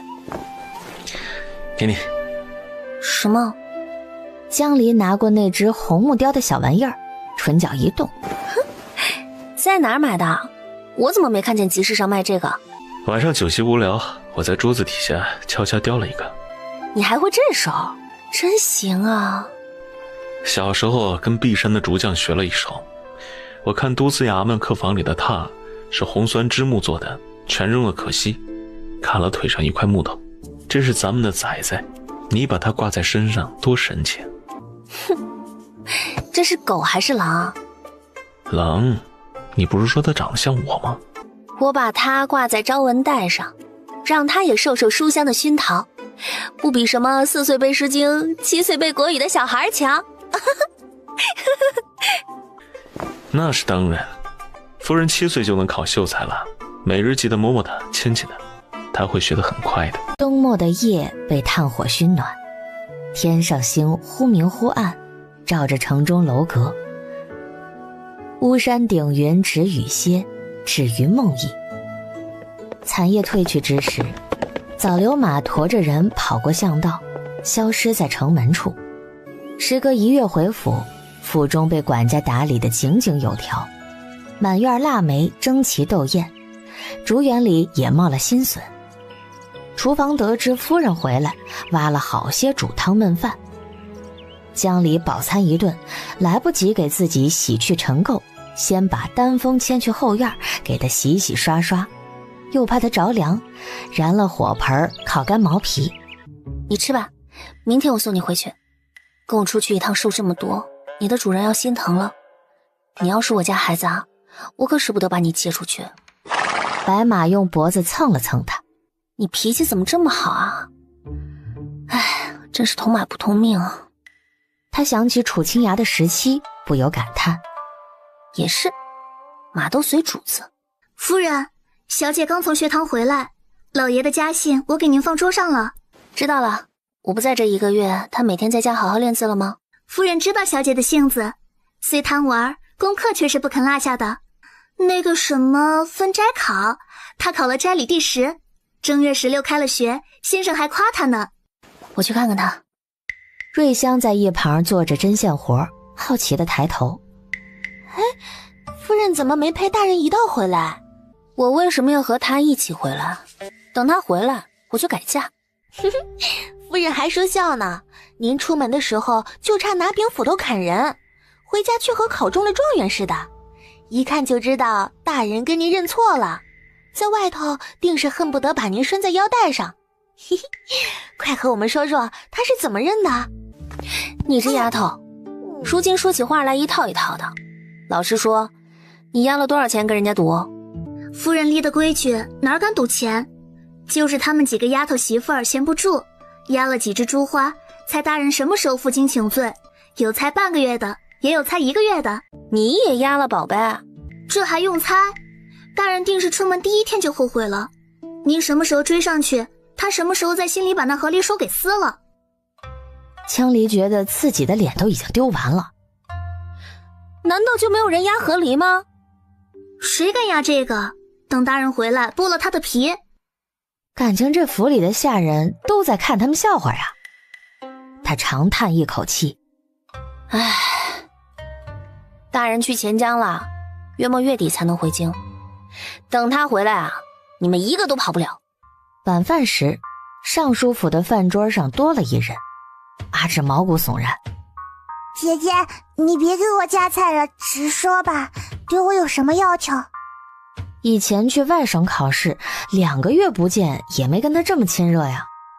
我看起来有这么可怕吗？你这次考得不错，若是娘知道你能留在这个先生斋里上课，一定高兴极了。你看，我要去考3月份的会试，你是不是也应该抓紧努力，给自己立一个目标？比如每个月的功课得多少个甲，在多少岁之前升入率性堂。你还是给我生个外甥女吧，你去逼他选2次股别来折磨我。薛先生都说了，读书不只是为了考试，你喜欢考，我可不喜欢考。国子监里像你这样的学生找不出10个来。薛先生什么时候同你说话了？就是元宵节那天，家里只有我一个人，郡主姐姐请我和小许还有她娘去家里吃饭呢。薛先生也在席上，他看我和小许担忧的吃不下饭，就把考试名次提前告诉我们啦。江离思忖着这番用意。正月11，他和楚清雅见完陈冠，他就打消了见齐王的念头。应是立即传信给京城的妻女，让他们不要过完年离京探亲。薛白鹿把阿芷和陈家人叫去赴宴，是以此表示3家交好，可能还会像大年初一那样探探他们的口风，看是否收到了陈冠的新指示。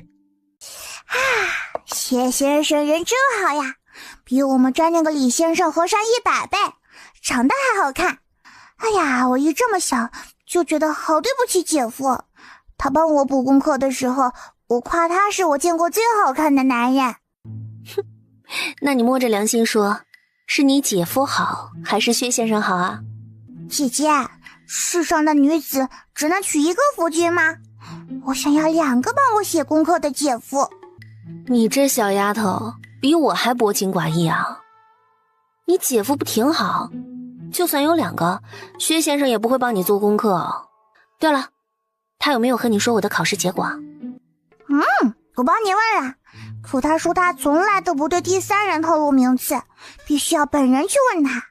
分到帅庆堂的学生是不张榜的，只有阅卷的先生们知道。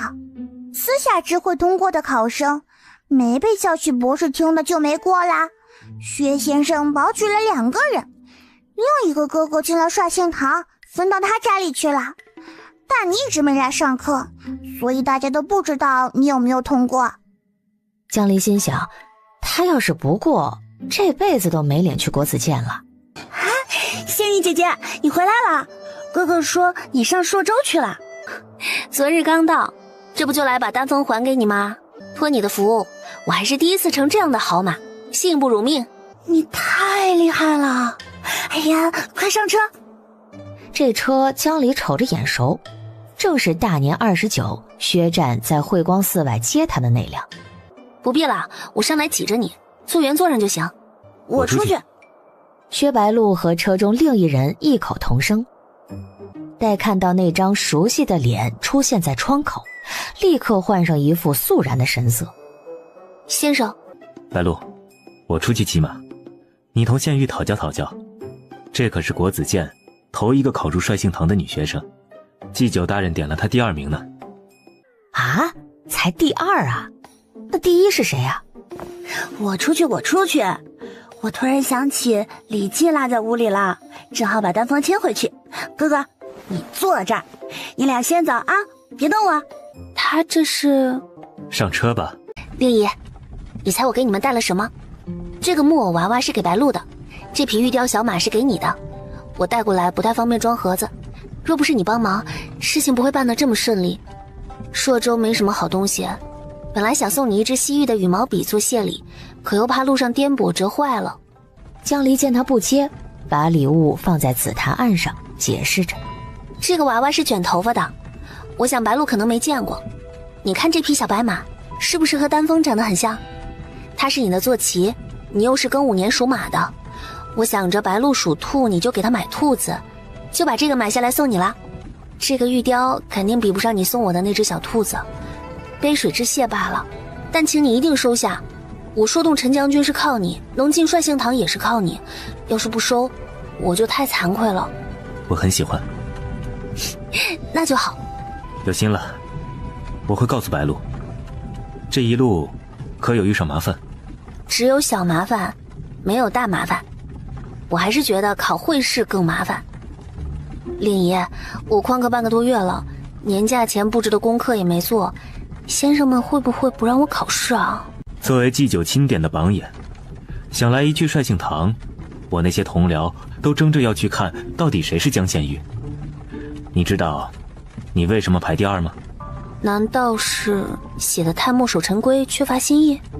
我是按保守的路子来答题的，因为不是每个人都像你一样能接受学生写标新立异的文章。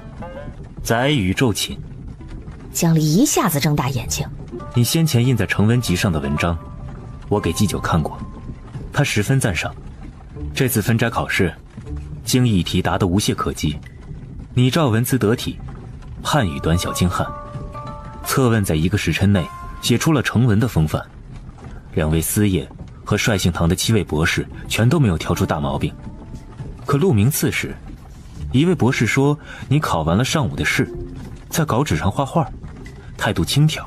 另一位巡考说你考完下午的测问，趴在桌上小气，还要我作证。你宣读考规时我认真听了，没说不给干这些啊。我考乡试的时候也睡着了，那巡考就在我号舍前走过去，也没把我叫醒。有时候没说的才是关键。县玉啊，你从小自在惯了，没受过归宿。我在国子监教了5年书，就是再狂放不羁的学生，也没见他们在考试时睡觉。祭酒听了2位博士的话，叹了句：“始无于人也，听其言而信其行；今无于人也，听其言而观其行。”都把他比作朽木不可雕的载宇了，可有补救之法？若是他们太失望，就该把你排在最后，可见还是对你寄予厚望。之前你没去广业堂上课，先生们看了你的答卷，明白你是不屑去，录榜时都不作声。但开学后你没来率性堂上课，他们就奇怪了。我替你编了个理由，说你回乡过年，路途遥远，但当时已有人不满。因国子监里多的是天南地北的学生，若想弥补，一来呢要教功课，把轻佻狂傲之名洗脱；二来要给斋里的先生送几篇好文章，让他看重。自你回京，课要一堂不落的上，然后去考到前5名。令爷，你不是说如果考进率性堂，你就把我调到你斋里，方便举荐吗？这正是为难之处。这次分进堂的共有10人，我保举的另一位学生恳求祭酒要进1斋，他允了。我斋里已多了1人，若再收了你，对其他人不公平。有位老博士指明要收你，祭酒也允了。那我岂不是要补1整个年假的功课，抽空写文章，再每天去上课？便是分到我斋里，也要这般。县玉，你既然进了国子监，就要遵守这里的规矩。我知道你只想要一个会试的名额，为了得到它，该做的必须做。你上我的课，做我的课业勤勉，不能换一个先生就懈怠了。我听过别的先生上课，他们讲的都没你有趣。你是国子监里最开明的先生，没有那些迂腐气，所以我才来找你的。没关系，我的会讲所有人都可以来听，你得空就来。江离轻微的叹出口气。好吧，天将降大任于他，看来这个月会过得无比辛劳。这也是你去朔州买的，挑得到精巧。这个不是买的，是人送的。他的嗓音清润低柔，犹如晨风拂过耳廓，带了丝不自知的喜悦。你不远千里去见陈将军，帮了楚阁老的大忙，他就捡这个。此话一出，顿觉失言，忙又道：若是百忙之中亲手做的，的确难得。我听闻陛下做太子时最爱他雕的摆件了。这倒像居高临下评判一般，越说越不对。他亲手雕出来的，不知比买来的贵重多少倍，你一定是喜欢。令爷，你若觉得新奇，我让他也给你雕一个，也该谢谢你的书信。我夫君爱面子，知道误会了也不肯登门致歉。你大人有大量，别跟他计较了。他其实人不坏，就是心眼小。薛战面上仍是笑意盎然。自然不会，你们能重归于好，我心里是极高兴的，怎可劳动楚阁老为我烦神呢？令仪呀，你领来的怎么是个姑娘家呀？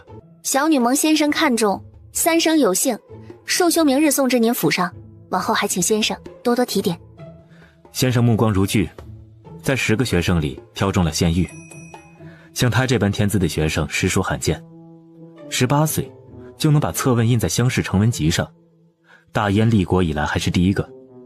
我见他文采不俗，便保举他考试，果然没有失望。你甚少推荐学生，不过我记得你早晨有大课，这时辰快到了。他从头到脚打量江离一番，一张俏脸生得妖妖灼灼，如桃似李，往书架前一站，整个斋里的男学生就像被春风吹昏了头脑，争先恐后的赏起花来。肃静，肃静。他拿戒尺在案上重重敲了2下。薛战看向江离，欲说几句话解围，他却成竹在胸。薛先生，承君之惠，感激不尽，您快去吧，免得误了时辰。宋先生德高望重，满腹经纶，我既拜入他门下，定会向他诚心讨教。举手之劳，不必挂齿。江离说起话来落落大方，毫不怯场。宋博士点了点头，送走了薛战，方才捋须道：你就是县狱？如假包换。学生们的目光或好奇或不屑，都聚集在江离身上。先生，我是否要在此处行拜师礼？今早助教复讲5度，这篇你读得熟吗？会背。孤愤呢？韩非子55篇，除了说林、难一这样带史料的，都可熟背。儒以文乱法，侠以武犯禁，而人主兼理之，此所以乱也。你用孤愤的要义，以这句话为题，做一篇500字的策论与我过目。听闻你考试时举重若轻，还睡了2盏茶，想来是助教讲完了，你也写完了。写完才能拜师，从未听说过有这个规矩，只说分斋考得阅卷官清眼，就能进率性堂上课。敢问先生，受这些兄台入门，也是人人都写了策论？房内霎时安静下来，几10双眼睛都不可置信地望着他，仿佛在惊讶他敢违逆师长。不然，堂里没有过女学生，你先前也未在国子监上过课。老夫想再考一考你的学问，你若当着我们的面做出来，今后无人敢看轻你。先生容量，恕小女不能从命。若是所有学生都写，我必定也写；若是只有我一人要写，那实在不公平。我本以为被祭酒大人点了第2名，已经无人敢看轻了。您是不信自己出题的水准，还是不信祭酒大人的眼光？又或者和这些才高8斗的师兄们一样，不信我一个女子有真才实学？刚才的题都听到了，先不上课了，你们都写，就当作是本月的月课，老夫拿回去批。又对江离说：那儿有个座，往后你就和他们一同听课。今天的文章是算分的，每个月坐堂1分，月课1分，积满16分毕业。若是不来坐堂，月课1分也没有。对了，年假里的功课带了吗？江离听他提这个，立马出了身冷汗，摇摇头：别的斋课业太容易，不必拿给我看了，以后就做我斋里布置的。学生谨遵师命。还磨蹭什么？都快写。宋博士看他周围几人纷纷侧目，一阵头疼。哎呀，他中午得去问问斋里有女学生的同僚，到底怎么管教这帮血气方刚的毛头小子。自西山向东疾行400余里，朝廷削藩的10万军队到了黎州境内，在县城外的小丘上扎营。我叫火头兵，一网子捞了几条河豚上来打打牙祭，用流水洗得干干净净。我先替2位大人试上一试。他夹了一柱紧实的鱼肉，放入口中细嚼慢咽，表情沉醉。楚阁老不饮酒，否则这顿饭啊，够吃2个时辰了。楚清雅和这薛都督打了几天交道，对他没什么好脸色，总觉得他一股子京城富家子弟的习气，也就是讨了姓氏的巧，才被薛阁老派出来镇场。哇，鲜美之极呀！我在朔州待久了，上次吃这个都不记得是哪一年了。营前这河是通钱江的？正是，沿着河再走几日就到钱江省内了。我记得宣宗时最好的河豚都是从钱江供来的，梧州是否也有？阁老说的不错，梧州离东海近，那儿的河豚啊是最早一批逆流到江里的，2月的河豚最是肥美。只是近年齐番纳贡少了，宫中都从民间采买，这品质啊，比不得从前了。杜恒，把剩下这条河豚给齐王殿下送去，骨头都挑干净了，再盛几勺热汤，配着菜蔬。一旁势力的少年得令，拿了只碗忙活起来。阁老等会儿要去问齐王爷话。楚清雅似笑非笑。马上就到他的封地，想来他思乡情切，憋了一肚子话要说，写封家书也是情理之中。其余2人皆首肯不语。梧州的河豚是大燕最好的吗？呀，这倒不一定，那得看品相。咱们今天吃的就挺肥啊，京城这食量还吃不上呢。薛都督兴致勃勃。你们谁骑马跑得最快？叫他去渔船上挑10条河豚，要最肥的，用冰镇了送回京，给夫人尝鲜。万一打起仗，大人身边就少了一人保护，还是给驿馆去了信，叫义夫去买吧。你看薛都督像是出来打仗的吗？他也不傻，敢开战前给士兵吃干粮，自己吃河豚，就是清楚擒贼先擒王的好处。齐王捏在我们手里，再匪兵卒打起来，朝中要骂我们养寇自重了。楚清雅解释完，清了清嗓子。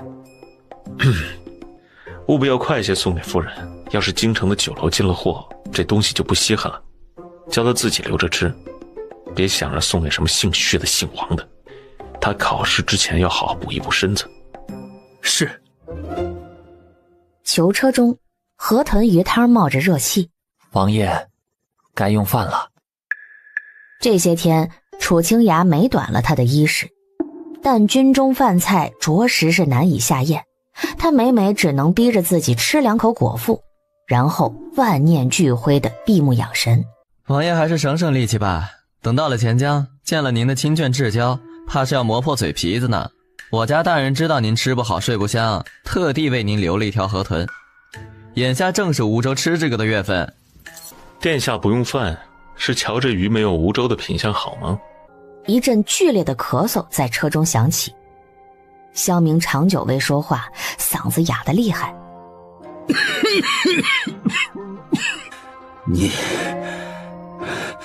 你到底想怎样？王爷不想再见到小世子了吗？过了年，这孩子就9岁了，听说生得玉雪可爱，很招人疼啊。萧明看到他手里的小木偶，鼻子一酸，色厉内荏地吼道：你敢动宝玉一根头发，我做鬼都不会放过你！我动他头发做什么？我又不是给人剃度的老和尚。楚清雅把木偶塞进笼子，看他颤着手把他搂到怀里，仿佛见到了儿子一般，不禁叹了口气。王爷到底被人灌了什么迷魂药？不在钱江好好的修道，非得东施效颦学先帝清君侧。您也不掂量掂量自己有几斤几两，身边都是些什么货色？大过年跑到北方借兵，赔了自己不说，还连累家眷。您要是真心疼小世子的安危，何必做这等谋逆之举？本王是父皇第2子，皇兄无子，皇位本该就由我继承。自古成王败寇，事已至此，我迟早是要死的。也没有别的话了。你说吧，要怎么做才能保我儿子平安？王爷果真是生死看淡的修道之人，不过可惜了，你的命对本官毫无用处，软禁也成，在阵前杀了也成，全看你对朝廷的态度。如今宗室凋零，陛下身边没有同龄的兄弟姐妹，本官觉得小世子就挺好，和陛下差不多年纪，想来两人作伴其乐融融，能给天下做个兄友弟恭的表率。当然小孩都不愿意离家，本官怕士兵们手脚粗笨伤了世子，所以还请王爷写封信劝劝世子，连同家里的老老少少、府内外的幕僚百姓一并知会了，等到了钱江，咱们双方相见，脸上好看点。本官说话一向作数，陛下宅心仁厚，做不出残害手足之事。楚清雅把纸笔摆在囚笼前，王爷若是悔悟，便写得情真意切一些，陛下看到信，或可免了你的死罪，届时你想在梧州吃河豚也非难事。你不恨我在虎啸崖设伏？王爷的埋伏设得极好，夫人一心疼就不与本官合理了。世子是王爷的命根子，夫人便是本官的命根子。你到底如何得知本王来了朔州？这就要问问王爷了，适才不是让王爷仔细想想身边都是些什么货色吗？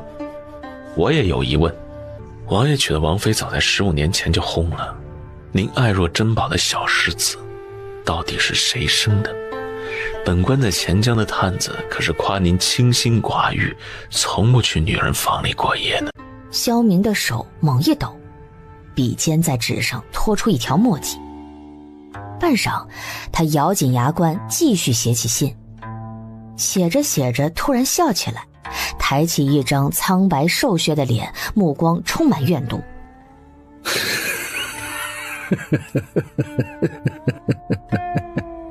楚阁老，你神通广大，怎么连这个都查不出来啊？一个早死的婢女罢了，长得有几分颜色。本官真是迫不及待想见世子了，一个时辰后咱们一同把信润润色。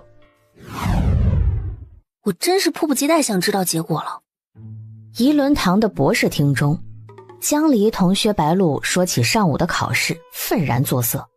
明明是他出的题，他判的卷子，见了我还一副眼珠子都要掉出来的表情，非得再考考我。那帮学生也是，我第一个把月课交上去，他们都像是在看笑话。在贵堂，他可没受过这委屈啊。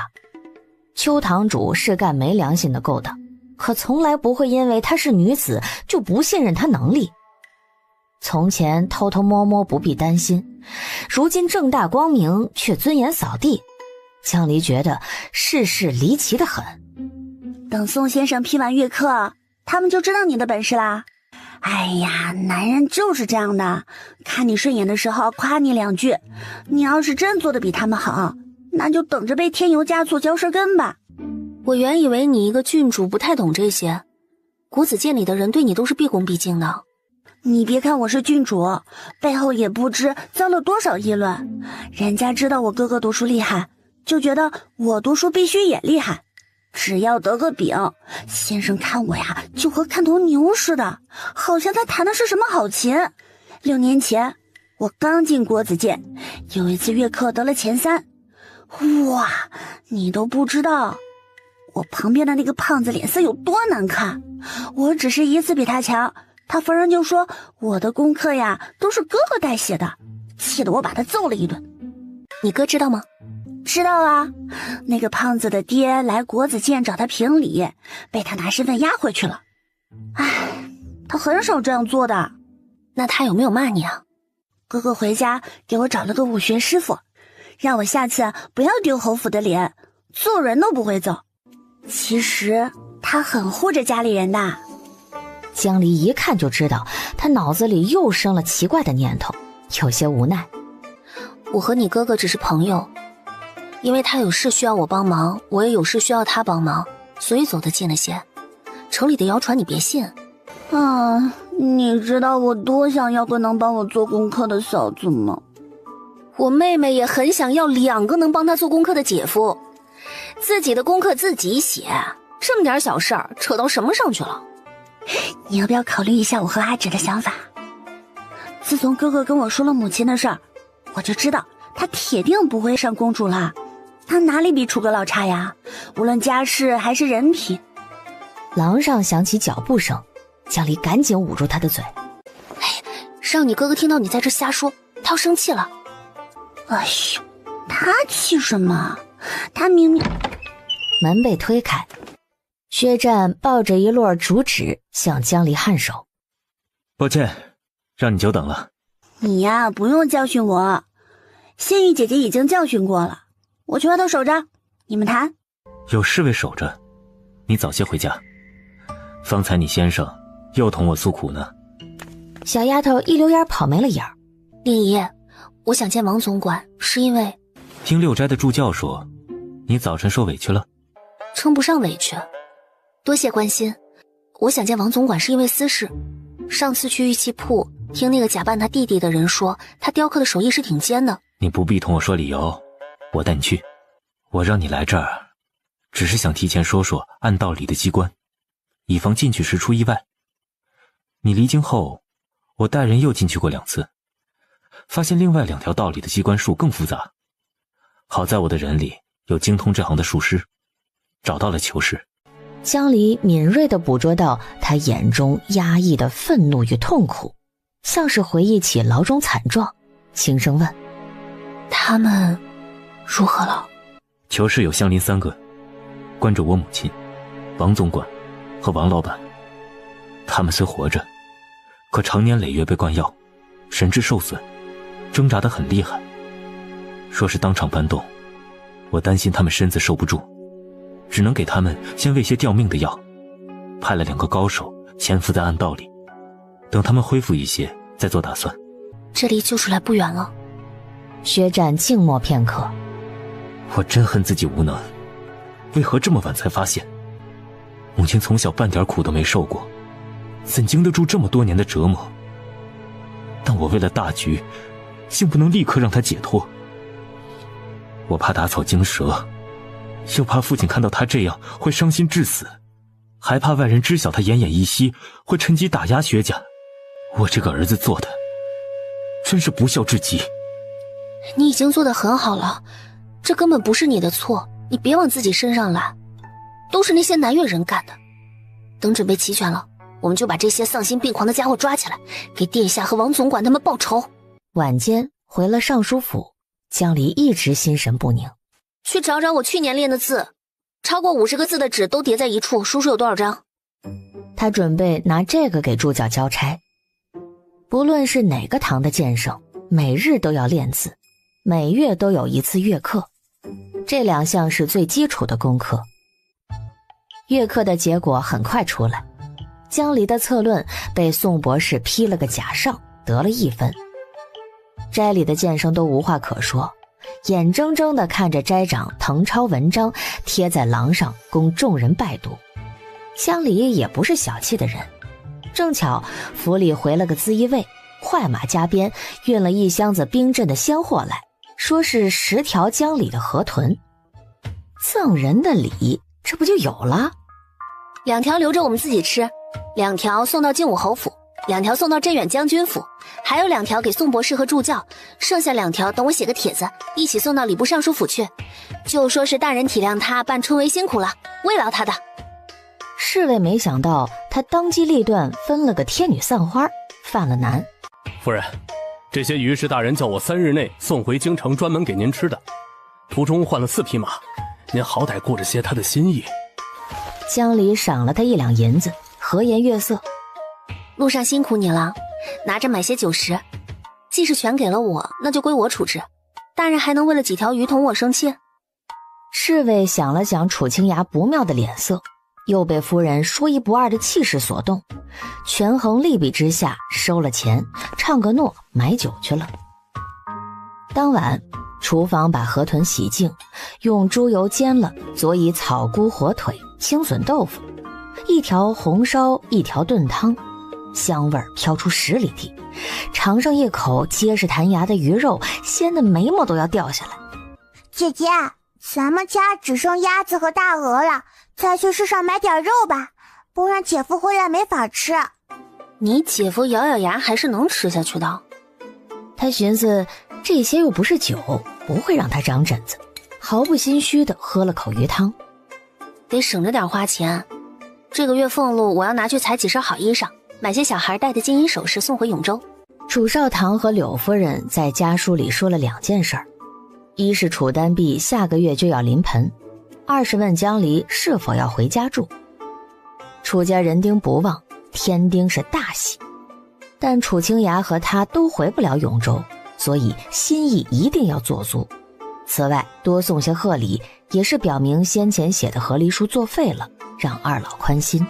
吃完晚饭，送河豚去靖武侯府的春宴回来了，带着7盒装的回礼，里头是好大一条银闪闪的刀鱼，足有近2尺长。侯府才收了一批江鲜，郡主让夫人也尝尝，说不是什么稀罕物，但胜在当季，吃起来鲜美。郡主还吩咐，这鱼若是留到明天，清蒸就减了鲜味，可用葱姜花雕酒腌了，使冬菇、板油丁、笋片和豆酱烧着吃，或下油锅炸到金黄酥脆，囫囵嚼着刺儿吃。有心了。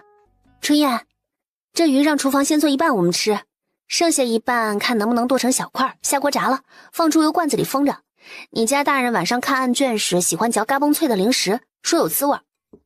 江离用筷子抽出鱼腹中塞的纸条，展开来看，上面是熟悉的飘逸瓷器，约他后日去万兴玉器铺。中间这条暗道是往北的，挖得很深，中段和通往辉光寺的那条相连。因为养这些活毒物，我们没走到尽头，推测是通向晋中的。难道这些南越人能偷偷摸摸进皇宫大内？这里离皇宫有8、9里，他们得挖多久啊？就算善于挖掘地道，20个工匠也要不眠不休地挖上5年，何况他们白日里还要做其他事。5年？京城里有多少南越流民？这就要看刑部查到多少了。我上月来这2次，可是费了好些功夫和楚阁老的手下打交道。他们在玉器铺周围盯梢。他们可伤到你了？世上能伤我的人不多。本是傲气的一句话，被薛战说出来，却极是淡泊自然。你这么好的功夫，去教书真是屈才了。不然呢？学生不听课，可以露手功夫来吓唬他们。我教了5年，没有一个敢不做功课的。薛战打趣，说话间，江离随他走了一段，暗道里愈发漆黑，弥漫着一股潮湿陈腐的霉味儿。走了约莫1里，前方传来异响，侧耳听去，竟是金属碰撞之声。那是锁链，还有低低的压抑的呻吟。穿过一扇木门，浓郁的花香飘到鼻尖儿，碧丽虫的香味儿熏得江离头脑发昏。他捂着鼻子，隐约看见室内有3个铁栅栏门，待要细看时，左前方突然钻出一个黑影，吓得他猛地窜了起来。别怕，是我们的人。江离躲在他身后探出脑袋，他这才看清了，前面是个侏儒，身高只及常人1半。小侯爷，殿下和2位先生每日都服用1颗丹药，有些食物现在已能说话了，只是身体虚弱，不能走动。薛战不动声色地颔首，脸上没有露出一丝哀伤的表情，持着火折子走进最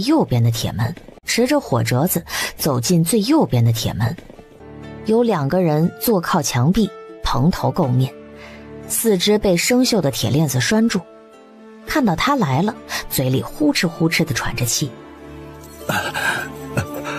小侯爷，殿下，母亲。一连叫了3声，那人才费力地睁开眼。女人骨瘦嶙峋，从地上颤颤巍巍地撑起身子。七郎，七郎，是你吗？我的孩子。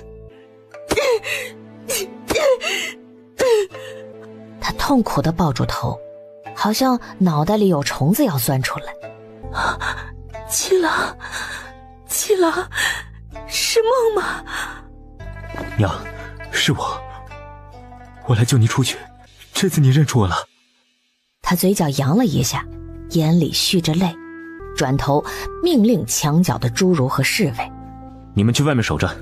江离站在一旁，默默地看着母子俩相认。想到自己再也不能见到娘亲，眼眶就红了。殿下，小侯爷来救您了。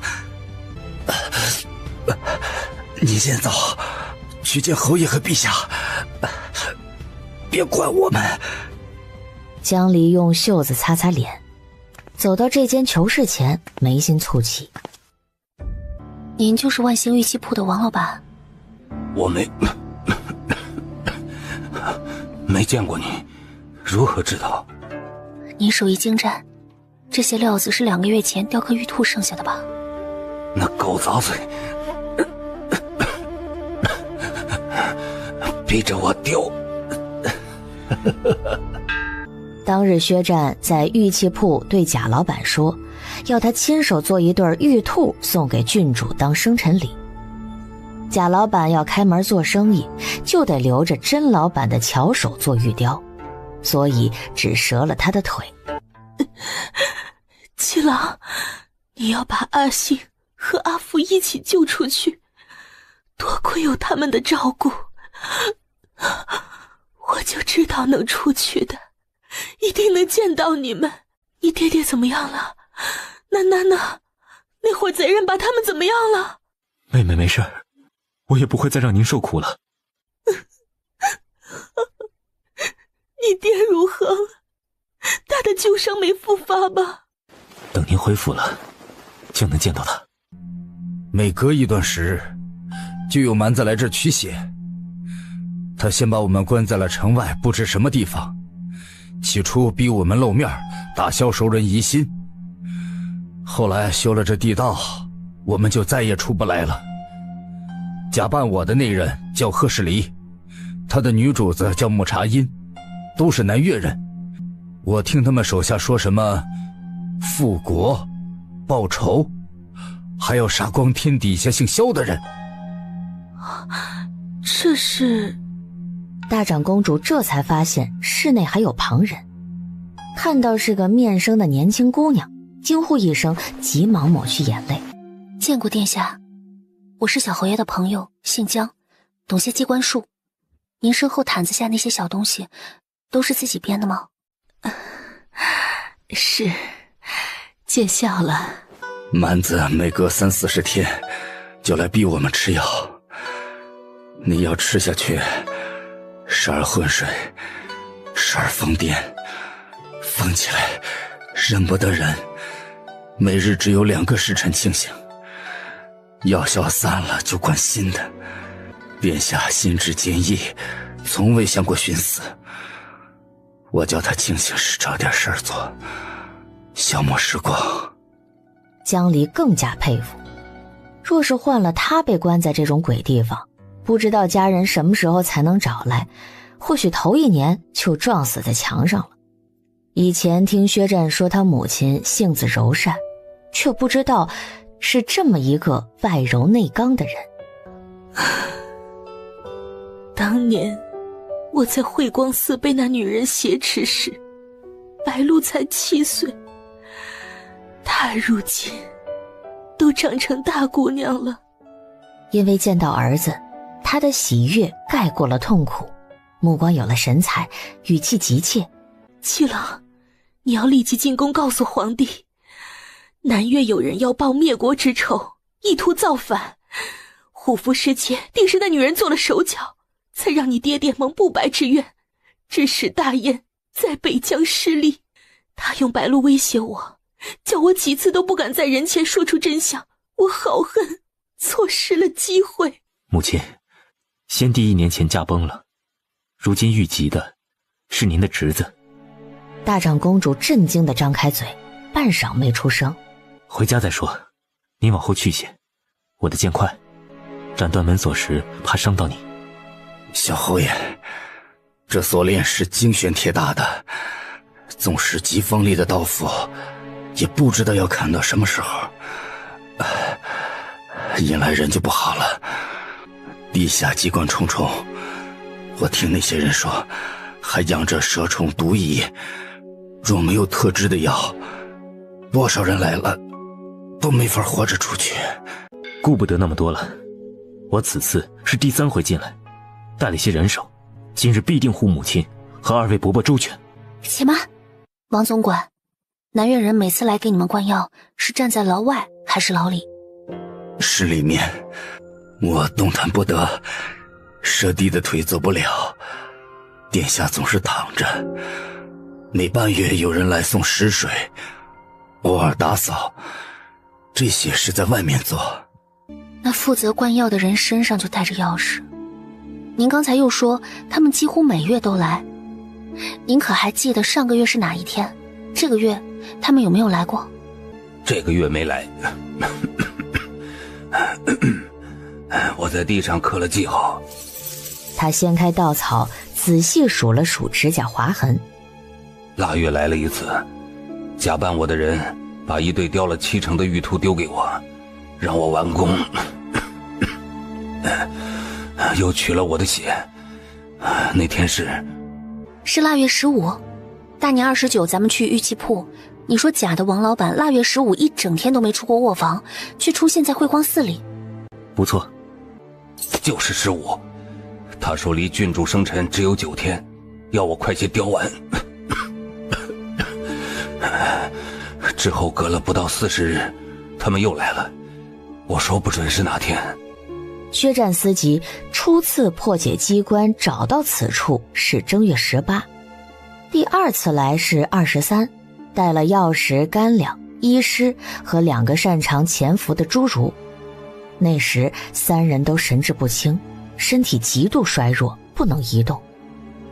如果南越人在23之后来，侏儒会向侍卫通报，所以必定是在23之前，很可能是前脚刚走，他们一干人后脚就到了。今日是2月念2，算算日子，过几天也该来了。令爷，俗话说事缓则圆，不是我站着说话不腰疼，与其硬拼门锁，不如守株待兔，拿了他们的钥匙，安安静静地把3位救出来，再活捉几个南越人逼供。我知道你着急，但要是动静太大引来他们，放出毒物，那就不妙了。我在贵堂见识过他们整治人的手段，只是一盆燃烧的毒烟就能熏疯40多个人，而且那是邱堂主对自己人下手，十分毒辣。薛战握住剑柄，手背青筋毕露，定定地望着母亲饱受摧残的面容。七郎，你这位朋友说的有理，娘可以受罪，但你千万得好好的。这么多年都过来了，多待几天算什么？何况这里还有你安排的先生陪护，娘不想让你以身犯险。你来这儿，娘可开心了。你比以前更沉稳，像你爹爹年轻时。你把妹妹妻儿照顾好，娘就放心了。母亲，我还未成婚。此话一出，牢里3人皆是一惊。什么？还没成亲？你过了年都26了，家中竟没人催你？那冒充我的贱人也不催？寻常男子这个年纪，孩儿都满地跑了，你到底是怎么想的？薛家的前途怎么办？你就没个看上眼的姑娘？你要急死我呀！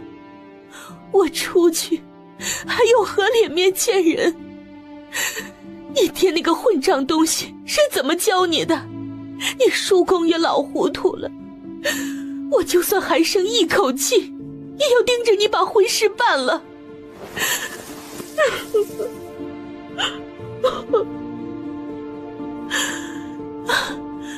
他失望至极，伏在地上掩面啜泣。你如今在哪里当官？母亲，景仁3年的殿试，我被先帝点了探花。你考了探花，没去做官？现升到博士，是正七品。大长公主倒抽一口凉气，指着他：“我没你这个儿子。”殿下消消气儿，小心身子。小侯爷一表人才，文武双全，您出去给他定一门好亲，3年抱俩，共享天伦。那就遵照母亲的意思，今日先回去。王总管，县狱有话问你，我去门外回避。七郎，我看这江姑娘就不错，样貌好，人又聪明，你还信任她。我不记得你和哪个姑娘交过朋友，你是不是中意她？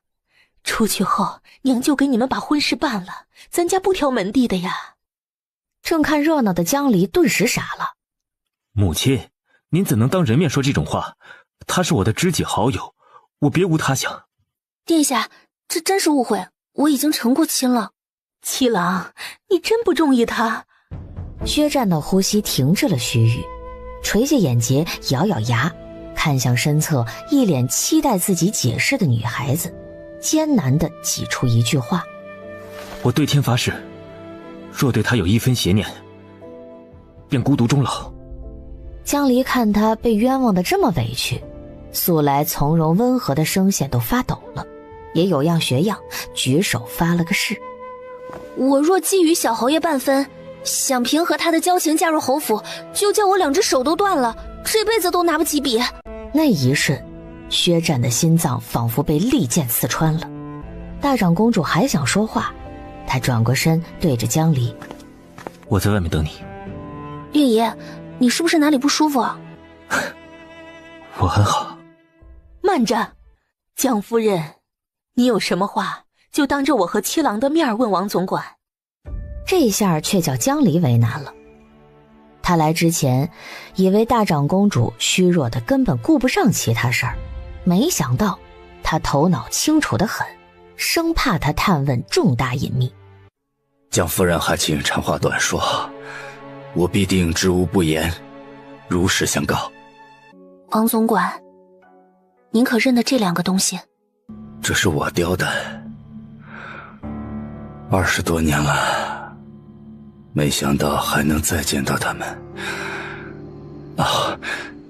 你从何处得来呀？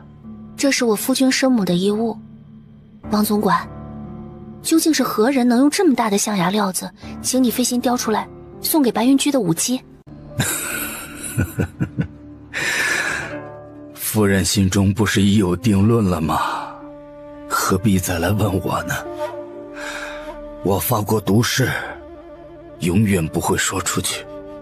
薛战闻言一震，他只知楚清崖身上配有一个象牙球，却不知来处。听2人言下之意，竟是……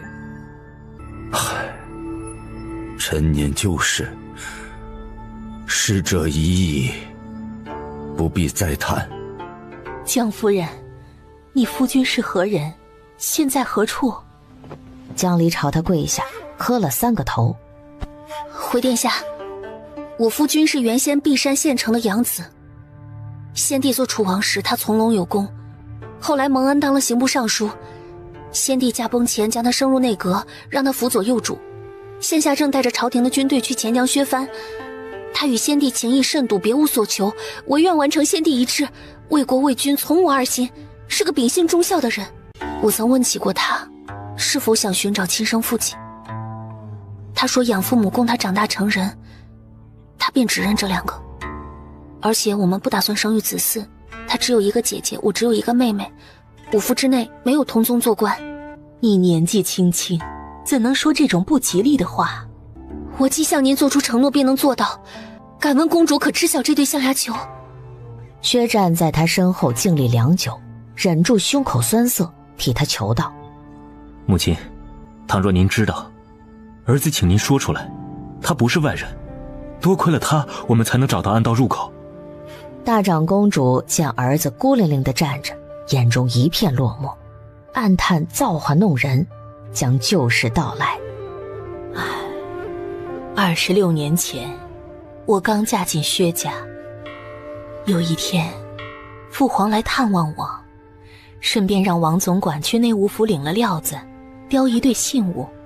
原来父皇在白云居看上了一个舞姬，让她有了身孕，在京城买了座宅子安置她。可那舞姬命薄，难产死了。我从未见过那孩子，想是父皇让宫卫把她抱去别家养，让她远离宫闱纷争。母亲可还记得弘德元年的殿试，有个15岁的解元被大舅舅排在进士最后一名。竟是他，我还当只有我知道，定是你几个舅舅都知道了。大皇兄最不能容忍，他知道有个弟弟才华横溢，定要想法子打压他。原来楚清雅不止遇上了作弊。江离暗暗感慨，这狗官真是运气全都用在娶妻上了。多谢殿下相告。江夫人，你不用战战兢兢的，父皇若是在，定不愿看到同室操戈。不管那孩子现在是平民百姓，还是身居庙堂，我都当他不是萧姓子孙。这是我唯一能为他做的。你眼前这几个人都不会把事情说出去的，放心。江离得了这个回答，一颗心才落进肚子，端端正正行了个大礼，整理衣衫站起身，又想起一事。为何当年殿下的父皇不把他抱进宫里找个养母？便是奴婢生的孩子，历朝也是养在宫里的。那我就不知道了。我猜是因为那孩子的母亲是外族人，血脉不纯。玄宗南征北讨，大军带回了不少俘虏，白云居那会儿有几十个户籍呢。您见过我夫君的生母吗？没见过，听人说生得极美，皮肤很白，穿得很少，身段很妙，天上掉下来的一般，但凡是个男人就移不开眼。他跳舞时脚上拴着金铃铛，总是香，脚不动也香，很是新奇。王总管，那个喝士离和他主子长得什么样？男的40多岁，长相很普通，左边的太阳穴有颗痣，看上去读过书，很儒雅，很和气，会武功。女的每次都蒙着脸，我们没见过真容。贺士离常在京城吗？不常在，他好像常去永州。去年的8月上旬，整个7月，他在这儿吗？不在，他没取过我的血。去年3月他在不在？好像是在。去年冬月他不在，腊月回来了。就是贵堂的邱堂主了。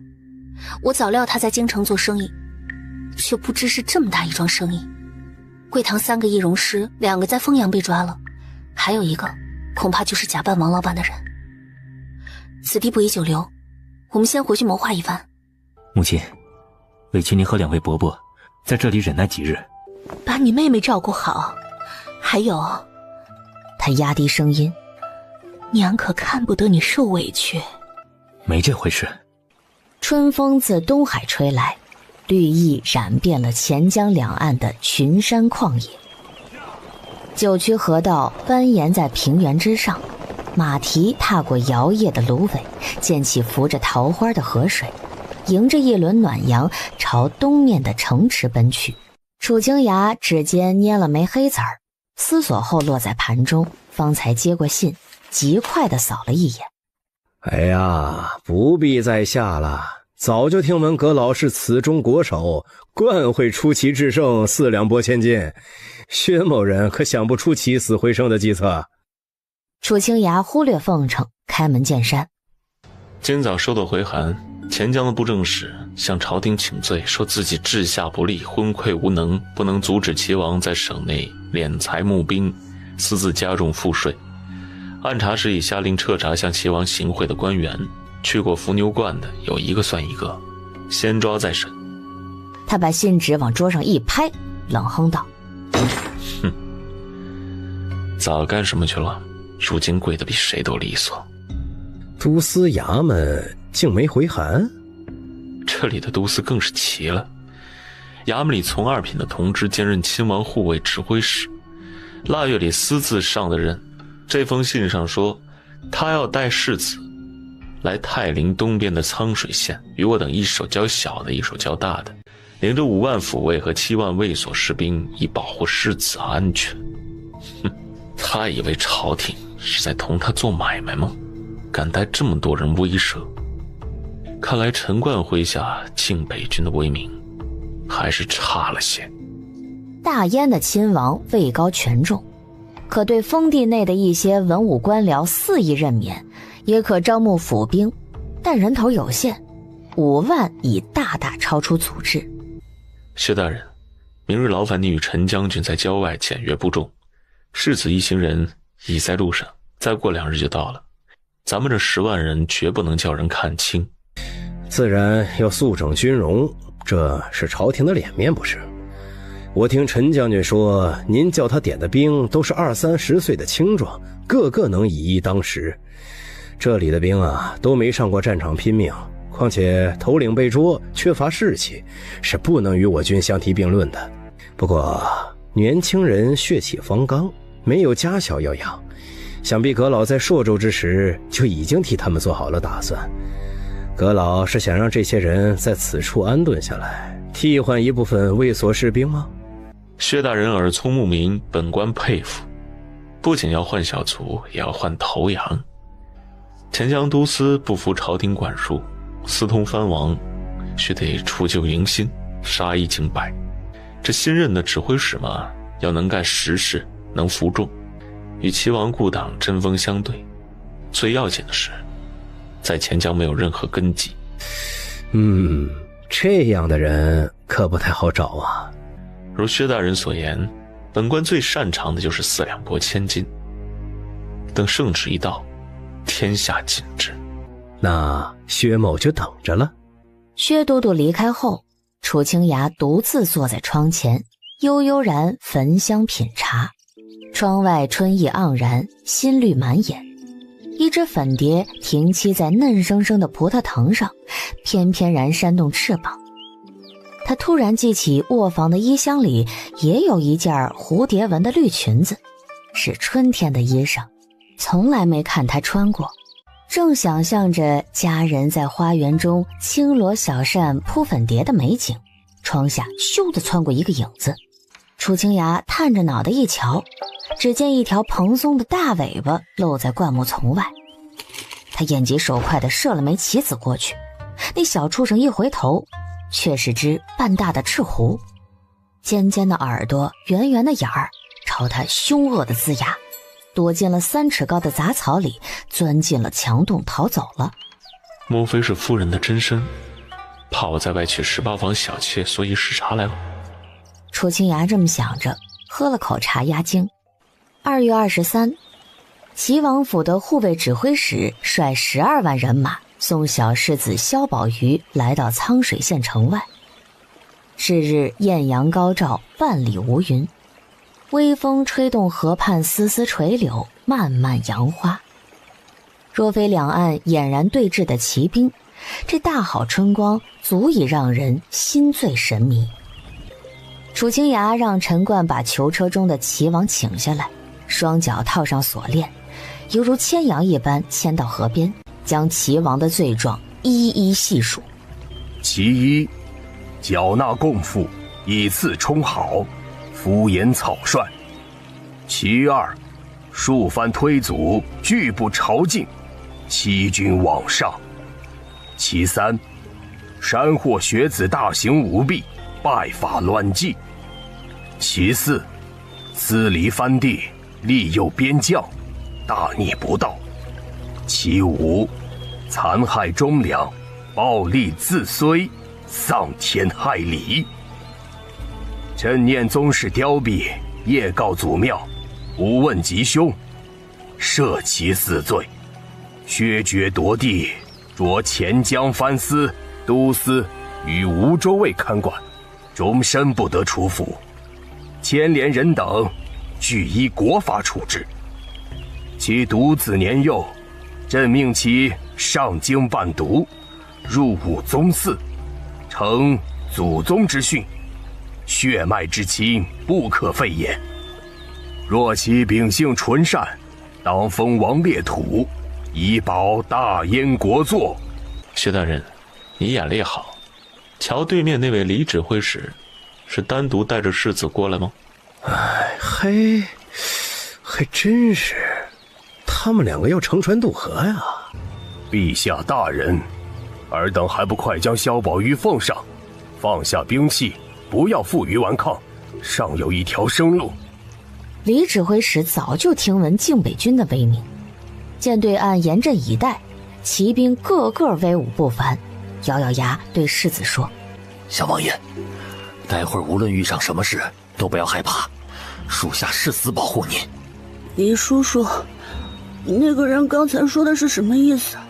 是叫我去京城吗？萧宝玉扬起脸，使劲伸着脖子。待看到远处的人影儿，乌黑的大眼睛一下子溢出泪水。那是爹爹吗？爹爹怎么被抓起来了？李叔叔，你快让他们放了爹爹吧，我跟他们走。好孩子。小舟狭窄，只能容两人，如一片柳叶随波漂流，不一会儿就飘到了河中央。青天白日下，李指挥使把腰间的佩刀往河水中扑通一丢，弃了船桨，跪在船头对岸上喊：“楚阁老容禀，下官追随王爷多年，自知铸成大错，但王爷对下官恩同再造，使我一家老小免于饥寒。下官愿为王爷肝脑涂地。都司衙门收到王爷书信，下官便自请带兵护送世子前来。此举是为了保证世子和王爷的安危，以免有人违背圣意，半途行刺。楚阁老，您是两朝重臣，位分在军中最高，下官请您亲自将世子带回。只要您在下官面前立誓保世子平安，在王爷回吴州后不伤他性命，下官愿取您的佩剑，在您面前自刎，尸身沉于江中。阁老，您看，这姓李的脑子坏了不成？本官是文臣，身上哪来的佩剑？大人，兄弟们已安排好了。备船。在众目睽睽之下走到渡口，与陈冠对视一眼，向着齐往。您这下属就跟您儿子的爹似的，忒操心。你胡说！你别想害我的宝玉！难道您那娇生惯养的儿子是什么宝贝吗？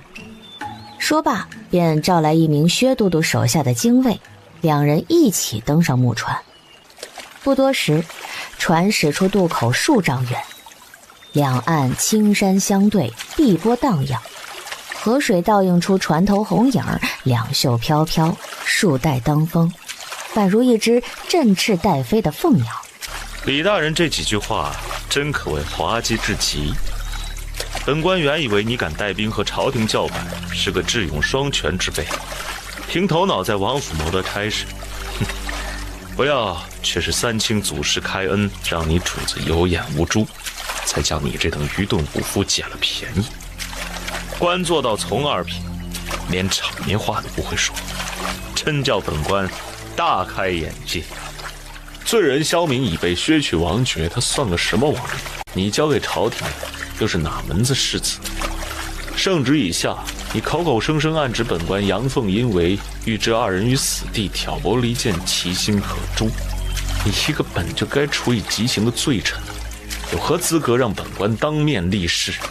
还想自刎？死得这么容易，前年在江东被五马分尸的那位郡王，怕是要掀了棺材板，骂本官收了你的贿赂。那艘船已然逼近，李指挥使木然地听着，右手扣住船舷，稳住身形，丝毫不惧。那阁老为何前来？说话间，手上一枚玉扳指悄然落进水中。宝玉，跟这位大人走，他既然有诚意来接你，是不会伤你的，他会陪你去京城。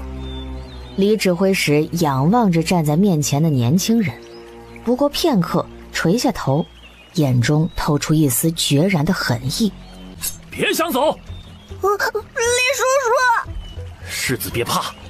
突然之间，冷汗从额上滚滚落下，他看见水里升起了一丝嫣红，那点红色很快扩散开来，越来越浓，血腥气钻进他的鼻子里。而后一具死不瞑目的尸体浮了上来，腹部开了个狰狞的豁口，正是他派去水下设伏的府兵。他本想在河上劫持阁老，挫挫朝廷的锐气，趁军中混乱一鼓作气渡河开战。没等他大叫出声，2艘船周围的河面犹如被炮仗炸开，8个人影豁然从水下跃出，借力在船舷一蹬，就在水面乒乒乓乓地交起手来。刀光剑影，寒气森森，缠斗得毫不激烈，哗哗溅起水珠，在晴空下氤氲出一道彩虹。本官来此，自是为了让你坐实谋害朝廷钦差的大罪，好在这里办你就地正法。那边有个资议卫一刀射倒敌人，举臂一丢，大人接着。楚清崖伸手，那枚掉在河里发号施令的月扳指落在掌心。他对着阳光一看，成色尚好，做物证充公可惜了，叛党一个不留。萧宝瑜一个8岁的孩子，何曾见过这等残忍的场面，吓得都不会哭了，在陌生人的怀里战战兢兢。等船开离丈许远，正要从袖中掏出一块饴糖哄他，说时迟那时快，只听噗的一声闷响，那孩子眨了下眼，愣愣地低头，他的胸口冒出一截剑尖。大人，是他射的弩。他自尽了。那府兵还举着右手，颈间喷着血，黝黑的脸带着诡异的笑容，被水波吞没。船上的李指挥使这才反应过来，痛吼：“你这个叛徒！叛徒！”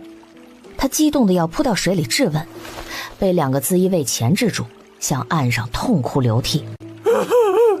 王爷，我对不住您。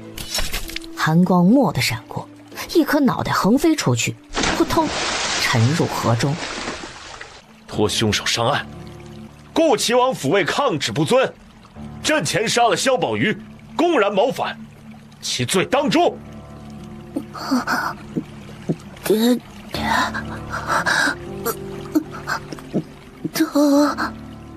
萧宝瑜的胸口汩汩流出鲜血，瞳孔渐渐散了，吐出了最后一口气儿。小舟顺风而行，好似这一瞬便到了岸边。萧明看不清河上的争斗，却听见了那一声高喊，恍惚了良久，眼看那人抱着孩子走到跟前儿，仿佛才意识到发生了何事。宝玉，宝玉，不会的，不会的。楚清雅把尸体放在地上，默然站在一旁。孩子，我的孩子，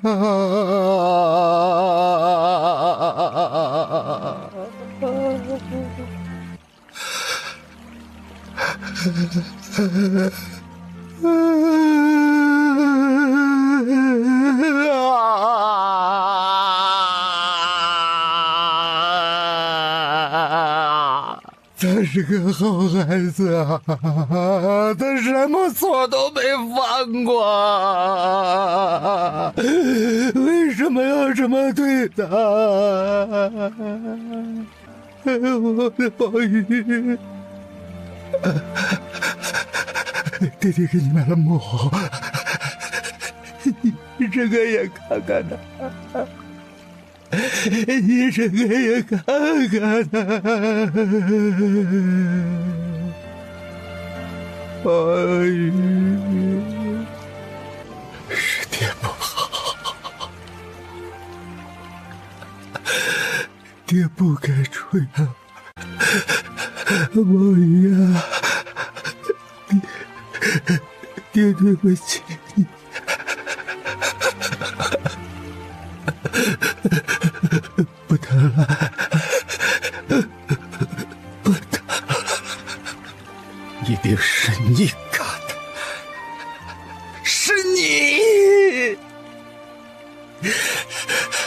要报复我，你冲我来呀！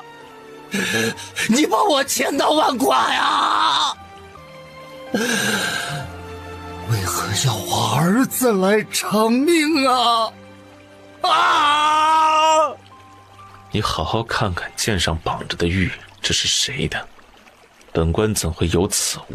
分明是你养了条听命于外人的白眼狼。见朝廷要保你儿子的命，怕他讲出几句你誓死不肯说的话，忙不迭封口。自齐王在丰阳被抓后，即便用酷刑恐吓，也没能从他嘴里撬出最要紧的秘密，比如冒充大长公主的女人到底是谁。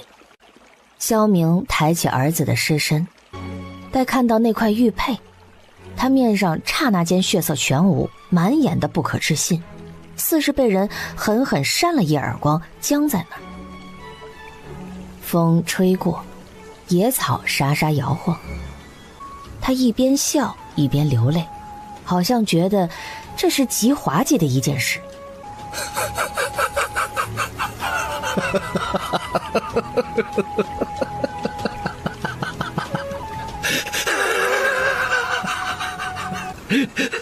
我哪里欠了你啊？我什么都听你的，什么都听你的。你呢？你竟如此对我！你早就想害死我们父子俩。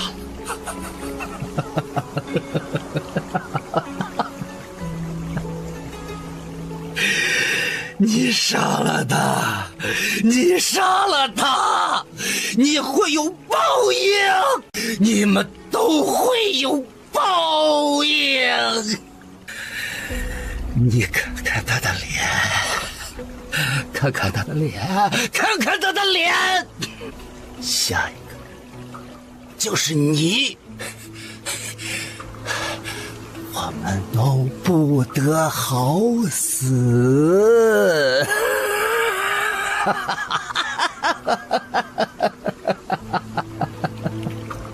是谁杀了他？楚清雅没看出什么名堂，蹲下身，紧盯着他的双目。是你，是你，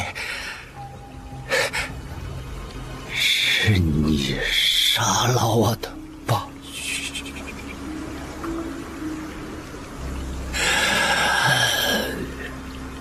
你的死期快到了。楚清雅丝毫不惧他的诅咒，捡起地上的玉，拿到一边细细端详。这是钱江月照伏牛松，梧州的风景名胜。我家里还挂着一幅先帝赐的古董画呢，画上和这个差不多。玉是小孩戴的平安扣，我堂侄子侄女都有这么一块，不是王侯世家用不了这料子。好巧不巧，前不久在丰阳，江离描述过一块纹样相同的玉佩，藏在慧光寺地下的暗室里，还压着一张梧州底店的回条。这玉不知是不是从京城寄过来的。射箭的人把它挂在箭上，就是为了让萧明看出是谁干的。就他这样，还望子成龙。唉，早知如此，何必当初？薛大人，事态有变，要劳烦你做2件事：一则派兵将他火速带回京，小孩让兵官装了，待陛下定国后下葬。既然陛下留萧明一命，本官就不能让他在钱江继续待着，免得父子俩都死于非命。你的部下可是亲眼看到这有人行刺他儿子，要他在梧州终老，必须在扫清叛党之后。再则，你去对岸抓个抚慰亲信，问问这孩子是谁生的，玉是谁给的，一旦问出便传书给我，问不出就罢了，不用报。薛都督应下，看他唤来一名资衣卫，拿出圣旨，径直走到陈冠面前，亲自展开卷轴。陈冠不料自己突然来了活，跪下接旨，越听越惊，磕头谢恩后直起身，皱眉问：傅阁老，这莫非是你的意思？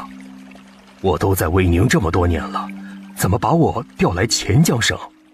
陈大人慎言，圣旨就是圣意，本官可不敢僭越。你若是没听懂，本官再复述一遍。第一，你卸了靖北军统帅一职，改任钱江省都司指挥使，把你麾下这5万没成家的青壮年安排进本地卫所，从今以后就在钱江督兵了。第二，你带着他们移平王府，肃清叛军。本官已和京中的武官写信打过招呼，他们已经在来的路上，到这里会配合你。第三，明年征旦来京述职，做得好有赏。止步！哎呀，对不住啊。这场景对江离来说着实算不得什么。他站在门边，嘴上道歉，心里半丝波澜也不起，怕他尴尬，还大拉拉的好心劝他。我以前进考场都不知道脱光多少次了，你这算什么？千万别介意。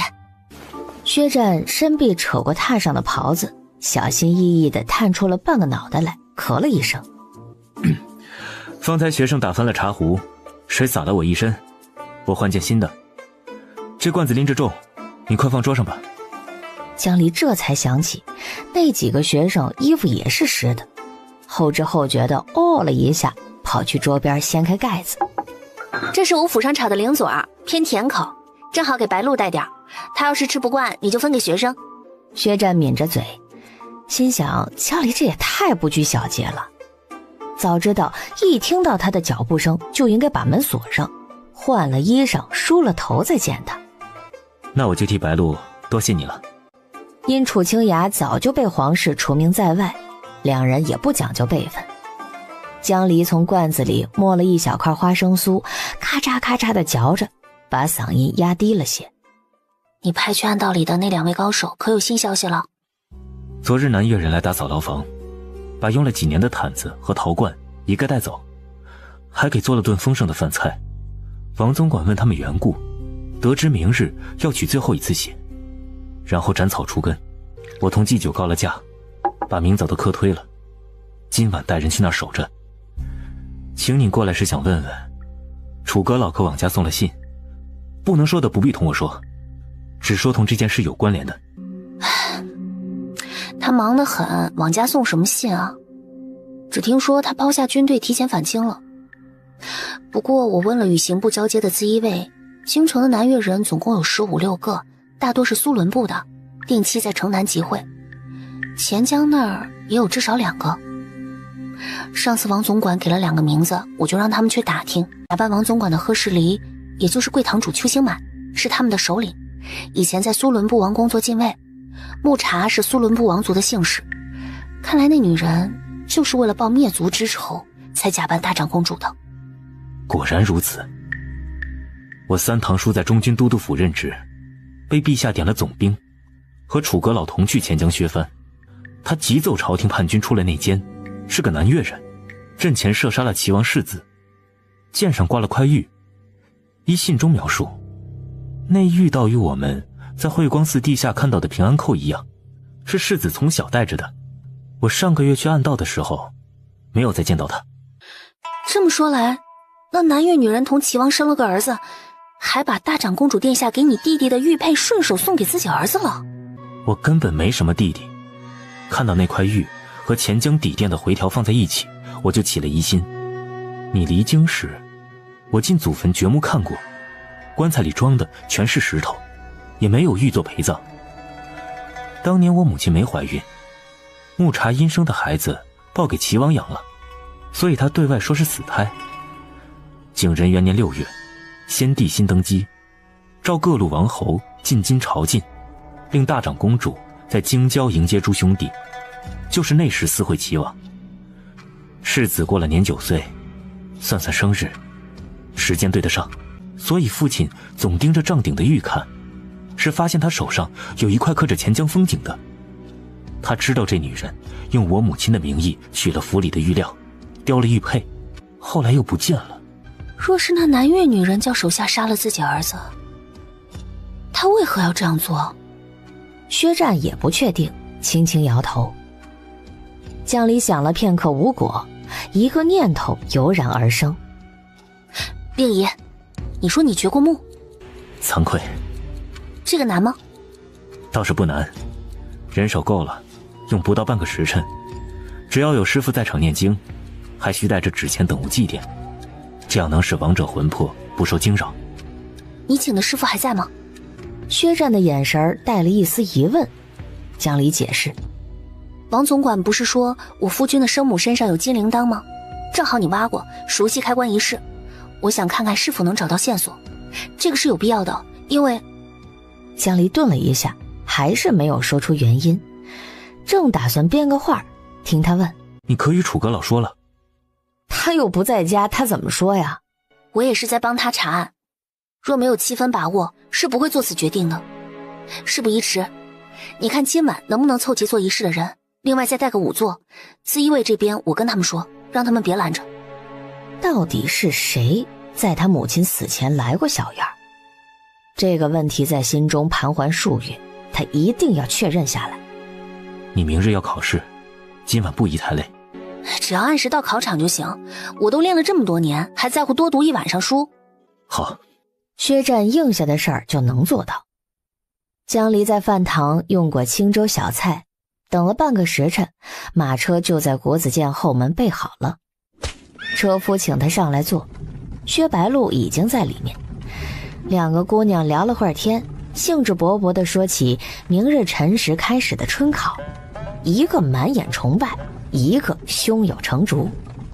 心雨姐姐，你要是参加会试，肯定就是从古至今第一个女进士了。你以后想做什么？还有1个月呢，谁知道顺不顺利？我都担心考完春考上头不批我的名额。你的监招盖了玉玺，要是礼部把国子监交去的名单退回来，就让楚阁老再同陛下说一声，谁能反对呀？他要是不说，我就让哥哥去说。礼部尚书最喜欢他了，听说还想把女儿塞给他呢。怎么好麻烦他呢？他帮了我那么多，已经足够了。反正你必须去考，给我们女学生争气。你在花游街的时候，就让我骑马跟在你后头，1人之下，万人之上。我想想就激动的睡不着觉。我小时候倒是和我娘说过，若有一天能替自己考中进士，就在城里修个5进院子的进士第，门前竖个牌坊，要3间4柱5楼3重檐，正面刻斗大的字，图案雕得越花哨越好。我可想要一座牌坊了。哎，我叫我们家的工匠给你做的比我哥的那个牌坊还漂亮。你能不能在牌坊上把我的名字也加上去啊？就写我是你的知己好友之类的。马车走到国子监正门，一个含笑的声音从帘外飘进来：“人家考进士关你什么事啊？书也没背，功课也没做，就在这里叽叽喳喳。”薛白露一边吃一边偷偷瞅他俩：“你怎么还带着功课啊？我当你批完了，早知道就改天了。”方才临走被四爷叫去，他家孩子资质平平，又跟别人夸下海口，下月要到诗词歌赋，让我改一改。就是帮他重写吧，哥哥，等你升了4爷，就不用替人干这种糟心的活了。就是升到祭酒，只怕也不消停。你哥哥精才绝艳，脾性又好的出奇，不逮着他干活就怪了。我脾性好，就值得人人使唤吗？才提笔写了1句话，急忙抬头望向江离。我不是……江离双肘撑在案上，正聚精会神地看诗词，闻声对上了他的眼睛。他微舒口气，转言问：“县狱有何监教？”此人要做上4节的词，这一阙谐香令写得太悲了。江才子惯会助人为乐，索性让我偷个闲吧。你念我写。江离半年没重操旧业，当下起了好胜心，喝了口茶润嗓，想了片刻，缓缓道：“西市桥外水帘拥，一丛芳，碧无穷。暮云屏里莺声浓，画堂小院儿，竹枝绿酒，满地芍药红。烟波十里箫鼓聋，舞鱼归来泪转蓬。醉里流光复匆匆，终宵梦醒独坐秋千。檐上月如宫。自本朝以来，词牌格律平仄趋于多变，这悦耳的声音似和风逐鹿，夜漏低响。词中几许清愁如羽毛般撩人肺腑。3月暮春，常发悲戚之语。我看这位学生写的都是些强说愁的词，你的虽好，情思却浅了些。寒诗云：“3月光景不忍看，武陵春色何摧残。愁绪常发于暮春者，盖3月春见造物凋敝也。今宿雨新停，花事将尽，是作渡江春一阙。词曰：春水绕，细柳迎客照。墙外吴歌偏相扰，云竹冉冉拥古道。满庭皆芳草。”他停了须臾，正待接下去，薛战执笔：“霜雁巢，堂前梅花老。池里书断旧梦遥。心遗落尽人不扫。飞雪残晚照。”哇，妙啊！我跟同窗对诗就对不出这种意境，人家老嫌我狗尾续貂。薛白鹿在一旁鼓掌喝彩，把最后一块糕塞进嘴里。哎，你们闲着别光帮他写呀，也帮我写写。自己写。两人转过头，异口同声。薛白鹿缩回去，酸溜溜道：“哎呀，3月哪来的飞絮？也没有那么好嘛。”是柳絮。哎呀，你们早点回家啊，明天还要考试呢。真想天天像他这么无忧无虑啊。其实我还不知道坟在哪儿，到了白云居需打听打听。你要进白云居？自一位只有办差才能进花楼，他们跟着我不算办公差，我就不勉强他们了。如果你觉得勉强，可以在外头等，我很快的。而且以前也去过花楼，知道怎么跟那些姑娘搭话。薛战犹豫许久，实在难以接受去那种地方。我在外头等你。盛京入了夜，繁华比白昼更盛。开阳大街两侧热闹至极，多的是晚归家的百姓。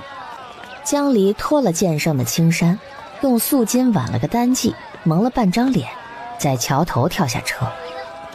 楼里的姑娘大半是善琴棋精书画的最沉家眷，个个如花似玉。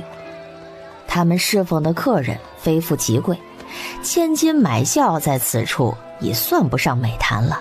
邓玉拉住个报声的小丫鬟询问，背后传来压低的声音：“我还是同你一起吧。”令爷，我觉得带你来这种地方有损阴德，不如你就在车上等着吧。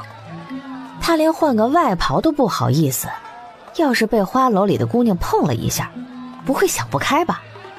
我正好带着些碎钱，想来你找人问话用得着。小妹，你有什么事？我们这儿不给女人进。妹妹通融则个，我想见花魁娘子身边的秋月姑姑，她见了我就知道。秋月姑姑，她早就到教习馆去了。啊，对对，她和我娘是旧友，我投奔她来了。劳你通传一声，我娘姓燕。江离抹着眼睛，指着身后的薛战：“这是我哥哥，他带着我生气。”小丫鬟见是来卖身的，指了扇侧门：“从那进茶房，说要等人，一会儿我请他来。”人走后，江离冲薛战得意地使了个眼色：“你跟紧我。”到了僻静的茶房内，他解下面巾，对薛战说：“我要找到年顾夫人的婢女彩绣，听说她很会做人，如今都混成白云居的二管事了，要见她可不容易。这秋月姑姑是我娘以前的使唤丫头，我先找她，她要是不知道顾夫人葬在哪儿，就让她问彩绣，她资历老，能说上话。”可见事事都是相通的。别人来国子监求祭酒办事，要先找个学生，让他来找我，我再去向祭酒禀报，这样一层层的往上。你年纪轻轻，却能随机应变，八面玲珑，实在难得。我哪是生来就会的，有个官场上的老油条教了我一手，我正好试试看。谁想像他一样当官啊？大冬天摸黑点卯上朝，冷死人了。楚阁老自是游刃有余，说完，只觉胸口酸涩的厉害，屏息凝望着他在灯下的脸，试图忘掉那些杂乱的妄念。江离笑起来是很好看的，薛战这样想着，似乎只看了他短短一刹，就有人推门进来。是这位姑娘要找我，你是燕？可算见到姑姑了。燕福宇是我娘，她离京后常念叨您呢。像，真是像啊！20多年前，燕姑娘被江少爷带走了，往后我也不知她过得如何。孩子，你爹娘都没了吗？怎么沦落到这个境地，竟要投奔我这等人？投奔？不是你叫人来找我，说要卖身？哎呀，哪有这回事啊！我爹娘3年前就去世了，这是我江家堂兄，正好来京城做生意，我便跟他来了。刚才他在门口收了张地契，定是我托的那小丫头不识字儿，一眼看到猜错了。您千万别骂他，他也是好心。叨扰了。说话间，江离已拉着秋月坐在凳上，声音低落下来。若非天大的事，我一个定了亲的女孩，断不会不顾名节到烟花巷来。我娘在时常说姑姑心善，我想着只有姑姑能帮我，便豁出去来找您了。你娘当年对我是极好的，不想她如此命薄。孩子，你到底有何事要我相助？江离编瞎话的功夫炉火纯青，望了眼薛战，神色尴尬。堂兄也知道，自我去年定亲后，江家就出了几件怪事，不是祭祖的鱼肉第2天变生了，就是晚上火盆祖灭，闹得人心惶惶。3个月前，有个女人接连几晚给我托梦，说她姓顾，听说爷爷替我定了门亲事，她在地下不安，因我娘已转世投胎去了，她无人可告，才找上江家。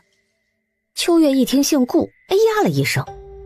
哎呀，我晓得了，你娘当年指腹为婚，指的就是顾娘子肚里的孩儿。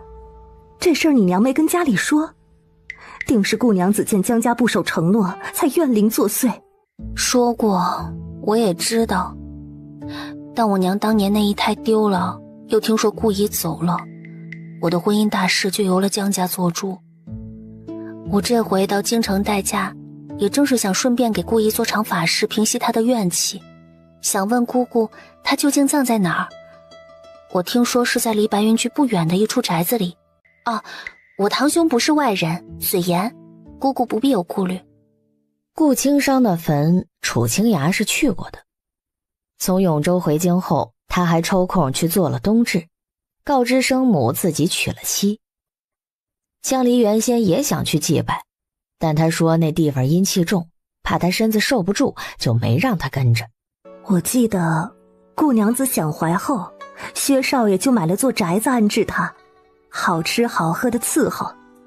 那宅子就离这儿2条街。后来她难产没了，就葬在宅子里。我们去祭奠时，听说她的孩子被抱走给别家养了。我们猜那薛少爷就是靖武侯，不然怎么能送得出那样精巧的象牙球？他背着大长公主出来寻欢，不想让殿下发现，就把孩子丢了。那些富贵人家，这样的事背地里干的还少吗？薛战听到此处，眉头一皱。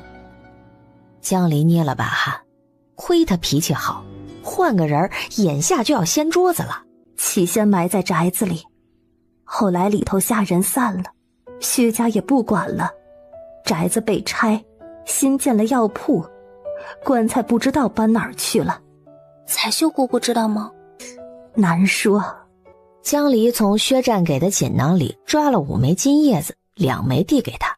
此事对江家极重要，请姑姑保守秘密，剩下3枚是给彩绣姑姑的，我们就在这里等着，拜托了。我都收了你的玉镯子，再多拿就生疏了，这2枚你们收着，做生意也不容易。薛战看2人拉拉扯扯，一个使劲塞钱，一个摆手推拒，就跟打架似的，着实是滑稽。你一个好人家的姑娘，不要乱走，就在这里同你兄长待着，我马上就回来。带上门，江离舒了口气。说谎不难吧？佩服。其实还有一个法子，就是你把面具摘了，让那花魁看一眼，等你进了闺房，让他去找彩绣问，这样只用一盏茶，连钱都不用花。薛战望着他不语。江离明白说过头了，有些心虚。我开个玩笑而已。都是可怜人，怎么好不给钱啊？等秋月回来，你把我这钱袋给他吧。我看他性子宽和，穿戴也朴素，在这里大约过得不如意。性子太好，活在世上受人欺负。我娘就是这样。又补充，像你这样的另当别论啊，没人敢让你伤心，讨好你还来不及呢。薛战笑了笑，没说话。屋里静了一刻，过了半晌，终究还是抬眸直视他，低声道：有件事，之前你说想编书。话未说完，门就开了。一出去就碰上彩绣了。他说顾娘子葬在桑庐庵，地方还是他请风水先生看的，没想到他也不是那么势利。此时窗外咚地响起一声梆子，正是一更天。苍穹漆黑，地面灯火通明，车轮压过石板路，惊起几只归巢的夜鸟。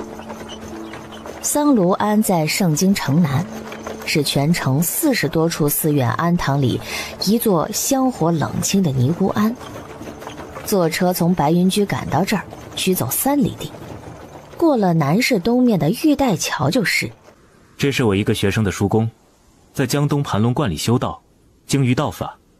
此前我向他请教过暗道里的机关。当老师就是好啊，能认识这么多神仙。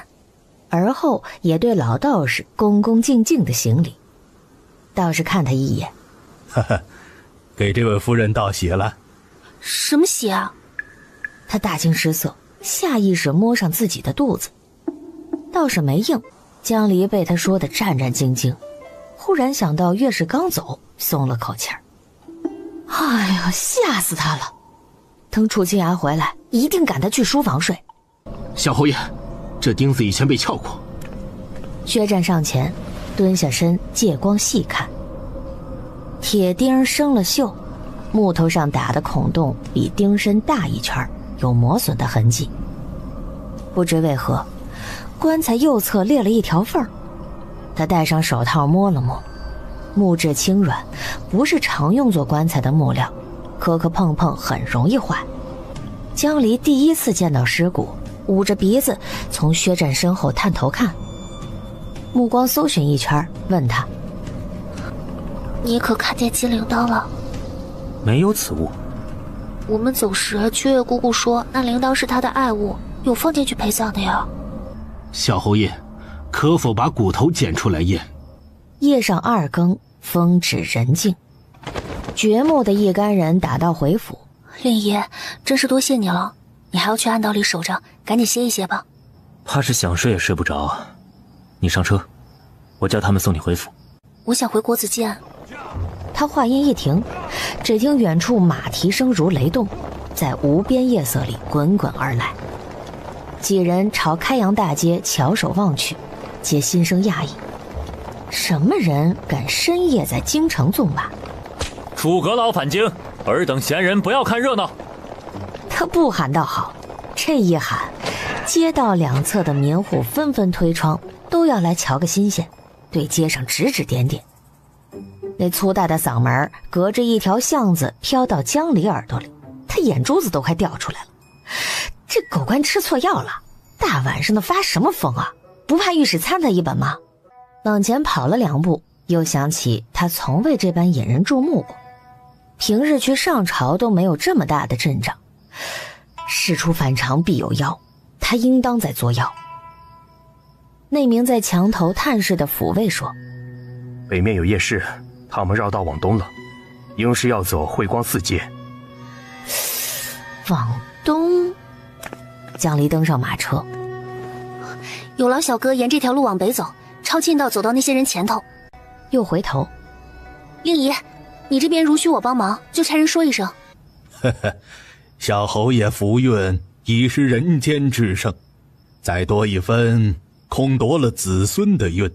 贫道在何灵义曾与这位夫人有一面之缘，当日他同夫君出行，就跟在我们的车子后面，场面很是喜庆啊。薛战想问他，话到嘴边又觉得可笑，便作罢了，放着老道士回他的洞府修炼成精去。那厢江离的马车风驰电掣，绕过夜市，跑到了南城通往北城必经的岔路口。虽是亥时，街边生意仍然红火，妓院的嬉闹声从花窗洞里露出，伴随着犬吠猫叫。江离向侧后方看，一群黑压压的官兵果然从东边来了，马蹄声越来越近。这光景他也不能大喊一声狗官哪里走，他环顾四周，情急之下突声一计，大爷进来玩啊！大爷，3两包夜，妙不可言。哼，狗耳朵果然没让他失望啊！几丈外的马车唰地掀起帘子，探出个头来，戴着乌纱帽，那脸都黑成了锅底。玄英，把那脑袋被驴踢了、死皮赖脸、寡廉鲜耻、污言秽语的民妇给本官押上来，本官治不死他。对面驾车的车夫配着七星刀，不是薛家的府尉又是何人？黑衣侍卫唱了个诺，上前抓人，装作素不相识，压着跳下车的江离走来，还贴心的用手绢给他蒙着脸。南城兵马司指挥使拱手告罪：某等知诚无方，民妇无知惊扰阁老，该死该死！玄英看这老兄一路上吆喝的尽心尽力，替他解围。前面就是北城了，您带大伙回去歇息吧，改日请您吃酒。这胆敢犯上的民妇就交给我们处置。江离踩上横木，就被一只大手给拽了进去。面前是张多日未见的脸，眼眸沉沉，怒火中烧。你解释解释，为何这个时辰坐着劲武豪府的车还让我进去？什么妙不可言？哎呀，我这不是怕你有急事不回家吗？也不能让人发现我深夜在外游荡。有天大的事要告诉你。长话短说。我和令仪去挖了你娘的坟。楚清雅差点没喘过气来，血直往脑门涌。我不听。真不听，我就下去了。你明儿脑袋被人挂在城墙上，我拍手称庆，扬眉吐气，心花怒放，在家门口放300响的鞭炮。玄英，去买500响的炮仗，等我被他气死，就去劲武侯门口放。两位祖宗，这是在外头，回了府你们随意。小的才把那指挥使送走，咱们进宫要紧呢。听到没有？跟你说正事，就知道发火。等你死了，不要来找我。楚清雅深呼吸几下，头痛欲裂，拿起水囊灌了几口。瞅着楚清雅怒意未消，忽然凑过去，在他脸上吧唧亲了一下。刹那之间，气焰全被这甘霖般的一吻给浇灭了。有没有想我？我都30天没见你了，就是死在外面，魂也要飘回来，看你有没有改嫁。人家跟你说正经的，你回来的真是巧。今晚南岳人就要把地牢里3个正主灭口了，或许明日就要放手一搏。我刚才正要坐侯府的马车回国子监，就撞上你大摇大摆的进城。你猜我们家香炉庵挖到什么了？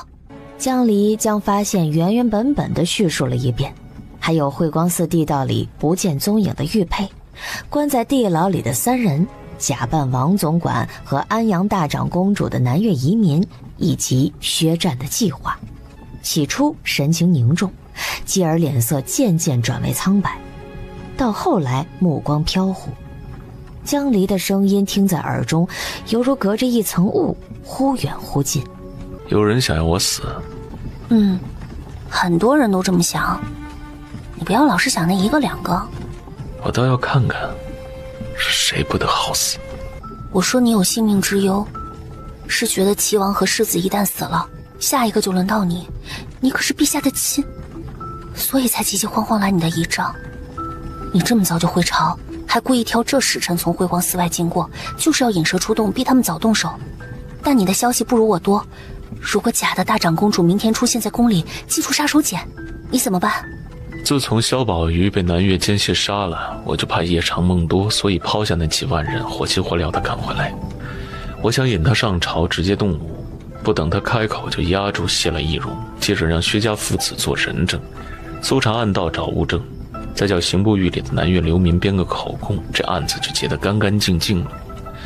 他明日不动手，后头一定会发难，我需要早做打算。你的手段也太硬了，在永州也是，能私下解决的事你非要动刑，弄得自己声名狼藉。你如今知道他是谁，还敢在文武百官面前谢他的易容？要是这么干，第一个遭殃的就是你。你也只是推测，谢完才知道是谁。好好好，我不逼你。你进宫可拿了和服？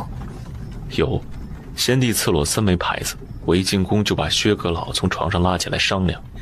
薛战同他说了大长公主是假的，我这边有个帮手，朝堂上方便行事。这是人能干出来的事吗？薛阁老都80了，你就不能让他好好睡觉？80也得起来当值啊，其他几个阁员又靠不住，我一个人哪顾得过来啊？尊老爱幼也不是这个节骨眼上。那你进宫，我回国子监，明早还要考试。不想和你分开，你不是要去找薛战才这么说的吧？哎，投桃报李，他要是找我帮忙，我没理由拒绝。哎呀，你别哼哼了行不？叫人听见笑话。他们早就笑话了。我太累了，眯一会儿，到宫门叫我。那声音渐渐低下去，那双眼合上，浓密卷翘的睫毛投下2抹蝶一般的阴影，呼吸变得深长。喂，他没反应。江离又戳了2下，楚清雅依然不动，马车依旧在飞驰，车舆晃得厉害，竟然这样都能睡着，定是日夜兼程赶回来太辛苦了。江离放心大胆地俯下身，在他耳边用气音：其实我有想你啊。又补充：就一点点哦。然后在他2只眼睛上各亲了一下，学着他的语气：这样就没有黑眼圈了。2更刚过，慧光寺的40多座殿宇沉浸在茫茫夜色中。何世林，你去打探了，一盏茶前进城的真是他？是，几百号人跟着呢。楚清雅回来的急，动静很大。我们的人传信过来，说萧宝瑜已经死了，齐王和棺材被押来京城，已在路上。除了在河里自尽的那个护卫，你还能和钱江的人联系上吗？放出去的鸽子都没回来，恐怕他们凶多吉少。主子，我们人太少了，我担心。山神的子民是坦率直爽的，没有那么多花花肠子。可中原人和他们不一样，大燕皇帝许诺他们交出长生药就可以平安无事，可最终所有王族都被屠戮，不下跪的子民都被坑杀，纯金的神像被扔进熔炉。那惨绝人寰的景象历历在目。木茶音还记得母亲在大火里对山神呼号祷告，求神明让那贪婪的皇帝不得好死。可这些年他逐渐醒悟过来，世上是没有神的。宣宗皇帝活到了50岁，长生药甚至延长了他的寿命，他早该死于他茶杯里下的慢性毒药。宣宗的儿子只剩下2个，其中一个铁定不会将他供出来，而另一个正往刀口上撞。正是人少才等不得，他回京这么匆忙，可能是发现了什么，我不能给他说话的机会。何世林，你亲自去牢里送那3人上路，多取一些血放在冰窖里，等事成之后，我找个机会称病，就用不着这些了。我去暗室里易容，丑时2刻把朝服拿到屋里，我们临时叫上证人出发，得走快些，宫门一开就赶在众臣之前进去，我要见皇帝。安阳大长公主是宣宗爱女，有御赐的御符，可不闻诏令进宫。当年他就是凭借这个，在宫门落月前进入禁中，在宪宗寝宫前跪了一夜，为靖武侯求情。主子，您得睡会儿，明早的朝会必须万无一失，出手就要将楚清雅拿下，不可有片刻犹豫。哼，这是自然。中原人有一句话说得对，非我族类，其心必异。也有一个词造的不对，就是妇人之仁。母亲当年为了继位，杀了他的异母兄弟，把他们的心脏挖出来献祭给山神，族人都服他。要是我坐上燕国的皇位，只会比他更狠。有劳公公深夜出行，我夫君2日没睡，方才在车上眯了一小会儿，正梳发呢。您几位叫他看着点路，别一脚踩空栽到御沟里去了。辛苦大人从班房里赶来开门，等您下职了，我府上人请您吃杯酒。玄英，你记着了。哎，夫人就算不吩咐，小的也该做。江离一番施展完，听到身后车里稀稀疏疏，就是没下来人儿，忍不住走回去，一脚蹬在原木上。还磨蹭什么？夫人帮我理。车帘垂下，只听里头传来啪的清脆一响。清醒了。外头的太监卫兵顿时鸦雀无声，个个肃然起敬。哎呀，库里的夫人这么凶残的吗？见过悍的，没见过这么悍的。果然是天造地设的一对夫妻呀。从宫墙角下去国子监需1炷香，大晚上街道无人，马跑得顺畅无阻。江离只闭目养神了一会儿，就到了国子监巷。他揉揉眼，挎着搭裢下车。驾车的资业卫看他脸上显出了疲惫之色，劝他：夫人可得保重身子，有统领在大人身边，他定然无事。谁担心他啊？我自己考试还忙不过来呢。小哥儿，你今晚回府轮值？正是。劳烦你同厨房说声，上次家里做了半条刀鱼的脆炸酥，拿一点出来放书房，配着加蜂蜜的玫瑰茯苓糕。大人明日吃了说好，以后就再炸几罐子。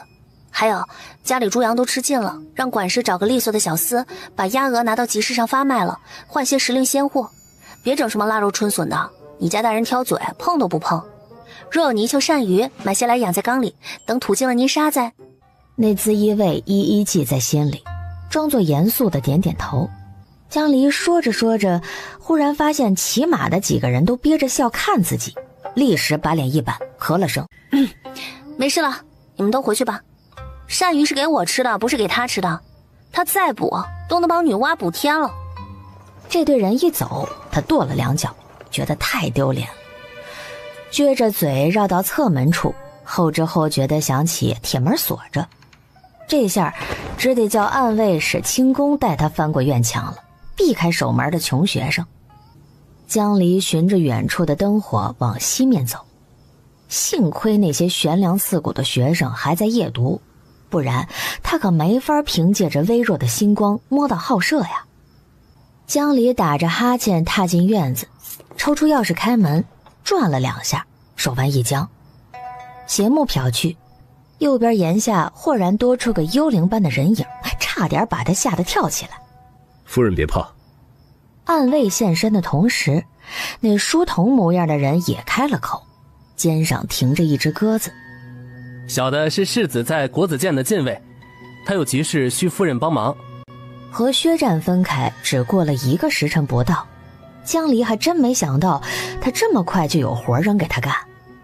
以他的性子，知道他明天考试，若不是极重要的事儿，绝不会把他叫回来。江离挥手让暗卫退下，上前捉了那鸽子，对着灯笼一看，银角环。书童展开字条，上面短短的字迹非常潦草，用指头一抹，带下点墨色。江夫人银钱龟，半凤驾，战顿首。江离一看凤驾2字，惊问道：小侯爷这么神速，已将人救出来了？小的只负责传信，别的不知。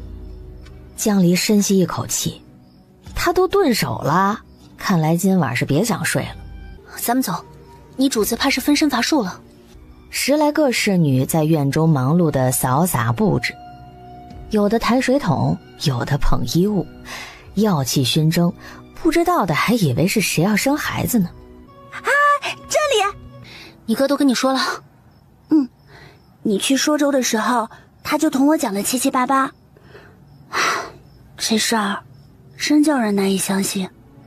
他叹了口气，眸中流露出与年龄不符的成熟。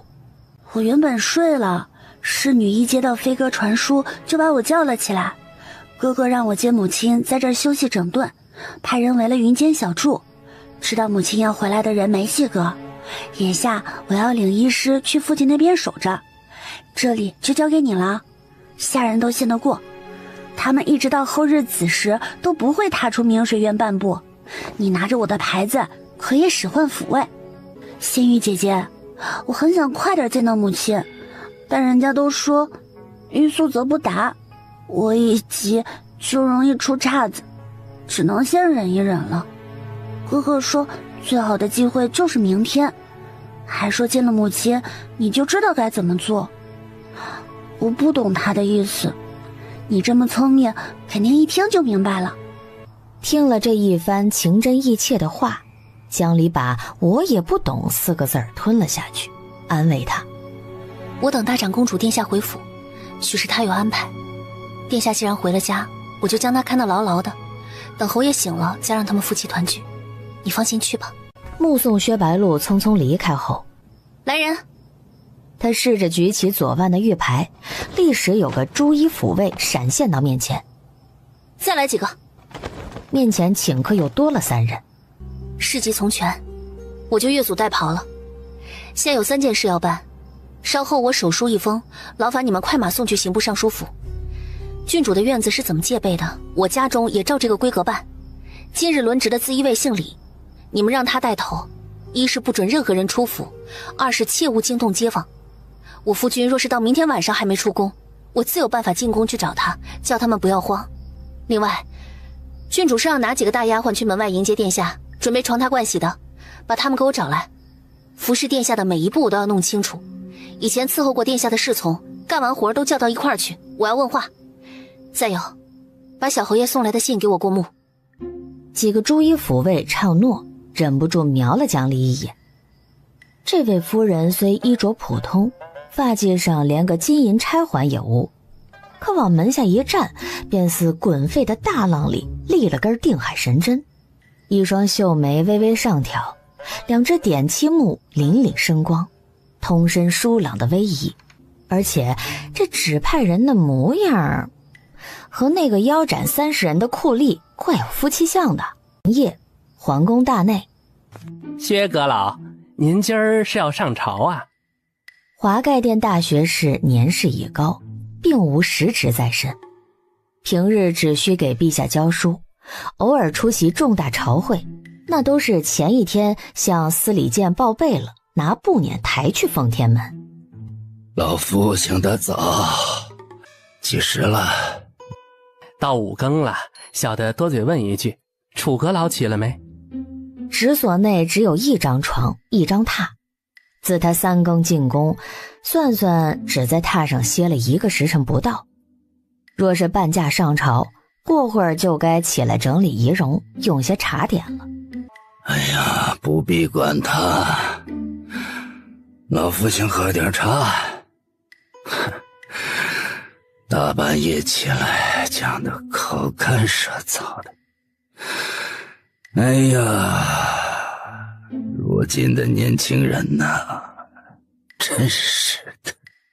小太监全当没听到，扶着他去隔壁的屋子，唤人沏茶捶背。臣等参见大长公主殿下。臣等不知殿下前来，有失远迎，望殿下恕罪。空地上霎时跪倒一片穿红穿绿的官儿。殿下让诸位都免礼，还有半个时辰就上朝了，诸位自便。敢问殿下在此是有何要事？殿下身为宗室女眷，应避开外臣，在早朝结束以后进宫面圣，而非走在臣等前面，这样与理不合呀。是谁在与本宫说话？大长公主缓缓转过身，双手合于袖中，一身朱红的朝袍绣着金龙穿云，厚重的石青织金缎裙也缀着数条离龙，宽而长的云锦披领将她纤细的身姿衬得甚是威严。是微臣妄言。裴阁老果然谙熟礼法。当年父皇赐了本宫一枚玉符，可在宫门开启后不奉诏入禁中。9年前，本宫曾凭他面见皇兄，今日也有不得不进宫的理由。等本宫见了陛下，向他说了缘由，再于朝堂之上一一道来，诸位应当就能体谅本宫行事了。上朝？官员们面面相觑。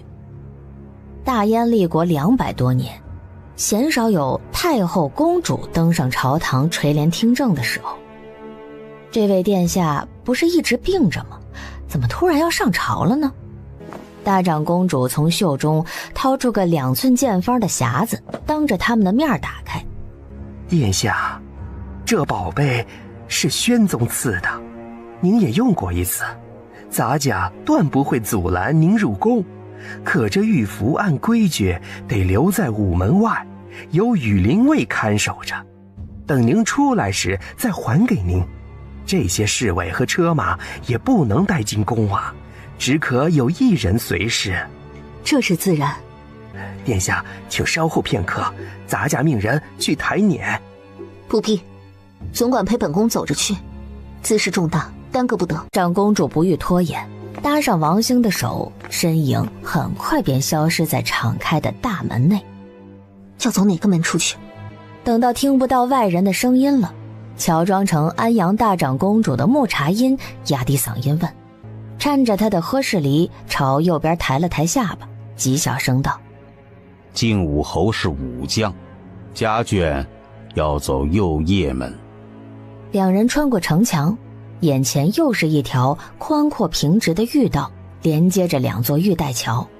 殿下，您只管跟着我。这时辰，陛下已经从长清宫更衣出来了。他到奉天门上朝，出了乾元门，要走东边那条御道，经过3大殿。咱们这会儿赶过去，应能在乾元门外遇上他。木茶音很信任自己这个谋士，与他并肩而行。此时天将放明，视线内的景物逐渐明晰。贺世离边走边摸鬓角，模样有些不自然。你别弄他了，怎么回事？马跑得太快，泥膏有些糊了。您看我这样可行吗？总叫你薄薄的抹一层，有个7分像就足够了。时过境迁，胖瘦几分外人找不了茬，言行最要紧。贺世离放下手，他的心瞬间又提起来，蹙紧远山眉。这露出来了。他低低啊了声，佯作拍挥俯身。这一弯腰一抬头的功夫，左鬓脚下的一绒泥膏已然抹匀，遮住了显眼的小痣。动作得清些。到了奉天门，守侧门的卫兵看到人来，要去通报。何世礼往阶前扑通一跪，行了个大礼。卫兵一回头，就见一对宫女儿太监手持仪仗，簇拥着一个小小的影子从道上缓步走来，正是小皇帝萧泽。见过姑母，姑母怎么不顾身子，一大早就进宫呀？是来找朕的吗？薛延芳清了清嗓子。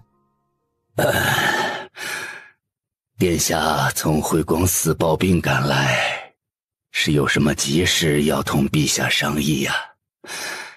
眼下快上朝了，不如先去长清宫等候，让御膳房备些药膳。木茶音和这老头接触不多，却很忌惮他，没有搭他的话。若非大事，姑母就不这么早来了。事关陛下安危，我必定得在朝堂上说个明白。奉天门有重兵把守，光天化日之下，贼人不敢行不义之事。请陛下赐我一把座椅，让我陪着陛下到早朝结束。正好好的呀，姑母说的可是齐王谋反之事，他已被楚阁老抓住押往京城了。去年冬月里也处置了一批奸党，朝堂上怎会有人敢谋害朕？一股悠悠的花香钻入七窍，令人心神松弛。谋反的不止这一个呢。阿泽，你爹爹去得早，让我来照顾你。只要有人想抢你的皇位，姑母就会帮你除掉他。萧泽愣愣地望着他，良久憋出一句：楚先生会护着我的。穆茶音站起来，携起他的小手，唇角带着温柔的笑。陛下就这么信任楚阁老？听闻他昨夜回了京，陛下可召见过他了？还没呢，一会儿他来上朝。一大一小谈着话向前走去，噼啪三下鞭响，鼓乐齐奏。百官下拜的同时，屋门打开，两双眼睛在刹那之间隔空相对。冥冥之中一阵风起，腰间悬挂的象牙小球咔嗒旋转起来，像幽微难测的命数。众爱卿平身。他脆生生地喊了一句，黑溜溜的大眼睛盯着右前方的楚清雅，努力装出一副高深莫测的模样。回殿下，微臣在钱江遭遇意外，担忧朝中发生变故，所以才星夜赶回盛京。我军与叛党对峙时，齐王府的护卫指挥使将顾世子萧宝瑜用一条小船送到江上，在水下布置了埋伏，意图挟持微臣。微臣识破计谋，把萧宝瑜夺了过来，但伏兵中有个南越人趁我方不备，将他灭了口。只可惜是多此一举。微臣已得知这个南越死士为何混在齐王府卫里，又是何人指使他这样做的。此人在阵前杀害萧宝瑜，是得了幕后主使命令。微臣斗胆猜测，若阵前宣读的圣旨没要萧宝瑜的命，他便充当刽子手了结这孩子，斩草除根。再则萧宝瑜一死，他父亲爱子心切，必然痛不欲生，万念俱灰，活着也和死了没两样。微臣只有一事想不通，还望殿下解惑。杀死萧宝瑜的剑上挂着一枚南浦翠玉，是他从小戴在脖子上的平安扣。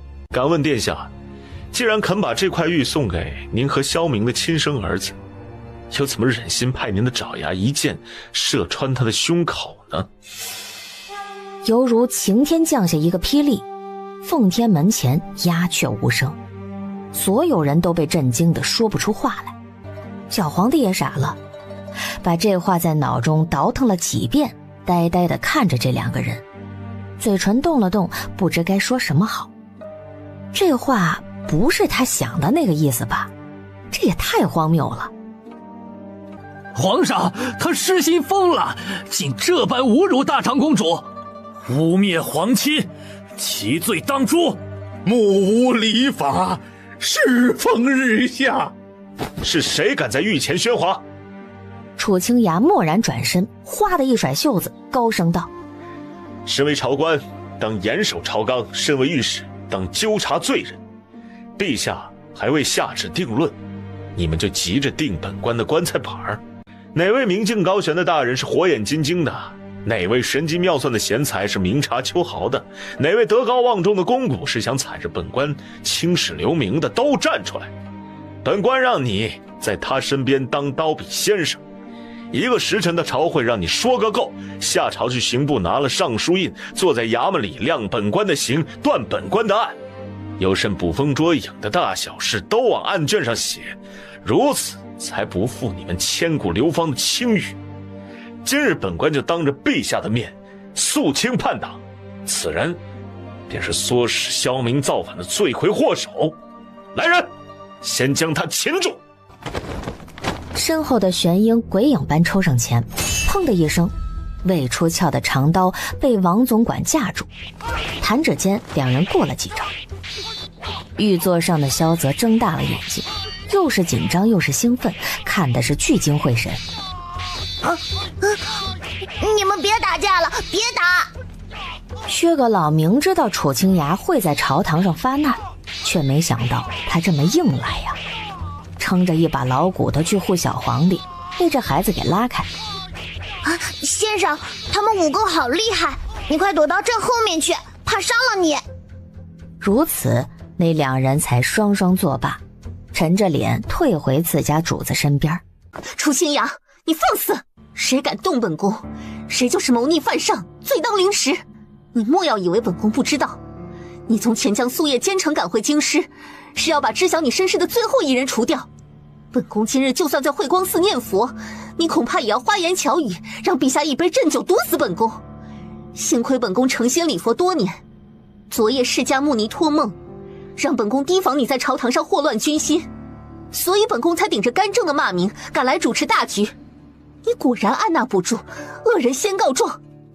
他走下台阶，王总管紧跟其后，低头不语。萧宝瑜之死，明明是齐王部下眼见事败，在自尽前示主。你说本宫和萧明行乱伦之事，说本宫杀了自己的亲生儿子，说本宫一介妇人乃叛党之首，何其荒唐，何其毒辣！分明是你意图造反，怕本宫在陛下面前说出真相，反咬一口。什么南浦翠玉，本宫一无所知。萧明贵为亲王，难道没有这样的玉要从本宫这里拿？大长公主巡视一周，见臣子们被楚清雅骂得个个心虚，暗自咬牙，面朝小皇帝一字一句道：陛下，你父皇知道，齐王知道，本宫也知道，还有驾崩的轰了的那几位都知道。楚清雅是楚家捡来的养子，是你祖父宣宗最小的儿子，因八字克亲，只能养在宫外。若说刚才楚清雅的指认是晴天霹雳，他这番话就是一串炮仗，将冷静下来的百官炸得天灵盖都飞了。在场之人无不瞠目结舌。薛阁老惊愕地张大了嘴，小皇帝啊地叫了一声。本宫和几位兄弟向父皇发过誓，绝不会将此事说出去，就当他是个外姓人。可此人狼子野心，从先帝那里得知自己的身世后，竟利用他的信任，勾引先皇后，毒杀先帝，将国中有兵权的亲王郡王一一除去，好帮他自己篡位。若不说出来，天下人还以为他是个为朝廷肝脑涂地的忠臣，百年难出的将相之才，古有帝王让位于权相，今有你楚清雅辅政暗藏祸心，本宫就替先帝讨个公道，在奉天门前说个明明白白，让百官看清你的真面目。大长公主激烈地喘了几口气，对小皇帝说：陛下，此人犯过的滔天罪行不可一一道来，本宫只捡最要紧的说，也是近日才查证完的。自从先帝走后，本宫越想越心惊，楚清雅将他的死因推到别人身上。前年腊月，他从江东平叛回来，只因冒大部委验尸，实则毁灭政权。本宫带了3名证人，就等在宫门外，请陛下先押住楚清雅，当庭召见他们。萧泽下意识看向垂袖而立的楚清雅，他脸上仍是没有一丝愤怒，始终是冷若冰霜，仿佛啥也没听见。楚先生，等朕见完他们，便可还你清白。赐阁老坐。本官倒想看看殿下找了哪几位神通广大的高人作证。宣仁正。不到一盏茶的功夫，第一个人就被侍卫带进了殿，是个穿僧衣的尼姑。你可认得他？不认得，要么是您从庵里千挑万选出来的剃了头的凤雏先生。陛下，这是京城桑罗庵的比丘尼净尘。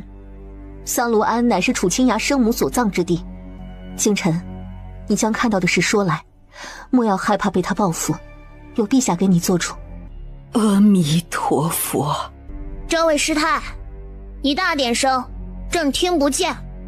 回陛下，贫尼在桑卢庵修行了20年，是在墓园里除草的。这位穿红袍的大人虽不认得贫尼，贫尼却早已见过他数次了。只略打过照面，不知竟是当朝阁老驾临安堂。他第一次来祭拜母亲顾氏夫人，是弘德元年的清明节，后几年也带着祭品来，不是清明就是冬至，很是孝顺。因他穿着寻常人的衣裳，起初贫尼只当他是城里的富户公子，可后来听到他对着墓碑念叨，说什么知道了生父，皇帝薄待他，当侍郎不公平。他还说若有机会去金銮殿上夺了位，这才不负天家血脉。靖辰时代，莫不是本官每年上坟给安里的香火钱没发到你手里？还有什么怨言一并都说了吧，只要犯了欺君之罪，说一句和说两句没区别。难道你还有2个脑袋可掉吗？靖辰打了个哆嗦，却俯下身再拜。楚家人不打诳语，凭你说的都是真的。当时听了只是吓得念佛，若非上个月殿下派人来查问，这事凭你绝不肯说出去。要是叫阁老知晓，凭你性命不保。好一个修了20年佛，把性命挂在嘴边的师太。楚清崖拍了拍手，心思电转，已经想了180种法子炸他的话，但又好奇那女人另外的牌，便忍住了。师太，你看到的人却是楚阁老？善哉，阁老形貌出众，一般人只要见过都能记得住。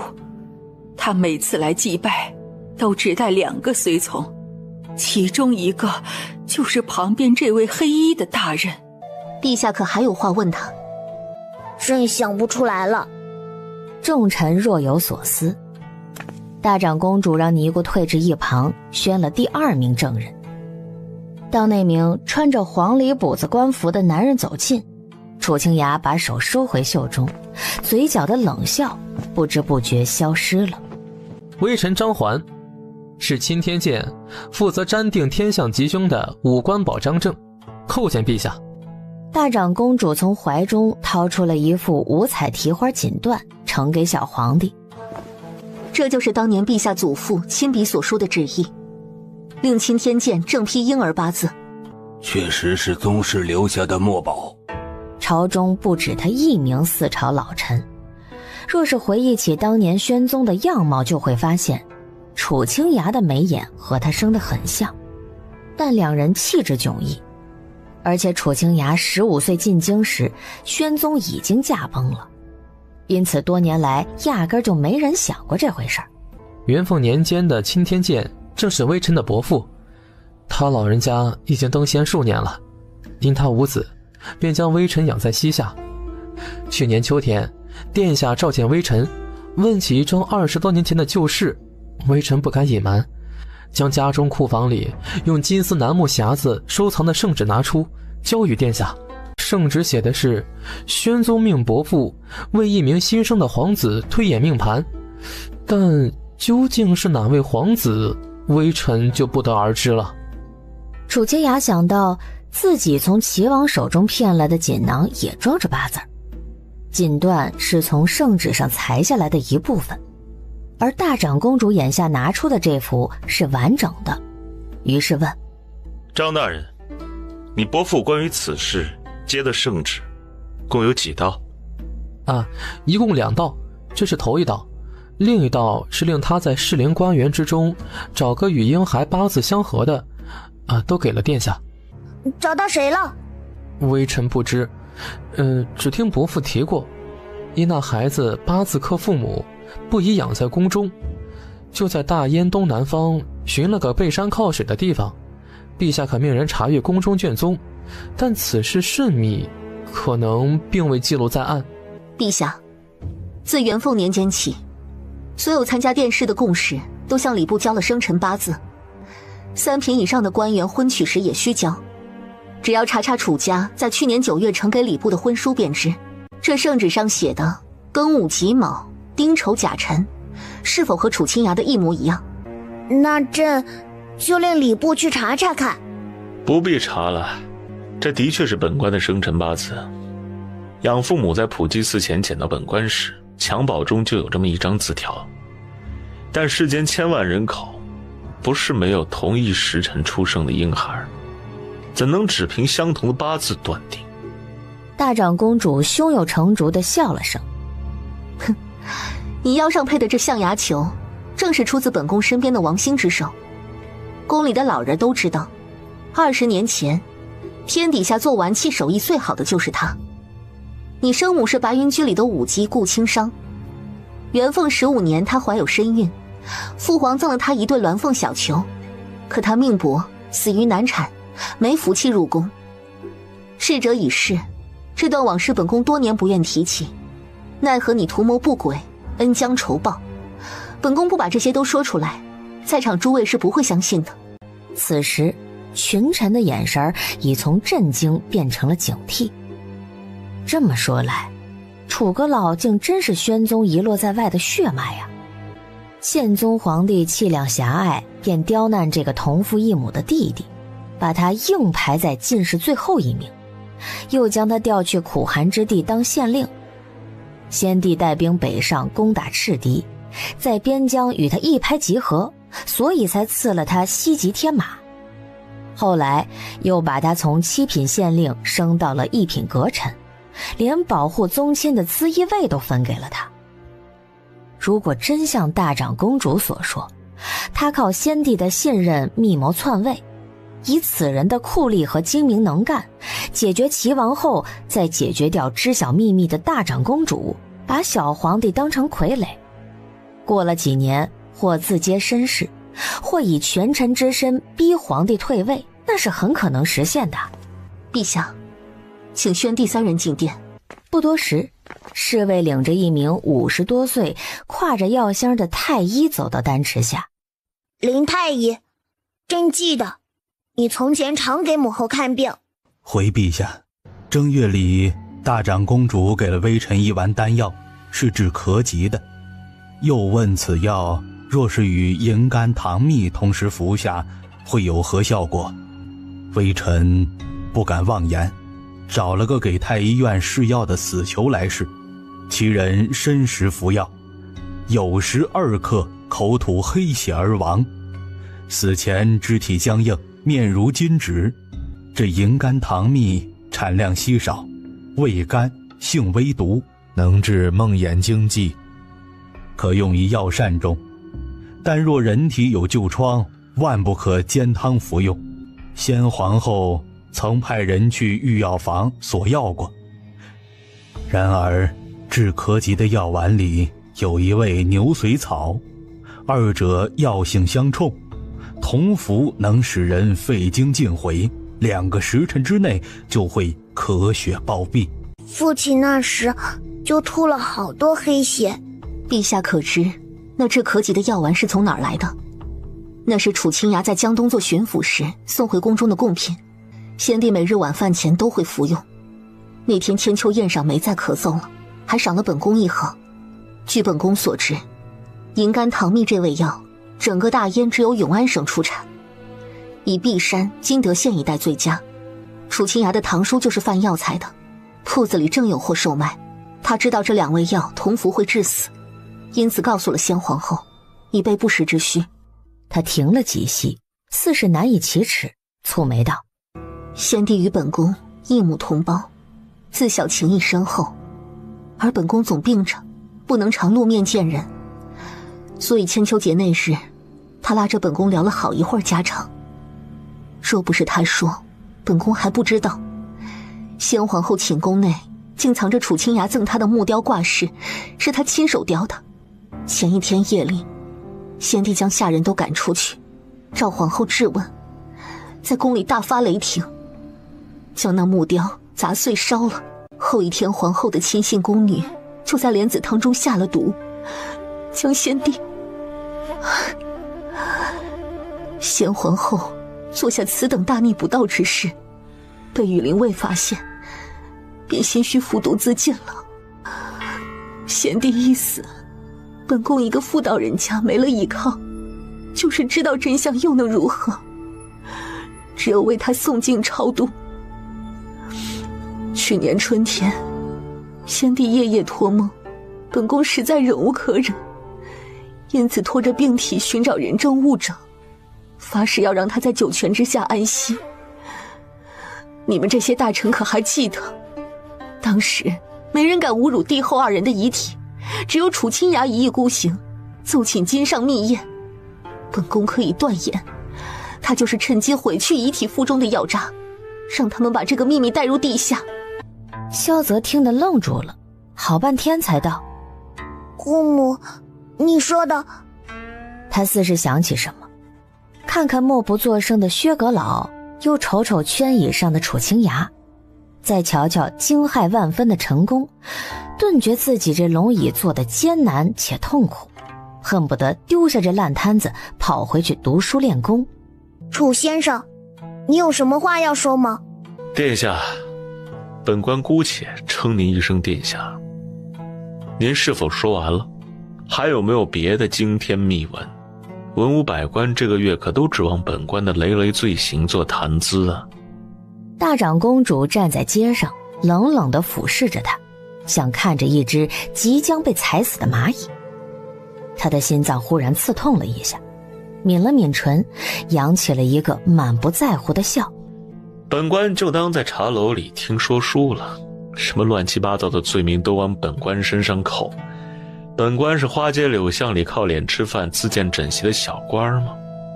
辱没本官也就罢了，竟还诋毁先皇后的清白，编出这么一桩宫闱丑闻来。本官可没您天赋异禀，靠一张脸就能蛊惑人心。本官也生不出孩子来，哄得孩儿他爹自诩真龙天子，犯上作乱。你一剑南越于逆，假冒皇室，污蔑朝官，囚禁宗亲，妖言惑众。玄英，给我剥去他的朝官朝服，卸了他的易容。前几字入耳，大长公主一惊，疾步走到王总管身后，一时怒喝：你疯了！人证物证俱在，来人，现在就给我把他押去诏狱！这两声大喊交错着回荡在广场上空，檐上一群鸽子呼啦啦飞起，掠过湛蓝的天幕。最右边的门洞内突然奔出一名羽林卫，随之而起的是雄浑的鼓声。千钧一发之际，这鼓声咚咚隆隆，如同一支凋零箭，直直射往朝堂。所有人的脑子都空白了一瞬。这是怎么了？有人在午门外敲登门鼓，要告御状。启禀陛下，有人扣婚，状告堂上一人，要入朝说话。是谁？诰命夫人江氏带着一顶轿子，里面有一个女人，自称是安阳大长公主。小的们愚钝无知，分辨不出，请圣上裁夺。果真如此。楚清雅猛地转头朝向宫门，还未看见人影儿，就听一个熟悉的声音在午门外大叫：他拿的是假符，我手上才是真的，你们偏不信，那就让陛下定夺，是真是假一试便知。等我夫君被他假货害死了，半夜拿着鞭子来找你们。这女声清脆高亢，几欲冲破云霄。纵然隔了两座桥一扇门，回声还是遥遥地传入耳中。那一刻，楚清雅不知是气还是笑，一掌拍在椅背上。本官还没死呢。萧泽一听楚阁老的夫人来了，立刻想起去年他封诰命时能说会道，温柔可亲的模样，急忙道：快宣江夫人和那个自称是姑母的人进来，朕要好好看看。你们都不许吵架了。楚清雅忽觉集中在自己身上的目光都散了，左右望望，脸色唰的一变，眼中阴霾密布。哼，这帮道貌岸然的老东西，直勾勾地盯着他夫人做什么？再看，把眼睛挖出来。楚清雅用力咳了一声，快步走上前，协助了江离的双手。夫人，他们骂我。谁管你？楚清雅拉着他的右手不放，眉梢都是藏不住的笑。富尔同他草草说了朝上发生的事儿。那女人带了一个桑庐庵的尼姑，一个青天监的官儿，一个太医，说我是被算过八字抱到宫外养的。知道身世后，对着墓碑发誓要篡位，还给先帝下毒。夫人，我笨嘴拙舌的不会争辩，你可要替我讨回公道啊！陛下，臣妾斗胆来午门告御状，是不得已而为之。按大燕律，凡敲登闻鼓扣婚者知50，在诏狱里图一巡，臣妾都明白。唯愿陛下听臣妾陈情，然后再行赏罚。陛下，各位大人，此人乃是南越奸党之首，唤作木茶音，是前南越国苏伦部的公主，有一手真假难辨的易容功夫。她身上的熏香就是用来掩盖变声药气味的。臣妾带来的这位才是正主，她身体孱弱，不能下地行走，说话也费力气，望陛下体恤。今日臣妾要告3件事，其一，木茶因假冒宗室，将安阳大长公主囚禁9年，也就是轿子里的这位，人证物证皆备。其二，他欲掌控大燕为国复仇，创办贵堂怂恿齐王谋反，还挑拨离间，诬陷削藩功臣，想为自己除去挟天子以令百官的阻碍。其三，他勾结齐王，在永州拜佛时派侍卫残杀大臣家眷，不但行刺臣妾的公婆，还潜入臣妾家中大开杀戒，害死家母燕氏及2名仆从，6个自衣卫，连臣妾养的10个月大的小狗都没有放过。此人罪大恶极，卑鄙无耻，不死难以平众怒。这声音铿锵有力，不卑不亢，在广场上荡了个来回，所有人都听得清清楚楚。萧泽皱眉看向身侧不远锦衣华服的女人，御前侍卫很会读眼色，唰的拔刀，当下将他和王总管团团围住。谁敢动手羞辱本宫？本宫说的千真万确，陛下怎能听信他一派胡言？本宫为了大燕国祚，不顾病弱之躯，找来那几人作证，铁证如山。难道他们都说的是假话，造了假的圣旨不成？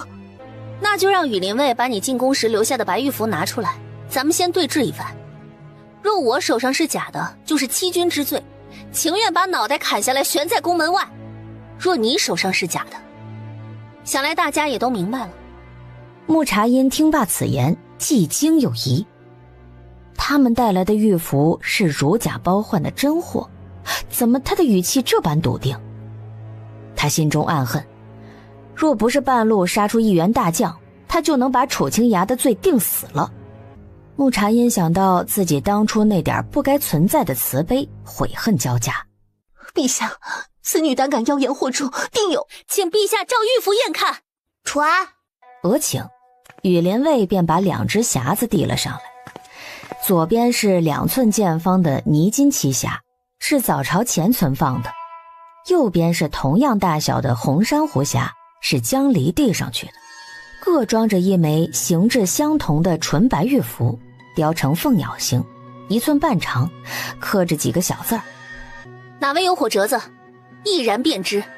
陛下，定是他用计调换了。我的玉符是从慧光寺带来的，这匣子也是一直用来装它的，这些年从未动过。我入宫时，各位大人都看过它，真是玉做的，就存在羽林卫的班房里。你血口喷人！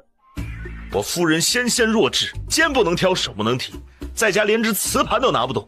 本官日日在饭桌上替他端着渣斗吐骨头，他如何能在武艺高强的7尺男儿面前调换玉符？你说你是病弱之躯，我看你诽谤污蔑，张口就来，精神头十足。辱完本官，又要辱本官的夫人，罪加一等。纷纷议论变成了全场哗然。江离瞪了眼楚清雅，他也编得太夸张了，他哪有让他天天都端渣斗啊？厨房又不是顿顿都做带骨头的菜。陛下，这是西域进贡的吐蕃米香，产量极少，色泽洁白，质地硬脆如冰，用它来仿造玉符能以假乱真，只是一遇着火就现了原形。这样珍贵的香脂，非皇室宗亲不能享用，而靖武侯府的库房里就存着数块。说着便拿起珊瑚匣中的真玉符，放在火上烤了一小会儿，没有烟气冒出。这就是安阳大长公主的信物。9年前她已受胁迫，但穆茶因为打消众人疑心，逼他时不时露面。殿下进宫为晋武侯求情时带着这个，后来找机会将此物藏在府里，一直没叫穆茶因找到。是真的。穆茶因闭口不言，阴鸷地看着江离。公主，时隔多年，你故技重施，可骗不到明眼人了。弘德2年赤敌南侵，9月下旬，晋武侯在郊外阅兵，你领了圣旨与他同去，当着众位将士的面把虎符拿出，来了一手偷梁换柱的好戏。放进匣子的不过是雕成虎符形状的香枝而已。当晚匣子放在侯府金乐堂，你在堂中故意燃着吐蕃米香，匣子一受热，里头的假虎符就融化了。早起打开，空匣子只剩同样的香味，是也不是。晋武侯要是去了北疆，我们也不会连输5、6场仗啊！原来虎符是被他偷走的。你身为南越公主，家国被宣宗所灭，多年来怀恨在心，不放过任何摧毁大燕的机会。你知道晋武侯是宣宗朝最得力的武将，宪宗继位后对他心存忌惮，所以将安阳大长公主囚禁起来，扮成他的样子，施了一箭3雕之计。一来使燕军在前线失利，有亡国之危；二来让宪宗削了薛家的兵权，让大燕自损武德；三来凭身份会见齐王，诛胎暗结，唆使他谋反。你为了防止晋武侯发现妻子被人冒充，便给他下了蛊毒，使他卧床不起，口不能言。若是我们发现的迟了一步，这世上就没人能阻止你操控薛家了。江夫人，你一个深宅妇人，如何能知晓这些呀？臣妾蒙陛下恩典，得入国子监读书，在学堂内与嘉惠郡主极为交好。郡主每次见过大长公主殿下，身上都带着一股极淡的香气。臣妾的鼻子比常人灵敏，所以能闻出来。阁老每次都是亲自摆酒壶，不止酒壶，连刮过鱼肉都是亲自摆，从未让下人动过手。大胆！你还在陛下面前胡编乱造。我夫君沾了酒就要出疹子，他这毛病是从娘胎里带来的，白云居的老人都知道。顾夫人生前也不能喝酒，所以他上坟从来都不带酒壶，只带新鲜水果。你还说他当着2个随从的面说大逆不道的话。玄英是大内侍卫出身，听到了还能不告诉宫里？陛下，先帝对小的有提拔之恩，大人若有反心，小的必定会通知先帝。大人清清白白，对先帝是极忠心的。靖臣脸色惨白，情知说错了话，一下瘫坐在地上。如师太这般造口业，来世要投畜生胎了。啊！你敢骗朕！来人，把他关到诏狱里，等早朝后再由刑部定罪。靖臣立刻嚎哭起来，被侍卫拖了下去。江离解决完尼姑，又数了起钦天监的小官和太医，语重心长地开口：你们2位身穿官服，理当为君分忧，怎么在狱前帮着反贼，口口声声说我夫君是宣宗子嗣，心怀不满，毒害先帝？这是多大的罪名，你们难道不明白？陛下，穆茶因带了3个人证，臣妾这里也有人证，王总管和王老板就在午门外候着，派羽林卫抬他们进来，一问便知。我夫君到底是不是天家血脉？为何要让南越人胡言乱语？问问安阳大长公主殿下不就知道了？殿下是宣宗爱女，陛下的亲姑姑，再没人比殿下更清楚这件事的了。殿下，您觉得身子如何？本宫能回话。萧泽已是全信了，在龙椅上正坐，语气满是担心。朕眼下就宣那2人进来，朕看只要将易容卸下，真假就分明了。这易容要如何弄下来？只需泼上热水，易容膏就化了，变回原来的声音，要灌极浓的茶，等上1炷香。奴才这就叫人去寻。陛下明鉴，微臣说的句句属实，若敢欺瞒，全家死无葬身之地。圣旨是宣宗给伯父让他赐8字的，我张家怎敢伪造圣旨啊？那五彩锦缎也不是微臣能够弄到手的，都是南越辽奴骗微臣拿出来。用来施药的囚犯死于2种药物相冲，有太医院判给微臣作证。御药房也有取药的记录。他只叫微臣试药，并未提到那2味药和楚阁老有关呢。微臣有眼无珠，以为她是大长公主，不敢不从。万望陛下恕罪呀！这就叫萧泽为难了。他想了好一阵儿，圣旨是真的，父皇也是因为吃了2种药才驾崩，这如何解释？欲加之罪，何患无辞？臣不欲为自己辩解，此等宫闱秘事，拿到前朝来议论，本就失格。是否要询问大长公主殿下，由陛下定夺。就算这2件事是真，他们和楚阁老的身世也无必然联系。有这么一封圣旨在，就证明元凤16年确有一名皇子出生，被报出宫了。但天底下被收养的婴孩太多，八字相同的不是没有。至于穆茶因说楚阁老的堂叔开药铺，这药就一定出自楚家吗？连太医都要试一试才知道药效，他一个读书人怎么懂？而那象牙球嘛，他没想出个理由来。江离心知他已经说到底了，连忙跪下补充：陛下，臣妾的夫君每日忙于公务，哪有闲暇钻研医术？倒是南越人善医药毒理，当年不是还制出了所谓的长生不老药吗？穆茶因9年前开始假扮大长公主，先帝不知情，前年千秋节邀她进宫赴宴，她正好有机会再扮皇后，命令宫女下毒。朕想起来了，母后的胳膊上也有4个小红点，有香味，和卢少卿说的很像。这样说来，你不仅假扮姑母，还假扮过母后。在莲子汤里下毒的宫女只听到了母后的声音，并没有看清她的脸。他从龙椅上跳下来，再也顾不得威严，噔噔2步跑到持刀的侍卫前，大声质问穆茶因：是不是你害了父皇和母后？是不是你？你说啊，快回答朕！朕记得那天你和母后在寝宫里赏月。穆茶因突然笑了一声：你笑什么？哼，你爹娘都死了，活不过来了。妖妇还敢挑衅！穆茶因被这一下撞倒在地，却神情麻木，仿佛感觉不到疼。你们听着，楚阁老与此事无关。母后宫里的木雕是朕向楚阁老要的，朕想讨母后欢心，就将那只小羊木雕送到他宫里。他属羊，又姓杨。方才他污蔑母后，朕就觉得他不对劲。父皇根本就没有因为这件事和母后吵架，他们从来不吵架。他想骗朕，还想骗你们。你们不要听他的谎话。他走回御座，低着头，怕眼泪滴下来让人看见，吸着鼻子缓了好一会儿，才红着眼圈。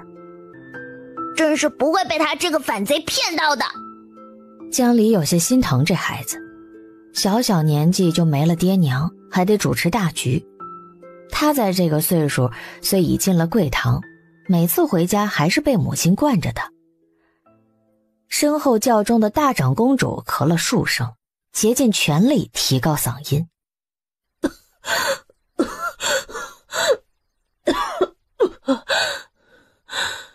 穆茶因，你还是不是人？用这种话来欺负一个无辜的孩子。这些年我看透你了，你果然是化外之地的蛮夷，冷血残忍，没有半点真情，连自己的亲生儿子都能送去当筹码。姑母，你别急。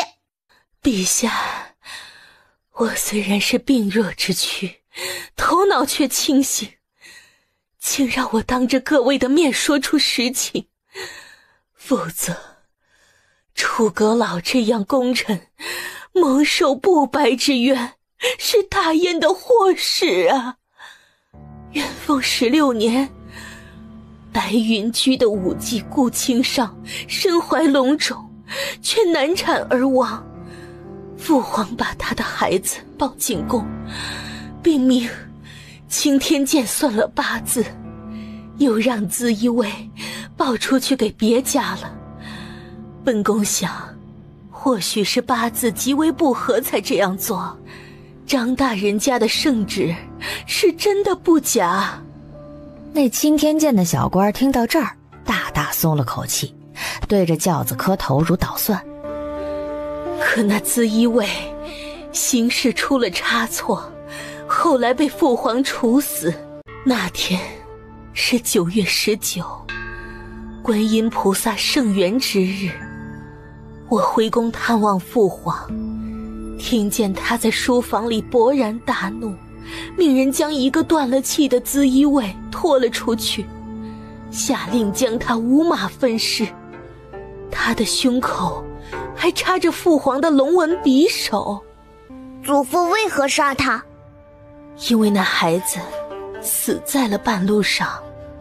奉天门前一时寂静，楚清雅怔怔地直起身望向江离，他照葫芦画瓢也冲他眨了下眼。只听大长公主娓娓道来：顾夫人难产，孩子本就体弱，从京城到南方路途遥远，资一卫照顾不周，让他发了高烧，一命呜呼。资一卫怕受父皇责罚，把孩子埋在山野里，又偷了个农家的婴儿冒充小皇子，把身上带着的象牙球、生辰八字和婴儿一起送去了那家。象牙球是王总管雕的，是父皇赠予那孩子母亲的信物。孩子一出生就没了娘，父皇让他有了个念想。过了数月，父皇怕那家人苛待孩子，就叫另一个资一卫去探望，结果发现婴儿被掉了包，身上并没有原先的胎记。东窗事发，先前的资一卫认了罪，被父皇处死。他还听说农户家的孩子生得健康，半晌沉吟不语。本宫劝他说，今日是观音菩萨出家日，得为小皇子积些阴质，他便没处置那假孩子，找了道士去埋葬皇子的地方做法事。真是作孽，你拿过世的婴儿编谎话。正是呢，父皇在世曾说过，朕本来有个六叔的，可惜很小的时候就夭折了。姑母，这话对得上。如此就说得通了，楚阁老与皇室毫无关系。众臣皆点头。他们当中有人在宣宗朝就做官了。穆茶因说楚清雅是宣宗之子，细细一看眉眼还真的挺像，但仅仅是眉眼罢了。听大长公主这样说，便都觉得穆茶因硬把楚清雅和宣宗扯上关系。大燕数千万人口，说不定还能找出个更相像的人来。陛下，人证带到。带上来。陛下，请让王总管和王老板坐在轿中回话。王总管被南越人挖了琵琶骨，全身瘫痪，王老板双腿残疾，他们陪着我吃了许多苦头，若不是有他们，我在牢中头1年就自尽了。二位受苦了，朕定给你们厚赏。你们不用怕，1五1十将你们受的苦说出来，朕给你们做主。这对兄弟在侯府内服了补药，精神尚足，煎熬多年，终于等到了公道，激动地开口谢恩，随即你一言我一语地说起来。元凤18年，贺世离带着3个会仪容术的南越人在永州创办贵堂，起初是给他们敛财用的。这些人亡国后穷得叮当响。12年后宣宗驾崩，宪宗即位，穆茶因想扶持齐王，让他做皇帝复国，就将贵堂赚的钱、收的人脉都给了他，还为他生了个儿子。后来齐王失势，他怕世子禁不住诱骗，说出他的身份，便狠心下了杀手。连亲生儿子也要杀，世间怎会有这样的狠毒之人？真是兽性未脱的蛮夷呀！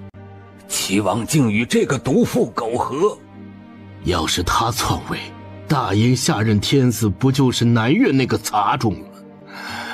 大燕危矣呀！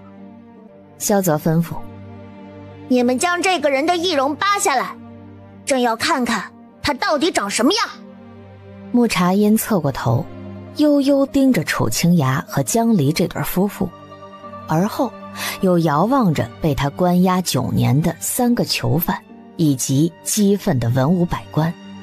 他明明跪在地上，那眼神却居高临下，满是讥讽，仿佛在俯视一群自作聪明的蠢货。且慢，陛下，他是蛮夷，但我等是读书识礼的中原人。她毕竟是个妇女，水一进，衣服都贴在身上，大庭广众之下，成何体统？再者，水漫丹池是对皇权不敬，依老臣看，在这灌他茶就罢了，易容去诏狱里写。臣附议，衣衫凌乱，发髻不整，这不是臣子之容。朕考虑不周，就依2位阁老的话办。你们别弄伤犯人，等关进诏狱，有专人审讯。就让楚阁老来吧。朕听说刑部狱里那几个杀人放火的南越流民就是他审的。对了，穆茶音的党羽都要抓起来重判，不可放过一人。萧明和他关系密切，也关起来一起审。臣遵旨。江离用手肘悄悄地捣了一下楚清雅，两人用目光交流了片刻。薛阁老知道？不知道，他就是迂腐。他很护着你呢。没人比夫人更护着我。薛阁老看不惯小两口当着几百号人眉来眼去，刚要与楚清雅说几句话，耳畔传来当啷一响，却是侍卫手上的茶壶被莫茶音打翻了。他嘴边留下茶水，拿袖子一抹，眸中尽显疯狂之色，尖声叫道：你们就不想看看我的脸吗？你们可知我是谁？事到如今，我只有最后一句话说。你说啊！就在这走神的一刹那，他居然爆发出一股力气，像只垂死的野兽，冲着几步开外的小皇帝扑去，袖中抖了一截雪亮的刀尖。贺世礼！他大喊心腹的名字。说时迟那时快，假扮王总管的贺世礼从地上飞跃而起，快如闪电。穆茶音听到这替他断后的呼啸之声，愈发得意，无所顾忌地持刀刺向小皇帝。拿命来！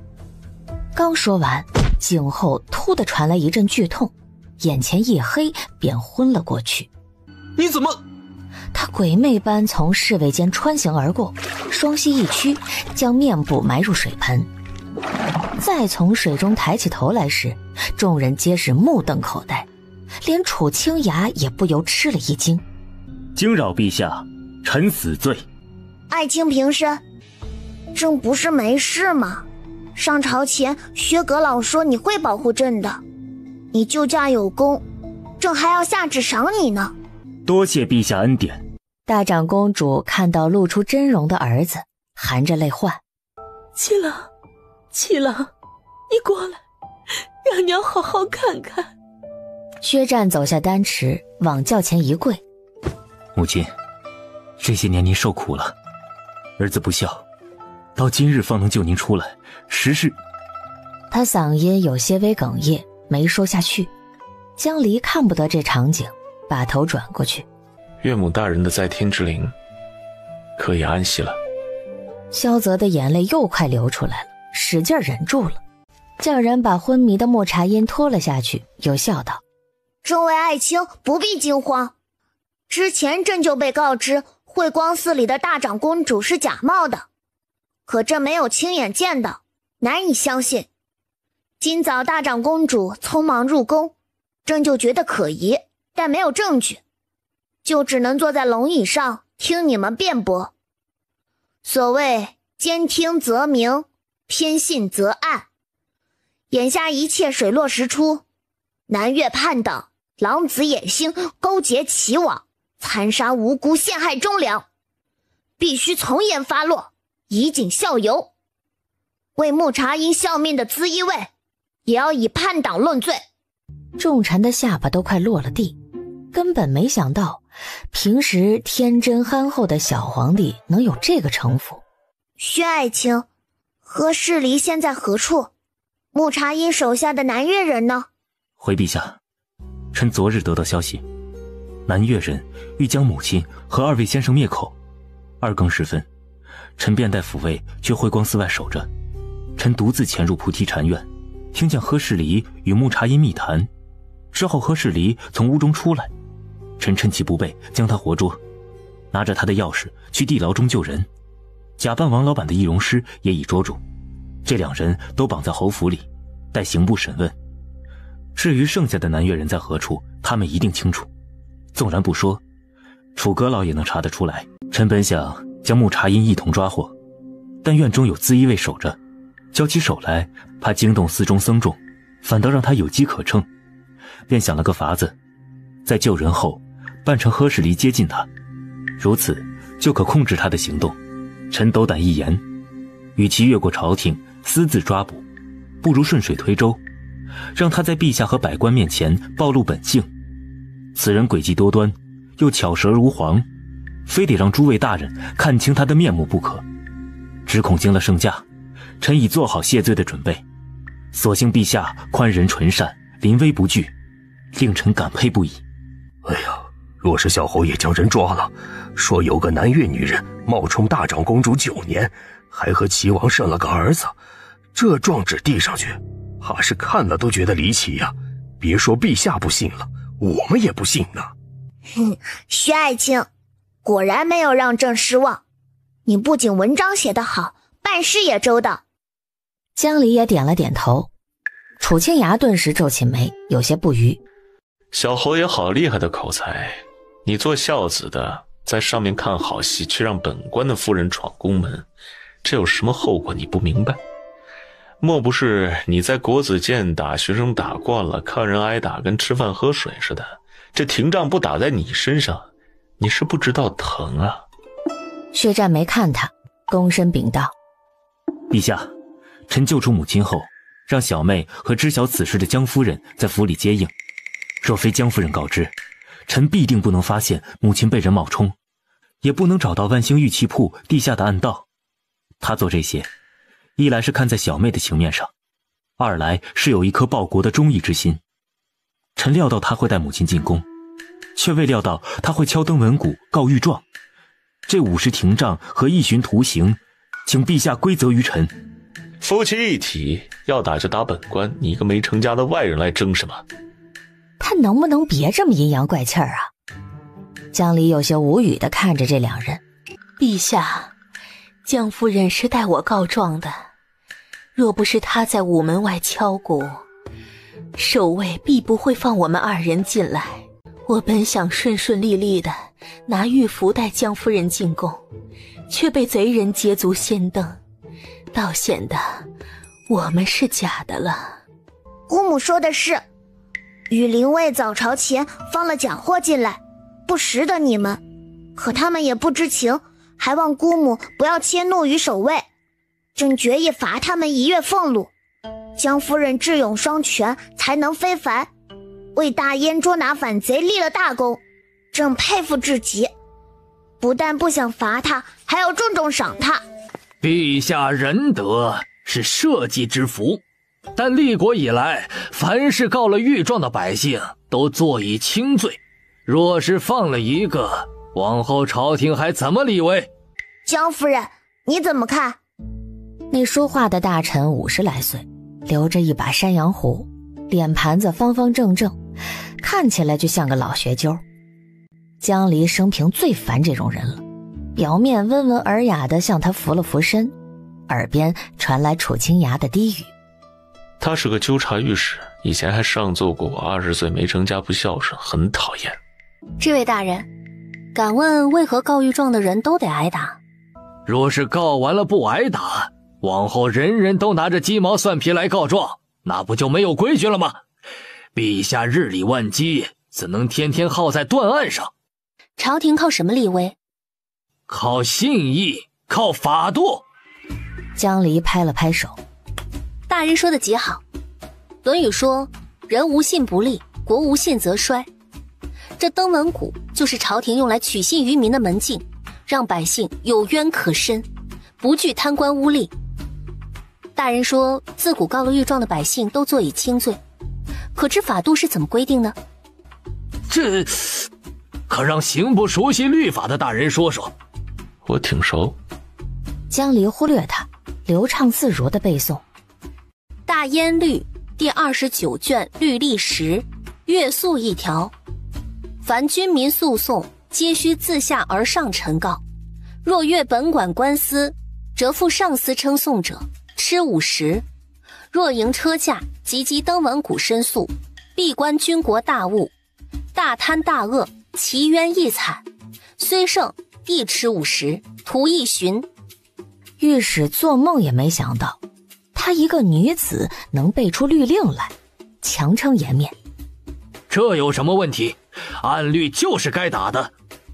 依律令中所写，敲登文谷乃是越级上诉，所以要打。适才大长公主殿下说，妾身是代他告的。请问各位大人，殿下不是百姓军民，他向陛下状告南越反贼冒充自己，祸乱朝纲，是否算越诉？殿下的状子，京城中有哪个衙门敢收？殿下的冤不伸给陛下，那要伸给谁？妾身面圣时，严明敲登文谷的后果，是因真假还没分辨出来，各位还不知道他才是真正的殿下，妾身不敢造次。这前所未有啊！而后讪讪地退了回去。你说个鬼，早干什么去了？实则这法令是他晚上专门看过的。他自接了凤驾，就在想把大长公主弄到朝堂上去，来个真假对质。或许要敲登文谷才能进午门，所以临时令人找出了燕律，细读了那一条。他不由叹了口气，这两个男人，一个能骂，一个能打，其实都被绕进去了，还是他自己靠得住。萧泽大致听懂了，很是满意江离呛御史的举动。他登基以来，数不清被御史见了多少次，烦不胜烦，在心中对那御史做了个鬼脸，笑呵呵的。楚先生需爱卿，看来你们的律令没有夫人背的熟啊。夫人自是比微臣聪明。惭愧，臣一味读书，落到实处只知生搬硬套，读书客罢了。夫人所说有理，但敲鼓本是百姓上诉的手段，夫人带大长公主告御状也是坏了规矩。依老臣看，廷杖可免，但10天的徒刑不可免，也不可由他人代作。朕赏罚分明，罚嘛，就按裴阁老说的来。下朝后，朕会下封圣旨给赵玉。江离明白，这是要在牢中厚待他，就当助客站了。没等小皇帝说下一句呢，就扑通往地上一跪，一个响头磕下去。陛下大恩，臣妾敏感妩内，臣妾还想向陛下讨赏。这是他今日上朝堂的第2个目的。机不可失，时不再来，只要天子开口应允，谁也不能阻碍他了。众臣又沸腾了，从没有见过厚颜无耻向天子主动要奖赏的。江夫人，你说吧，只要不是违反大燕律的事，朕都会答应。今日是2月30，40国子监举办春考，请陛下将徒刑后移1天，在牢里关臣妾到3月14申时。臣妾若能取得率性堂前5名，想在牢中温书，以女子之身参加京城会试，大烟律中对应氏世子的称呼是各地举子、国子监生，没有写明男女。臣妾没有违律，除此之外，臣妾什么都不要。女子参加科举，这不是开玩笑吗？她还是成婚的夫人，图什么呀？寻常男子都抱怨考棚简陋，何况养尊处优的命妇，怕是第一天就要昏厥被抬出来了。不只是百官，萧泽也惊叹于这离经叛道的行为。想了想，转头问太监：“眼下几时了？”“辰时过半了。”“这，怕是来不及啊。夫人，要么朕单独许你一个参加会试的名额。”臣妾拿了陛下赐的建诏入国子监读书，腊月里凭分堂考试第2的成绩进了率性堂。这次的春考是臣妾靠学问争取来的，臣妾不想越过它，让其他监生看清。大家都是兢兢业业的读书人，应凭真才实学取得功名。诸位大人，若是臣妾没有考到前5名，自然就没资格参加会试了。大人们也不必为此事烦神。那就让他考。率性堂前5，那是妇人能考到的吗？让他去耍耍吧，不知天高地厚。要我说啊，他进率性堂是祭酒看在楚阁老的面上，犬子苦读1年都没考进去，等他名落孙山，就有自知之明了。哼，若是朕也像夫人这般一心向学，把考试当成奖赏，教朕的先生不知心里有多快活呢。薛阁老，你说是不是？薛阁老满脸无奈，朝堂上的气氛立时变得轻松了不少。君子一言，驷马难追。朕既答应了夫人，就不会反悔。稍后就派人送你去国子监。萧泽看楚清雅像要说话，楚先生，你可是也要向朕讨赏。楚清雅在江离身边跪下，脊背挺得笔直。请陛下拨一匹最快的千里马，让微臣骑马送夫人去国子监考试。除此之外，微臣也什么都不要。微臣的夫人是100年难出的金山之玉，满腹珠玑的当世才俊，妙笔生花的下凡文曲。微臣娶了她，是上辈子修来的福气，今生既已无缘3顶甲，全指望夫人光耀门楣，流芳百世。等夫人考中进士，微臣要修一座3间4柱的进士牌坊，可斗大的名字，还要大宴3天3夜，让全天下都知道是什么样的女子能读得好书，查得清案，斗得过奸邪，赢得了各州府县层层筛上来的人中翘楚。他的话音在广场上荡了个来回，穿过奉天门，飞上9重霄。江离耳朵里嗡嗡响，转过头想骂他好不要脸啊，当着这么多人的面舌灿莲花，连茶楼说书的都没这么夸张。可他张开嘴，鼻子猝不及防一酸，眼泪先扑簌簌地落了下来。春考已经开始了，有个学生搬了把凳子坐在门外打盹儿。那学生听到脚步声，困乏地睁开眼，乍然一惊，站起来拦住他们。里头在考试，你们不能进。我是六斋来参加春考的学生，名册上有我，宋博士举荐的。这一根都快烧完了，先生没说放迟到的人进来。楚清雅正要拿小黄的压人，却见他哎了声，伸脖子凑近江离端详。哎，您不是那个……学生压低声音，十分感激。若是我没认错，夫人您来过藏书楼，还给了我几千银子过冬。啊，对，就是朝廷来人讲学那天，我想进去看书来着。我是他夫人，诰命牌子没带在身上，没有国法规定嫁了人就不能来上学考试吧？您进去吧，巡考的博士60多了，眼神不好，您脚步轻些。又找名册上的字号。座位在后面第3排右数第2个。江离喜笑颜开，把没啃完的桃子塞到狗嘴里，鬼鬼祟祟的踮着脚从后门溜进去了。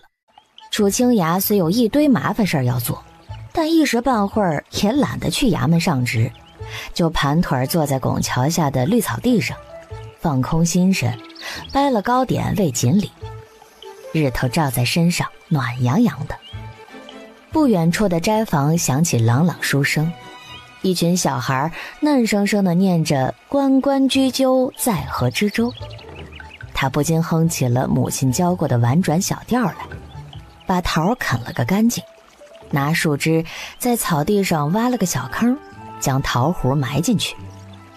等那位坏脾气的假手烤完了，这里会不会长出小苗苗来呢？3月初7，齐王萧明和一具兵官被精卫押送到了京城。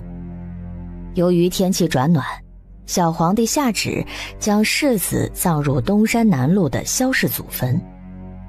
对于一个父亲谋反，母亲是外族叛党的孩子来说，这已经是皇恩浩荡了。而萧明则被主审谋逆大案的官员送进了诏狱，等待与被活捉的南越人对峙。自从目睹亲儿子死在自己面前，萧明的身心就垮了，整日浑浑噩噩地躺着，成了具行尸走肉。短短10几日，一头黑发全白了。大人，他就是这样，不同别人说话，好像是疯了，但又留着些清醒。王爷，陛下将你的儿子安葬了，听说你信道，还找道士给他做了法，这回想是飞升上天，去做太上老君的炼丹童子了。你怎么还没有死？这不公平，这不公平！你怎么还没有死？这不公平！你怎么还没死？本官不像王爷这样当局者迷，自然就不会被心软害死。你不自尽，是想见他一面吧？本官明日将你送到他牢房隔壁，想来你们这对露水夫妻有许多话要叙。他被抓了，你都知道了？你一直不说穆茶音的身份，就是想看我们拼个鱼死网破。可惜本官有个不大安分的夫人，在他陷害本官之前就查出来了。说来也巧，这门亲事还是他给我定的。天道轮回，报应到了自己身上。你是不是人呢？人有七情六欲，爱恨私心，知道谁对自己好，谁对自己不好。生恩不及养恩，他想置我于死地，我就要顺着他的心意去死吗？我不是文昭自刎的公子扶苏，也不是削肉还母的哪吒，做不到对他言听计从。我已经给他磕过头了，仁至义尽。这一切都是他咎由自取。我的亲生母亲早就死在了生我的那一天，我从来没见过的。人生苦短，何必为了一件糟心事让自己这辈子都陷在愧疚中？这世上许多事都不能深究，日日想，夜夜想，倒把自己给想得吃不下睡不着，不如相忘于江湖。楚清雅走出牢房，心头泛起悲凉。他沿着石板路来到最里面的牢房，一股食物的香气飘进鼻子，将低落的情绪遮盖过去。是新鲜的鸡肉和蘑菇，还有芝麻酱、韭花酱。他有些饿了，在铁门上敲了敲。夫人，可还有吃剩的？差不多吃完了呢。那就算了，本想进来告诉你春考的名次。还剩酱牛肉和松仁虾卷，你要不要？楚清雅拿钥匙开了门，弯腰进去，花雕酒的浓香扑面而来。快说快说，别卖关子。是好事，能去考会试了。第几啊？第5，能去就行了，还计较这个？就知道没好事，脸都丢光了。哪里就丢脸了？迟到还能考成这样，比人家少写了半个时辰呢。这是小考，会试殿试才是大考，你中个进士是没问题的。咱们呢就保稳，前10呢是看运气，不是发挥的好就一定能中。排名的讲究啊可多了，你看薛战当年也就是探花，先帝要是点了他当状元，人家寒窗苦读30-40年的布衣学子心都凉了。尽人事听天命吧，能考第几是第几，其他的咱们也管不了。我突然想起一件事，你赶紧叫狱卒搭个号舍，就仿照宫院里的。最后几天我得睡在上面熟悉熟悉，半年没进过考场了，我怕现在过得滋润，受不了睡木板。哦，还有，我一会儿写个单子，你就按上面置办东西，是要带进考场去的。他连说带比划，嘴巴喋喋不休。最好你再找个借口，打一个经验丰富的先生到牢里来，给我改改文章，压压题目。我这吃的可好了，他想吃什么我就让狱卒买什么，还不花你的月俸。哎，我晓得了，要不我来你这吃晚饭吧？衙门里的饭菜都吃腻了，总是那几样，你不在家我一个人吃的没意思。日日从堂厨带饭回去，晚上再热一遍就不好吃了。真烦，坐牢还要黏着我。随便你吧，我明儿想喝奶茶，你带一罐来，要茉莉花茶的底子，煮的浓浓的，别放太多蜂蜜啊，记得插芦柑。好，记得了。翌日有时，楚清雅从刑部下了职，回府拎了食盒过来。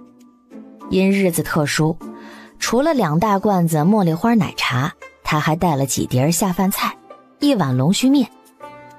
夫妻俩围着桌子大快朵颐，将那油炸的泥鳅、水晶的肘子、红糟的石鱼、微烂的鸽子、爆炒的春韭鳝丝一起吃得精光。楚清雅晚间还要值班，聊了2句找先生的话，就端着奶茶要走。出来遇到牢头，提心吊胆地向他抱怨：哎呀，这夫人每日都要耗一只童子鸡，就是那位丢了头衔的王爷也没这么吃的呀。后院养的鸡都快被他一个人吃完了。我夫人为考试煞费苦心，理应吃得多些。另外，穆茶英和萧明的饭食也从这钱里出。等萧明用完饭了，就让玄英带他到地字号关着，挨着穆茶英的囚室。玄英带着萧明来到穆茶英隔壁的囚室，锁门后就离去了。2间囚室之间隔着铁栏杆。萧明看到穆茶英全身都失了力气，颓然地瘫倒在稻草上。你杀了他，你杀了宝玉！萧明红着眼，悲痛地捶着栏杆。你为什么要这么做？我熬到现在就是想亲口问你。他的命是我给的，我为何不能夺去？萧明的胸口绞痛得无以复加。这张脸还是9年前在京郊驿馆初见时那样的豁人，只看上一眼，他的魂儿就丢了。说你爱他，疼他，我们是你最亲的人啊！哼，这话你也信？你比你父亲愚蠢多了。我也为他生过孩子，是中原人都看中的男孩。我生了整整2天，才把那折磨我的小东西从肚子里挤出来。可你父亲害怕这孩子把他克死，没养过他1天呢。灭国杀人的时候，连鬼神都不怕，却怕一个流着自己血的婴儿，真好笑。泪水模糊了萧明的视线，穆茶英的脸和一张更年轻的脸孔重合了。此刻若有任何一个朝臣在这儿，都会大惊失色。这张倾国倾城的女人脸和楚清雅竟有7分相似。是因为父皇，你才恨我，恨你生的2个孩子，你对我当真就没有一点儿。若是你的至亲手足都被杀光了，你会爱上杀人凶手吗？会爱他的儿子吗？我那时才16岁，才16岁，一夜之间什么都没了。苏伦部在越国大大小小的部族中以医药闻名，祭司和长老会教乡民们如何用药治愈疾病。到了他母亲那一代，一位90多岁的大长老炼出了2颗神丹，其中1颗把一个摔下悬崖的旅人奇迹般的救了回来，还有1颗放在神庙里让众人瞻仰。那被救活的中原人是个遭遇劫匪的商客，在王都住了半月，就辞别乡民回到燕国。结果1年之后，他领着中原人的铁骑南下，逼母亲交出另一颗丹药。后来穆茶因才知道，这客商回国后，逢人就吹嘘苏伦部有起死回生的神药，不知怎的传到了皇帝耳中。燕国的皇帝早有兼并越国的念头，打着用金银丝绸交换神药的幌子，深入越国腹地，将王族屠戮殆尽。你父亲是个虚伪狡诈的人，他承诺第2日谈和，倘若我母亲答应，就派一个儿子去燕国做官，学习中原人的礼仪法令。可他当晚就派重兵围了王宫，放了一把火，想将我们烧死在里面。为了避免消息走漏，他将干脏活的中原人都杀了，包括那个给军队带路的商人。对外说我母亲抵死不从，放火自焚。我的母亲不像你们中原的贵妇，用乳母的奶水喂养孩子，她养大了5个孩子，我们流着相同的血，都敬她爱她。我是她最小的女儿，当我的姐姐哥哥与敌人战斗的时候，母亲让我和侍女换了衣物，从水里游出去。她说，这样苏伦部的血脉就不会断绝，以后我们还有战胜的希望。可惜了，我还是输给了燕国人。中原人自诩开化，骂我们是无恶不作的蛮夷。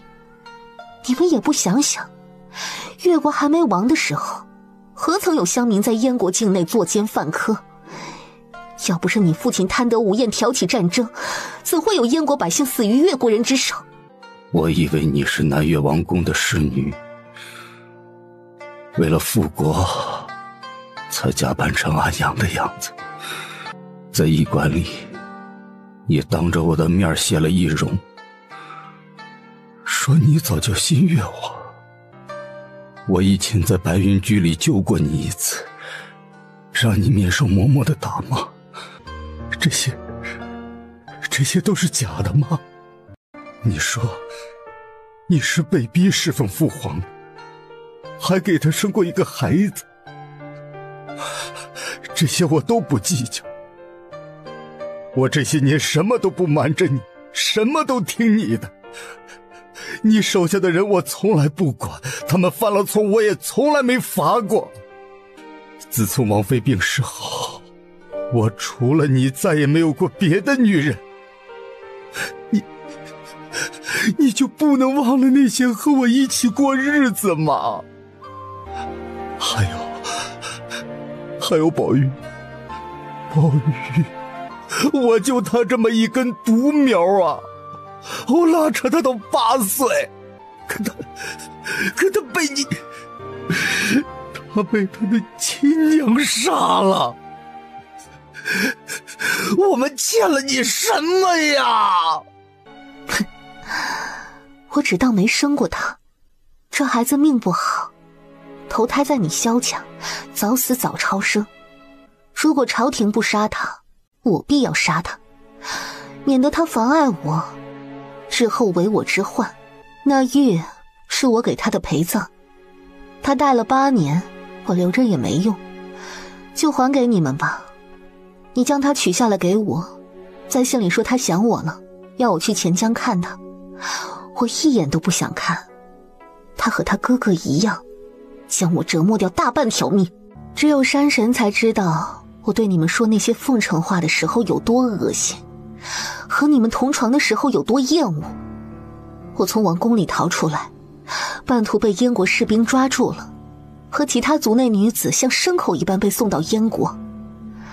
我们中间姿色差的被燕国男人买去当奴隶，我凭着这张脸进了圣经的白云居，学讨好男人的技巧，在里面熬了大半年。忽然有一天，你父亲竟然来了，他不认识我，我却记得他的样子。母亲和他谈话的时候，我躲在帘后看过他一眼。我那时年纪小，把教习嬷嬷说的鬼话当真。她说我长得漂亮，学得又快，中原女人就是母凭子贵，只要我做小伏低，给客人生了孩子，她就会对我死心塌地。很快我就怀孕了，可事情并不像她说的那样。我起初想凭这个孩子进宫，一步一步地往上爬，找机会把你父亲毒死做个太后。可我一想到要和这种人纠缠多年，就犯恶心。恰好出了白云居，我就碰上了喝世离他们。他们认我当苏伦部的兴王，劝我和你父亲断了关系。我生完孩子，服了假死药，被下人埋在院子里。喝世离偷偷把我挖出来，换了具尸体。我们从盛京逃出去，自此隐姓埋名。复国需要钱财，元丰18年，我们建了贵堂。中原人热衷科举考试，贺世离说这是个来钱的路子。我们日日夜夜都想把燕国毁掉，杀光所有姓萧的人。好不容易把他熬死了，太子继位，我扮成萧瑾的模样偷换虎符，让大燕在北疆战败。可根本没想到，我生的儿子成了绊脚石。晋武侯和我说起他孤身去西可汗大营游说，扭转了战局。我真是后悔当初怎么没把他掐死，再想动手已经迟了。他自小练武，身边还有楚王派的护卫，所以我们决定扶持另一个亲王，让宗室自相残杀，毁于内斗。弘德元年，我们在驿馆相见之前，我只知道你来过白云居。那时你15岁，刚行冠礼，和几个兄弟来那儿玩乐。你是他们当中唯一没对女人动手脚的，看上去很木讷，很好骗。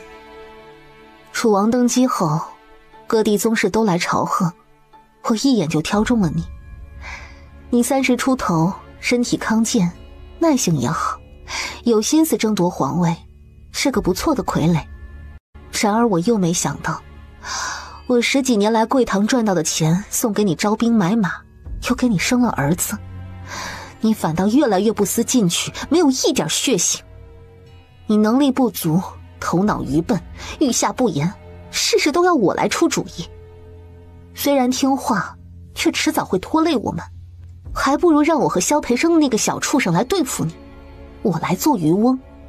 去年我让贺世离故意放出线索，让楚清崖通过贵堂查到你身上，又催你去威宁借兵，给他递了消息。你这不中用的家伙果然被他捉住了。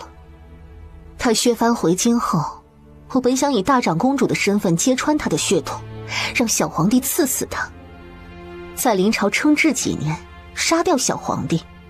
那时我就是燕国权力最大的人，没人可以阻拦我做想做的事儿。我被你骗了这么多年，你知道吗？你为我生了宝玉，我欢喜的发狂。这世上终于有第2个全心全意爱我的人了，我发誓会对他好，把最好的东西都给他，不让他受一点委屈。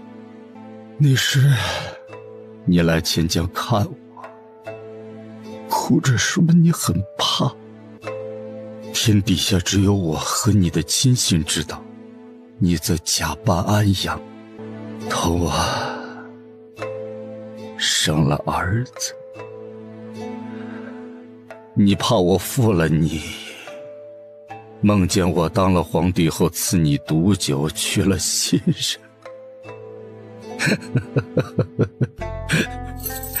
你让我用宝玉来发誓，若说出秘密，他下辈子便要投胎到南越移民家里给大燕做奴隶，还要我吞下情蛊。如果对你不忠，便七窍流血而亡。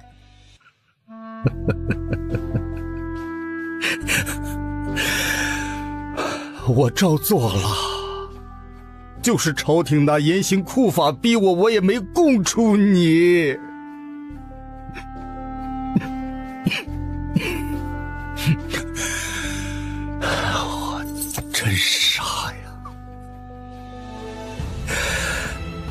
你若真是爱他、疼他，怎么会逼我用他来发誓呢？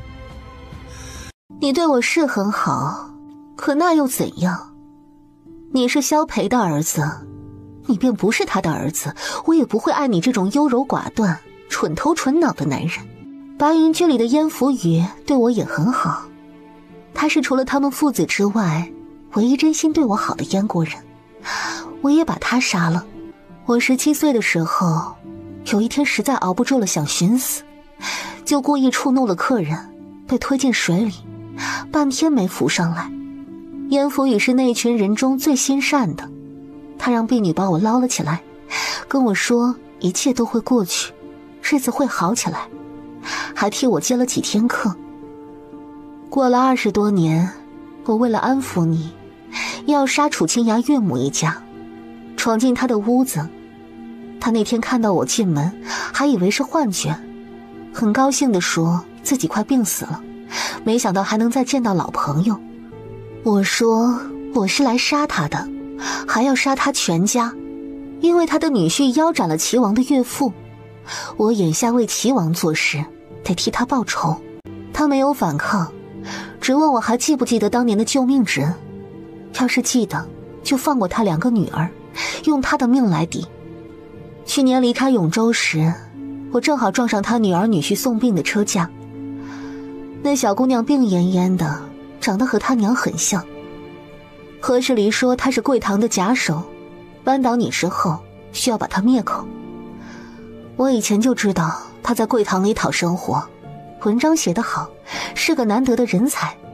我对何世离说算了吧，我也不想活得像萧培那样，嘴里没有一句真话。我就发了这么一次慈悲，守了这么一次信，结果引火烧身，被他和别人做曲耍了，落到现在这个下场。燕福宇生的好女儿，我生的好儿子。罢了，你我做下这种事是要有报应的。你知道他们会怎么对你吗？这就不劳你惦记了，你还是担心自己吧。头顶响起滴水声，是外面下起雨，从地面渗进来了。他听了一会儿，忽然说：我家也经常下雨，就是这个月份。等我死了，应该能再见到家门口那条小溪吧。雨水落在上面，像弹琴似的。我记得怎么回去。他们把我运到燕国的时候，那条路我记得牢牢的，生怕有一天忘了。墙角后，一片衣袂飘然而逝。楚清崖再也听不下去，悄无声息地走回地牢口。屋外夜空漆黑，无根水倾泻而下，隆隆雷声不绝于耳，仿佛有只巨兽在云中咆哮怒吼。他麻木地朝前走了几步，周身落进冰凉的雨里，胸口一阵阵钝痛，好像被锤子狠狠砸了几下。怎么了？等姐姐坐完月子，咱们把爹娘接来京城住一段时日吧，我想他们了。楚清崖低低地嗯了一下。是不是要办的事太多，很累？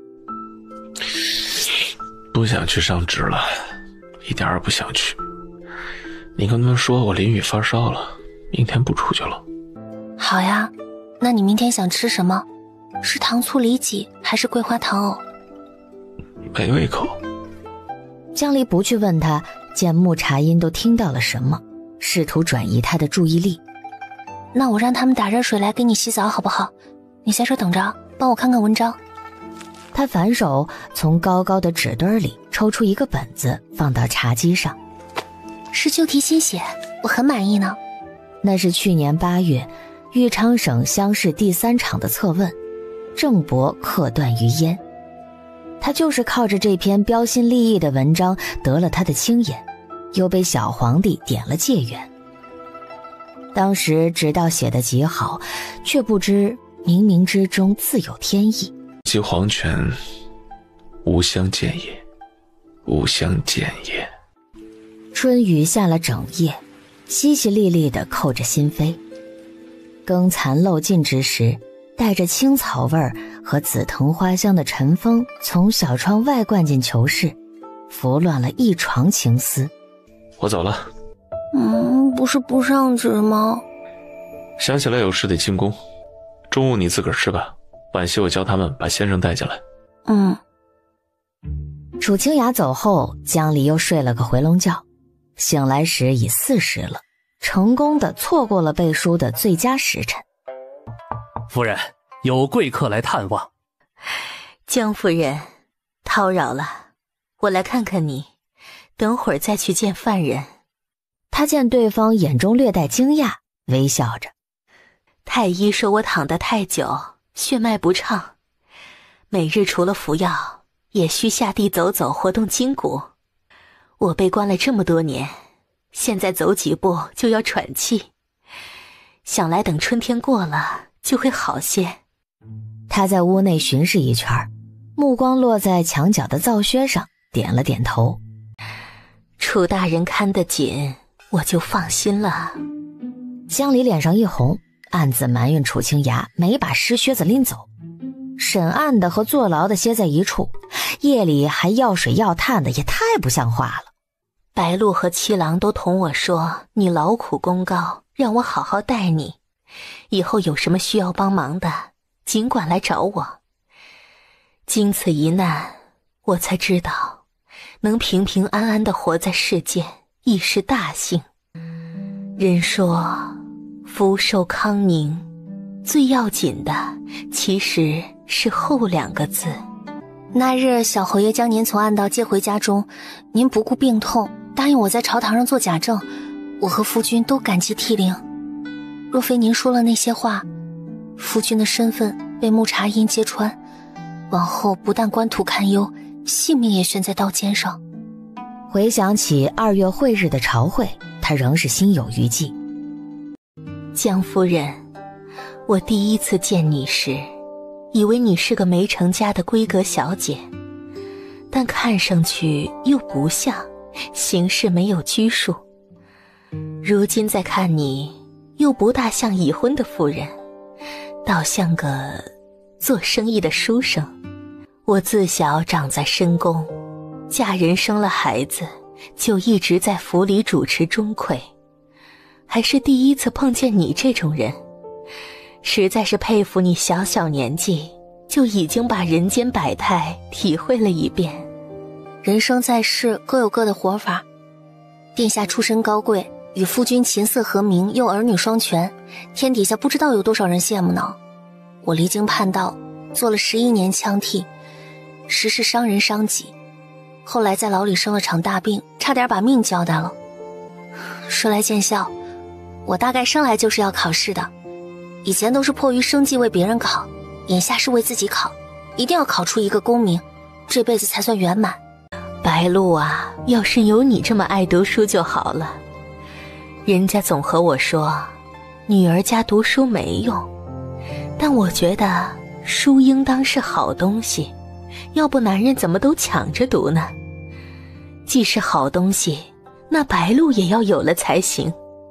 七郎送她上学，我说他做得对，我家这孩子就是头脑笨了些，心不坏。等你考了功名，若是办了学堂，让他在里头打个杂管个事儿，他得高兴坏了。殿下言重了，郡主天真活泼，也机灵着，就是爱玩，他亲近我是我3生有幸。我瞧你那算计来的夫君才是3生有幸。江夫人，你要知道，用救命之恩来要挟我编假供词欺君，是得掉脑袋的。你这样自保又不肯吃亏的心性，怎么嫁给他短短半年就肯为他冒这么大的险？是为知己者死。说完就抿上唇，耳朵红透了。江夫人，你温习吧，我先走了。走至门口，忽又回头。你夫君同衙门扯了个幌子，叫七郎过来写供词，时时给你温书。我也不懂他怎么上课，总之国子监的学生要考科举，都想请他压压题目，应是教的还过得去。江离目瞪口呆，怎么也想不到楚清雅居然把薛战给请来了。他不是很小气的吗？大长公主走后，他咬着指甲，思索着昨夜是不是太迁就他了，什么姿势都由着他来，以至于他针头大小的心眼儿一下子变成了能养鲲鹏的浩瀚北冥。殿下，要不咱们回去吧，这儿太阴冷了，对您身子不好。只去看一眼，看了就走。他还是想见见那女人。风水轮流转，不知笼子外的猎人一朝身陷囹圄是何种心情。大长公主殿下去诏狱里看南越女犯，在牢外站了一会儿，发现里头没动静，起初以为是睡了，怎么叫也叫不醒，换了人来才知道木茶音和齐王都服毒自尽了。据殿下描述，那毒很是离奇呀。服下后，死者表情安详，面带笑意。玄英统领没在牢房中找到什么药粉药汁的，他们身上也没有伤口。是枕黄粱，燕夫人就是死于这种毒药。楚清雅很快恢复了镇静，这样的结局她想过，是最明智的做法。如果他身上有毒药，那为何不在被关进去的第一天自尽呢？那女人会不会想见他一面再去死？太监告退后，他对小皇帝跪下。此案堪称大燕立国以来最险恶的谋逆案，按律应严惩。即使犯人死在狱中，也应分尸，将尸首挂在城墙上，威慑天下。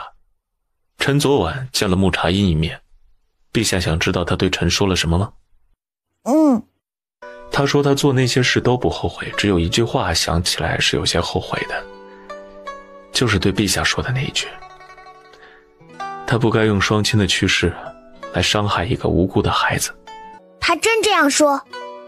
是的，因为他也没有爹娘了，他父亲在他出生时就去世了。陛下的祖父当年攻打南越，把他母亲烧死在他面前，他还有4个兄弟姊妹全都被烧成了灰。那时候他16岁，被当成俘虏送到燕国。他每天都很想他们，所以他恨燕国人，没有想过活着离开。南越做了什么事，让祖父攻打他们？什么都没有做，等陛下长大就知道，匹夫无罪，怀璧其罪。但陛下万不可同外人这么说，听过就当忘了。南越并入燕国20多年，不可能划分出去。陛下身为天下共主，应以仁义治理国家，用德行使万民归服。木茶音是前南越公主，陛下如果将她五马分尸，会激起南越民怨，两族之间的血仇代代相传，没有了结的时候，将来必为国之大患。楚先生，你的意思是让朕把他厚葬了，送回南越去？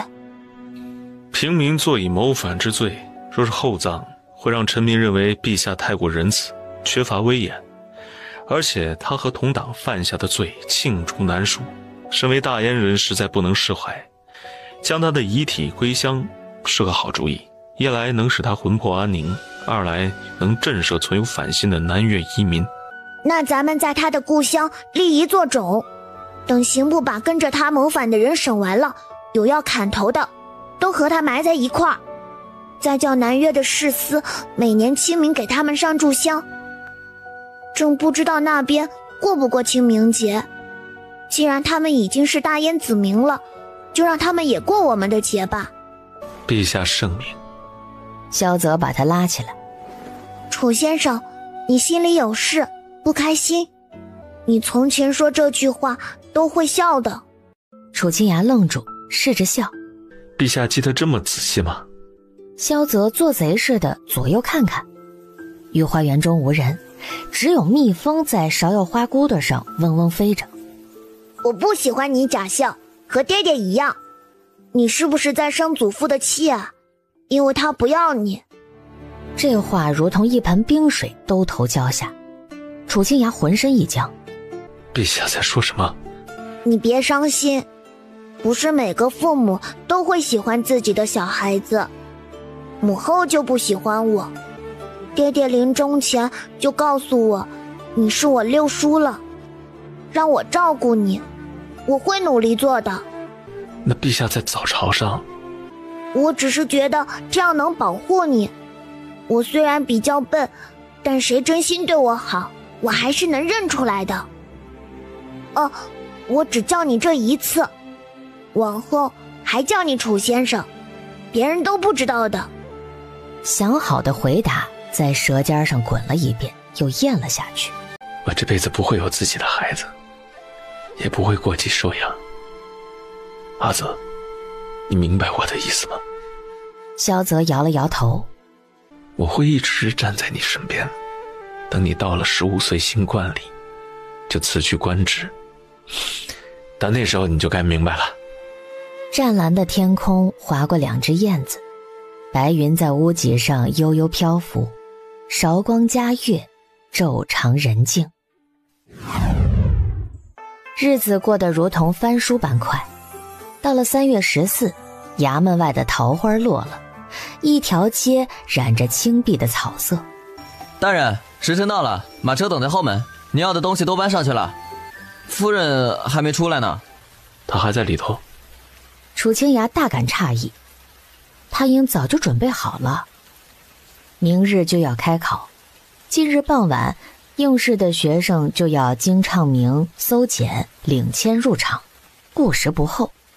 他疾步走到牢房中，还没进去，铁门就传出激动的声音，正是他那位磨磨蹭蹭的夫人。来得及，来得及，你就再帮我压一天。他真想大叫一声来不及了，就听薛战在里头温声细语的拒绝。显玉，你太紧张了，这样是不行的。我眼下同你说了，你也记不住啊。江离听到不行2个字，就跟爆竹似的，当场就炸了。楚清雅听了几句，直拍大腿。以往都是在心里骂薛战，这会儿反倒觉得他脾气太好了。江离语气这么冲，还刺人，就该朝他吼一句，让他意识到没时间了，而不是在那儿委婉又礼貌地跟他道歉。姓薛的不中用啊，不中用！说好了吗？好了就出发，你还考不考了？楚阁老，申时到了，我送你去考场。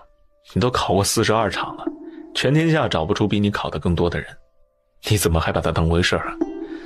早上不还胸有成竹喝了2碗吉利粥吗？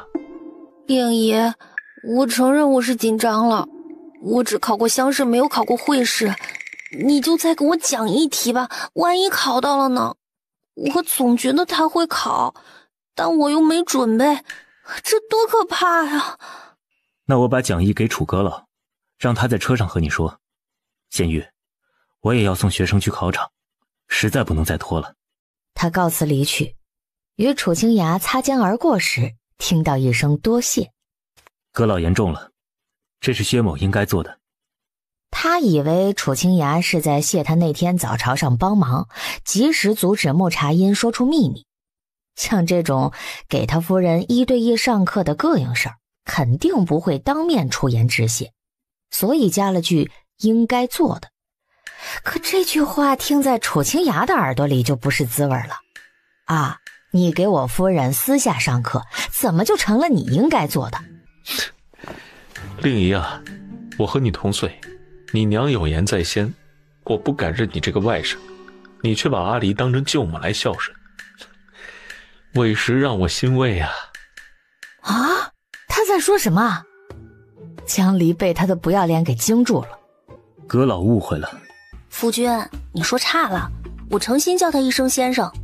俗话说一日为师，终身为父，这几日也不知叫了多少遍，你不该喊他外甥，应该喊他岳父大人。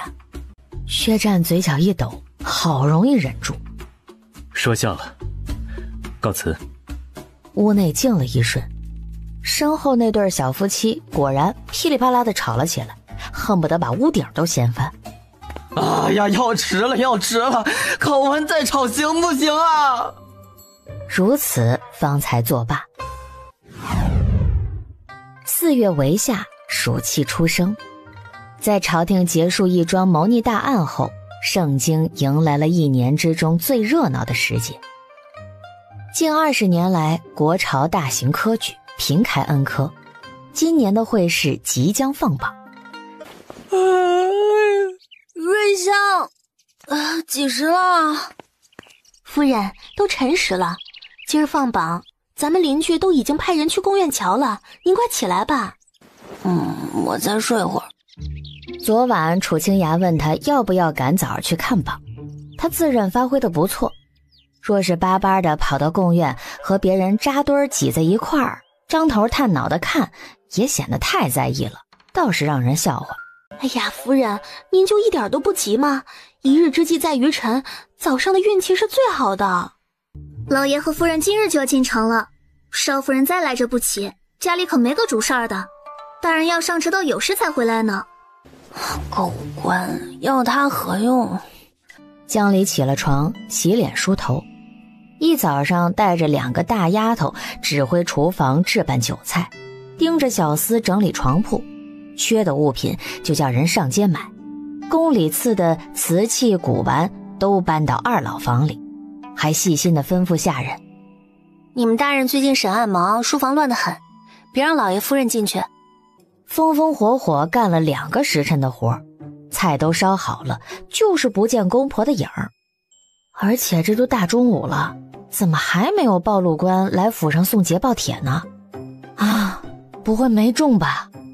春燕，扶我上榻靠着，我有些站不住。夫人，好事多磨，您别急啊，要不咱们去贡院看看？我不去，我不敢看。4时刚过，巷口驶来一辆马车，车上下来一对富态的中年夫妻，做商人打扮，穿着丝绸衣裳。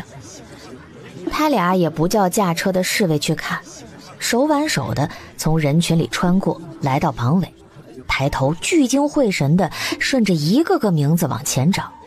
嘿嘿，这位贤兄也来给儿子看榜呀？可中了？嘿嘿嘿，犬子不才，侥幸中了个第33名。啊，你看见了吗？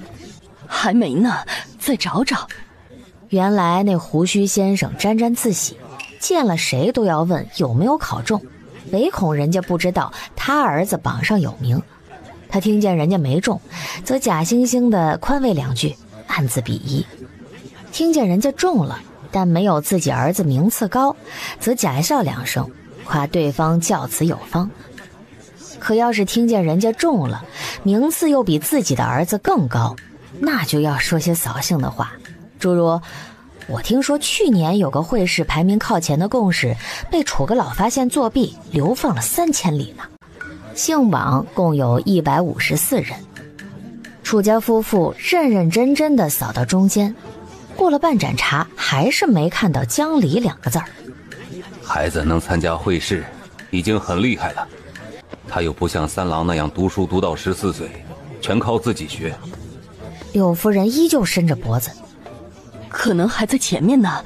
三郎说他判词比他刚当官时写的还好。是我多嘴，读书的和当官的写出来的东西可没法比。犬子在国子监里总被先生夸，可……啊，相公，你看那是不是啊？金魁是什么意思啊？阿离的名字前头有个金魁。哎呀，哈哈哈哈，真的是啊，中了呀！这孩子真行啊，居然治的是春秋。春秋微言大义，可比诗经易经要难呢。他经义题考了第1呀，我楚家真是双喜临门呐！哎呀，夫人，他考得比三郎好多了，是政治署第3个呀。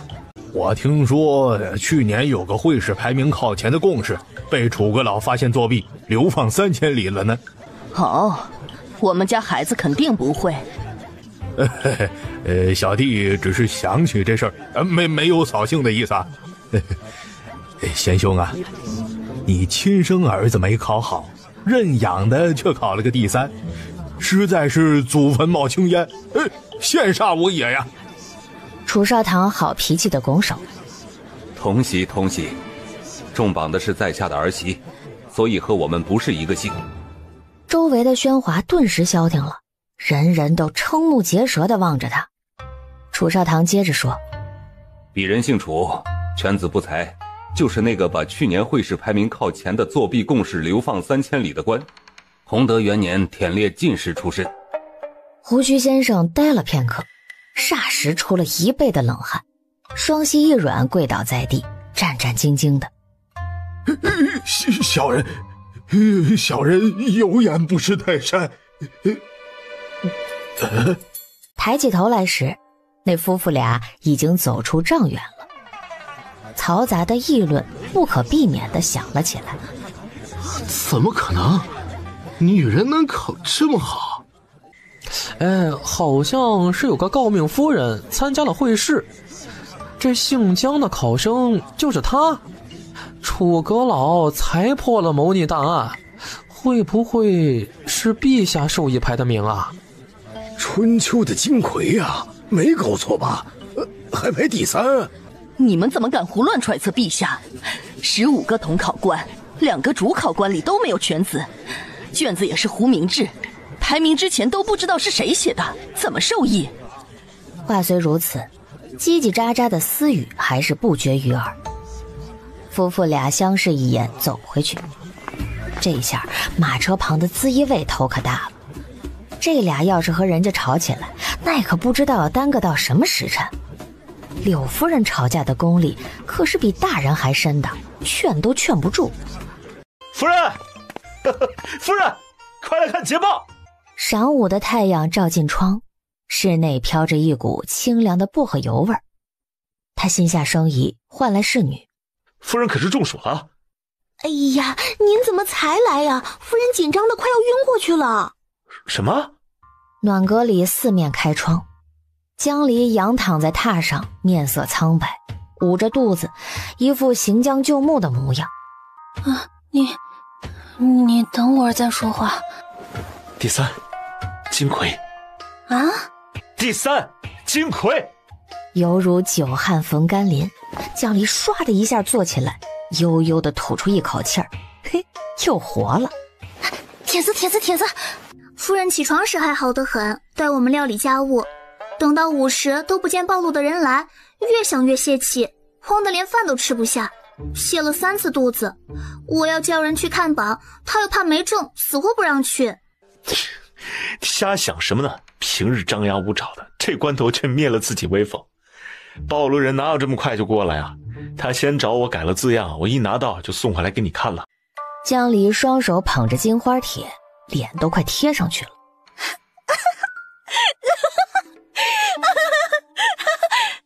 笑完鼻子却酸了，往他怀里一钻，哼哼唧唧的呜咽起来。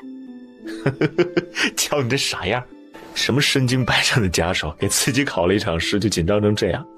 我明儿就去牢里告诉邱堂主，让他知道你是这个德行。你不要去告诉他嘛。等你中了进士，我再告诉他。中进士，嘿嘿，我一定要中进士。外间传来管家通报：大人，老爷夫人到家了。没走出院子，就瞧见竹林小径跑来2个踩着风火轮的人影，婢女都追不上，一个在叫：我的心肝宝贝儿，金魁闺女啊！一个在叫：考得比3郎还好。楚清雅就像被捡来的，被孤零零的丢在一旁，眼睁睁的看着爹娘搀着自己媳妇儿进了屋。他娘嘘寒问暖，慈眉善目，他爹鼻孔朝天，仰首伸眉。2人在桌边坐下，絮絮叨叨地开始讲述他们是如何在榜下舌战群儒，替儿媳妇挣回面子的。他在桌旁毫无用武之地，木桩似的站了一会儿，猛然想起自己真是捡来的，再不做点什么，可能以后就真不能上桌吃饭了。于是接过了侍女的活，乖乖的给3个人布起了菜，端起了扎斗。这么好的媳妇儿，你这小兔崽子怎么要跟他和离呀？娘，之前是误会，我在信里写这个也是一时冲动，我们早就和好了，你就让他坐下吃吧，他吃完还要去衙门上职呢。你看看啊，你媳妇儿多善解人意，你娘当年脾气比她大多。吃吧吃吧，你小子身在福中不知福。楚清雅得以坐下，默默地扒起饭。这顿接风宴对江离来说是其乐融融，对他楚清雅来说却是心惊胆战。饭后和他娘去花厅聊起了10日后的殿试，这才说到了一起去。不知今年的殿试有没有变化？阿离是个女子，怎么看考官都不会一视同仁。尽人事，听天命。他重视如探囊取物，只是前10名不是考出来的，是译出来的。正陷入沉思，厅外冷不丁响起他爹的大嗓门：我说怎么拦着不让进书房？老天爷呀，竟乱成那样！猪窝呀，还放着那么多零嘴养老鼠！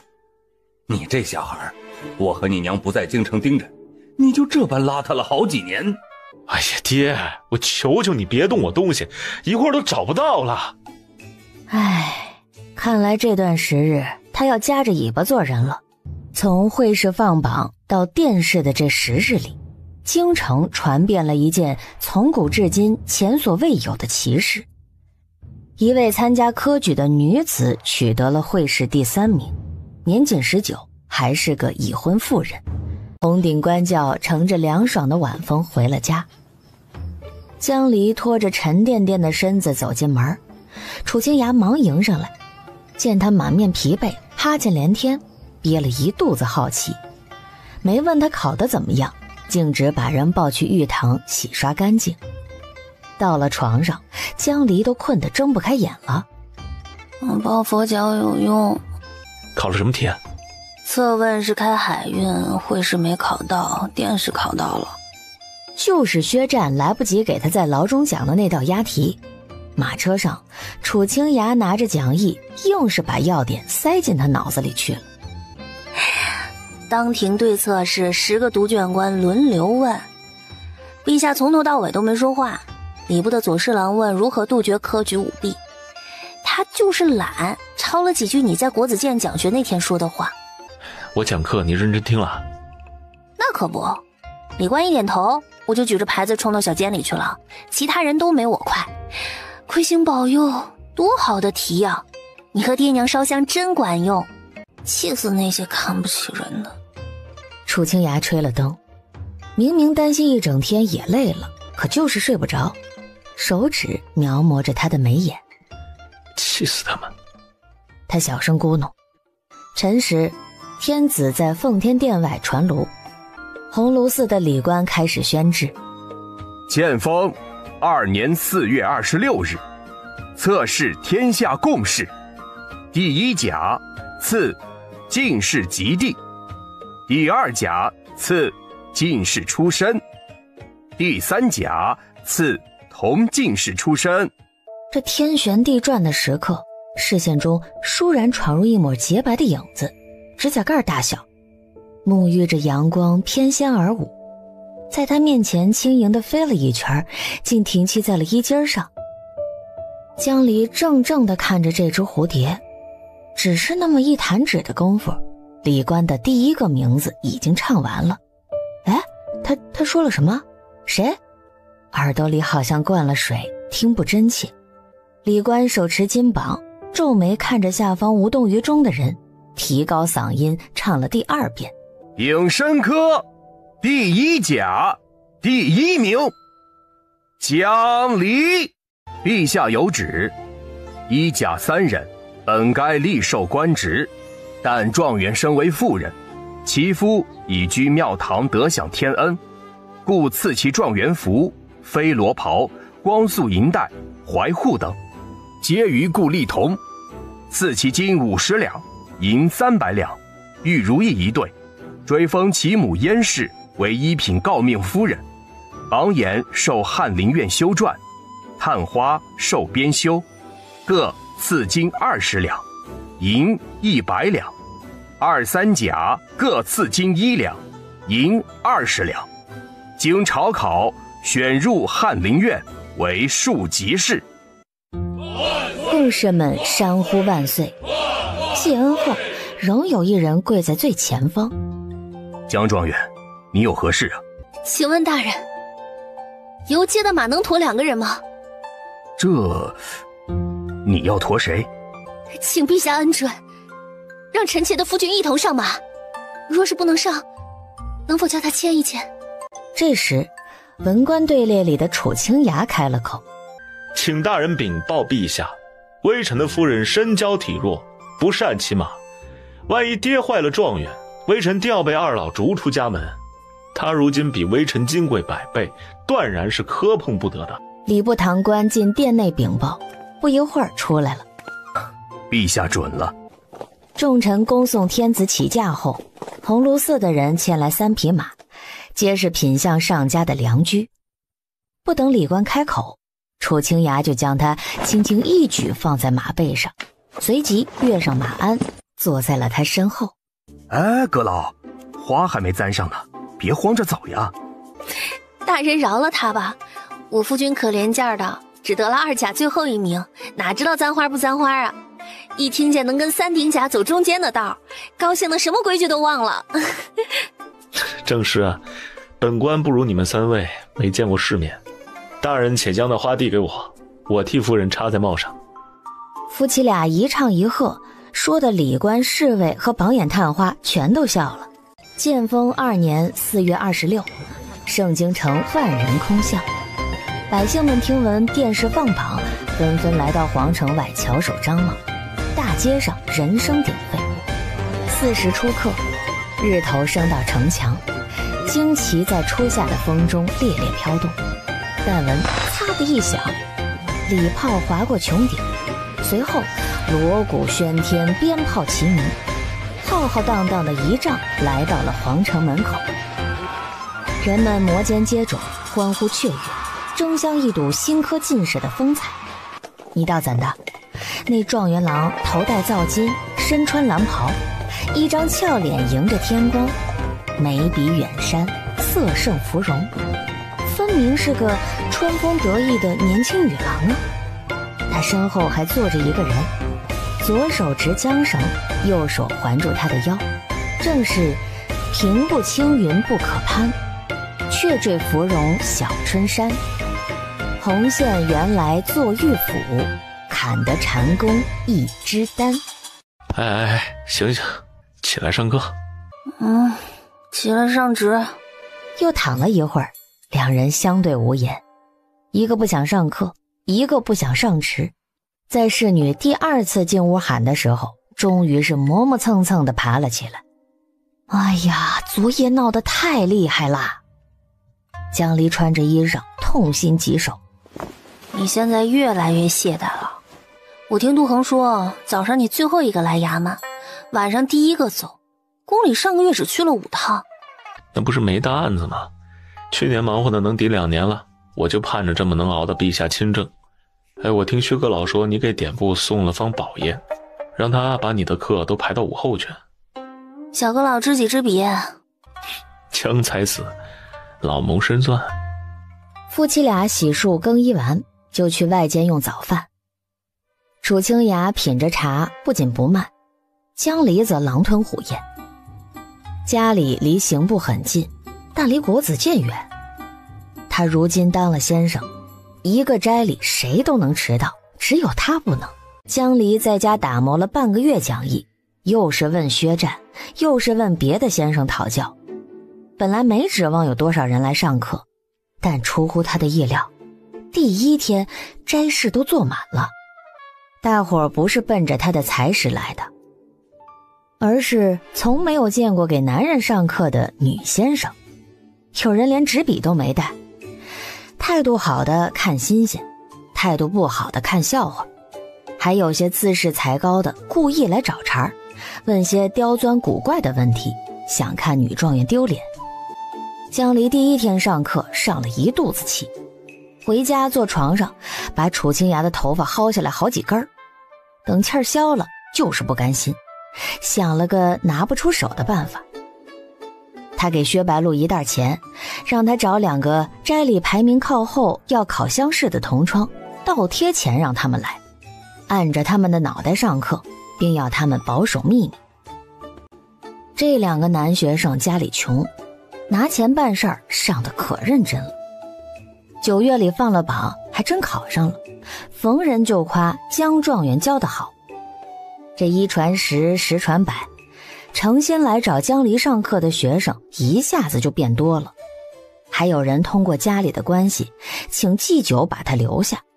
第2年早春的院试，江离又开了半个月的课，每天给广业堂10岁出头的孩子讲2个时辰。来听课的一共30人，考出了21个秀才。这一下，国子监里所有的先生和学生都震惊了，没有人敢再瞧不起他。杜恒才跟我说，进士牌坊雕花都完工了，就是等刻字。刻好了，你是想放在永州，还是立在书院门口啊？我能不能都要啊？永州别院外头立状元地，书院外头低调点立进士地。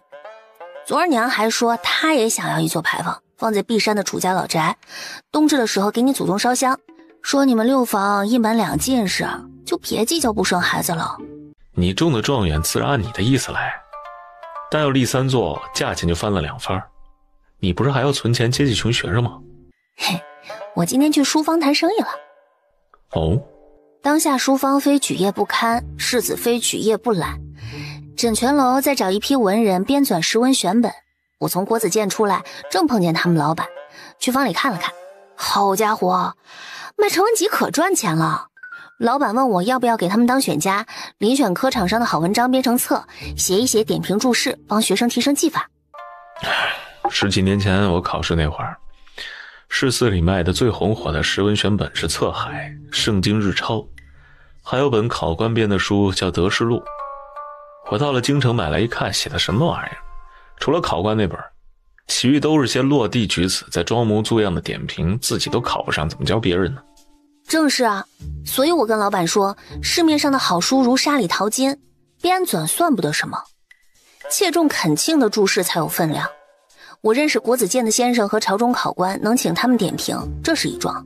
还有一桩是我想自己写一本春秋博弈，把立国以来春秋里考过的治乱得失都拎出来，每一篇都附上策论文，请德高望重的名士来作事，一甲进士来作序。什么一甲进士？直接报薛战的名字得了。你从12岁起就膜拜他的文章。那我真请了啊！你虽然没有考到1甲，等80岁头发都白了，怎么着也能混个德高望重的名声。到那时，你就可以替我写注释了。谁管你？这书是准备去给学生上课用的。我开了书院，也不想只给小孩开蒙。往后学生多了，年纪大了，就要学得深些。夫人以后可要变个大忙人了。你那书院想好起什么名字了吗？青青园中葵，朝露待日晞。我和白露定的就叫青葵，听上去好养活。少壮不努力，老大徒伤悲，确像是个书院的名。那么进士牌坊的边角要刻什么字儿？这个倒没想好，只是我娘要在上面。白露说她也要挤上去，占个知己好友的名头。那我呢？我想到一个绝妙好词。什么？就刻你是贤夫良婿吧。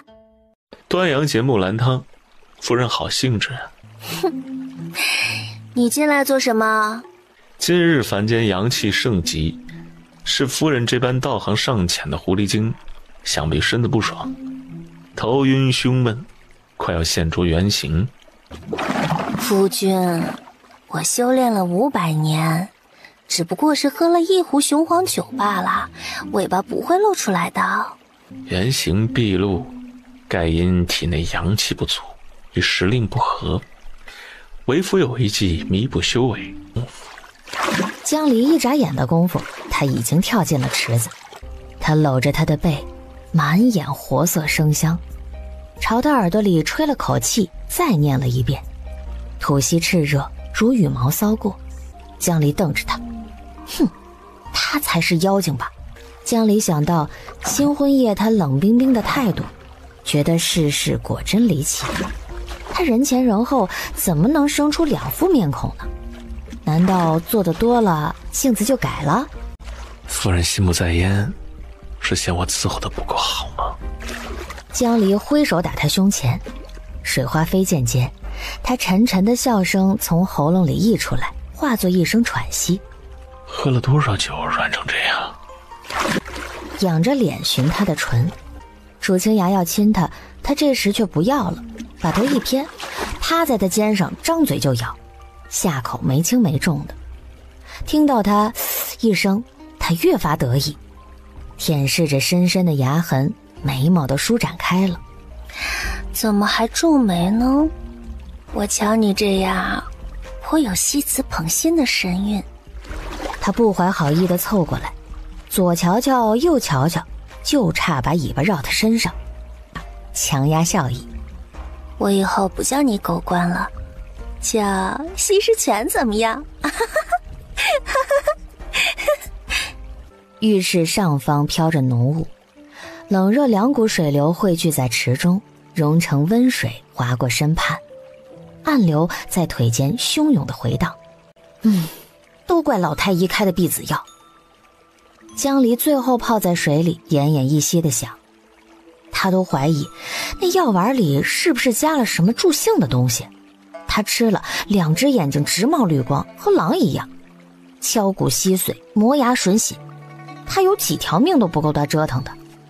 末了了，他还不要脸地说，天天坐着躺着，筋骨都背烂了，没事练练胳膊练练腿，强身健体，就差心满意足地打个饱嗝了。